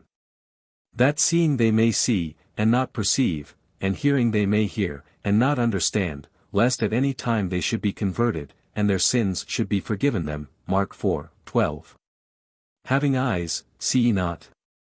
And having ears, hear ye not? And do ye not remember? Mark 8:18. And he said, Unto you it is given to know the mysteries of the kingdom of God, but to others in parables, that seeing they might not see, and hearing they might not understand. Luke 8:10. Why do ye not understand my speech? Even because ye cannot hear my word. Testament, the meanings of which we do not really know, such as faith, mercy, redemption, sacrifice, prayer, alms. Blindness, poverty, riches, life, death, birth, and many others. If we succeed in understanding the hidden meaning of these words and expressions, the general content at once becomes clear and intelligible and often completely opposite to what is usually supposed. In what follows, I shall deal only with the two above-mentioned lines of thought. Thus the interpretation which I give here will in no way exhaust the contents of the gospel teaching and will aim only at showing the possibility of explaining some of the gospel ideas in connection with the ideas of esotericism and hidden wisdom. If we read the Gospels bearing in mind that the kingdom of heaven means the inner circle of humanity, everything at once acquires for us new sense and meaning. John the Baptist says, Repent ye, for the kingdom of heaven is at hand. Matt 3:2. And he says immediately afterwards that men must not hope to receive the kingdom of heaven remaining as they are, that this is in no way their right, that in reality they deserve something quite different. But when he saw many of the Pharisees and Sadducees come to his baptism, he said unto them, Generation of vipers, who hath warned you to flee from the wrath to come? Bring forth therefore fruits meet for repentance. And think not to say within yourselves, We have Abraham to our father, for I say unto you, that God is able of these stones to raise up children unto Abraham. Matt 3:7-9. John the Baptist emphasized with extraordinary power the idea that the kingdom of heaven is attained only by a few who deserve it. For the rest, for those who do not deserve it, he leaves no hope. And now also the axe is laid unto the root of the trees, therefore every tree which bringeth not forth good fruit is hewn down, and cast into the fire. Matt 3:10. And further on, speaking of Christ, he pronounces words which are forgotten more than any others. Whose fan is in his hand, and he will thoroughly purge his floor, and gather his wheat into the garner. But he will burn up the chaff with unquenchable fire. Matt 3:12. Jesus, in speaking of the kingdom of heaven, several times points out the exceptional significance of the preaching of John the Baptist. And from the days of John the Baptist until now the kingdom of heaven suffereth violence. And the violent take it by force. Matt 11:12. The law and the prophets were until John, since that time the kingdom of God is preached, and every man presseth into it. Luke 16:16. Jesus himself, when beginning to preach the kingdom of heaven, uses the same words as were spoken by John. Repent, for the kingdom of heaven is at hand. Matt 4:17. In the Sermon on the Mount he says, Blessed are the poor in spirit, for theirs is the kingdom of heaven. Matt 5:3. Poor in spirit is a very enigmatic expression, which has always been wrongly interpreted and has given ground for the most incredible distortions of the ideas of Christ. Poor in spirit of course does not mean weak in spirit and certainly does not mean poor, that is, destitute in the material sense. In their true meaning these words contain the Buddhist idea of non-attachment to things. A man who by the strength of his spirit makes himself non-attached to things, as though destitute, that is, when things have for him as little meaning as if he had not had them and had not known about them, will be poor in spirit. This non-attachment is a necessary condition for approaching esotericism or the kingdom of heaven. Further on Jesus says, Blessed are they which are persecuted for righteousness' sake, for theirs is the kingdom of heaven. Matt 5:10. This is the second condition. The disciple of Christ might expect to be persecuted for righteousness' sake. People of the outer circle hate and persecute people of the inner circle, particularly those who come to help them. And Jesus says, "Blessed are ye, when men shall revile you, and persecute you, and shall say all manner of evil against you falsely, for my sake, rejoice. And be exceeding glad, for great is your reward in heaven, for so persecuted they the prophets which were before you." Matt. 5:11, 12. "He that loveth his life shall lose it, and he that hateth his life in this world shall keep it unto life eternal." John 12:25. "If the world hate you, ye know that it hated me before it hated you.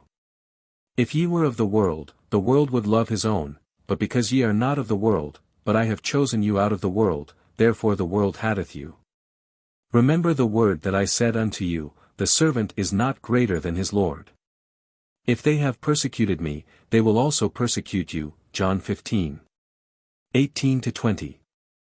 "They shall put you out of the synagogues, yea, the time cometh, that whosoever killeth you will think that he doeth God service." John 16:2.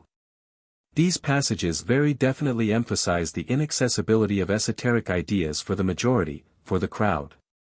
All these passages contain a very definite foreseeing of the results of the preaching of Christianity. But generally this is understood as the foreseeing of the persecutions for the preaching of Christianity among the heathen, while in reality Jesus certainly meant the persecutions for the preaching of esoteric Christianity among pseudo-Christians, or for endeavors to preserve esoteric truths in the midst of a church Christianity that was becoming more and more distorted. In the next chapter Jesus speaks of the meaning of esotericism and the way to it, and clearly emphasizes the difference between esoteric values and earthly values. "Lay not up for yourselves treasures upon earth, where moth and rust doth corrupt, and where thieves break through and steal. But lay up for yourselves treasures in heaven, where neither moth nor rust doth corrupt, and where thieves do not break through nor steal. For where your treasure is, there will your heart be also. No man can serve two masters, for either he will hate the one, and love the other, or else he will hold to the one, and despise the other. Ye cannot serve God and mammon. But seek ye first the kingdom of God, and his righteousness, and all these things shall be added unto you." Matt 6:19, 20, 21, 24, 33. These passages again are understood too simply, in the sense of opposing the ordinary earthly desires for possessions and power to the desire for eternal salvation. Jesus was of course much more subtle than that, and in warning against amassing treasures on earth he certainly warned against outward religious forms and outward piety and outward saintliness, which later became the aim of church Christianity. In the next chapter Jesus speaks of the necessity for guarding the ideas of esotericism and not giving them forth indiscriminately, for there are people to whom these ideas in their essence are inaccessible, who, in so far as they can grasp them, will inevitably distort them, make wrong use of them and turn them against those who are trying to give them these ideas. "Give not that which is holy unto the dogs, neither cast ye your pearls before swine, lest they trample them under their feet, and turn again and rend you." Matt 7:6. But immediately after this Jesus shows that esotericism is not hidden from those who really seek it. "Ask, and it shall be given you, seek, and ye shall find, knock, and it shall be opened unto you, for everyone that asketh receiveth. And he that seeketh findeth, and to him that knocketh it shall be opened. Or what man is there of you, whom if his son ask bread, will he give him a stone? Or if he ask a fish, will he give him a serpent? If ye then, being evil, know how to give good gifts unto your children, how much more shall your Father which is in heaven give good things to them that ask him?" Matt 7:7-11. There follows further a very significant warning. The idea of it is that it is better not to enter upon the path of esotericism, better not to begin the work of inner purification, than to begin and abandon it, to set out and turn back, or to begin in a right way and then to distort everything. When the unclean spirit is gone out of a man, he walketh through dry places, seeking rest, and finding none, he saith, I will return unto my house whence I came out. And when he cometh, he findeth it swept and garnished. Then goeth he, and taketh to him 7 other spirits more wicked than himself, and they enter in, and dwell there, and the last state of that man is worse than the first. Luke 11. 24-26. This again may have reference to church Christianity, which may represent a house swept and garnished. And further Jesus speaks of the difficulty of the path and of possible mistakes. Enter ye in at the strait gate, for wide is the gate, and broad is the way, that leadeth to destruction, and many there be which go in thereat, because strait is the gate, and narrow is the way, which leadeth unto life. And few there be that find it. Not every one that saith unto me, Lord, Lord, shall enter into the kingdom of heaven, but he that doeth the will of my Father which is in heaven. Matt. 7. 13, 14 and 21. Esotericism here is called life. This is particularly interesting in comparison with other passages, which speak of ordinary life as death, and of people as the dead. In these passages one can see the relationship between the inner circle and the outer circle, that is, how large is the one, the outer, and how small the other, the inner. In another place Jesus says that the small can be greater than the large. And he said, Whereunto shall we liken the kingdom of God? Or with what comparison shall we compare it? It is like a grain of mustard seed, which, when it is sown in the earth, is less than all the seeds that be in the earth. But when it is sown, it groweth up, and becometh greater than all herbs, and shooteth out great branches. So that the fowls of the air may lodge under the shadow of it. Mark 4. 30-32. The next chapter speaks of the difficulty of approaching esotericism and of the fact that esotericism does not give earthly blessings and sometimes even contradicts worldly forms and obligations. And a certain scribe came, and said unto him, Master, I will follow thee whithersoever thou goest. And Jesus saith unto him, The foxes have holes, and the birds of the air have nests, but the Son of Man hath not where to lay his head. And another of his disciples said unto him, Lord, suffer me first to go and bury my father. But Jesus said unto him, Follow me, and let the dead bury their dead. Matt. 8. 19-22. At the end of the following chapter mention is made of the great need in which people stand of help from the inner circle, and of the difficulty of helping them. But when he saw the multitudes, he was moved with compassion on them, because they fainted, and were scattered abroad, as sheep having no shepherd. Then saith he unto his disciples, The harvest truly is plenteous, but the laborers are few. Pray ye therefore the Lord of the harvest, that he will send forth laborers into his harvest. Matt. 9. 36-8.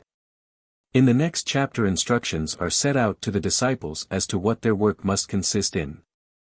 And as ye go, preach, saying, The kingdom of heaven is at hand. Matt. 10. 7. What I tell you in darkness, that speak ye in light, and what ye hear in the ear, that preach ye upon the housetops. Matt. 10. 27. But immediately after this Jesus adds that the preaching of esotericism gives results quite different from those which, from the point of view of ordinary life, the disciples may expect.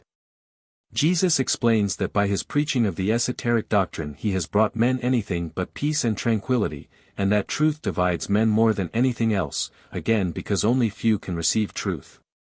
Think not that I am come to send peace on earth, I came not to send peace, but a sword. For I am come to set a man at variance against his father, and the daughter against her mother, and the daughter-in-law against her mother-in-law. And a man's foes shall be they of his own household. He that loveth father or mother more than me is not worthy of me. Matt. 10. 34-37. The last verse is again the Buddhist idea that a man must not be attached to anyone or anything. Attachment, in this case certainly does not mean sympathy or affection, in the sense in which these words are used in modern languages. Attachment, in the Buddhist, and in the Gospel, sense of the word means a small, selfish and slavish feeling. This is not love at all, since a man may hate that to which he is attached, may try to free himself and not be able to do so. Attachment to things, to people, even to one's father and mother, is the chief obstacle on the way to esotericism. Further on, this idea is emphasized still more. Then came to him his mother and his brethren, and could not come at him for the press. And it was told him by certain which said, Thy mother and thy brethren stand without, desiring to see thee. And he answered and said unto them, My mother and my brethren are these which hear the word of God, and do it. Luke 8:19-21. After this Jesus begins to speak of the kingdom of heaven in parables. The first is that of the sower. And he spake many things unto them in parables, saying, Behold, a sower went forth to sow. And when he sowed, some seeds fell by the wayside, and the fowls came and devoured them up. Some fell upon stony places, where they had not much earth, and forthwith they sprung up, because they had no deepness of earth. And when the sun was up, they were scorched.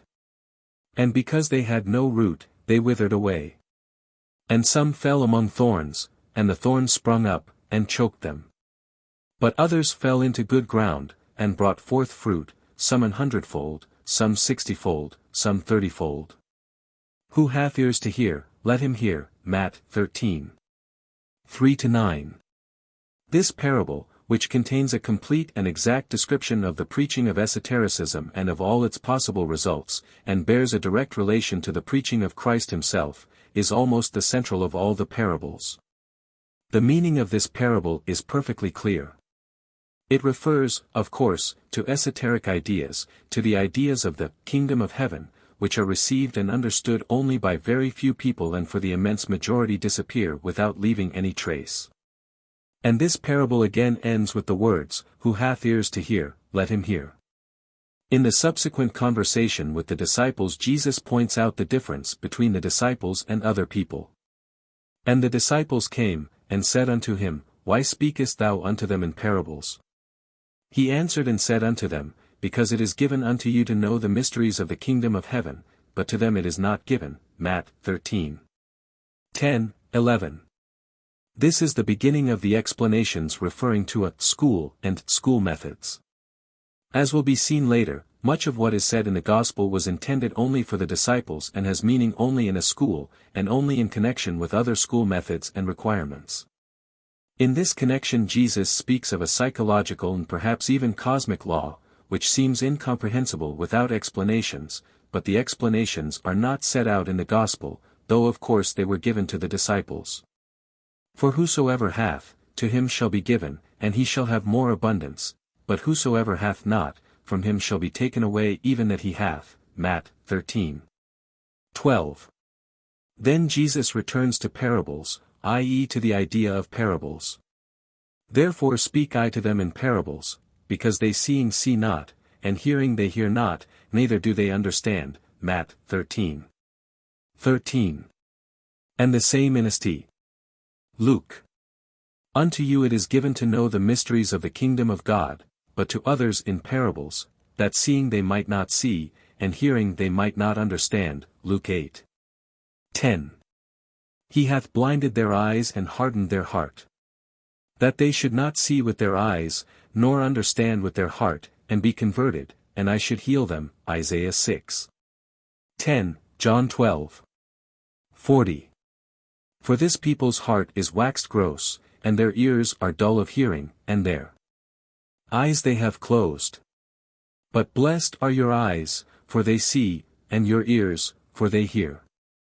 For verily I say unto you, that many prophets and righteous men have desired to see those things which ye see, and have not seen them, and to hear those things which ye hear, and have not heard them. Matt 13:1517. Teaching by parables was most characteristic of Christ. Renan finds that in the literature of Judaism there was nothing that could serve as a model for this form. Renan writes, It is particularly in the parable that the Master excelled. Nothing in Judaism had given him a model for this delightful form. It is he who created it. C'est surtout dans la parabole que le maître excelle. Reign dans le Judaisme et lui avait dans le modèle de ce genre delicieux. C'est lui que elle écrit. 32. Later, with the astounding inconsequence which characterizes all the positivist thought of the 19th century, and particularly Renan himself.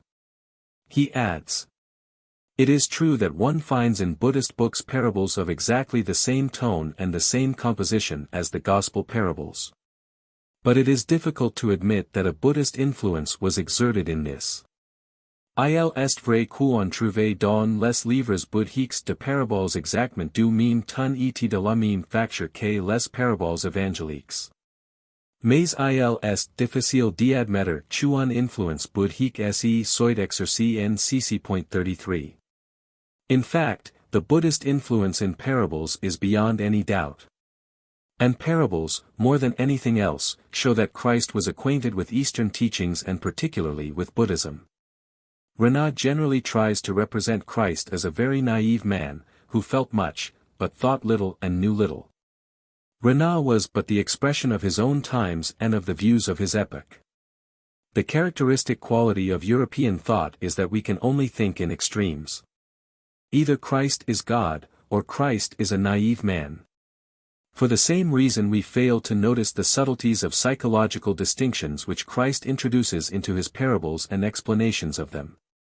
The explanations of the parables which Christ gives to his disciples are not less interesting than the parables themselves. Hear ye therefore the parable of the sower.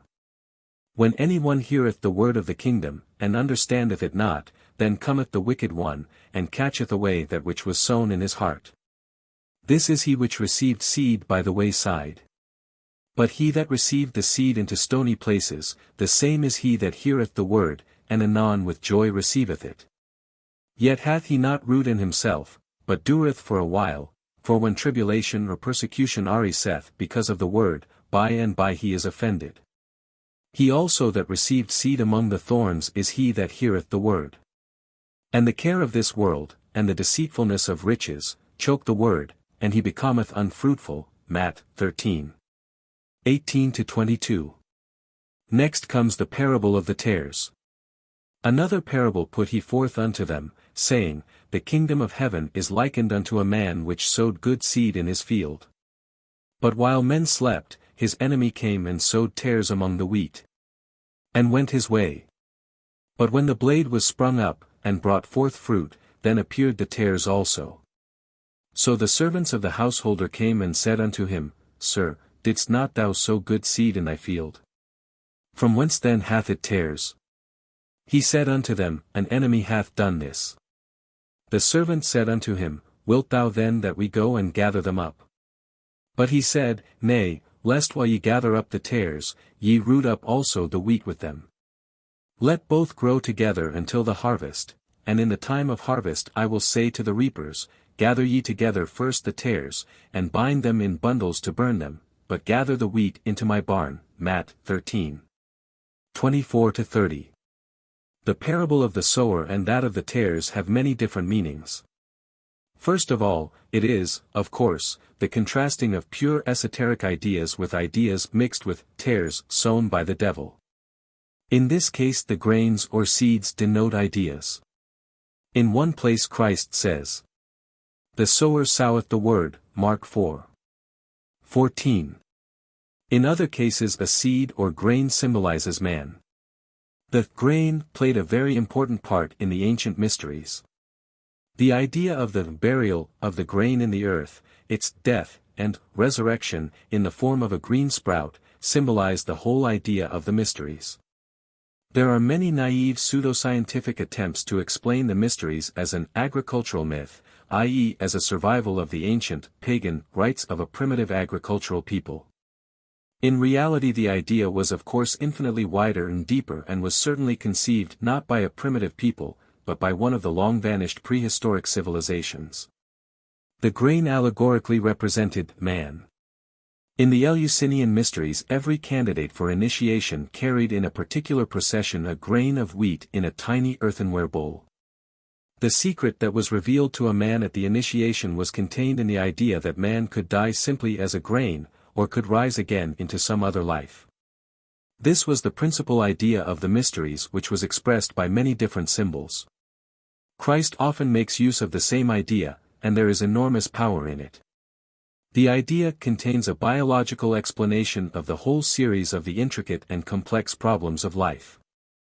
Nature is extraordinarily generous, almost lavish, in her methods. She creates an enormous quantity of seeds in order that a few of them only may germinate and carry life further. If man is looked upon as a grain, the cruel law which is continually emphasized in the gospel teaching becomes comprehensible, that the great majority of mankind are but chaff which shall be burned. Christ very often returns to this idea, and in his explanations the idea loses its cruelty, because it becomes clear that in the salvation, or perdition, of every individual man there is nothing preordained or inevitable. That both the one and the other depend on man himself, on his own attitude towards himself, towards other men and towards the idea of the kingdom of heaven. In succeeding parables Christ again emphasizes the idea and meaning of esotericism in relation to life, the small external magnitude of esotericism in comparison with life. And yet the immense possibilities and the immense significance of esotericism and the particular quality of esoteric ideas, that they approach him who understands and appreciates their meaning. These short parables about the kingdom of heaven, each of which includes the whole content of the gospel teaching, are remarkable even simply as works of art. Another parable put he forth unto them saying, The kingdom of heaven is like to a grain of mustard seed, which a man took, and sowed in his field. Which indeed is the least of all seeds, but when it is grown, it is the greatest among herbs. And becometh a tree, so that the birds of the air come and lodge in the branches thereof. Another parable spake he unto them, The kingdom of heaven is like unto leaven, which a woman took, and hid in 3 measures of meal, till the whole was leavened. All these things spake Jesus unto the multitude in parables. And without a parable spake he not unto them. Again, the kingdom of heaven is like unto treasure hid in a field, the which when a man hath found, he hideth, and for joy thereof goeth and selleth all that he hath, and buyeth that field. Again, the kingdom of heaven is like unto a merchant man, seeking goodly pearls. Who, when he had found one pearl of great price, went and sold all that he had, and bought it. Again, the kingdom of heaven is like unto a net, that was cast into the sea, and gathered of every kind. Which, when it was full, they drew to shore, and sat down, and gathered the good into vessels, but cast the bad away. Matt. 13. 31-34, 44-48. In the last parable there is again the idea of separation, the idea of selection.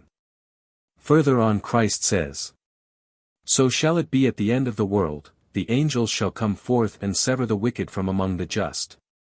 And shall cast them into the furnace of fire, there shall be wailing and gnashing of teeth.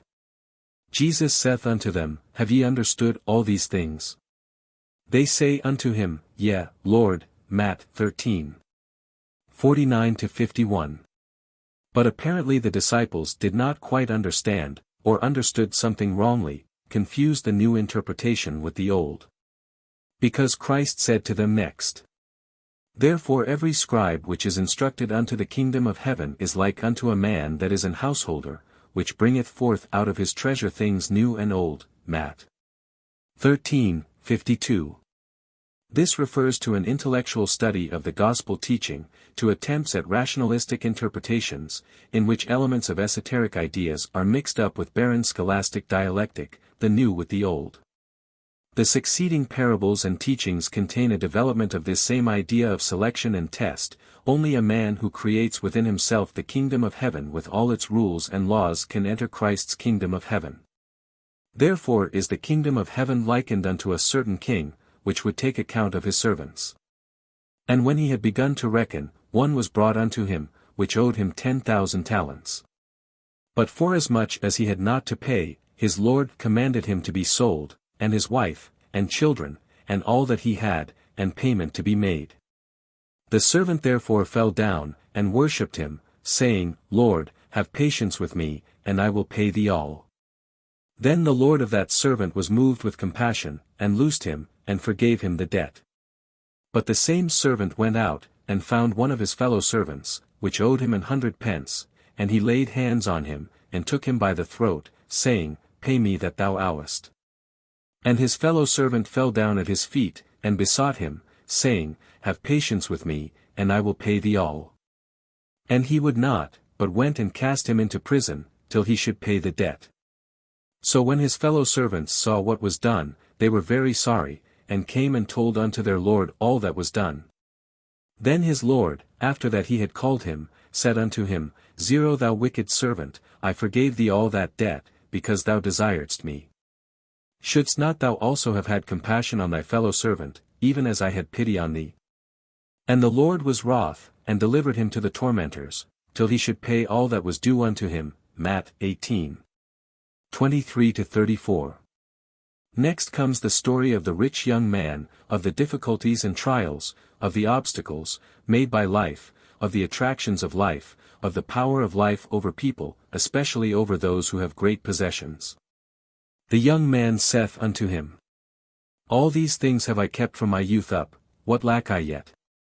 Jesus said unto him, If thou wilt be perfect, go and sell that thou hast, and give to the poor, and thou shalt have treasure in heaven, and come and follow me. But when the young man heard that saying, he went away sorrowful, for he had great possessions. Then said Jesus unto his disciples, Verily I say unto you, that a rich man shall hardly enter into the kingdom of heaven. And again I say unto you, it is easier for a camel to go through the eye of a needle, than for a rich man to enter into the kingdom of God. Matt 19:20-24. Rich, again, has of course many different meanings.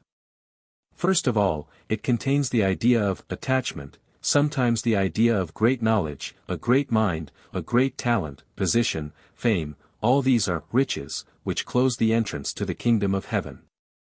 Attachment to church religion is also riches.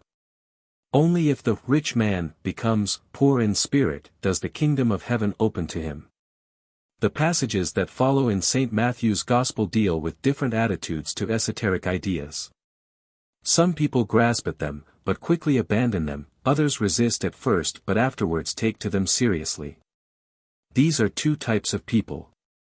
One type is the man who said that he would go and did not go, and the other is the man who said that he would not go and went.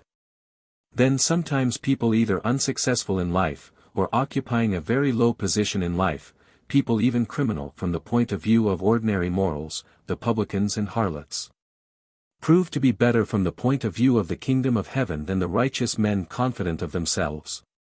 But what think ye?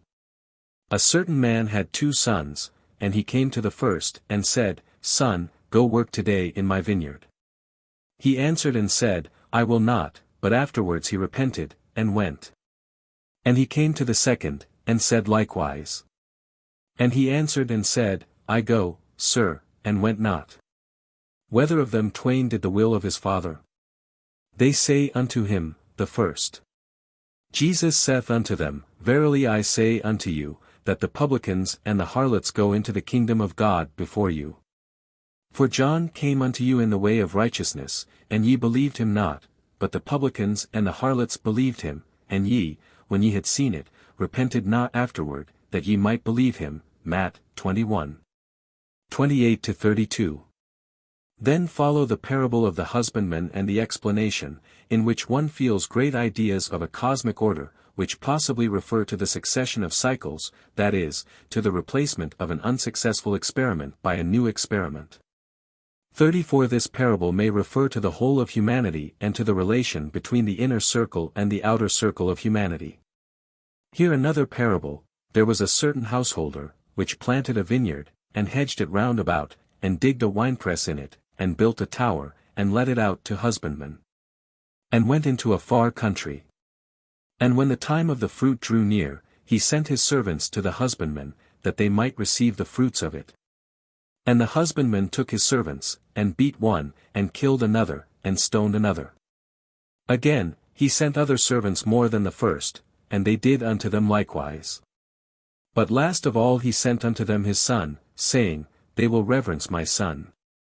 But when the husbandmen saw the son, they said among themselves, This is the heir, come, let us kill him, and let us seize on his inheritance. And they caught him, and cast him out of the vineyard, and slew him. When the Lord therefore of the vineyard cometh, what will he do unto those husbandmen? They say unto him, he will miserably destroy those wicked men, and will let out his vineyard unto other husbandmen, which shall render him the fruits in their seasons. Matt. 21. 33-41. Next comes the same idea of selection and that of the different attitudes of people to the idea of the kingdom of heaven.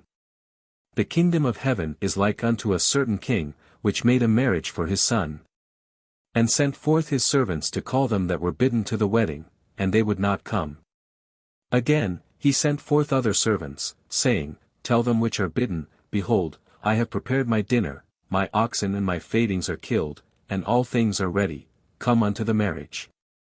But they made light of it, and went their ways, one to his farm, another to his merchandise, and the remnant took his servants, and entreated them spitefully and slew them. But when the king heard thereof, he was wroth, and he sent forth his armies, and destroyed those murderers, and burned up their city. Matt. 22.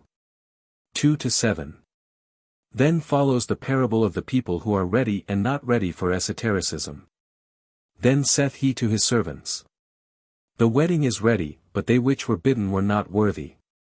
Go ye therefore into the highways, and as many as ye shall find, bid to the marriage.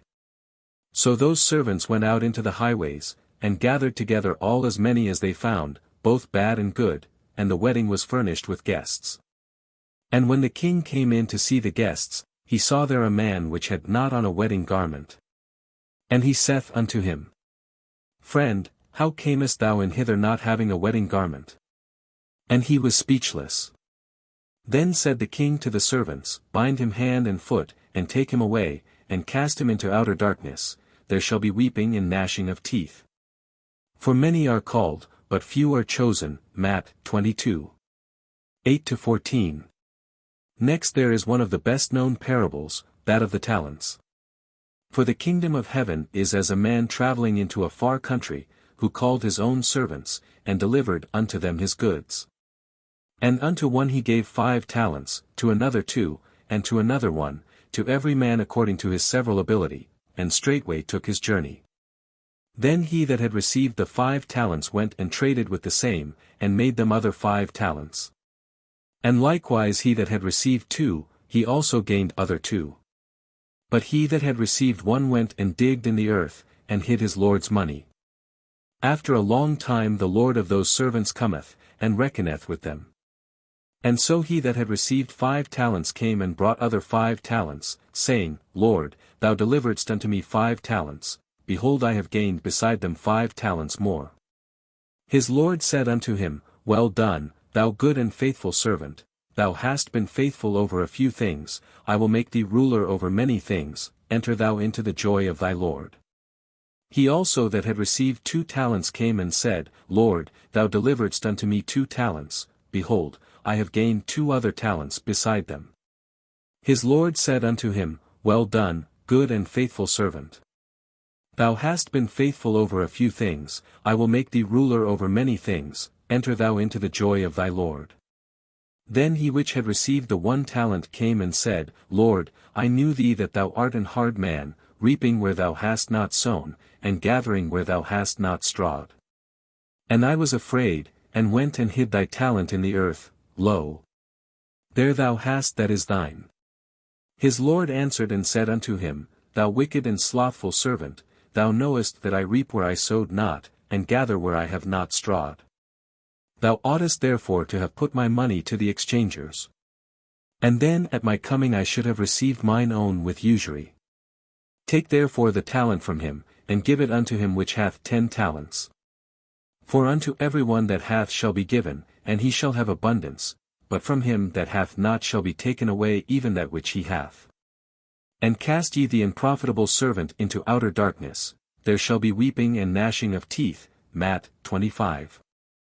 14-30. This parable contains all the ideas connected with the parable of the sower, and besides this the idea of the change of cycles and of the destruction of bad material. In St. Mark's Gospel there is an interesting parable which explains the laws under which the influence of the inner circle is exerted on outer humanity.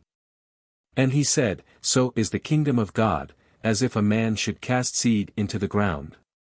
And should sleep, and rise night and day, and the seed should spring and grow up, he knoweth not how. For the earth bringeth forth fruit of herself, first the blade, then the ear, after that the full corn in the ear.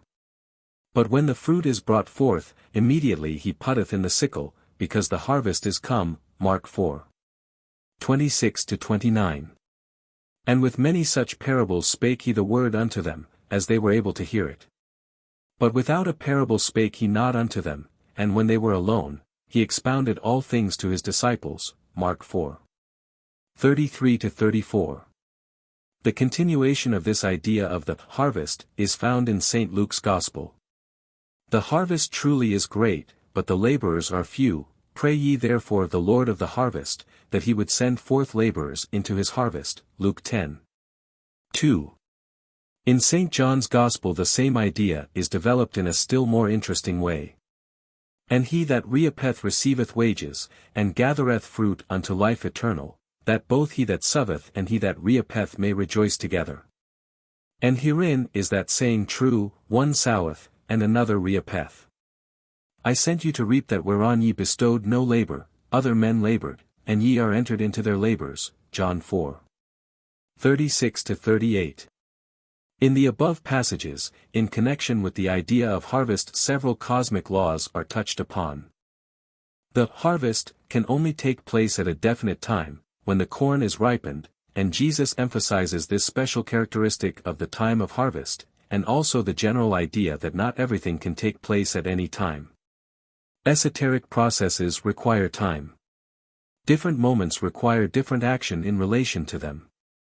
Then came to him the disciples of John, saying, Why do we and the Pharisees fast oft, but thy disciples fast not? And Jesus said unto them, Can the children of the bridechamber mourn, as long as the bridegroom is with them? But the days will come, when the bridegroom shall be taken from them, and then shall they fast. Matt. 9, 14, 15. The same idea of the different meaning of different moments and of certain esoteric work being possible only at a definite time is found in St. John's Gospel. I must work the works of him that sent me, while it is day, the night cometh when no man can work. John 9, 4. Further comes the opposition between ordinary life and the way to esotericism. Life holds man. But those who enter the way to esotericism must forget all the rest. And another also said, Lord, I will follow thee, but let me first go bid them farewell, which are at home at my house. And Jesus said unto him, No man, having put his hand to the plough, and looking back, is fit for the kingdom of God. Luke 9, 61-62. Further on, the same idea is developed in one particular sense. In most cases life conquers. Means become aim. People give up their great possibilities for the sake of the little present. A certain man made a great supper, and bade many, and sent his servant at supper time to say to them that were bidden, Come, for all things are now ready. And they all with one consent began to make excuse. The first said unto him, I have bought a piece of ground, and I must needs go and see it, I pray thee have me excused. And another said, I have bought 5 yoke of oxen, and I go to prove them, I pray thee have me excused. And another said, I have married a wife, and therefore I cannot come. Luke 14, 16-20. In St. John's Gospel the idea of new birth is introduced in explanation of the principles of esotericism. Except a man be born again, he cannot see the kingdom of God. John 3. 3. Then follows the idea of resurrection, resuscitation. Life without the idea of esotericism is regarded as death. For as the Father riseth up the dead, and quickeneth them, even so the Son quickeneth whom he will. John 5. 21. Verily, verily, I say unto you, the hour is coming, and now is, when the dead shall hear the voice of the Son of God, and they that hear shall live. Marvel not at this, for the hour is coming, in the which all that are in the graves shall hear his voice. John 5. 25, 28. Verily, verily, I say unto you, if a man keep my saying, he shall never see death. John 8. 51. These last passages are certainly interpreted quite wrongly in existing pseudo-Christian teachings. Those that are in the graves does not mean dead people who are buried in the earth, but, on the contrary, those who are living in the ordinary sense, but dead from the point of view of esotericism. This idea is met with several times in the Gospels where men are compared to sepulchres or graves. The same idea is expressed in the wonderful Easter hymn of the Orthodox Church, which was mentioned earlier. Point 35. Christ is risen from the dead. He has conquered death with death, and given life to those who were in tombs. Those in tombs are precisely those who are regarded as living. This idea is expressed quite clearly in Revelations. Thou hast a name that thou livest, and art dead, Rev 3. 1. The comparison of people with sepulchres or graves is met with several times in St. Matthew and St. Luke. Woe unto you, scribes and Pharisees, hypocrites! For ye are like unto whited sepulchres, which indeed appear beautiful outward, but are within full of dead men's bones, and of all uncleanness. Matt. 23. 27. Woe unto you, scribes and Pharisees, hypocrites! For ye are as graves which appear not, and the men that walk over them are not aware of them. Luke 11. 44. The same idea is developed further in Revelations. Esotericism gives life. In the esoteric circle there is no death. 1 ch. 1. Page 38. He that hath an ear, let him hear what the Spirit saith unto the churches. To him that overcometh will I give to eat of the tree of life, which is in the midst of the paradise of God. He that hath an ear, let him hear what the Spirit saith unto the churches. He that overcometh shall not be hurt of the second death. Rev 2. 7 and 11. To this refer also the words in St. John's Gospel which connect the teachings of the Gospels with the teaching of the mysteries. Verily, verily, I say unto you, except a corn of wheat fall into the ground and die, it abideth alone, but if it die, it bringeth forth much fruit. John 12. 24. In Revelations there are some remarkable words in the 3rd chapter which acquire particular significance in connection with the meaning which Jesus himself always attached to the words rich and poor, blind, and he who sees. Because thou sayest, I am rich, and increased with goods, and have need of nothing. And knowest not that thou art wretched, and miserable, and poor, and blind, and naked. I counsel thee to buy of me gold tried in the fire, that thou mayest be rich. And white raiment, that thou mayest be clothed, and that the shame of thy nakedness do not appear, and anoint thine eyes with eye salve, that thou mayest see. Rev 3. 17, 18. Of the blind and those who can see, Christ speaks in St. John's Gospel. For judgment I am come into this world, that they which see not might see, and that they which see might be made blind. And some of the Pharisees which were with him heard these words, and said unto him, Are we blind also? Jesus said unto them, If ye were blind, ye should have no sin, but now ye say, We see, therefore your sin remaineth. John 9. 39, 41. The expressions blind and blindness generally have several meanings in the New Testament. And it is necessary to understand that blindness can be outward and physical, or inner blindness, just as there can be inner leprosy, inner death, which are much worse than outward. This brings us to the question of miracles. All miracles, the healing of the blind, the cleansing of the lepers, the casting out of devils, the raising of the dead, can be explained in two ways if the gospel terminology is understood rightly. Either as outward physical miracles or as inner miracles, the healing of inner blindness, inner cleansing and inner resurrection. The man born blind, whom Jesus heals, uses remarkable words when the Pharisees and Sadducees tried to convince him that from their point of view Jesus had no right to heal him. Then again called they the man that was blind, and said unto him, Give God the praise, we know that this man is a sinner. He answered and said, Whether he be a sinner or no, I know not. One thing I know, that, whereas I was blind, now I see. John 9. 24, 25. The idea of inner miracle and inner conviction of miracle are very closely connected with Christ's definite words as to the meaning of the kingdom of heaven in the following passage. And when he was demanded of the Pharisees, when the kingdom of God should come, he answered them and said, The kingdom of God cometh not with observation. Neither shall they say, Lo here, or, Lo there. For behold, the kingdom of God is within you. Luke 17:20-21. All that has been said until now and all the passages that have been quoted belong to one line of thought, which goes through all the gospel teaching, namely the line which develops the idea of the meaning of esotericism or the kingdom of heaven. The other line which also goes through all the Gospels deals with the methods of occult or school work. First of all, it shows the meaning of occult work in relation to life. Follow me, and I will make you fishers of men, Matt 4:19. These words show that the man who enters upon the way of esotericism must have in view that he has to work for esotericism, and work in a very definite sense, that is, find people suitable for esoteric work and prepare them for it. People are not born in the inner circle. The inner circle feeds on the outer circle. But only very few of the people of the outer circle are suitable for esotericism. Therefore the work of preparing people for the inner circle, the work of fishers of men, is a very important part of esoteric work.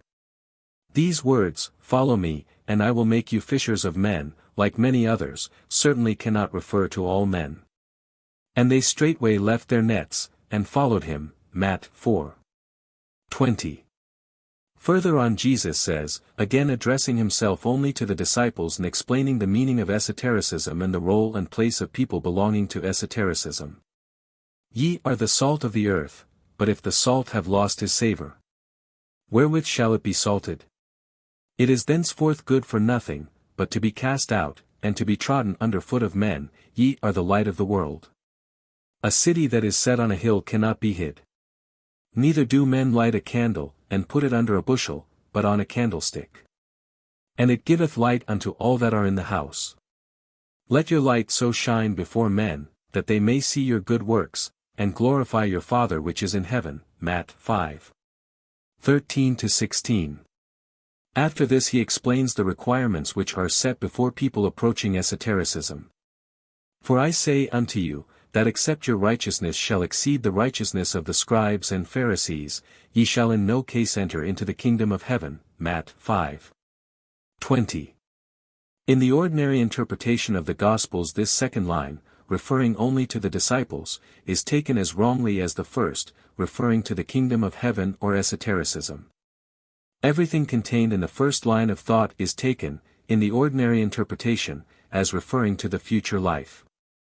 Everything contained in the second line of thought is taken as moral teaching, referring to all people in general.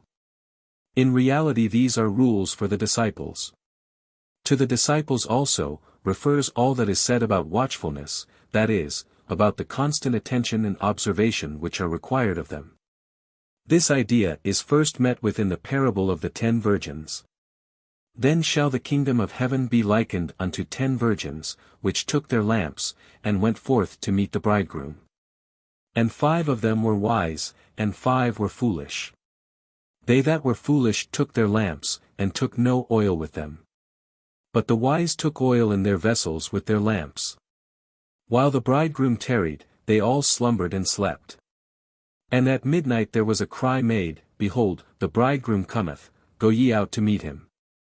Then all those virgins arose, and trimmed their lamps. And the foolish said unto the wise, Give us of your oil, for our lamps are gone out. But the wise answered, saying, Not so, lest there be not enough for us and you, but go ye rather to them that sell, and buy for yourselves. And while they went to buy, the bridegroom came.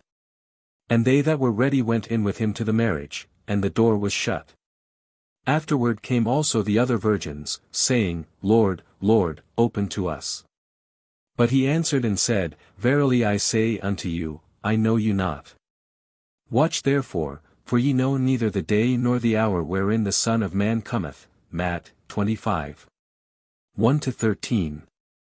The idea that the disciples cannot know when active work will be required of them and that they must be ready at any moment is emphasized in the following words. Watch therefore, for ye know not what hour your Lord doth come. But know this, that if the goodman of the house had known in what watch the thief would come, he would have watched, and would not have suffered his house to be broken up. Therefore be ye also ready, for in such an hour as ye think not the Son of Man cometh. Matt. 24:42-44.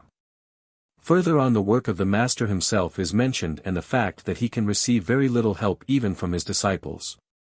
Then saith he unto them, My soul is exceeding sorrowful, even unto death, tarry ye here, and watch with me.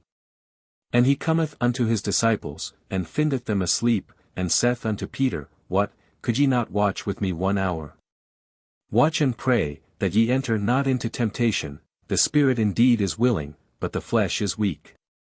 Then cometh he to his disciples, and saith unto them, Sleep on now, and take your rest. Behold, the hour is at hand, and the Son of Man is betrayed into the hands of sinners. Matt. 26:38, 40, 41, 45. Great importance is evidently attached to the idea of watching.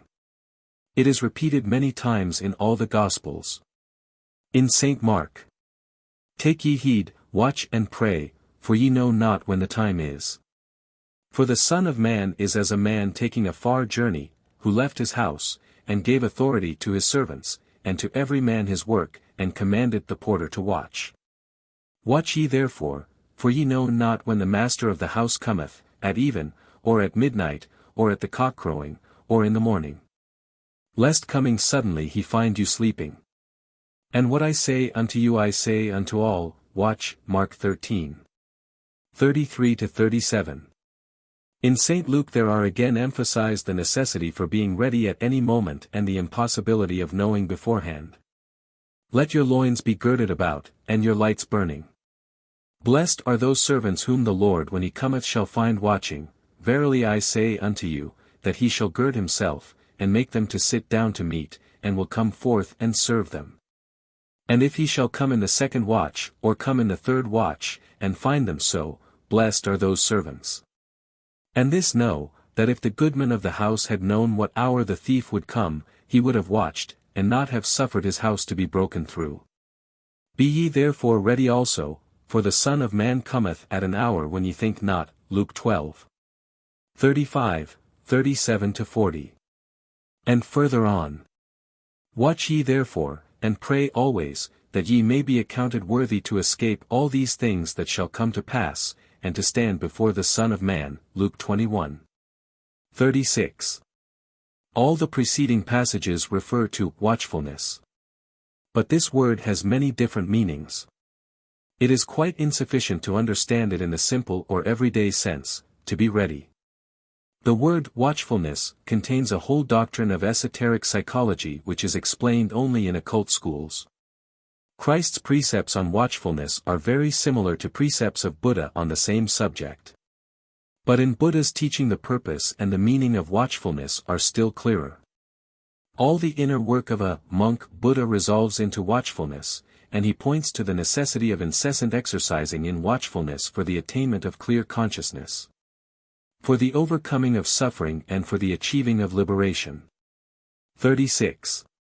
Following upon this, the second important requirement of occult rules is that of the knowledge and capacity to keep secrets, that is, the knowledge and capacity to be silent. Christ attaches special importance to this, and the requirement of silence is repeated in the Gospels in a literal form also 17 times, like the words, "Only those who have ears can hear." And immediately his leprosy was cleansed. And Jesus saith unto him, See, thou tell no man. Matt. 8:3-4. And their eyes were opened, and Jesus straitly charged them, saying, See that no man know it. Matt. 9:30.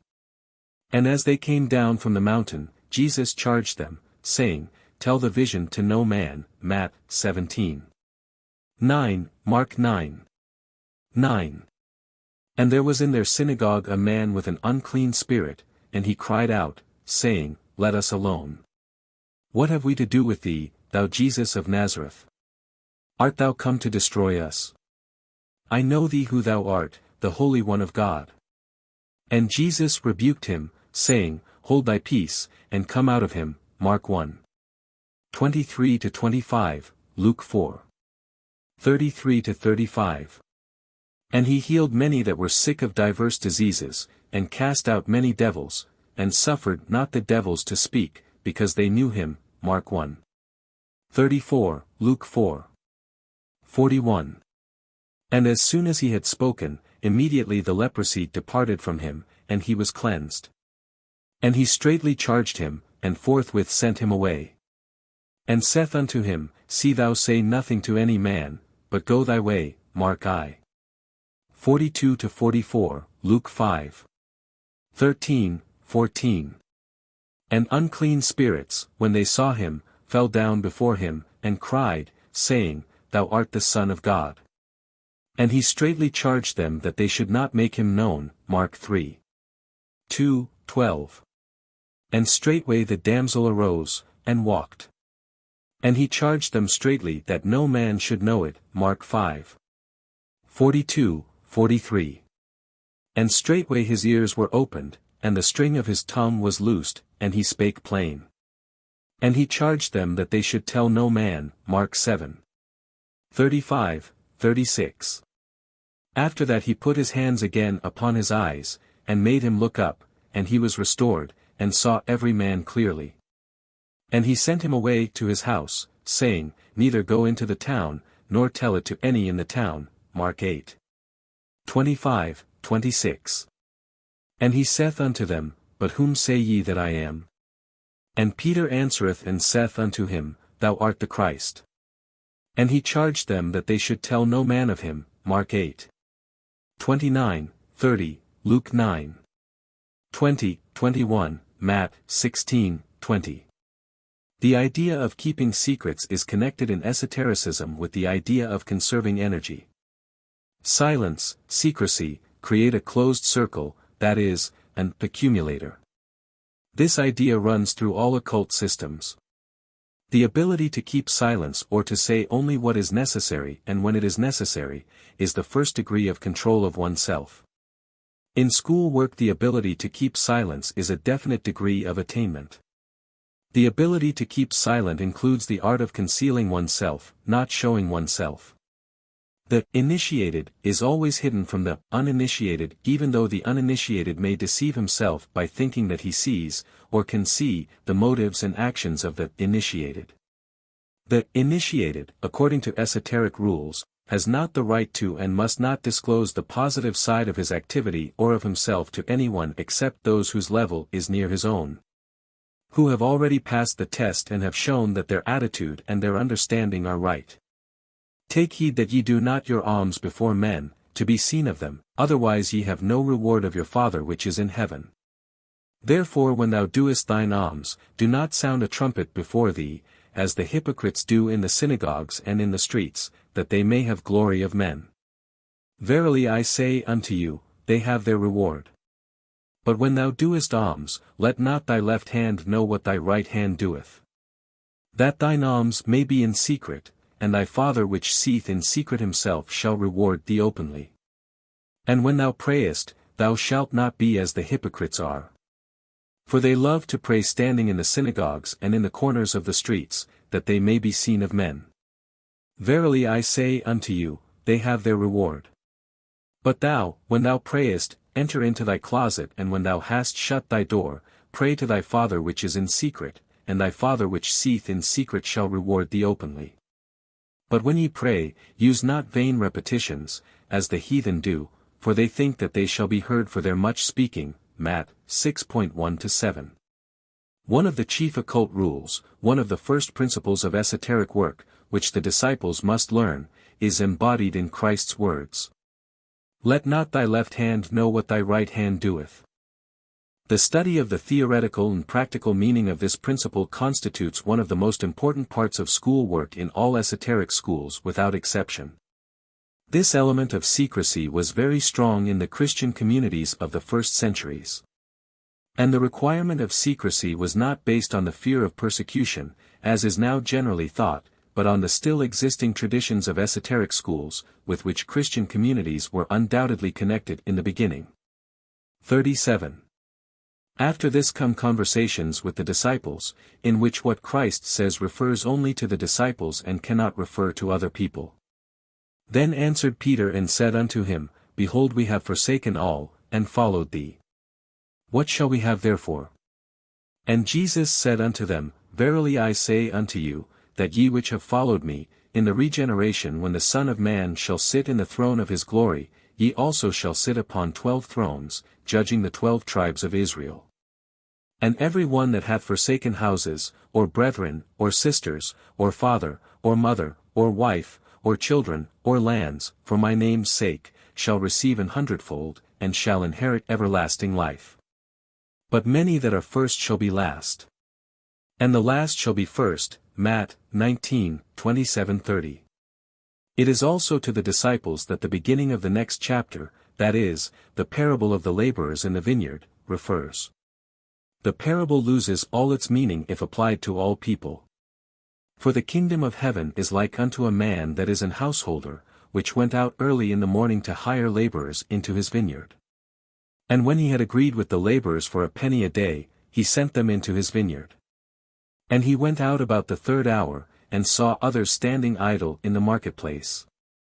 And said unto them, Go ye also into the vineyard, and whatsoever is right I will give you. And they went their way. Again he went out about the 6th and 9th hour, and did likewise. And about the 11th hour he went out, and found others standing idle, and saith unto them, Why stand ye here all the day idle? They say unto him, Because no man hath hired us. He saith unto them, Go ye also into the vineyard, and whatsoever is right, that shall ye receive. So when even was come, the Lord of the vineyard saith unto his steward, Call the laborers, and give them their hire, beginning from the last unto the first. And when they came that were hired about the 11th hour, they received every man a penny. But when the first came, they supposed that they should have received more, and they likewise received every man a penny. And when they had received it, they murmured against the goodman of the house, saying, These last have wrought but 1 hour, and thou hast made them equal unto us, which have borne the burden and heat of the day. But he answered one of them, and said, Friend, I do thee no wrong, didst not thou agree with me for a penny? Take that thine is, and go thy way, I will give unto this last, even as unto thee. Is it not lawful for me to do what I will with mine own? Is thine eye evil, because I am good? So the last shall be first, and the first last, for many be called, but few chosen. Matt. 20:1-16. Further, there is an interesting passage in St. Luke's Gospel explaining that the disciples should not expect special reward for what they are doing. It is their duty to do it. But which of you, having a servant plowing or feeding cattle, will say unto him by and by, when he is come from the field, Go and sit down to meat? And will not rather say unto him, Make ready wherewith I may sup, and gird thyself, and serve me, till I have eaten and drunken, and afterward thou shalt eat and drink? Doth he thank that servant because he did the things that were commanded him? I trow not. So likewise ye, when ye have done all those things which are commanded you, say, We are unprofitable servants, we have done that which was our duty to do. Luke 17:7-10. All these passages refer only to the disciples. Having explained whom he is addressing, Jesus in the following passages establishes his own position in relation to the law, that is, to those principles of esotericism which were already known before from the teachings of the prophets. Think not that I am come to destroy the law, or the prophets. I am not come to destroy, but to fulfill. Matt. 5:17. These words have another meaning. Christ very definitely emphasized that he was not a social reformer and that it was not his aim to change old laws or to point out weak features in them. On the contrary, he often stressed and intensified them, that is, found the Old Testament requirements insufficient, as relating to the outward side alone. In some cases rules for disciples were created in this way. Such, for instance, are the passages Ye have heard that it was said by them of old time, Thou shalt not commit adultery. But I say unto you, that whosoever looketh on a woman to lust after her hath committed adultery with her already in his heart. Matt. 5:27, 28. This means of course that the disciples could never justify themselves by being formally innocent in something when they were inwardly guilty. In other cases Jesus, in commenting on old laws, simply repeated or again stressed life precepts, such for instance as the precepts as to divorce, which really had no relation to his teaching, except as indications of the necessity for inner truth and the insufficiency of outward truth. It hath been said, Whosoever shall put away his wife, let him give her a writing of divorcement. But I say unto you, that whosoever shall put away his wife, saving for the cause of fornication, causeth her to commit adultery. And whosoever shall marry her that is divorced committeth adultery. Matt 5:31-32. The aim in this case was to make out of these precepts, together with the rules for the disciples, a context, which would allow Jesus to say what he intended and what could not be said without a certain introduction. Thus the passages quoted above, both those which constitute rules for the disciples and those which constitute precepts as to divorce, are necessary in the Gospels only in order to introduce the following two verses, and at the same time partly to distract attention from these verses. And if thy right eye offend thee, pluck it out, and cast it from thee, for it is profitable for thee that one of thy members should perish, and not that thy whole body should be cast into hell. And if thy right hand offend thee, cut it off, and cast it from thee, for it is profitable for thee that one of thy members should perish, and not that thy whole body should be cast into hell. Matt 5:29-30. These two verses, together with one verse from the 19th chapter of St. Matthew, have probably created more misunderstanding than all the Gospels taken together. And they actually contain dozens of possibilities of wrong interpretation. For the right psychological understanding of them they must first of all be entirely separated from the body and from sex. They refer to different personalities, of man. At the same time they have another, occult or esoteric, meaning, of which I will speak later, in the chapter, Sex and Evolution. The disciples could have understood the meaning of these words.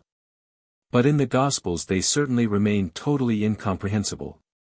The presence in the Gospels of the precepts as to divorce was also never understood.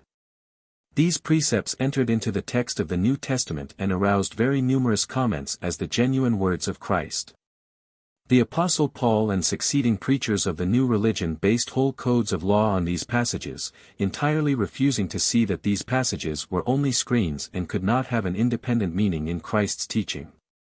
At the same time Christ says that to fulfill the law is not sufficient for the disciples. They are subject to a far more rigid discipline, based on far subtler principles. That except your righteousness shall exceed the righteousness of the scribes and Pharisees, ye shall in no case enter into the kingdom of heaven. Ye have heard that it was said by them of old time, Thou shalt not kill. And whosoever shall kill shall be in danger of the judgment. But I say unto you, that whosoever is angry with his brother without a cause shall be in danger of the judgment, and whosoever shall say to his brother, Raca, shall be in danger of the council, but whosoever shall say, Thou fool, shall be in danger of hell fire. Therefore if thou bring thy gift to the altar, and there rememberest that thy brother hath aught against thee, leave there thy gift before the altar, and go thy way, first be reconciled to thy brother, and then come and offer thy gift. Matt 5:20-24. After this follow the most perplexing and difficult passages in the Gospels, because these passages can be understood rightly only in connection with the esoteric idea. But ordinarily they are understood as general moral rules, constituting what is considered to be Christian morality and Christian virtue. At the same time all men's conduct contradicts these rules. Men cannot fulfill these rules and even cannot understand them. The result is an enormous amount of deceit and self-deceit. Christian teachings are based on the Gospels, but the whole order and structure of the life of Christian peoples goes against the Gospels. And it is characteristic in this case that all this hypocrisy and all this lying are quite useless. Christ never taught all men not to resist evil, to turn the left cheek when they are smitten on the right, and to give their cloaks to those who want to take away their coats. These passages in no way constitute general moral rules, and they are not a code of Christian virtues. They are rules for the disciples, and not general rules of conduct. The true meaning of these rules can be explained only in an occult school. And the key to this meaning is in the words, "Be ye therefore perfect, even as your Father which is in heaven is perfect." Matt 5:48. Further on follow the explanations. "Ye have heard that it hath been said, an eye for an eye, and a tooth for a tooth. But I say unto you, that ye resist not evil, but whosoever shall smite thee on thy right cheek, turn to him the other also. And if any man will sue thee at the law, and take away thy coat, let him have thy cloak also. Give to him that asketh thee, and from him that would borrow of thee turn not thou away. Ye have heard that it hath been said, Thou shalt love thy neighbor, and hate thine enemy. But I say unto you, love your enemies, bless them that curse you, do good to them that hate you, and pray for them which despitefully use you, and persecute you, that ye may be the children of your Father which is in heaven. For he maketh his sun to rise on the evil and on the good, and sendeth rain on the just and on the unjust. For if ye love them which love you, what reward have ye? Do not even the publicans the same? Be ye therefore perfect, even as your Father which is in heaven is perfect." Matt 5:38-40, 42-46, 48. Each of these passages forms the content of a special, complex and practical teaching. These practical teachings, taken together, constitute an occult or esoteric system of self-training and self-education based on principles unknown outside occult schools. Nothing can be more useless and more naive than an endeavor to understand their content without adequate instruction. After this comes the prayer given by Christ, which sums up the whole content of the gospel teaching and can be regarded as a synopsis of it, the Lord's Prayer. The distortions in the text of this prayer have already been mentioned. The origin of the prayer is unknown, but in Plato's second Alcibiades Socrates quotes a prayer, which very much resembles the Lord's Prayer and is most probably the original form of the Lord's Prayer. This prayer is thought to be of Pythagorean origin. "Zeus the king, give us all that is good whether we ask for it or not, but command all that is evil to leave us even when we ask it of thee." The likeness is so obvious that it requires no comment. This prayer quoted by Socrates explains an incomprehensible point in the Lord's Prayer, namely, the word, "but," after the words, "lead us not into temptation, but deliver us from evil." This "but" points to a continuation of the phrase which had existed before but which is missing from the gospel prayer. This omitted continuation, even when we ask them evil things, of thee, explains, "but," in the preceding sentence. Afterwards follow the inner rules, again for the disciples, the rules which cannot refer to all people. "Therefore I say unto you, take no thought for your life, what ye shall eat, or what ye shall drink, nor yet for your body, what ye shall put on. Is not the life more than meat, and the body than raiment? Behold the fowls of the air, for they sow not, neither do they reap, nor gather into barns, yet your heavenly Father feedeth them. Are ye not much better than they? Which of you by taking thought can add 1 cubit unto his stature? And why take ye thought for raiment? Consider the lilies of the field, how they grow, they toil not, neither do they spin. And yet I say unto you, that even Solomon in all his glory was not arrayed like one of these. Wherefore, if God so clothe the grass of the field, which today is, and tomorrow is cast into the oven, shall he not much more clothe you, ye of little faith? Therefore take no thought, saying, What shall we eat? Or, what shall we drink? Or, wherewithal shall we be clothed? For after all these things do the Gentiles seek, for your heavenly Father knoweth that ye have need of all these things. But seek ye first the kingdom of God, and his righteousness. And all these things shall be added unto you. Take therefore no thought for the morrow shall take thought for the things of itself. Sufficient unto the day is the evil thereof. Matt 6:25-34. Further on come the rules governing the relations of the disciples to one another, again having no relation to all men. Judge not, that ye be not judged. For with what judgment ye judge, ye shall be judged, and with what measure ye mete, it shall be measured to you again. And why beholdest thou the mote that is in thy brother's eye, but considerest not the beam that is in thine own eye? Or how wilt thou say to thy brother, Let me pull out the mote out of thine eye, and, behold, a beam is in thine own eye? Thou hypocrite, first cast out the beam out of thine own eye. And then shalt thou see clearly to cast out the mote out of thy brother's eye. Matt. 7. 1-5. The general tendency of the usual interpretations, again, is to regard these passages as rules of Christian morality and at the same time to take them as an unattainable ideal. But Christ was much more practical. He did not teach impracticable things. The rules that he gave were meant to be carried out, but not by all, only by those to whom the carrying out of them could bring benefit and who were able to carry them out. There is an interesting similarity between certain very well-known passages in the Gospels and certain passages in Buddhist books. For instance, in the Buddhist Catechism there are the following words. The fault of others is easily perceived, but that of oneself is difficult to perceive. A man winnows his neighbor's faults like chaff, but his own fault he hides, as a cheat hides the bad die from the gambler. 38 In the 9th chapter of St. Matthew the general direction of occult work and its basic principles are spoken of. The first of them is that people must themselves become aware of what they need. Until people have felt a need for esotericism, it cannot be useful for them and cannot exist for them. They that be whole need not a physician, but they that are sick. Matt. 9. 12. Then follow very significant words. But go ye and learn what that meaneth, I will have mercy, and not sacrifice, for I am not come to call the righteous, but sinners to repentance. Matt. 9. 13. And in another place Jesus says, But if ye had known what this meaneth, I will have mercy, and not sacrifice, ye would not have condemned the guiltless. Matt. 12. 7. The ordinary interpretations are very far from the true meaning of these passages. The cause of this lies in the fact that we do not understand what mercy means, that is, we do not understand what the word means which is translated into European languages as mercy, misericord, barmherzigkeit. This word has some quite different meaning which eludes us. But the etymology of the Russian word hashtag, if we derive it from the word hashtag as hashtag from hashtag and hashtag, from hashtag,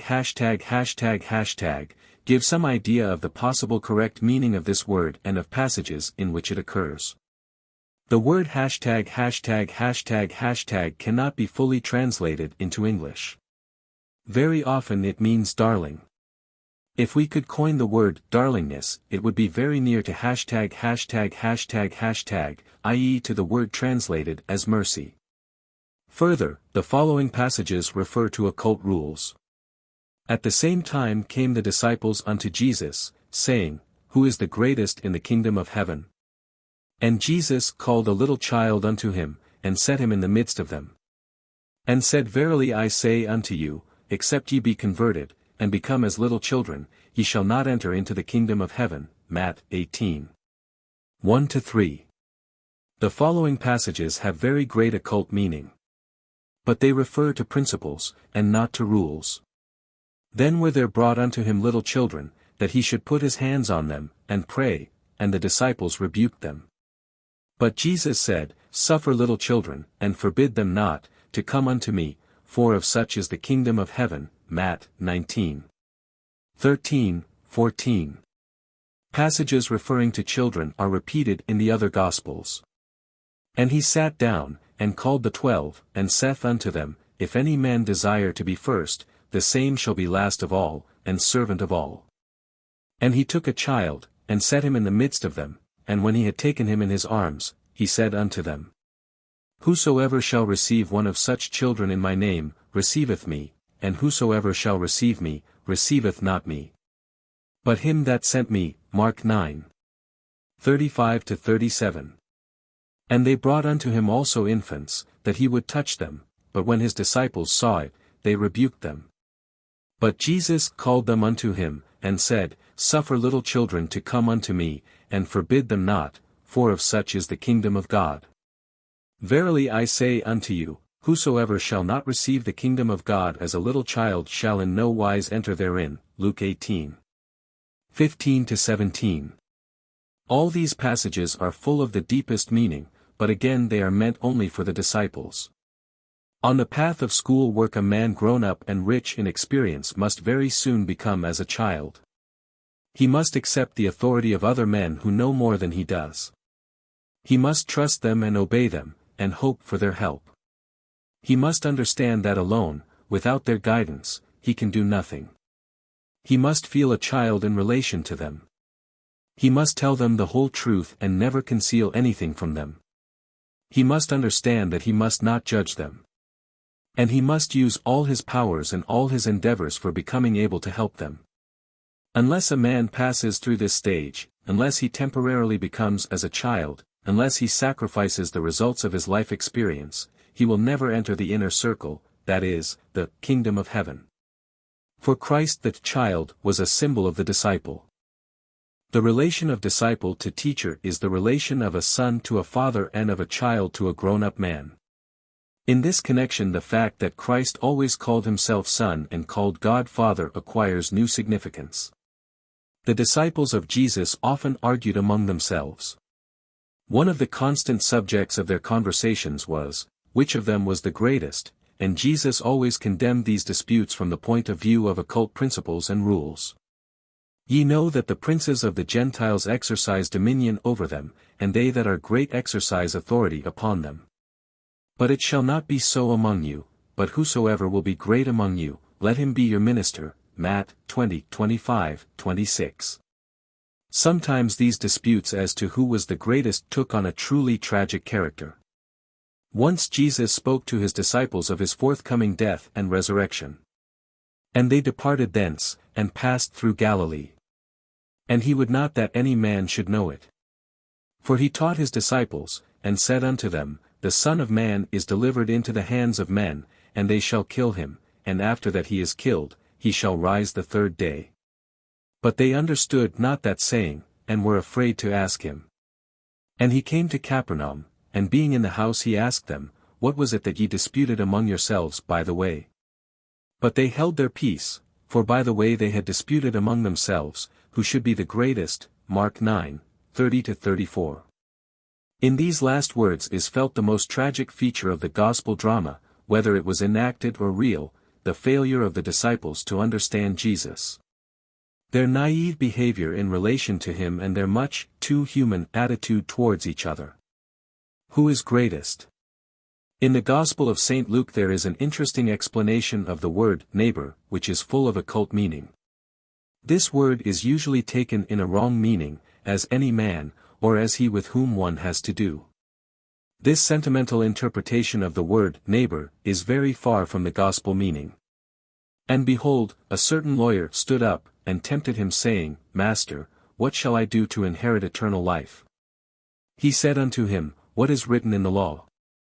How readest thou?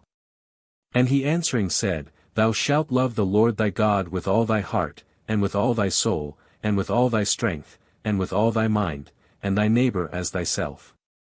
And he said unto him, Thou hast answered right, this do, and thou shalt live. But he, willing to justify himself, said unto Jesus, And who is my neighbor? And Jesus answering said, A certain man went down from Jerusalem to Jericho, and fell among thieves, which stripped him of his raiment, and wounded him, and departed, leaving him half dead. And by chance there came down a certain priest that way, and when he saw him, he passed by on the other side. And likewise a Levite, when he was at the place, came and looked on him, and passed by on the other side.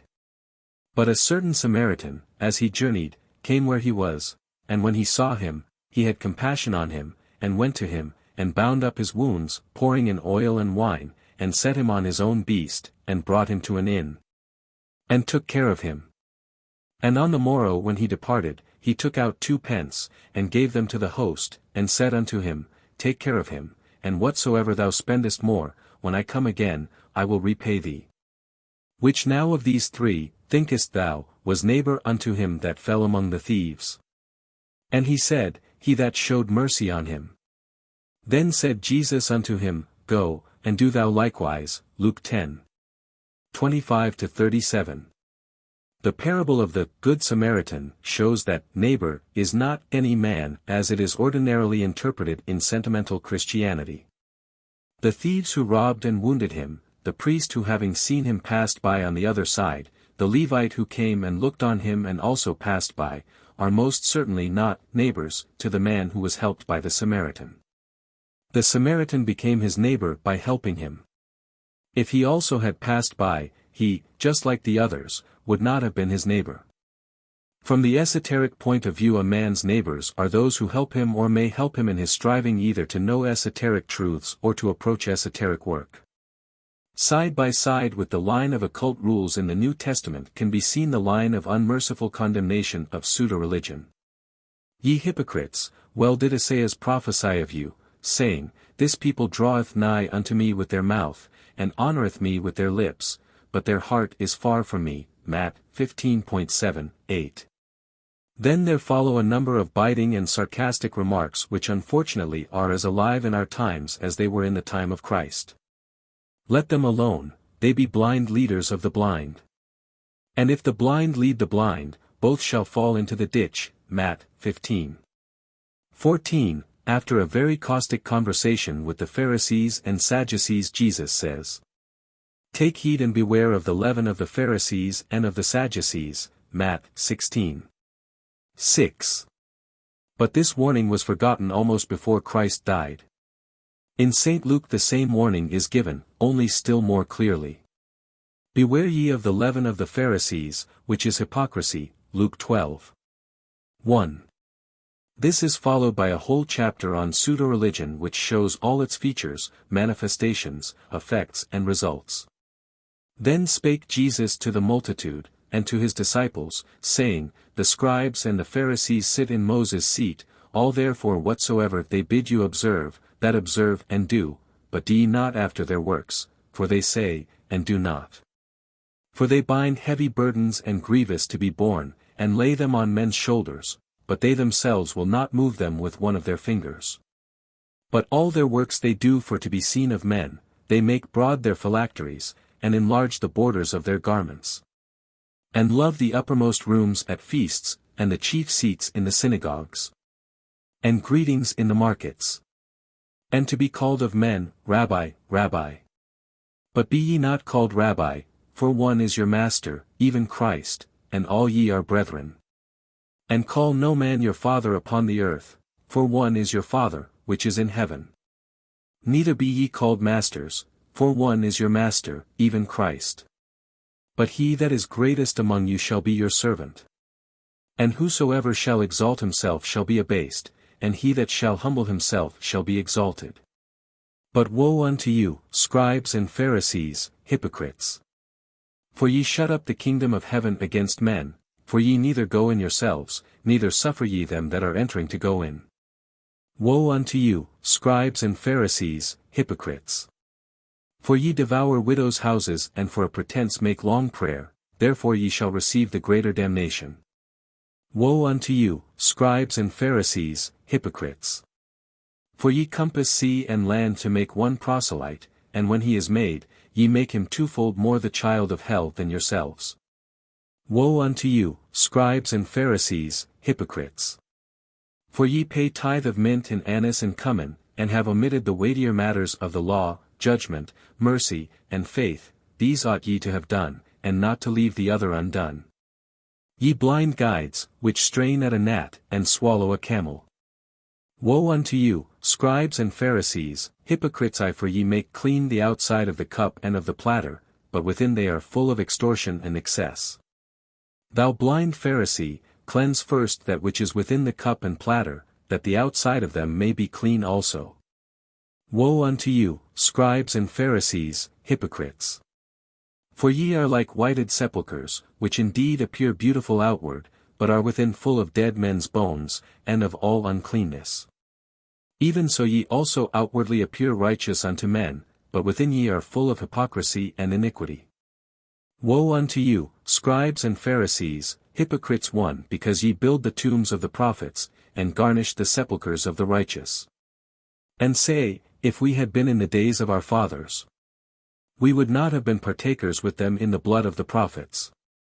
Wherefore ye be witnesses unto yourselves, that ye are the children of them which killed the prophets. Fill ye up then the measure of your fathers. Ye serpents, ye generation of vipers, how can ye escape the damnation of hell? Wherefore, behold, I send unto you prophets, and wise men, and scribes, and some of them ye shall kill and crucify, and some of them ye shall scourge in your synagogues, and persecute them from city to city. Matt. 23. 1-15, 23-34. In another place are found other remarkable words connected with the above. Woe unto you, lawyers! For ye have taken away the key of knowledge, ye entered not in yourselves, and them that were entering in ye hindered. Luke 11. 52. What is most striking in the story of Jesus is that his teaching, after all that he said, should have become, like all other teachings in the world, the source of pseudo-religions. The scribes and Pharisees have appropriated his teaching and in his name continue to do exactly what they did before. The crucifixion of Christ is a symbol. It occurs without cessation always and everywhere. This would have to be considered the most tragic part of the story of Christ, if it were not possible to suppose that it also entered into the general plan. And that the capacity of men to distort and adapt everything to their own level was calculated and weighed. This distortion of the teaching is spoken of in the Gospels. According to the Gospel terminology, this is offense. But whoso shall offend one of these little ones which believe in me, it were better for him that a millstone were hanged about his neck, and that he were drowned in the depth of the sea. Come. But woe to that man by whom the offense cometh. 39, Matt. 18. 6, 7. The offense, that is, seduction, or corruption, is certainly first of all the distortion of esoteric truths, the distortion of the teachings given to people, against which above all Christ revolted and against which he especially struggled. Many questions and many misunderstandings usually arise from the parable of the unjust steward, in the 16th chapter of St. Luke. And he said also unto his disciples, there was a certain rich man, which had a steward. And the same was accused unto him that he had wasted his goods. And he called him, and said unto him, How is it that I hear this of thee? Give an account of thy stewardship, for thou mayest be no longer steward. Then the steward said within himself, What shall I do? For my Lord taketh away from me the stewardship, I cannot dig, to beg I am ashamed. I am resolved what to do, that, when I am put out of the stewardship, they may receive me into their houses. So he called every one of his Lord's debtors unto him, and said unto the first, How much owest thou unto my Lord? And he said, 100 measures of oil. And he said unto him, Take thy bill, and sit down quickly, and write 50. Then said he to another, And how much owest thou? And he said, 100 measures of wheat.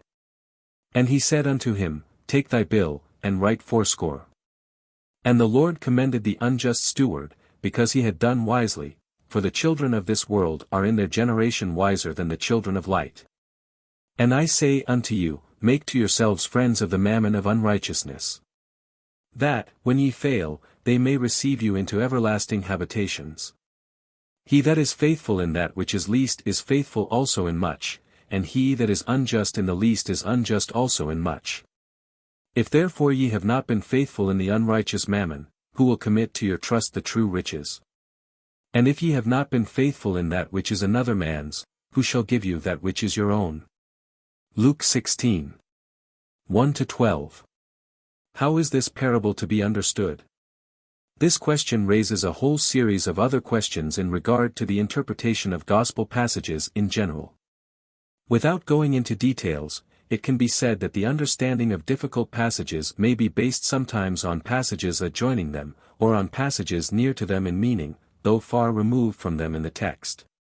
Sometimes on the understanding of the line of thought to which they belong, and sometimes on passages which express the obverse side of the idea and often seem to have no logical connection with the first.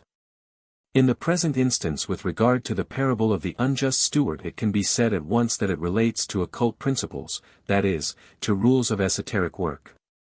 But this is not sufficient for the understanding of it. There is something strange in this demand for falsehood, demand for deceit. This demand only begins to be comprehensible when we consider the nature of the falsehoods that are demanded. The steward cuts down the debts of his lord's debtors, forgives them a part of their debts, and for this his lord afterwards praises him. Is not this forgiveness of sins? In the passage immediately following the Lord's Prayer, Jesus says, "For if ye forgive men their trespasses, your heavenly Father will also forgive you. But if ye forgive not men their trespasses, neither will your Father forgive your trespasses." Matt. 6:14, 15. Usually these passages are understood as advice to people to forgive those who sin against them. But actually this is not said at all. What is said is simply, forgive people their sins. And if we take the passage literally as it is written, the parable of the unjust steward begins to be more comprehensible. It is recommended in this parable to forgive people their sins, not against us, but all their sins generally, whatever they may be. The question may arise as to how we can forgive the sins of other people, sins which have no relation to ourselves.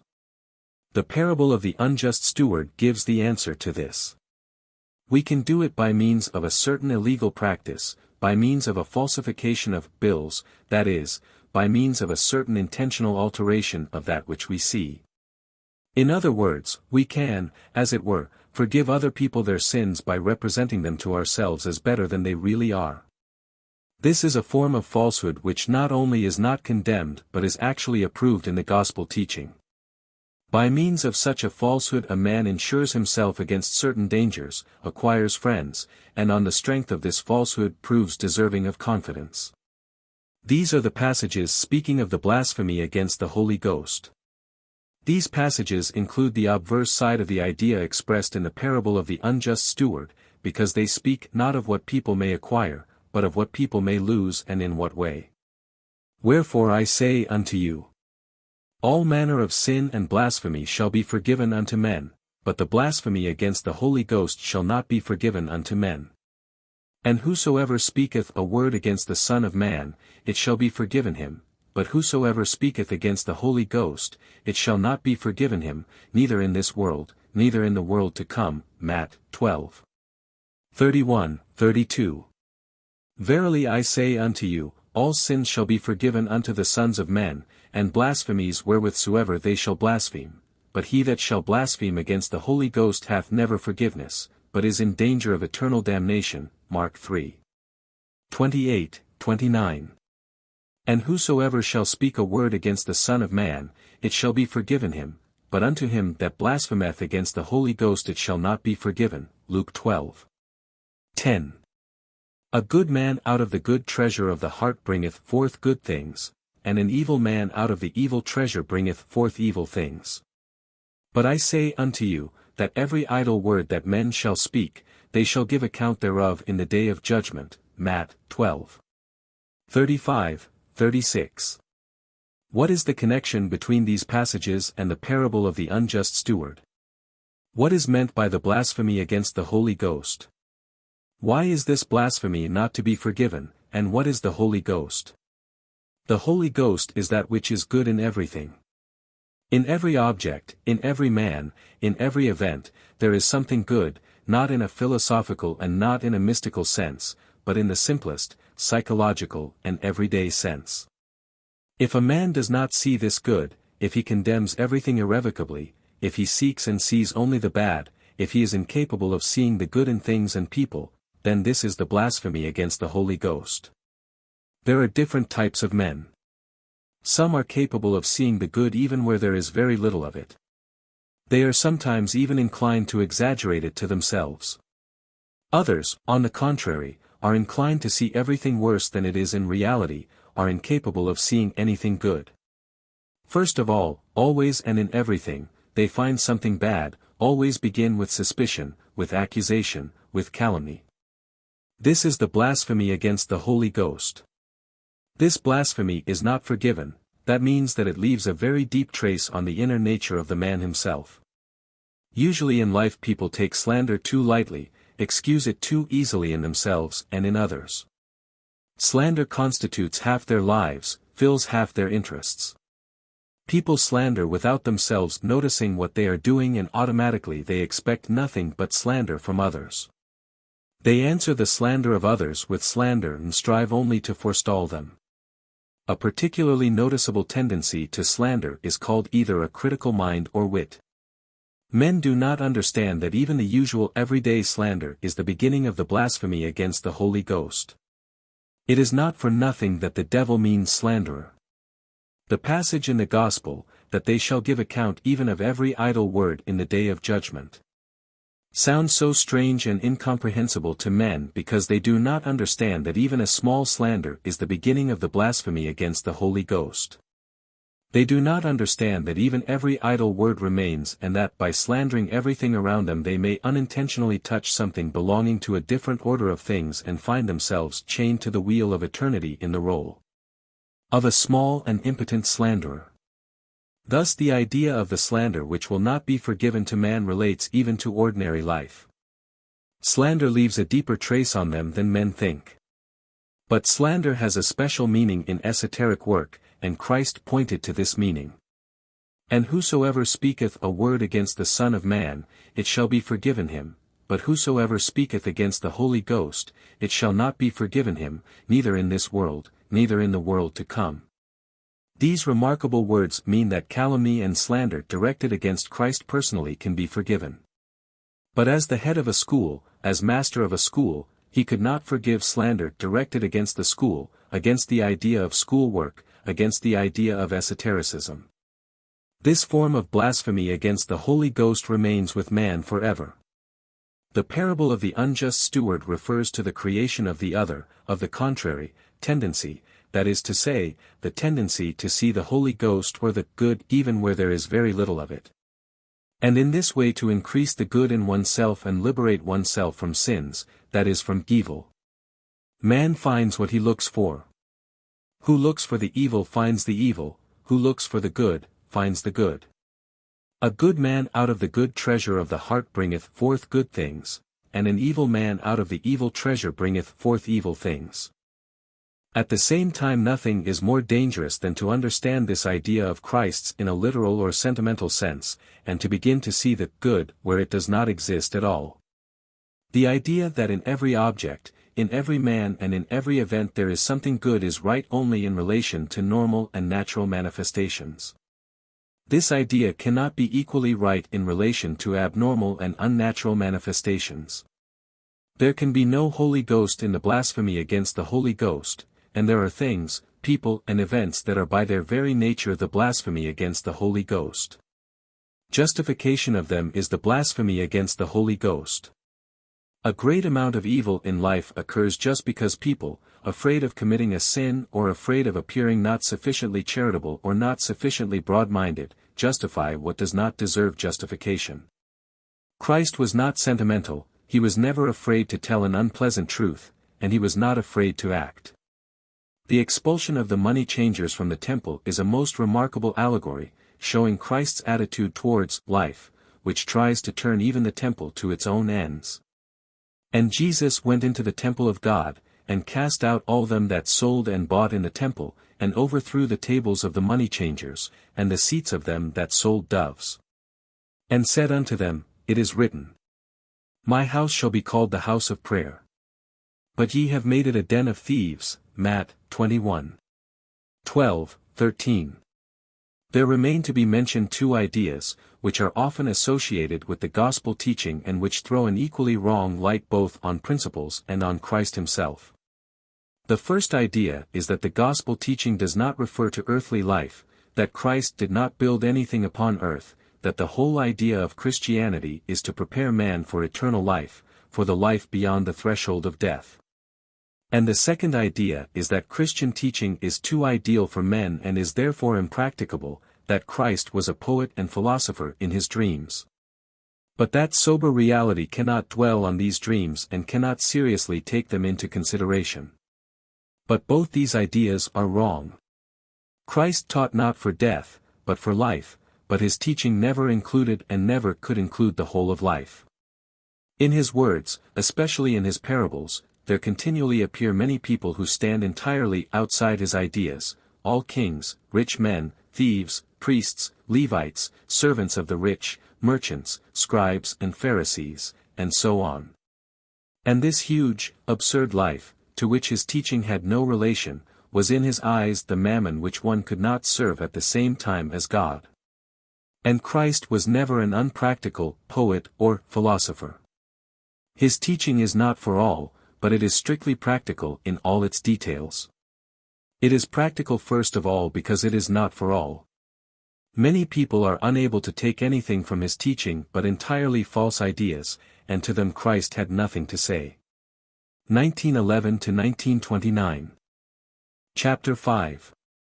The Symbolism of the Tarot. I. The pack of tarot cards, the 22 major arcana, history of the tarot, inner content of the tarot, division of the tarot and its symbolic representation, purport of the tarot as the system and the synopsis of Hermetic sciences, symbolism of alchemy.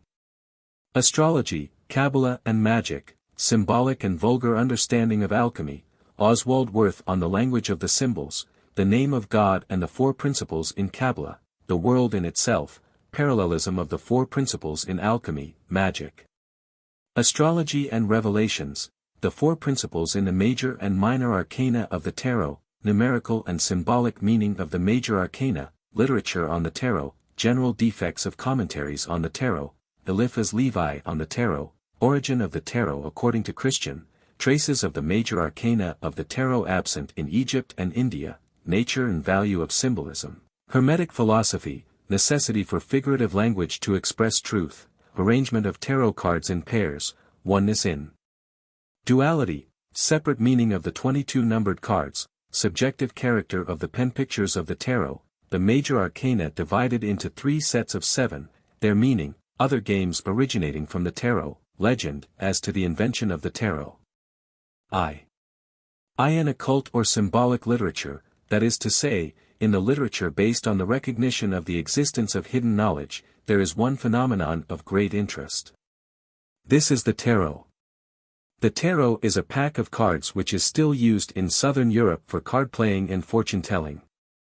It differs very little from ordinary playing cards, which are a reduced tarot pack. It has the same kings, queens, aces, tens, and so on. The tarot cards have been known since the end of the 14th century, when they already existed among the Spanish gypsies. They were the first cards that appeared in Europe. There are several variations of the tarot, consisting of different numbers of cards. It is considered that the most exact reproduction of the oldest tarot is the so-called Tarot of Marseilles. This pack consists of 78 cards. Of these, 52 are ordinary playing cards with the addition of one picture card in each suit, namely the Knight, which is placed between the Queen and the Knave. This makes $6 cards divided into 4 suits, 2 black and 2 red, named as follows: wands, clubs, cups, hearts, swords, spades, and pentacles or discs, diamonds. There are in addition 22 numbered cards with special names which are outside the 4 suits. 1. The Juggler. 2. The High Priestess. 3. The Empress. 4. The Emperor. 5. The Hierophant. 6. Temptation. 7. The Chariot. 8. Justice. 9. The Hermit. 10. The Wheel of Fortune. 11. Strength. 12. The Hanged Man. 13. Death. 14. Temperance, time. 15. The Devil. 16. The Tower. 17. The Star. 18. The Moon. 19. The Sun. 20. The Day of Judgment.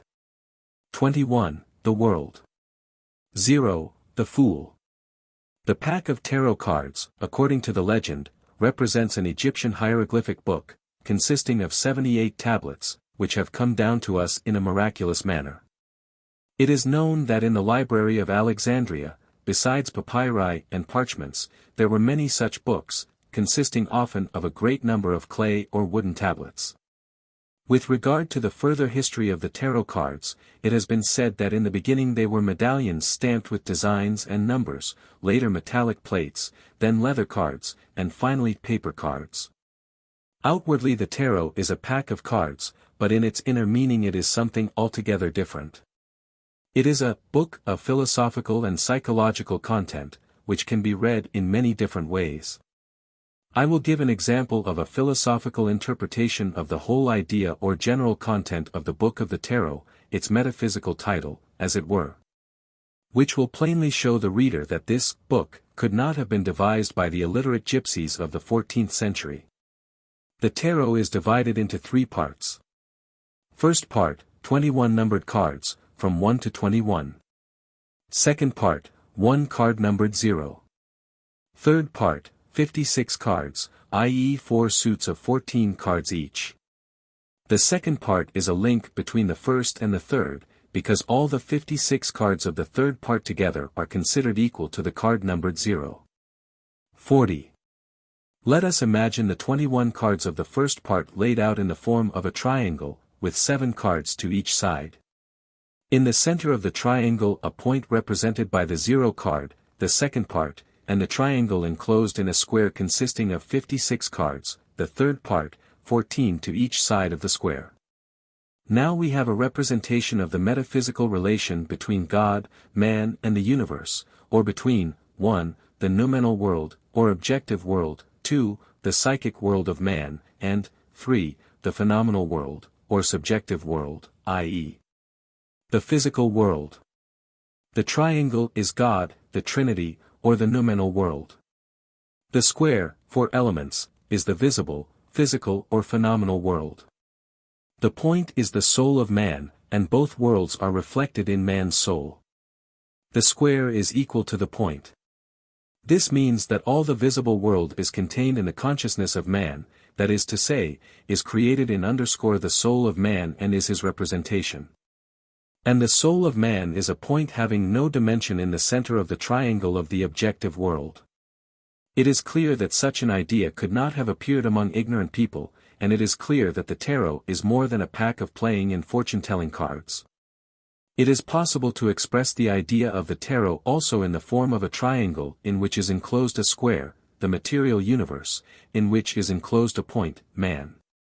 It is very interesting to try to determine the aim, purpose and application of the Book of the Tarot. First of all, it is necessary to observe that the tarot is a philosophical machine, which in its meaning and possible application has much in common with the philosophical machines that the philosophers of the Middle Ages sought and tried to invent.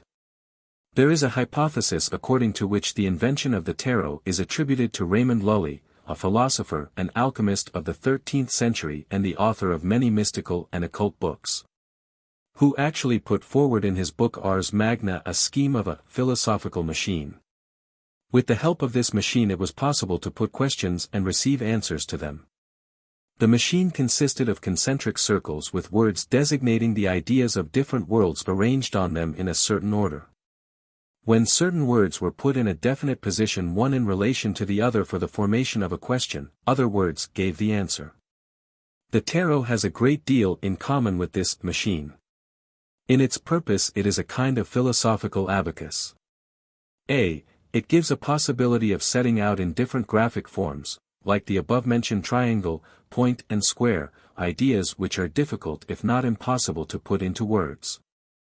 B. It is an instrument of the mind, an instrument which can serve for training the capacity for combination and so on. C. It is an appliance for exercising the mind, for accustoming it to new and wider concepts, to thinking in a world of higher dimensions, and to the understanding of symbols. The system of the tarot, in its deeper, wider and more varied sense, stands in the same relation to metaphysics and mysticism as a system of notation, decimal or other, stands in relation to mathematics.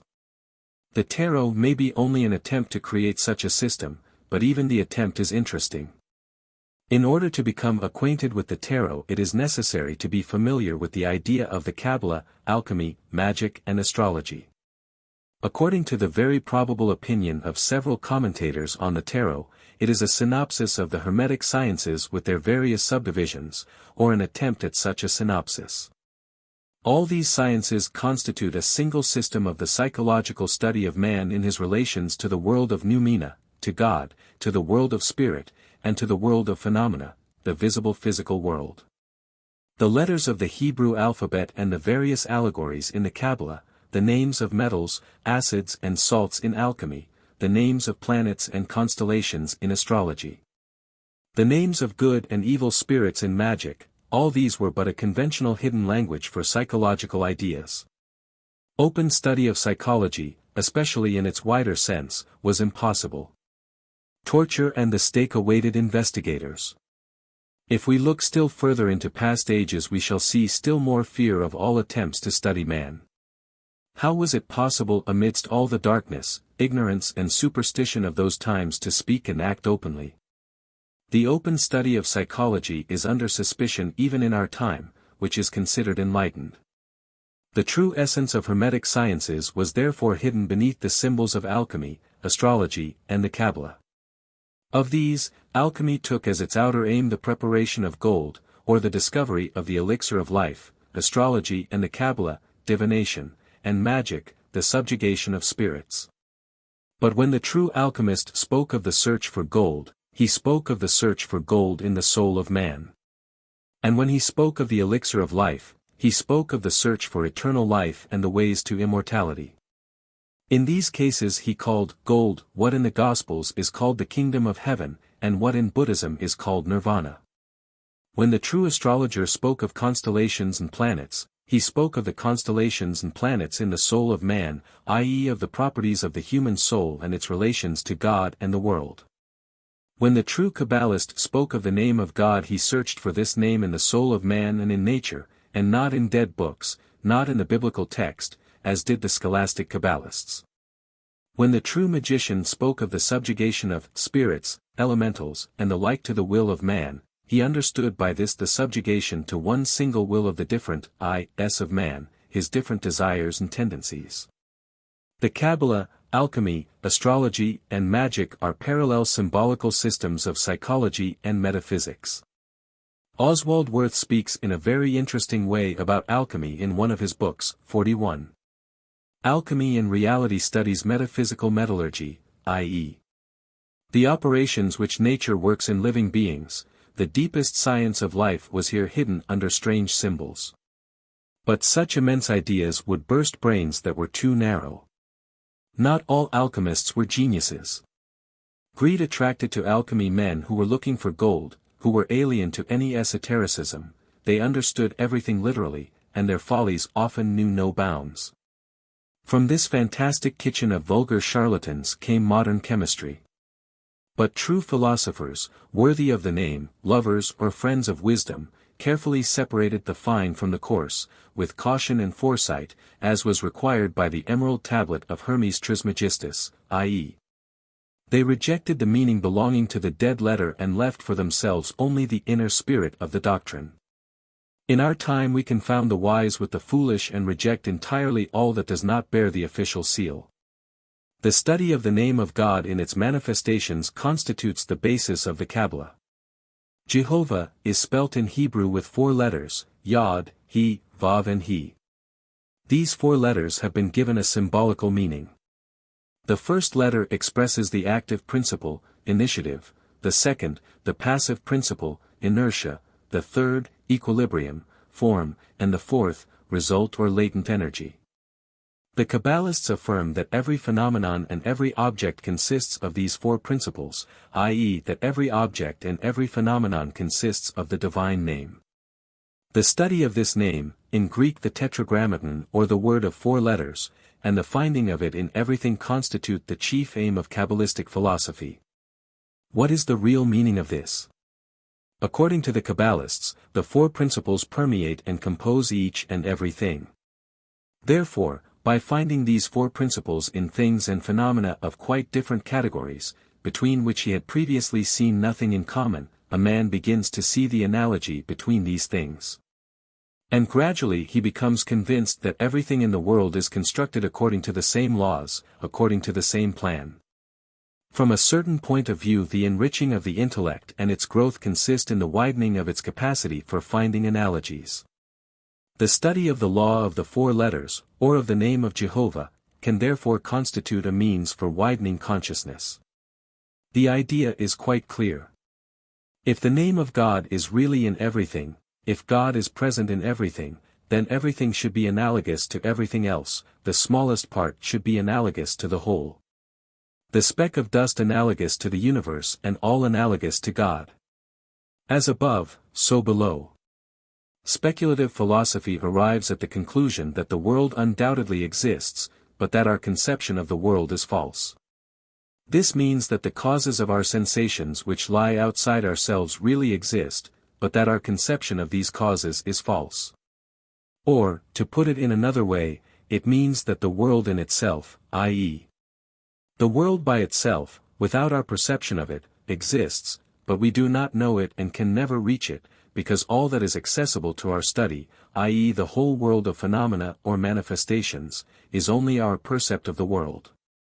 We are surrounded by the wall of our own percepts and are unable to look over this wall into the real world. The Kabbalah aims at studying the world as it is, the world in itself. The other mystical sciences have precisely the same object. In alchemy, the four principles of which the world consists are called the four elements. These are fire, water, air and earth, which exactly correspond in their meaning to the four letters of the name of Jehovah. In magic, the four elements correspond to the four classes of spirits, spirits of fire, water, air and earth, elves, water sprites, sylphs and gnomes.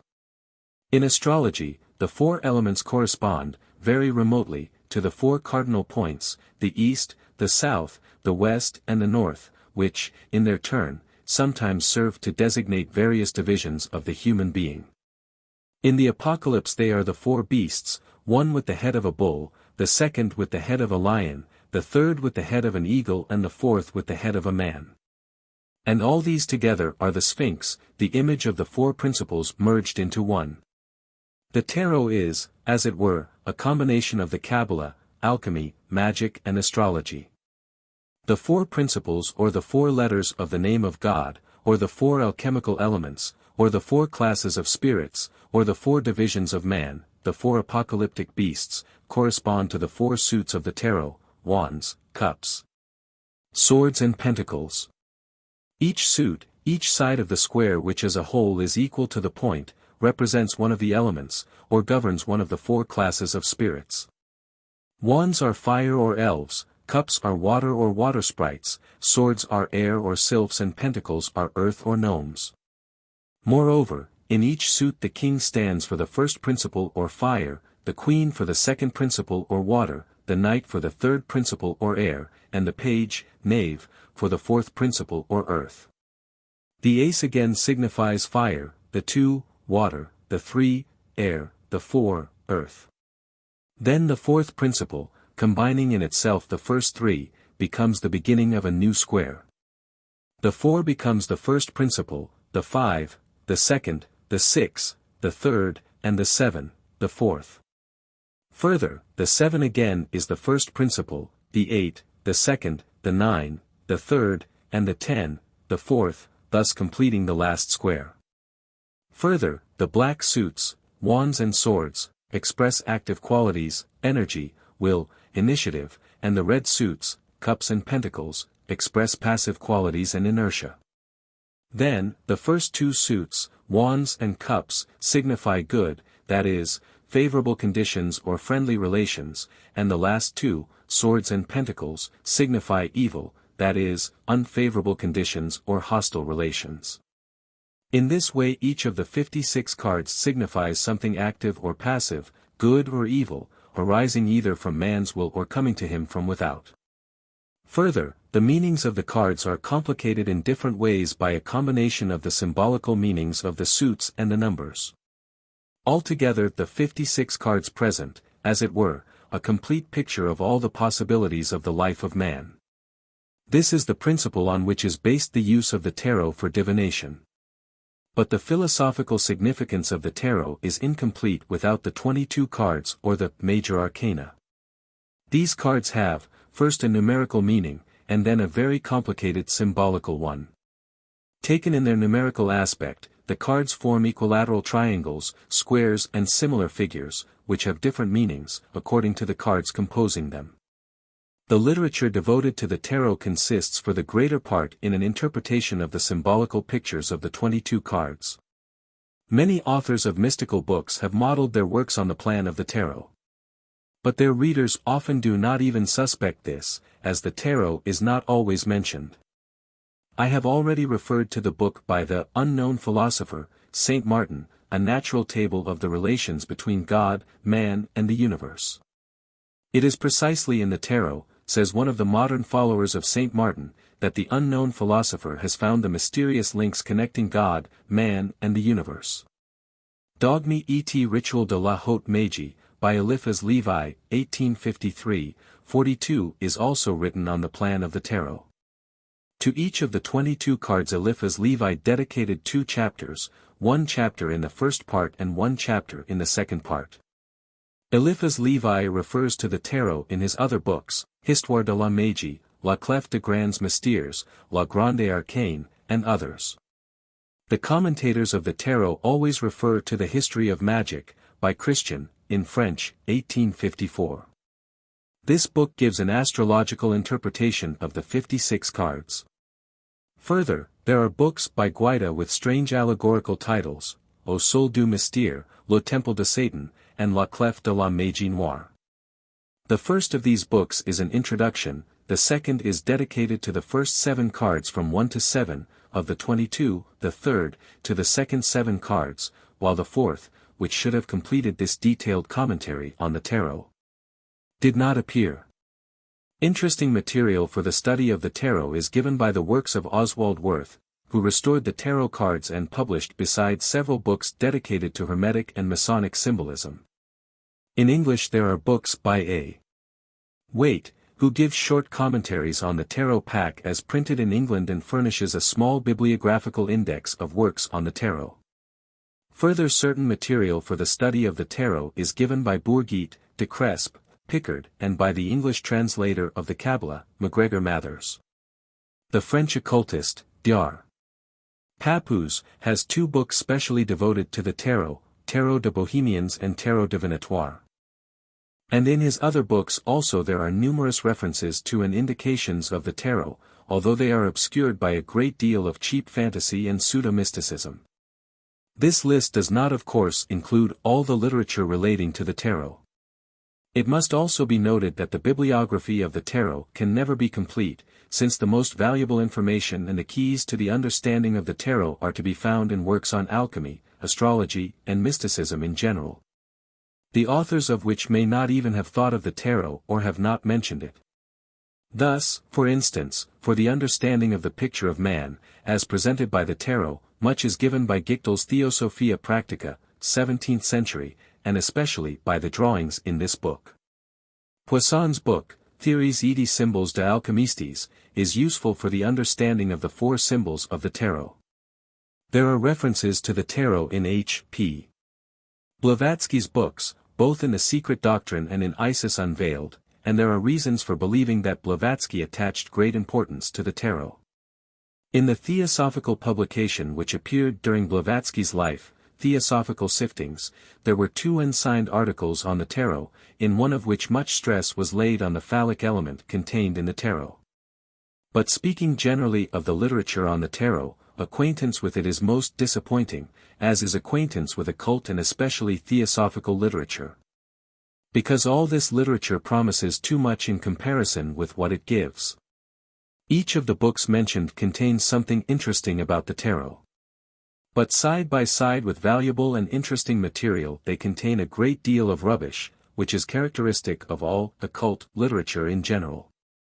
Namely, there is first a purely scholastic search for the meaning in the letter, second, two hasty conclusions, covering with words what the author himself has not understood, skipping difficult problems, unfinished speculations, and third, unnecessary complexity and unsymmetrical constructions. The books of Dr. Pappus, who was in his time the most popular commentator on the tarot, are particularly rich in all this. Yet Pappus himself says that all complexity points to the imperfection of a system. He says, nature is very synthetic in her manifestations, and simplicity lies at the base other outwardly most intricate phenomena. This is certainly quite correct, but precisely this simplicity is lacking in all explanations of the system of the tarot.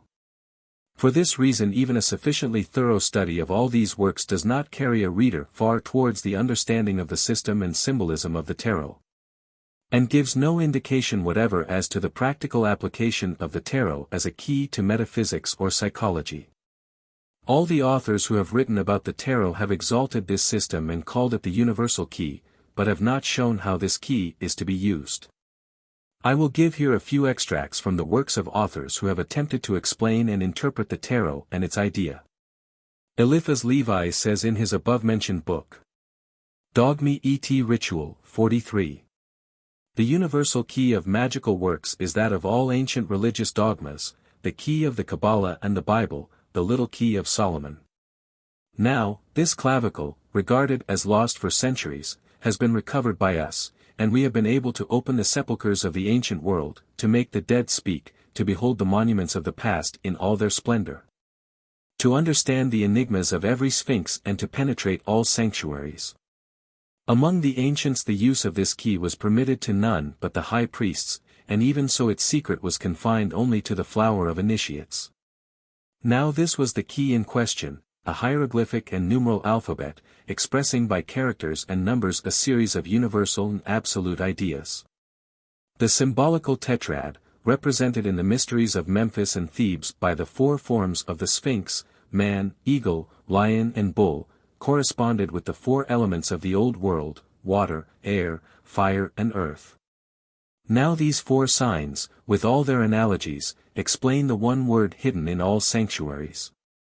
Moreover, the sacred word was not pronounced, it was spelt, and expressed in four words, which are the four sacred words, Jod-He Vav-He.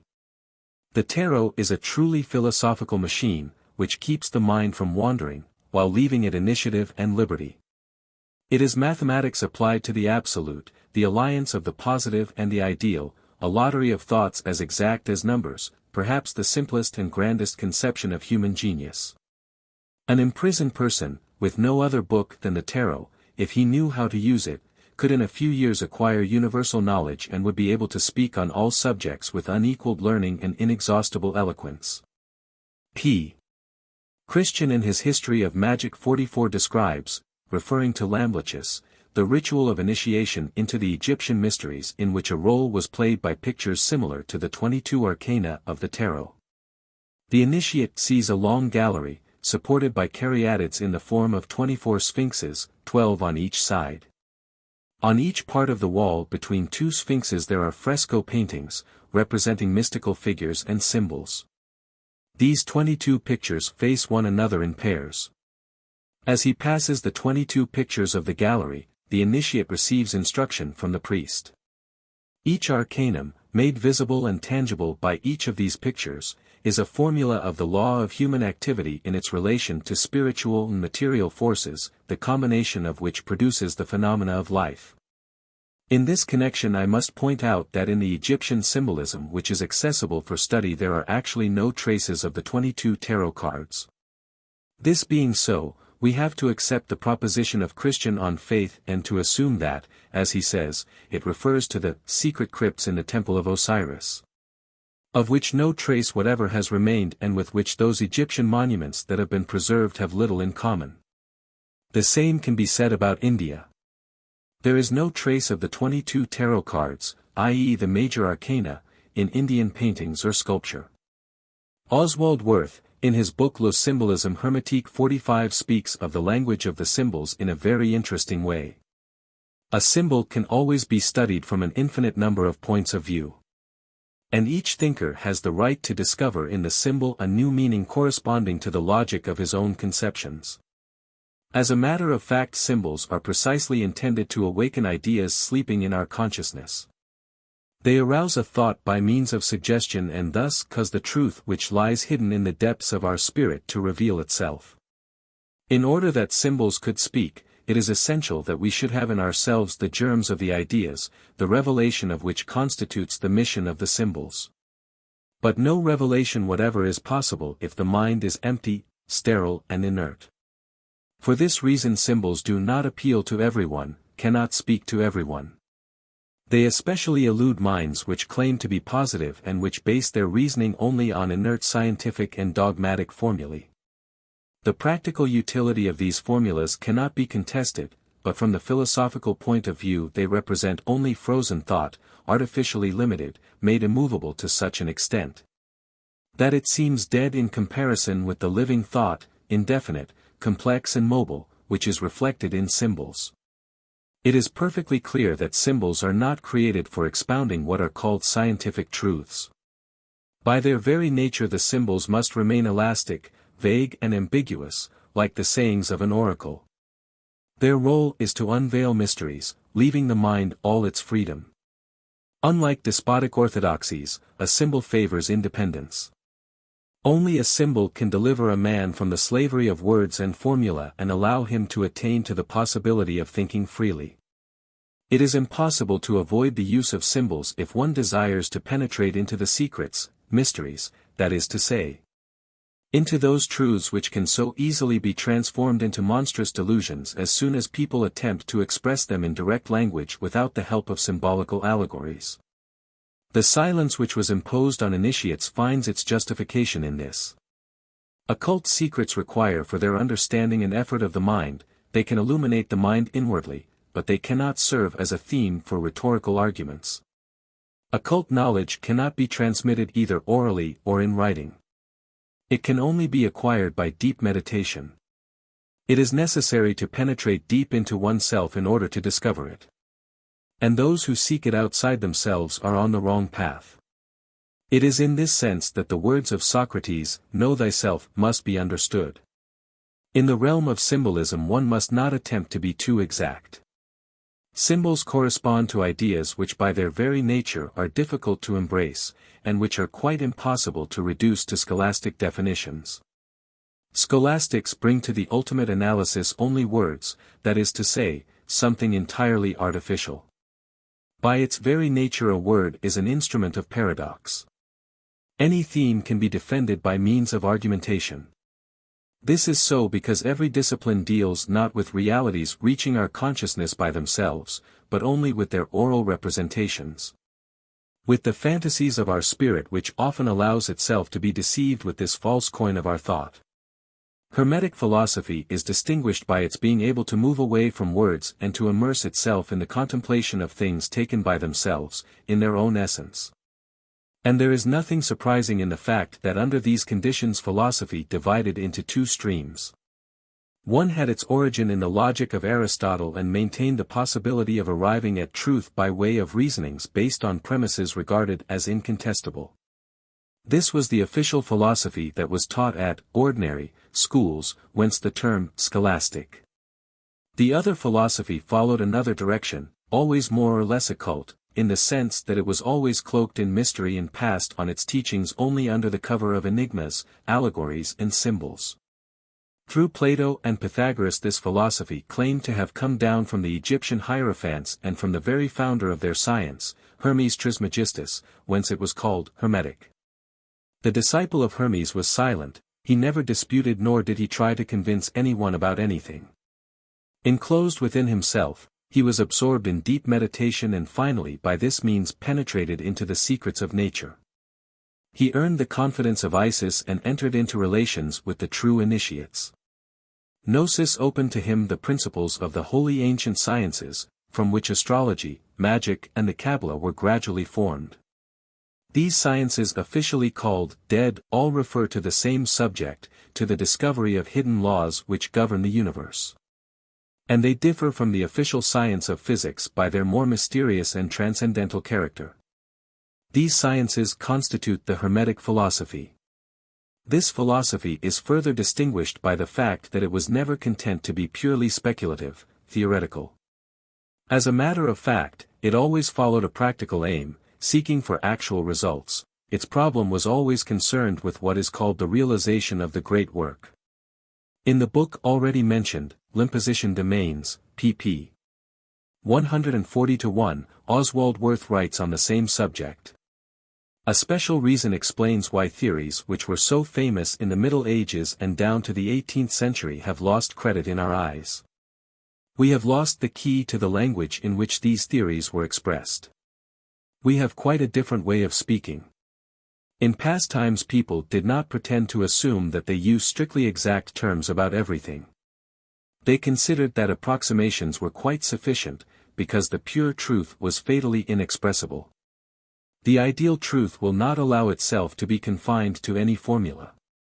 It follows from this that in a certain sense every word is a lie. The inner side of thought, its fundamental spirit, eludes us.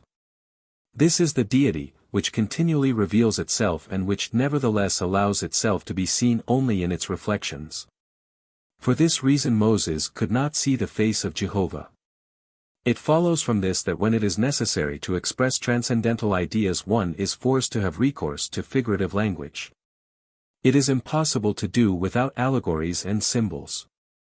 This is not at all a matter of choice, very often there is no other way of making oneself understood. Pure thought cannot be transmitted, it is necessary to clothe it with something.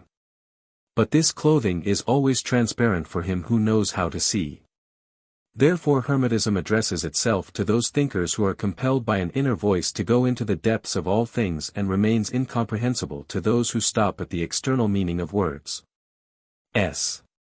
Guaita says in his book, Au Sol du Mystère, to enclose all truth in spoken language, to express the highest occult mysteries in an abstract style, this would not only be useless, dangerous and sacrilegious, but also impossible. There are truths of a subtle, synthetic and divine order, to express which in all their inviolate completeness, human language is incapable. Only music can sometimes make the soul feel them, only ecstasy can show them in absolute vision, and only esoteric symbolism can reveal them to the spirit in a concrete way. 46. In examining the 22 cards of the tarot in different combinations and in trying to establish possible and permanent relations existing between them, we find it possible to lay out the cards in pairs, the first with the last, the second with the last but one, and so on. And we see that when laid out in this way the cards acquire a very interesting meaning. The possibility of such a disposition of the tarot cards is shown by the order of the tarot pictures in the gallery of the mythical Temple of Initiation, of which Christian speaks. The cards are laid out thus. 1, 0. 6, L7. 2, 21. 7, 16. 3, 20.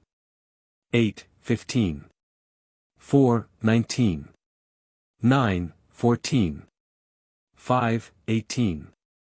10, 13. 11, 12. Disposed in this way, one card explains the other and, what is most important, shows that they can be explained only together and can never be explained separately, as in the case of cards 1 and 0. In studying these pairs of cards, the mind becomes accustomed to seeing unity in duality. 1. The juggler. 0. The fool. 2. The priestess. 21. The world. 3. The empress. 20. The day of judgment. 4. The emperor. 19. The sun. 5. The Hierophant. L8. The moon. 6. Temptation. 17. The star. 7. The chariot. 16. The tower. 8. Justice. 15. The devil. 9. The hermit. 14. Temperance, time. 10. The Wheel of Fortune. 13. Death. 11. Strength. 12. The Hanged Man. The first card, the Juggler, depicts the Superman, or mankind as a whole, connecting earth and heaven. Its opposite is the Fool, card 0. This is an individual man, a weak man. The two cards together represent the two poles, the beginning and the end. The second card, the High Priestess, is Isis, or hidden knowledge. Its opposite is card 21, the world, in the circle of time, in the midst of the four principles, that is, the object of knowledge. The third card, the Empress, is nature. Its opposite is card 20, the Day of Judgment, or the resurrection of the dead. This is nature, its eternally regenerating and revivifying activity. The fourth card, the Emperor, is the law of four, the life-bearing principle, and its opposite is card 19, the Sun, as the real expression of this law and the visible source of life. The fifth card, the Hierophant, is religion, and its opposite is card 18, the Moon, which can be understood as the opposing principle, hostile to religion, or as astrology, that is as the basis of religion. In some old tarot cards, instead of the wolf and the dog, on the 18th card there is a picture of two men making astronomical observations. The sixth card, Temptation, or Love, is the emotional side of life, and card 17, the Star, the astral world, is the emotional side of nature. The seventh card, the Chariot, is magic in the sense of incomplete knowledge, in the sense of the house built upon the sand, and its opposite, card 16, the Tower, is the fall which inevitably follows an artificial rise. The eighth card, Justice, is truth, and card 15, the Devil, is lie. The ninth card, the Hermit, is wisdom or knowledge and the search for knowledge, and card 14, Time, is the subject of knowledge, or what is conquered by knowledge, or what serves as the measure of knowledge. As long as a man does not understand time, or as long as a man's knowledge does not change his relation to time, his knowledge is worth nothing. Moreover, the first meaning of card 14, Temperance, points to self-command or the control of emotions as the necessary condition of wisdom. The 10th card is the Wheel of Fortune, and its opposite is card 15, Death. Life and death are one. Death only indicates the turning of the wheel of life. The 11th card is Strength, and its opposite is card 12, the Hanged Man, Sacrifice, that is, what gives strength. The greater a man's sacrifice, the greater will his strength be. Strength is proportionate to sacrifice. He who can sacrifice all, can do all. Having approximately established these correspondences, it is interesting to try to redesign the tarot cards in pen pictures, imagining the cards with the meaning which they should have, in other words simply imagining what they may mean. The following, pictures of the tarot, are in many cases the result of a purely subjective understanding, for instance the 18th card. The same card, as has been mentioned before, has in some old tarots the meaning of astrology. And in that case its relation to the 5th card is quite different. 47. Further, in continuing to examine possible meanings of the tarot pack, it is necessary to say that in many of the books which have already been mentioned 21 cards out of the 22 major arcana are taken as a trinity or as a triangle, each side of which consists of 7 cards. The 3 parts of Guaida's work are each devoted to one of the 3 sides of the triangle, and in this case as in many others the 7s are taken in order from 1 to 22, that is to 0. But the fact is that constructed in this way the triangles, though quite accurate numerically, have no meaning symbolically. This means that they are quite heterogeneous as regards the pictures. In none of the sides of the triangle do the pictures represent anything whole and connected, but appear an entirely fortuitous arrangement. The conclusion can be drawn that the pictures must be taken according to their meaning and not according to their order in the pack. In other words, cards which are next to one another in the pack may have no connection in their meaning.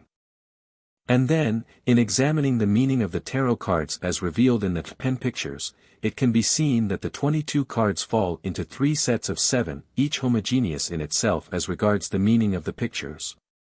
plus one card which is a result of all the 3 sevens. And this card can be either 0 or 21. In these 3 sets of 7, which cannot be found by the numbers and must be looked for in the meaning of the symbols, there is again the secret doctrine, or an attempt at a secret doctrine, the expression of which is the tarot. In accordance with this, the major arcana contain in themselves the same division as the whole tarot, i.e. the major arcana are also divided into God, man and the universe. One set of 7 refers to man. Another set refers to nature. And the third set refers to the world of ideas, i.e. to God or the spirit. The first 7, man. The juggler, or magician, Adam Kadmon, humanity, or Superman, the fool, individual man. Temptation, love, mankind. The devil, the fall, the chariot, the illusory quest, the hermit, the real quest, the hanged man, attainment. Cards 1, 0, 6, 15, 7, 9, 12. The second 7, the universe. The sun, the moon, the star, the lightning, the tower, the resurrection of the dead, life, and death. Cards 19, 18, 17, 16, 20, 10, 13. The third 7, God. The high priestess, knowledge, the empress, creative power. The emperor, the 4 elements, the hierophant, religion, time, eternity, strength, love, union and infinity, truth. Cards 2, 3, 4, 5, 14, 11, 8. The first 7 represents the 7 steps on the path of man if taken in time, or the 7 faces of man which coexist in him. The 7 faces which are expressed in the changes of the personality of man, the latter if they are taken in the mystical sense of the secret doctrine of the tarot.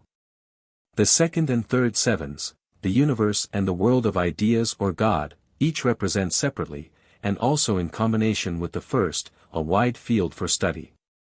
Each of the 7 symbolical pictures which refer to the universe connects man in a certain way with the world of ideas. And each of the 7 ideas connects man in a certain way with the universe. None of the 3 sevens includes the 21st card, the world, which in this case contains in itself all the 21 cards, that is, the whole triangle. Now if we construct a triangle each side of which is formed by one of the 7, place the 21st card in its center and arrange the 4 suits in a square round the triangle, then the interrelation between the square. The triangle and the point becomes still clearer. When we placed card 0 in the center we had to use a certain figurative interpretation, saying that the world is contained in the mind of man. But now we obtain the world at the center too, the 21st card equal to the triangle and the square taken together. The world is in the circle of time, among the 4 principles, or 4 elements, represented by the 4 beings of the apocalypse. The square also represents the world, or the 4 elements of which the world consists. In conclusion, it is interesting to quote several curious speculations from the book Le Tarot de Bohemians referring to the origin of other games known to us, chess, dominoes and others, and also a legend about the origin of the tarot. The tarot is composed of numbers and figures, which mutually react upon and explain each other, writes the author of Le Tarot de Bohemians. 48. But if we separate the figures and arrange them upon paper in the form of a wheel, making the numbers move in the shape of dice, we produce the game of goose, with which Ulysses, according to Homer, practiced cheating beneath the walls of Troy. If we fix the numbers upon alternate black and white squares, and allow the lesser figures of our game to move upon them, the king, queen, knight, foolish man or knave, tower or ace, we have the game of chess. In fact, the primitive chessboards bore numbers, and philosophers used them to solve problems of logic. If leaving the figures on one side, we confine ourselves to the use of numbers, the game of dice appears, and if we weary of throwing the dice, we can mark the characters upon horizontal plates and create the game of dominoes. Chess degenerates in the same way into the game of drafts. Lastly, our pack of cards, instead of first appearing under Charles VI, according to the common report, is of far older date. Spanish regulations were in existence long before this reign, forbidding the nobles to play at cards, and the tarot itself is of very ancient origin. The scepters of the tarot have become doves, the cups hearts, the swords spades, and the pentacles or money diamonds. We have also lost the 22 symbolical figures and the 4 knights. Of the origin of the tarot, Pappus in the same book tells a story, probably invented by himself. A time followed when Egypt, no longer able to struggle against her invaders, prepared to die honorably. Then the Egyptian savants, at least so my mysterious informant asserts, held a great assembly to arrange how the knowledge, which until that date had been confined to men judged worthy to receive it, should be saved from destruction. At first they thought of confiding these secrets to virtuous men secretly recruited by the initiates themselves, who would transmit them from generation to generation.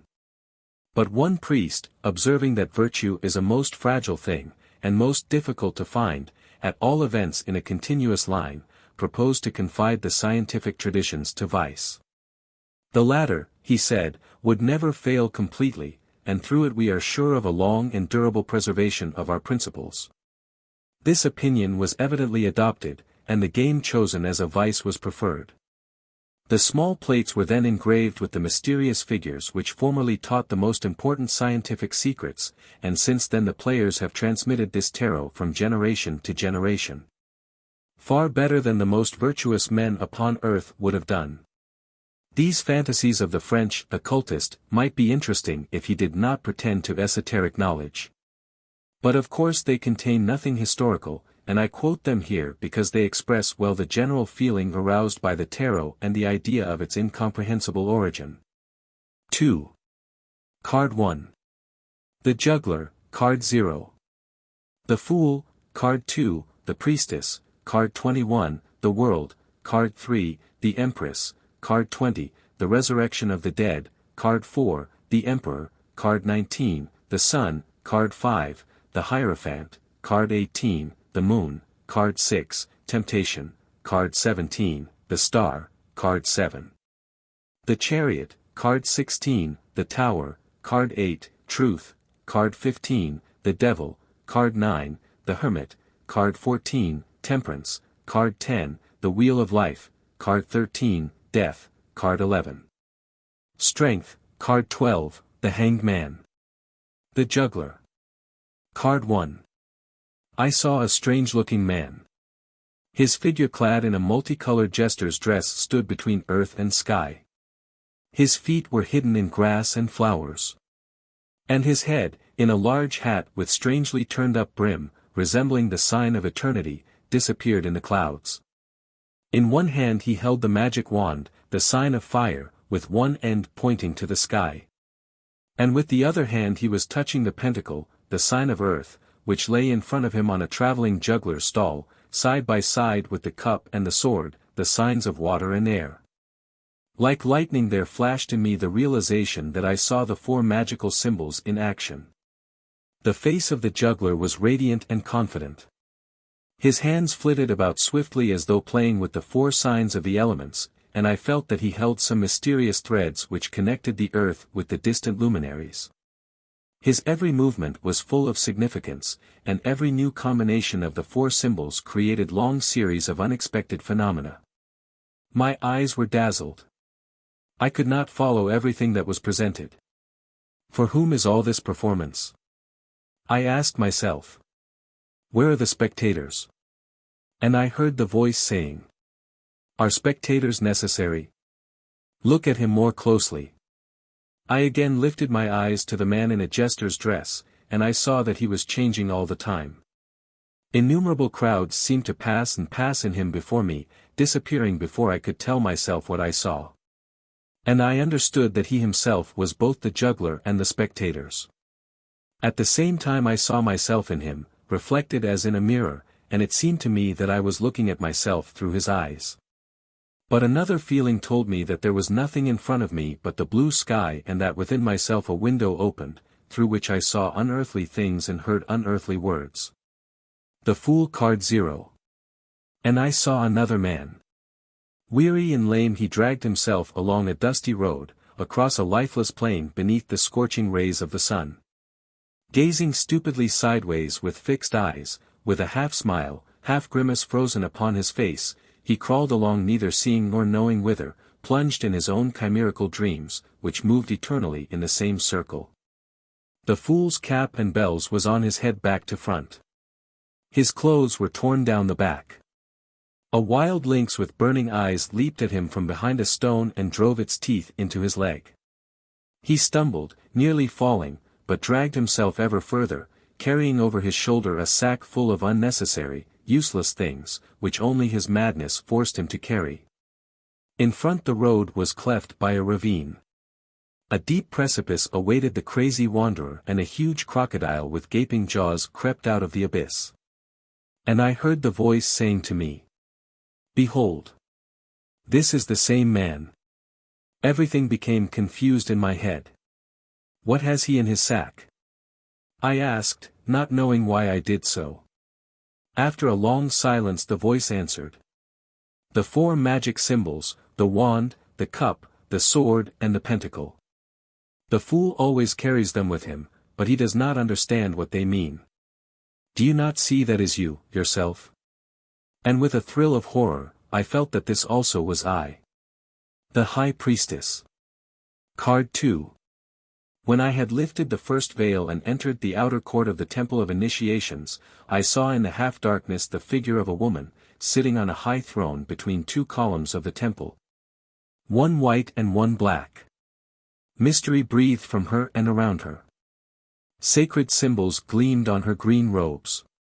On her head was a golden tiara surmounted with a 2-horned moon. On her knees she held 2 crossed keys and an open book. Between the 2 columns behind the woman hung a second veil all embroidered with green leaves and pomegranate fruits. And the voice said to me, "In order to enter the temple it is necessary to lift the second veil and pass between the 2 columns. And in order to pass between them it is necessary to obtain possession of the keys, to read the book and understand the symbols. The knowledge of good and evil awaits you. Are you ready?" And with deep suffering I felt that I was afraid to enter the temple. "Are you ready?" repeated the voice. I was silent. My heart nearly stopped with fear. I could not utter a word. I felt that a precipice was opening before me and that I should not dare to take a single step. Then the woman sitting between the 2 columns turned her face to me and looked at me without saying a word. And I understood that she was speaking to me, but my fear only grew greater. I knew that I should not enter the temple. The world. Card 21. Unexpected vision rose before me. A circle resembling a wreath woven from rainbows and lightning revolved between sky and earth. It revolved with frenzied speed, blinding me with its brilliance. And in this radiance and fire music sounded and soft singing was heard, and also the peals of thunder and the roar of a hurricane and the noise of mountain avalanches and the rumble of earthquakes. The circle whirled with a terrible noise, touching earth and sky, and in its center I saw the dancing figure of a young and beautiful woman, wrapped in a light transparent scarf, with a magic wand in her hand. And at the sides of the circle there became visible to me the 4 beasts of the apocalypse, one like a lion, the second like a calf, the third with the face of a man and the 4th like a flying eagle. The vision disappeared as suddenly as it had appeared. A strange stillness descended on the earth. "What does this mean?" I asked in astonishment. "It is the image of the world," said the voice. "It must be understood before one can pass through the gates of the temple. This is the world in the circle of time, amid the 4 principles. This is what you always see, but never understand. Understand that all that you see, things and phenomena, are but the hieroglyphs of higher ideas." The Empress. Card 3. I felt the breath of spring. And with the fragrance of violets, lilies of the valley and the wild cherry the soft singing of elves was borne towards me. Brooks murmured, green treetops rustled, innumerable choirs of birds were singing, bees were droning, and everywhere was the joyful living breath of nature. The sun shone softly and mildly, a small white cloud hung over the woods. In the midst of a green glade where bloomed the first yellow primroses, on a throne encircled with ivy and blossoming lilac, I saw the Empress. A green wreath adorned her golden hair. 12 stars shone above her head. 2 snow-white wings were visible behind her back, and in one hand she held a scepter. With a tender smile the empress looked about her, and beneath her glance flowers opened and buds unfolded their sticky green leaves. The whole of her dress was covered with flowers, as though every flower that opened was reflected or imprinted on it and became a part of her garment. The sign of Venus, the goddess of love, was carved upon her marble throne. "Oh, Queen of Life," I said, "why is everything so radiant and joyful and happy around you? Do you not know that there is the gray, weary autumn, the cold, white winter? Do you not know that there is death, black graves, cold damp sepulchres, cemeteries? How can you smile joyfully looking at the unfolding flowers, when all dies and all will die, when all is condemned to death, even that which is not yet born?" The empress looked at me smiling, and beneath her smile I suddenly felt that in my soul the flower of some bright understanding was opening, as though something was being revealed to me, and the terror of death began to depart from me. The Resurrection of the Dead. Card 20. I saw an icy plain. A chain of snow mountains shut off the horizon. A cloud arose and grew until it covered a quarter of the sky. And in the midst of the cloud there appeared 2 fiery wings. And I saw the messenger of the empress. He raised his trumpet and blew a loud and imperious blast. And in response the plain trembled, and with loud reverberating echoes the mountain answered. And one after the other the graves in the plain began to open and out of them people came forth, young children and old folk and men and women. And they stretched out their arms to the messenger of the empress, and tried to catch the sound of the trumpet. And in the sound of the trumpet I felt the smile of the empress. And in the opening graves I saw the unfolding flowers, and in the extended hands I smelt the fragrance of flowers. And I understood the mystery of birth in death. The Emperor. Card 4. After I had studied the first 3 numbers it was given to me to understand the great law of 4, the Alpha and Omega of all. I saw the emperor on a high throne of stone which was decorated with 4 rams' heads. A golden helmet gleamed on his brow. His white beard fell over his purple mantle. In one hand he held a sphere, the symbol of his possessions, and in the other a scepter in the form of the Egyptian cross, the sign of his power over birth. "I am the great law," said the emperor. "I am the name of God. The 4 letters of his name are in me and I am in everything. I am in the 4 principles, I am in the 4 elements. I am in the 4 seasons. I am in the 4 quarters of the earth. I am in the 4 signs of the tarot. I am action, I am resistance, I am completion, I am result. For him who knows the way to see me, there are no mysteries on the earth. As the earth contains fire, water and air, as the 4th letter of the name contains the first 3 and itself becomes the first, so my scepter contains the complete triangle and bears in itself the seed of a new triangle. And while the emperor spoke, his helmet and the golden armor visible beneath his mantle shone ever more and more fiercely, until I could no longer bear their radiance and dropped my eyes. And when I tried to raise them again, before me was an all-pervading radiance, and light and fire. And I fell prostrate worshipping the fiery word. The Sun. Card 19. After this, when I first saw the sun, I understood that it is itself the expression of the fiery word and the sign of the emperor. The great luminary shone and gave warmth. Below, tall golden sunflowers nodded their heads. And I saw 2 children in a garden behind a high enclosure. The sun poured its hot rays on them, and it seemed to me that a golden rain was falling upon them, as though the sun poured molten gold over the earth. For an instant I dosed my eyes, and when I opened them again I saw that every ray of the sun was the scepter of the emperor, which bore within it life. And I saw how beneath the sharp points of these rays the mystical flowers of the waters were unfolding everywhere, and how the rays penetrated into these flowers. And how the whole of nature was continually born from the mysterious union of the 2 principles. The Hierophant. Card 5. I saw the great master in the temple. He was seated on a golden throne, set upon a purple dais, He wore the robes of a high priest and a golden tiara. Under his feet I saw 2 crossed keys, and 2 initiates were bowed before him. And he spoke to them. I heard the sound of his voice, but could not understand one word that he said. Either he spoke in a language unknown to me, or there was something that prevented me from understanding the meaning of his words. And the voice said to me, "He speaks only for those who have ears to hear. But woe unto them who believe that they hear before they have really heard, or hear that which he does not say, or put their own words in place of his words. They will never receive the keys of understanding. And it is of them that it was said that they neither go in themselves, neither suffer them that are entering to go in." The Moon. Card 18. A desolate plain stretched out before me. The full moon looked down as if wrapped in meditation. Under her wavering light the shadows lived their own peculiar lives. There were black hills on the horizon. Between 2 grey towers wound a path, losing itself in the distance. On either side of the path, facing one another, a wolf and a dog were sitting and howling, with their muzzles raised to the moon.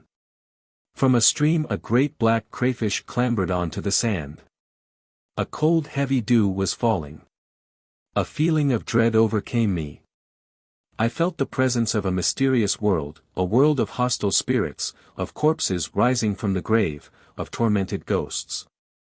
In the pale light of the moon I seemed to feel the presence of phantoms. Shadows seemed to be crossing the path, someone was waiting for me behind the towers, and it was dangerous to look back. Temptation. Card 6.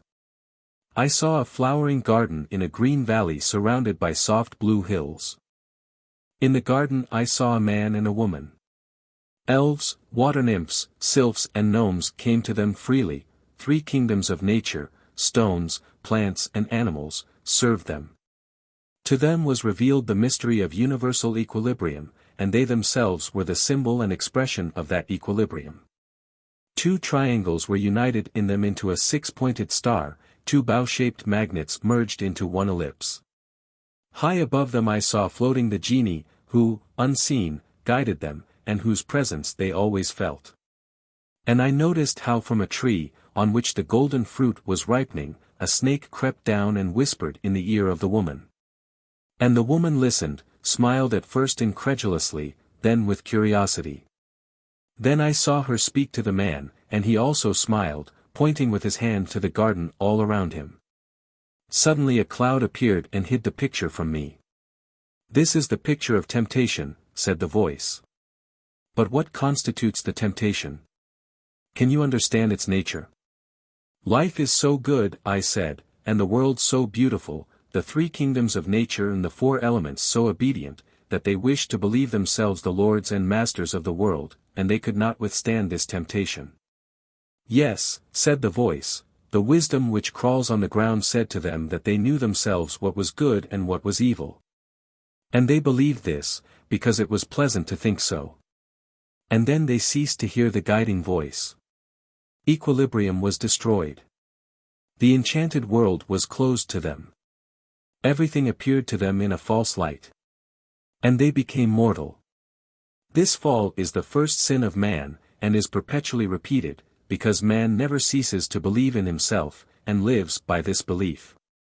Only when man has atoned this sin by great suffering can he pass out of the power of death and return to life.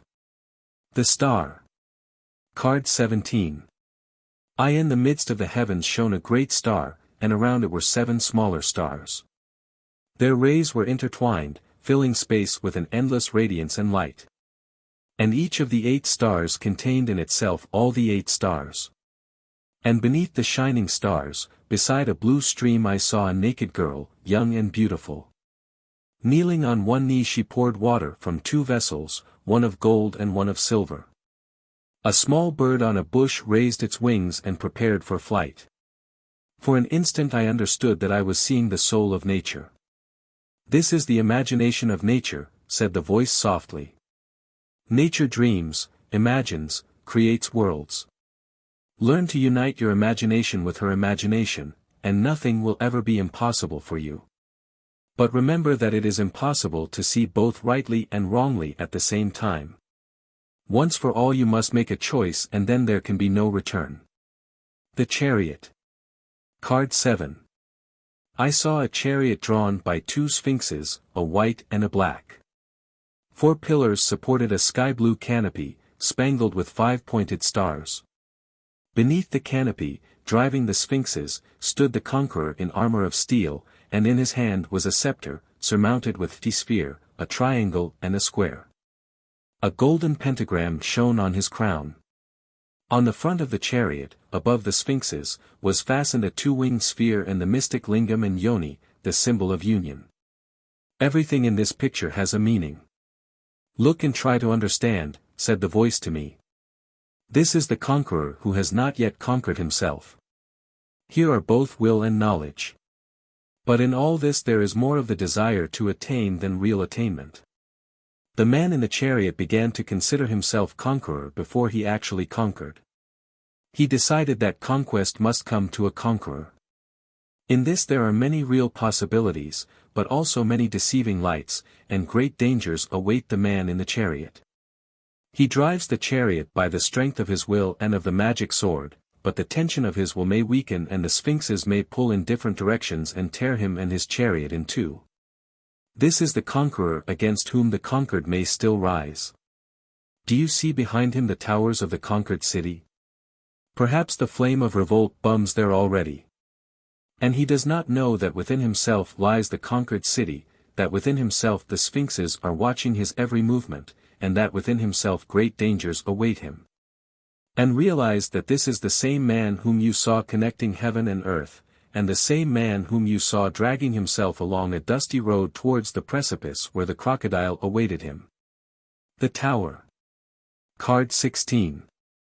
I saw rising from earth to heaven a high tower, whose top reached beyond the clouds. Black night was all around and thunder rumbled.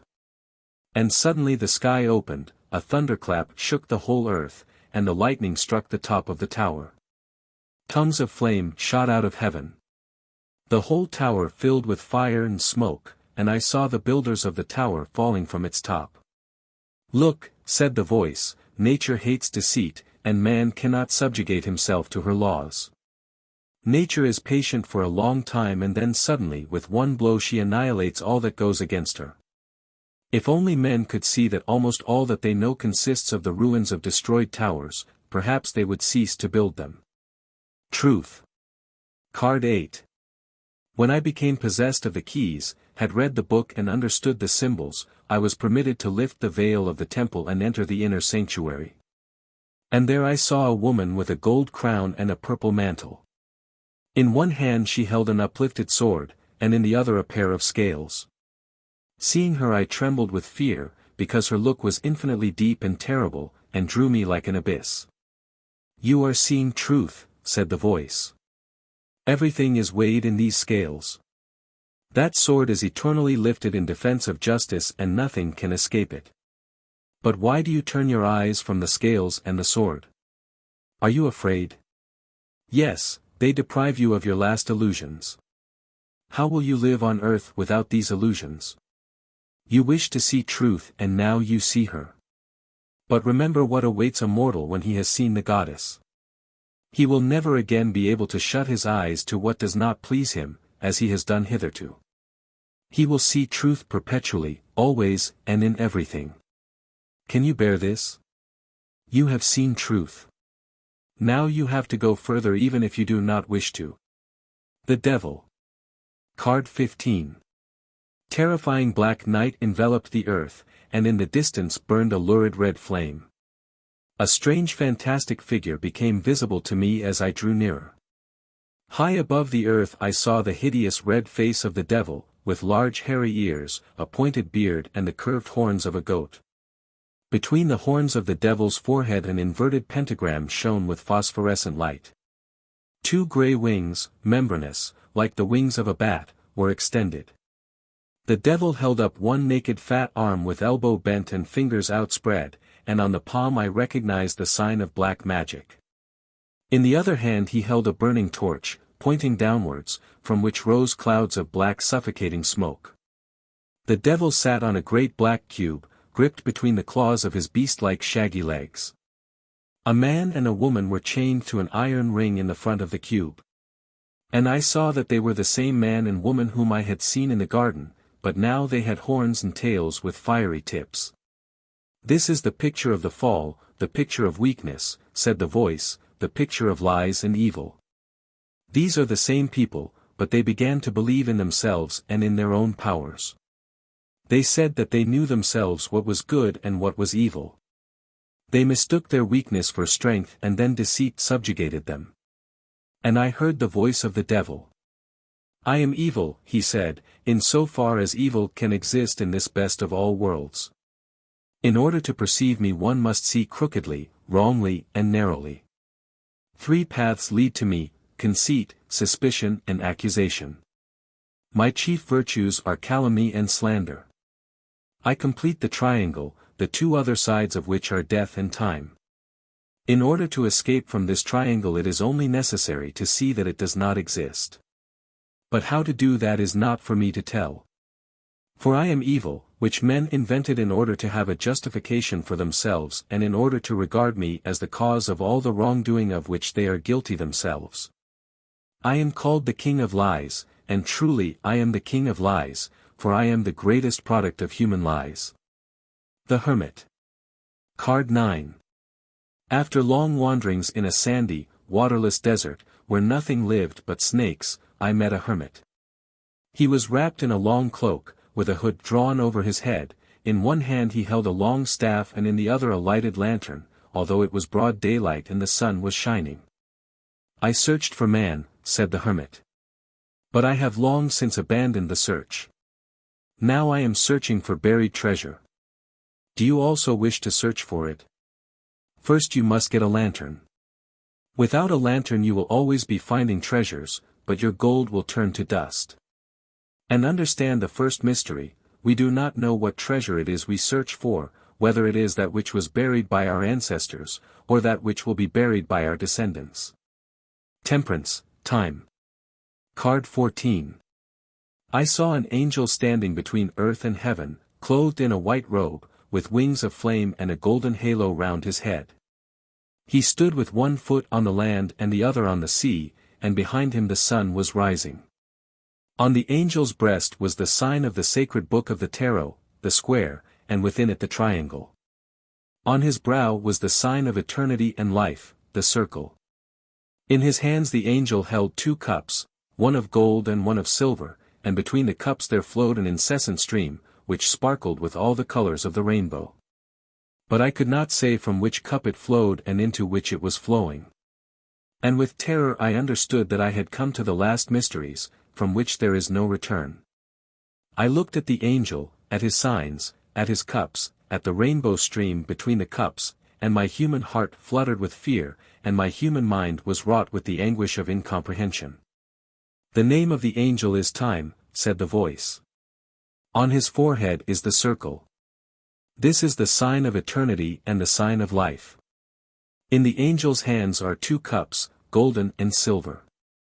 One cup is the past, the other the future. The rainbow stream between them is the present. You see that it is flowing in both directions. This is time in its most incomprehensible aspect for man. Men think that everything is incessantly flowing in one direction.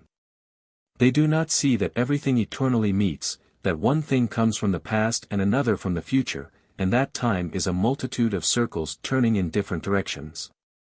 Understand this mystery and learn to distinguish the opposite currents in the rainbow stream of the present. The Wheel of Fortune. Card 10. I walked on absorbed in deep meditation, endeavoring to understand my vision of the angel. And suddenly raising my head, I saw in the midst of the sky an immense revolving circle covered with Kabbalistic letters and signs.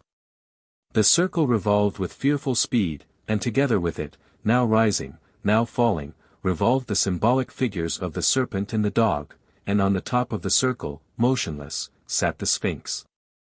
At the 4 quarters of the sky I saw on the clouds the 4 winged beasts of the Apocalypse, one like a lion, another like a calf, the third with the face of a man and the fourth like a flying eagle, and each of them was reading an open book. And I heard the voice of the animals of Zarathustra.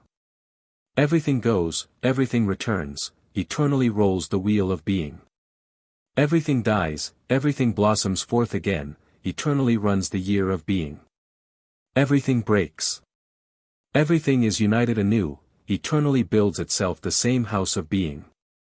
Everything parts, everything meets again, the ring of being remains eternally true to itself. Being begins in every now, around every here rolls the sphere of the there. The middle is everywhere. Crooked is the path of eternity. 49. Death. Card 13. Wearied by the flashing of the wheel of life, I sank on the ground and closed my eyes. But it seemed to me that the wheel was still revolving before me and that the four beasts on the cloud still sat and read their books. And suddenly, opening my eyes, I saw a gigantic horseman on a white charger, clad in black armor with a black helmet and a black plume. The face of a skeleton looked out from under the helmet. One bony hand held a great black gently waving banner, and the other held black reins, ornamented with a skull and crossbones.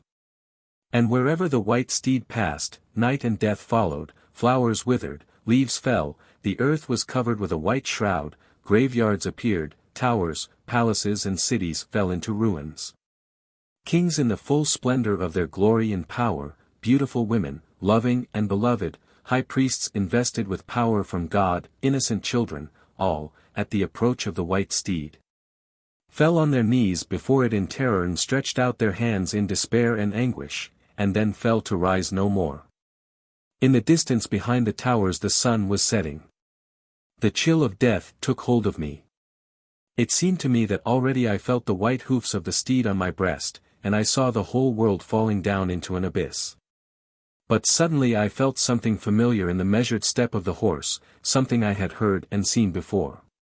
Another instant, and I heard in its step the movement of the wheel of life. Light broke in upon me, and looking at the disappearing horseman and the setting sun, I understood that the path of life consists of the hoof marks of the steed of death. The sun, setting on one side, rises on the other. Every moment of its motion is a setting at one point and a rising at another. I understood that just as the sun rises in its setting and sets in its rising, so life dies when it is born, and is born when it dies. Yes, said the voice. You think that the sun has only one aim, to set and to rise. Does the sun know anything of the earth, of people of the sunset and sunrise? It goes its own way, over its own orbit, round an unknown center. Life, death, sunrise, sunset, are you not aware that all these are but the thoughts, dreams, and fears of the fool? Strength. Card 11. In the midst of a green plain, bordered by gently rolling blue hills, I saw a woman with a lion. Garlanded with roses, the sign of eternity over her head, the woman calmly and confidently closed the lion's mouth, and the lion gently licked her hand. This is the picture of strength, said the voice, understand all its meanings. First of all it shows the strength of love. There is nothing stronger than love. Only love can conquer evil. Hatred always breeds hatred. Evil always bears evil. You see those garlands of roses? They speak of the magic chain. Union of desires, union of efforts, create such strength that all wild unconscious strength bows before it. And further it is the strength of eternity. Here you pass into the realm of mysteries. For a consciousness that is aware of the sign of eternity above it, there are no obstacles, nor can there be any resistance from the infinite. The Hanged Man. Card 12. And I saw a man with his hands tied behind his back, hanging by one leg from a high gallows with his head downwards, and in fearful torments. Round his head was a golden halo. And I heard a voice which spoke to me. Behold, this is the man who has seen the truth. New suffering, such as no earthly misfortune can ever cause, that is what awaits man on earth when he finds the path to eternity and the understanding of the infinite. He is still a man, but he already knows many things inaccessible even to gods. And this conflict between the big and the little in his soul makes his torture and his Golgotha. In his own soul a high gallows is raised on which he hangs in suffering, feeling as though he was turned head downwards. He himself chose this way. It is for this that he went a long journey from trial to trial, from initiation to initiation, through failures and through falls. And now he has found truth and has known himself. He now knows that it is he who stands between earth and heaven controlling the elements with the magical symbols. And it is also he who walks in the fool's cap along a dusty road beneath the blazing sun towards the abyss where the crocodile awaits him. It is he with his companion in the Garden of Eden under the protection of the beneficent genie, it is also he who is bound with her to the black cube of lies. It is he who stands as the conqueror for a moment in the deceptive chariot, drawn by the sphinxes ready to rush in opposite directions, and it is he again in the desert who looks for truth with a lantern in the bright light of day. And now he has found truth. 1911 to 1929.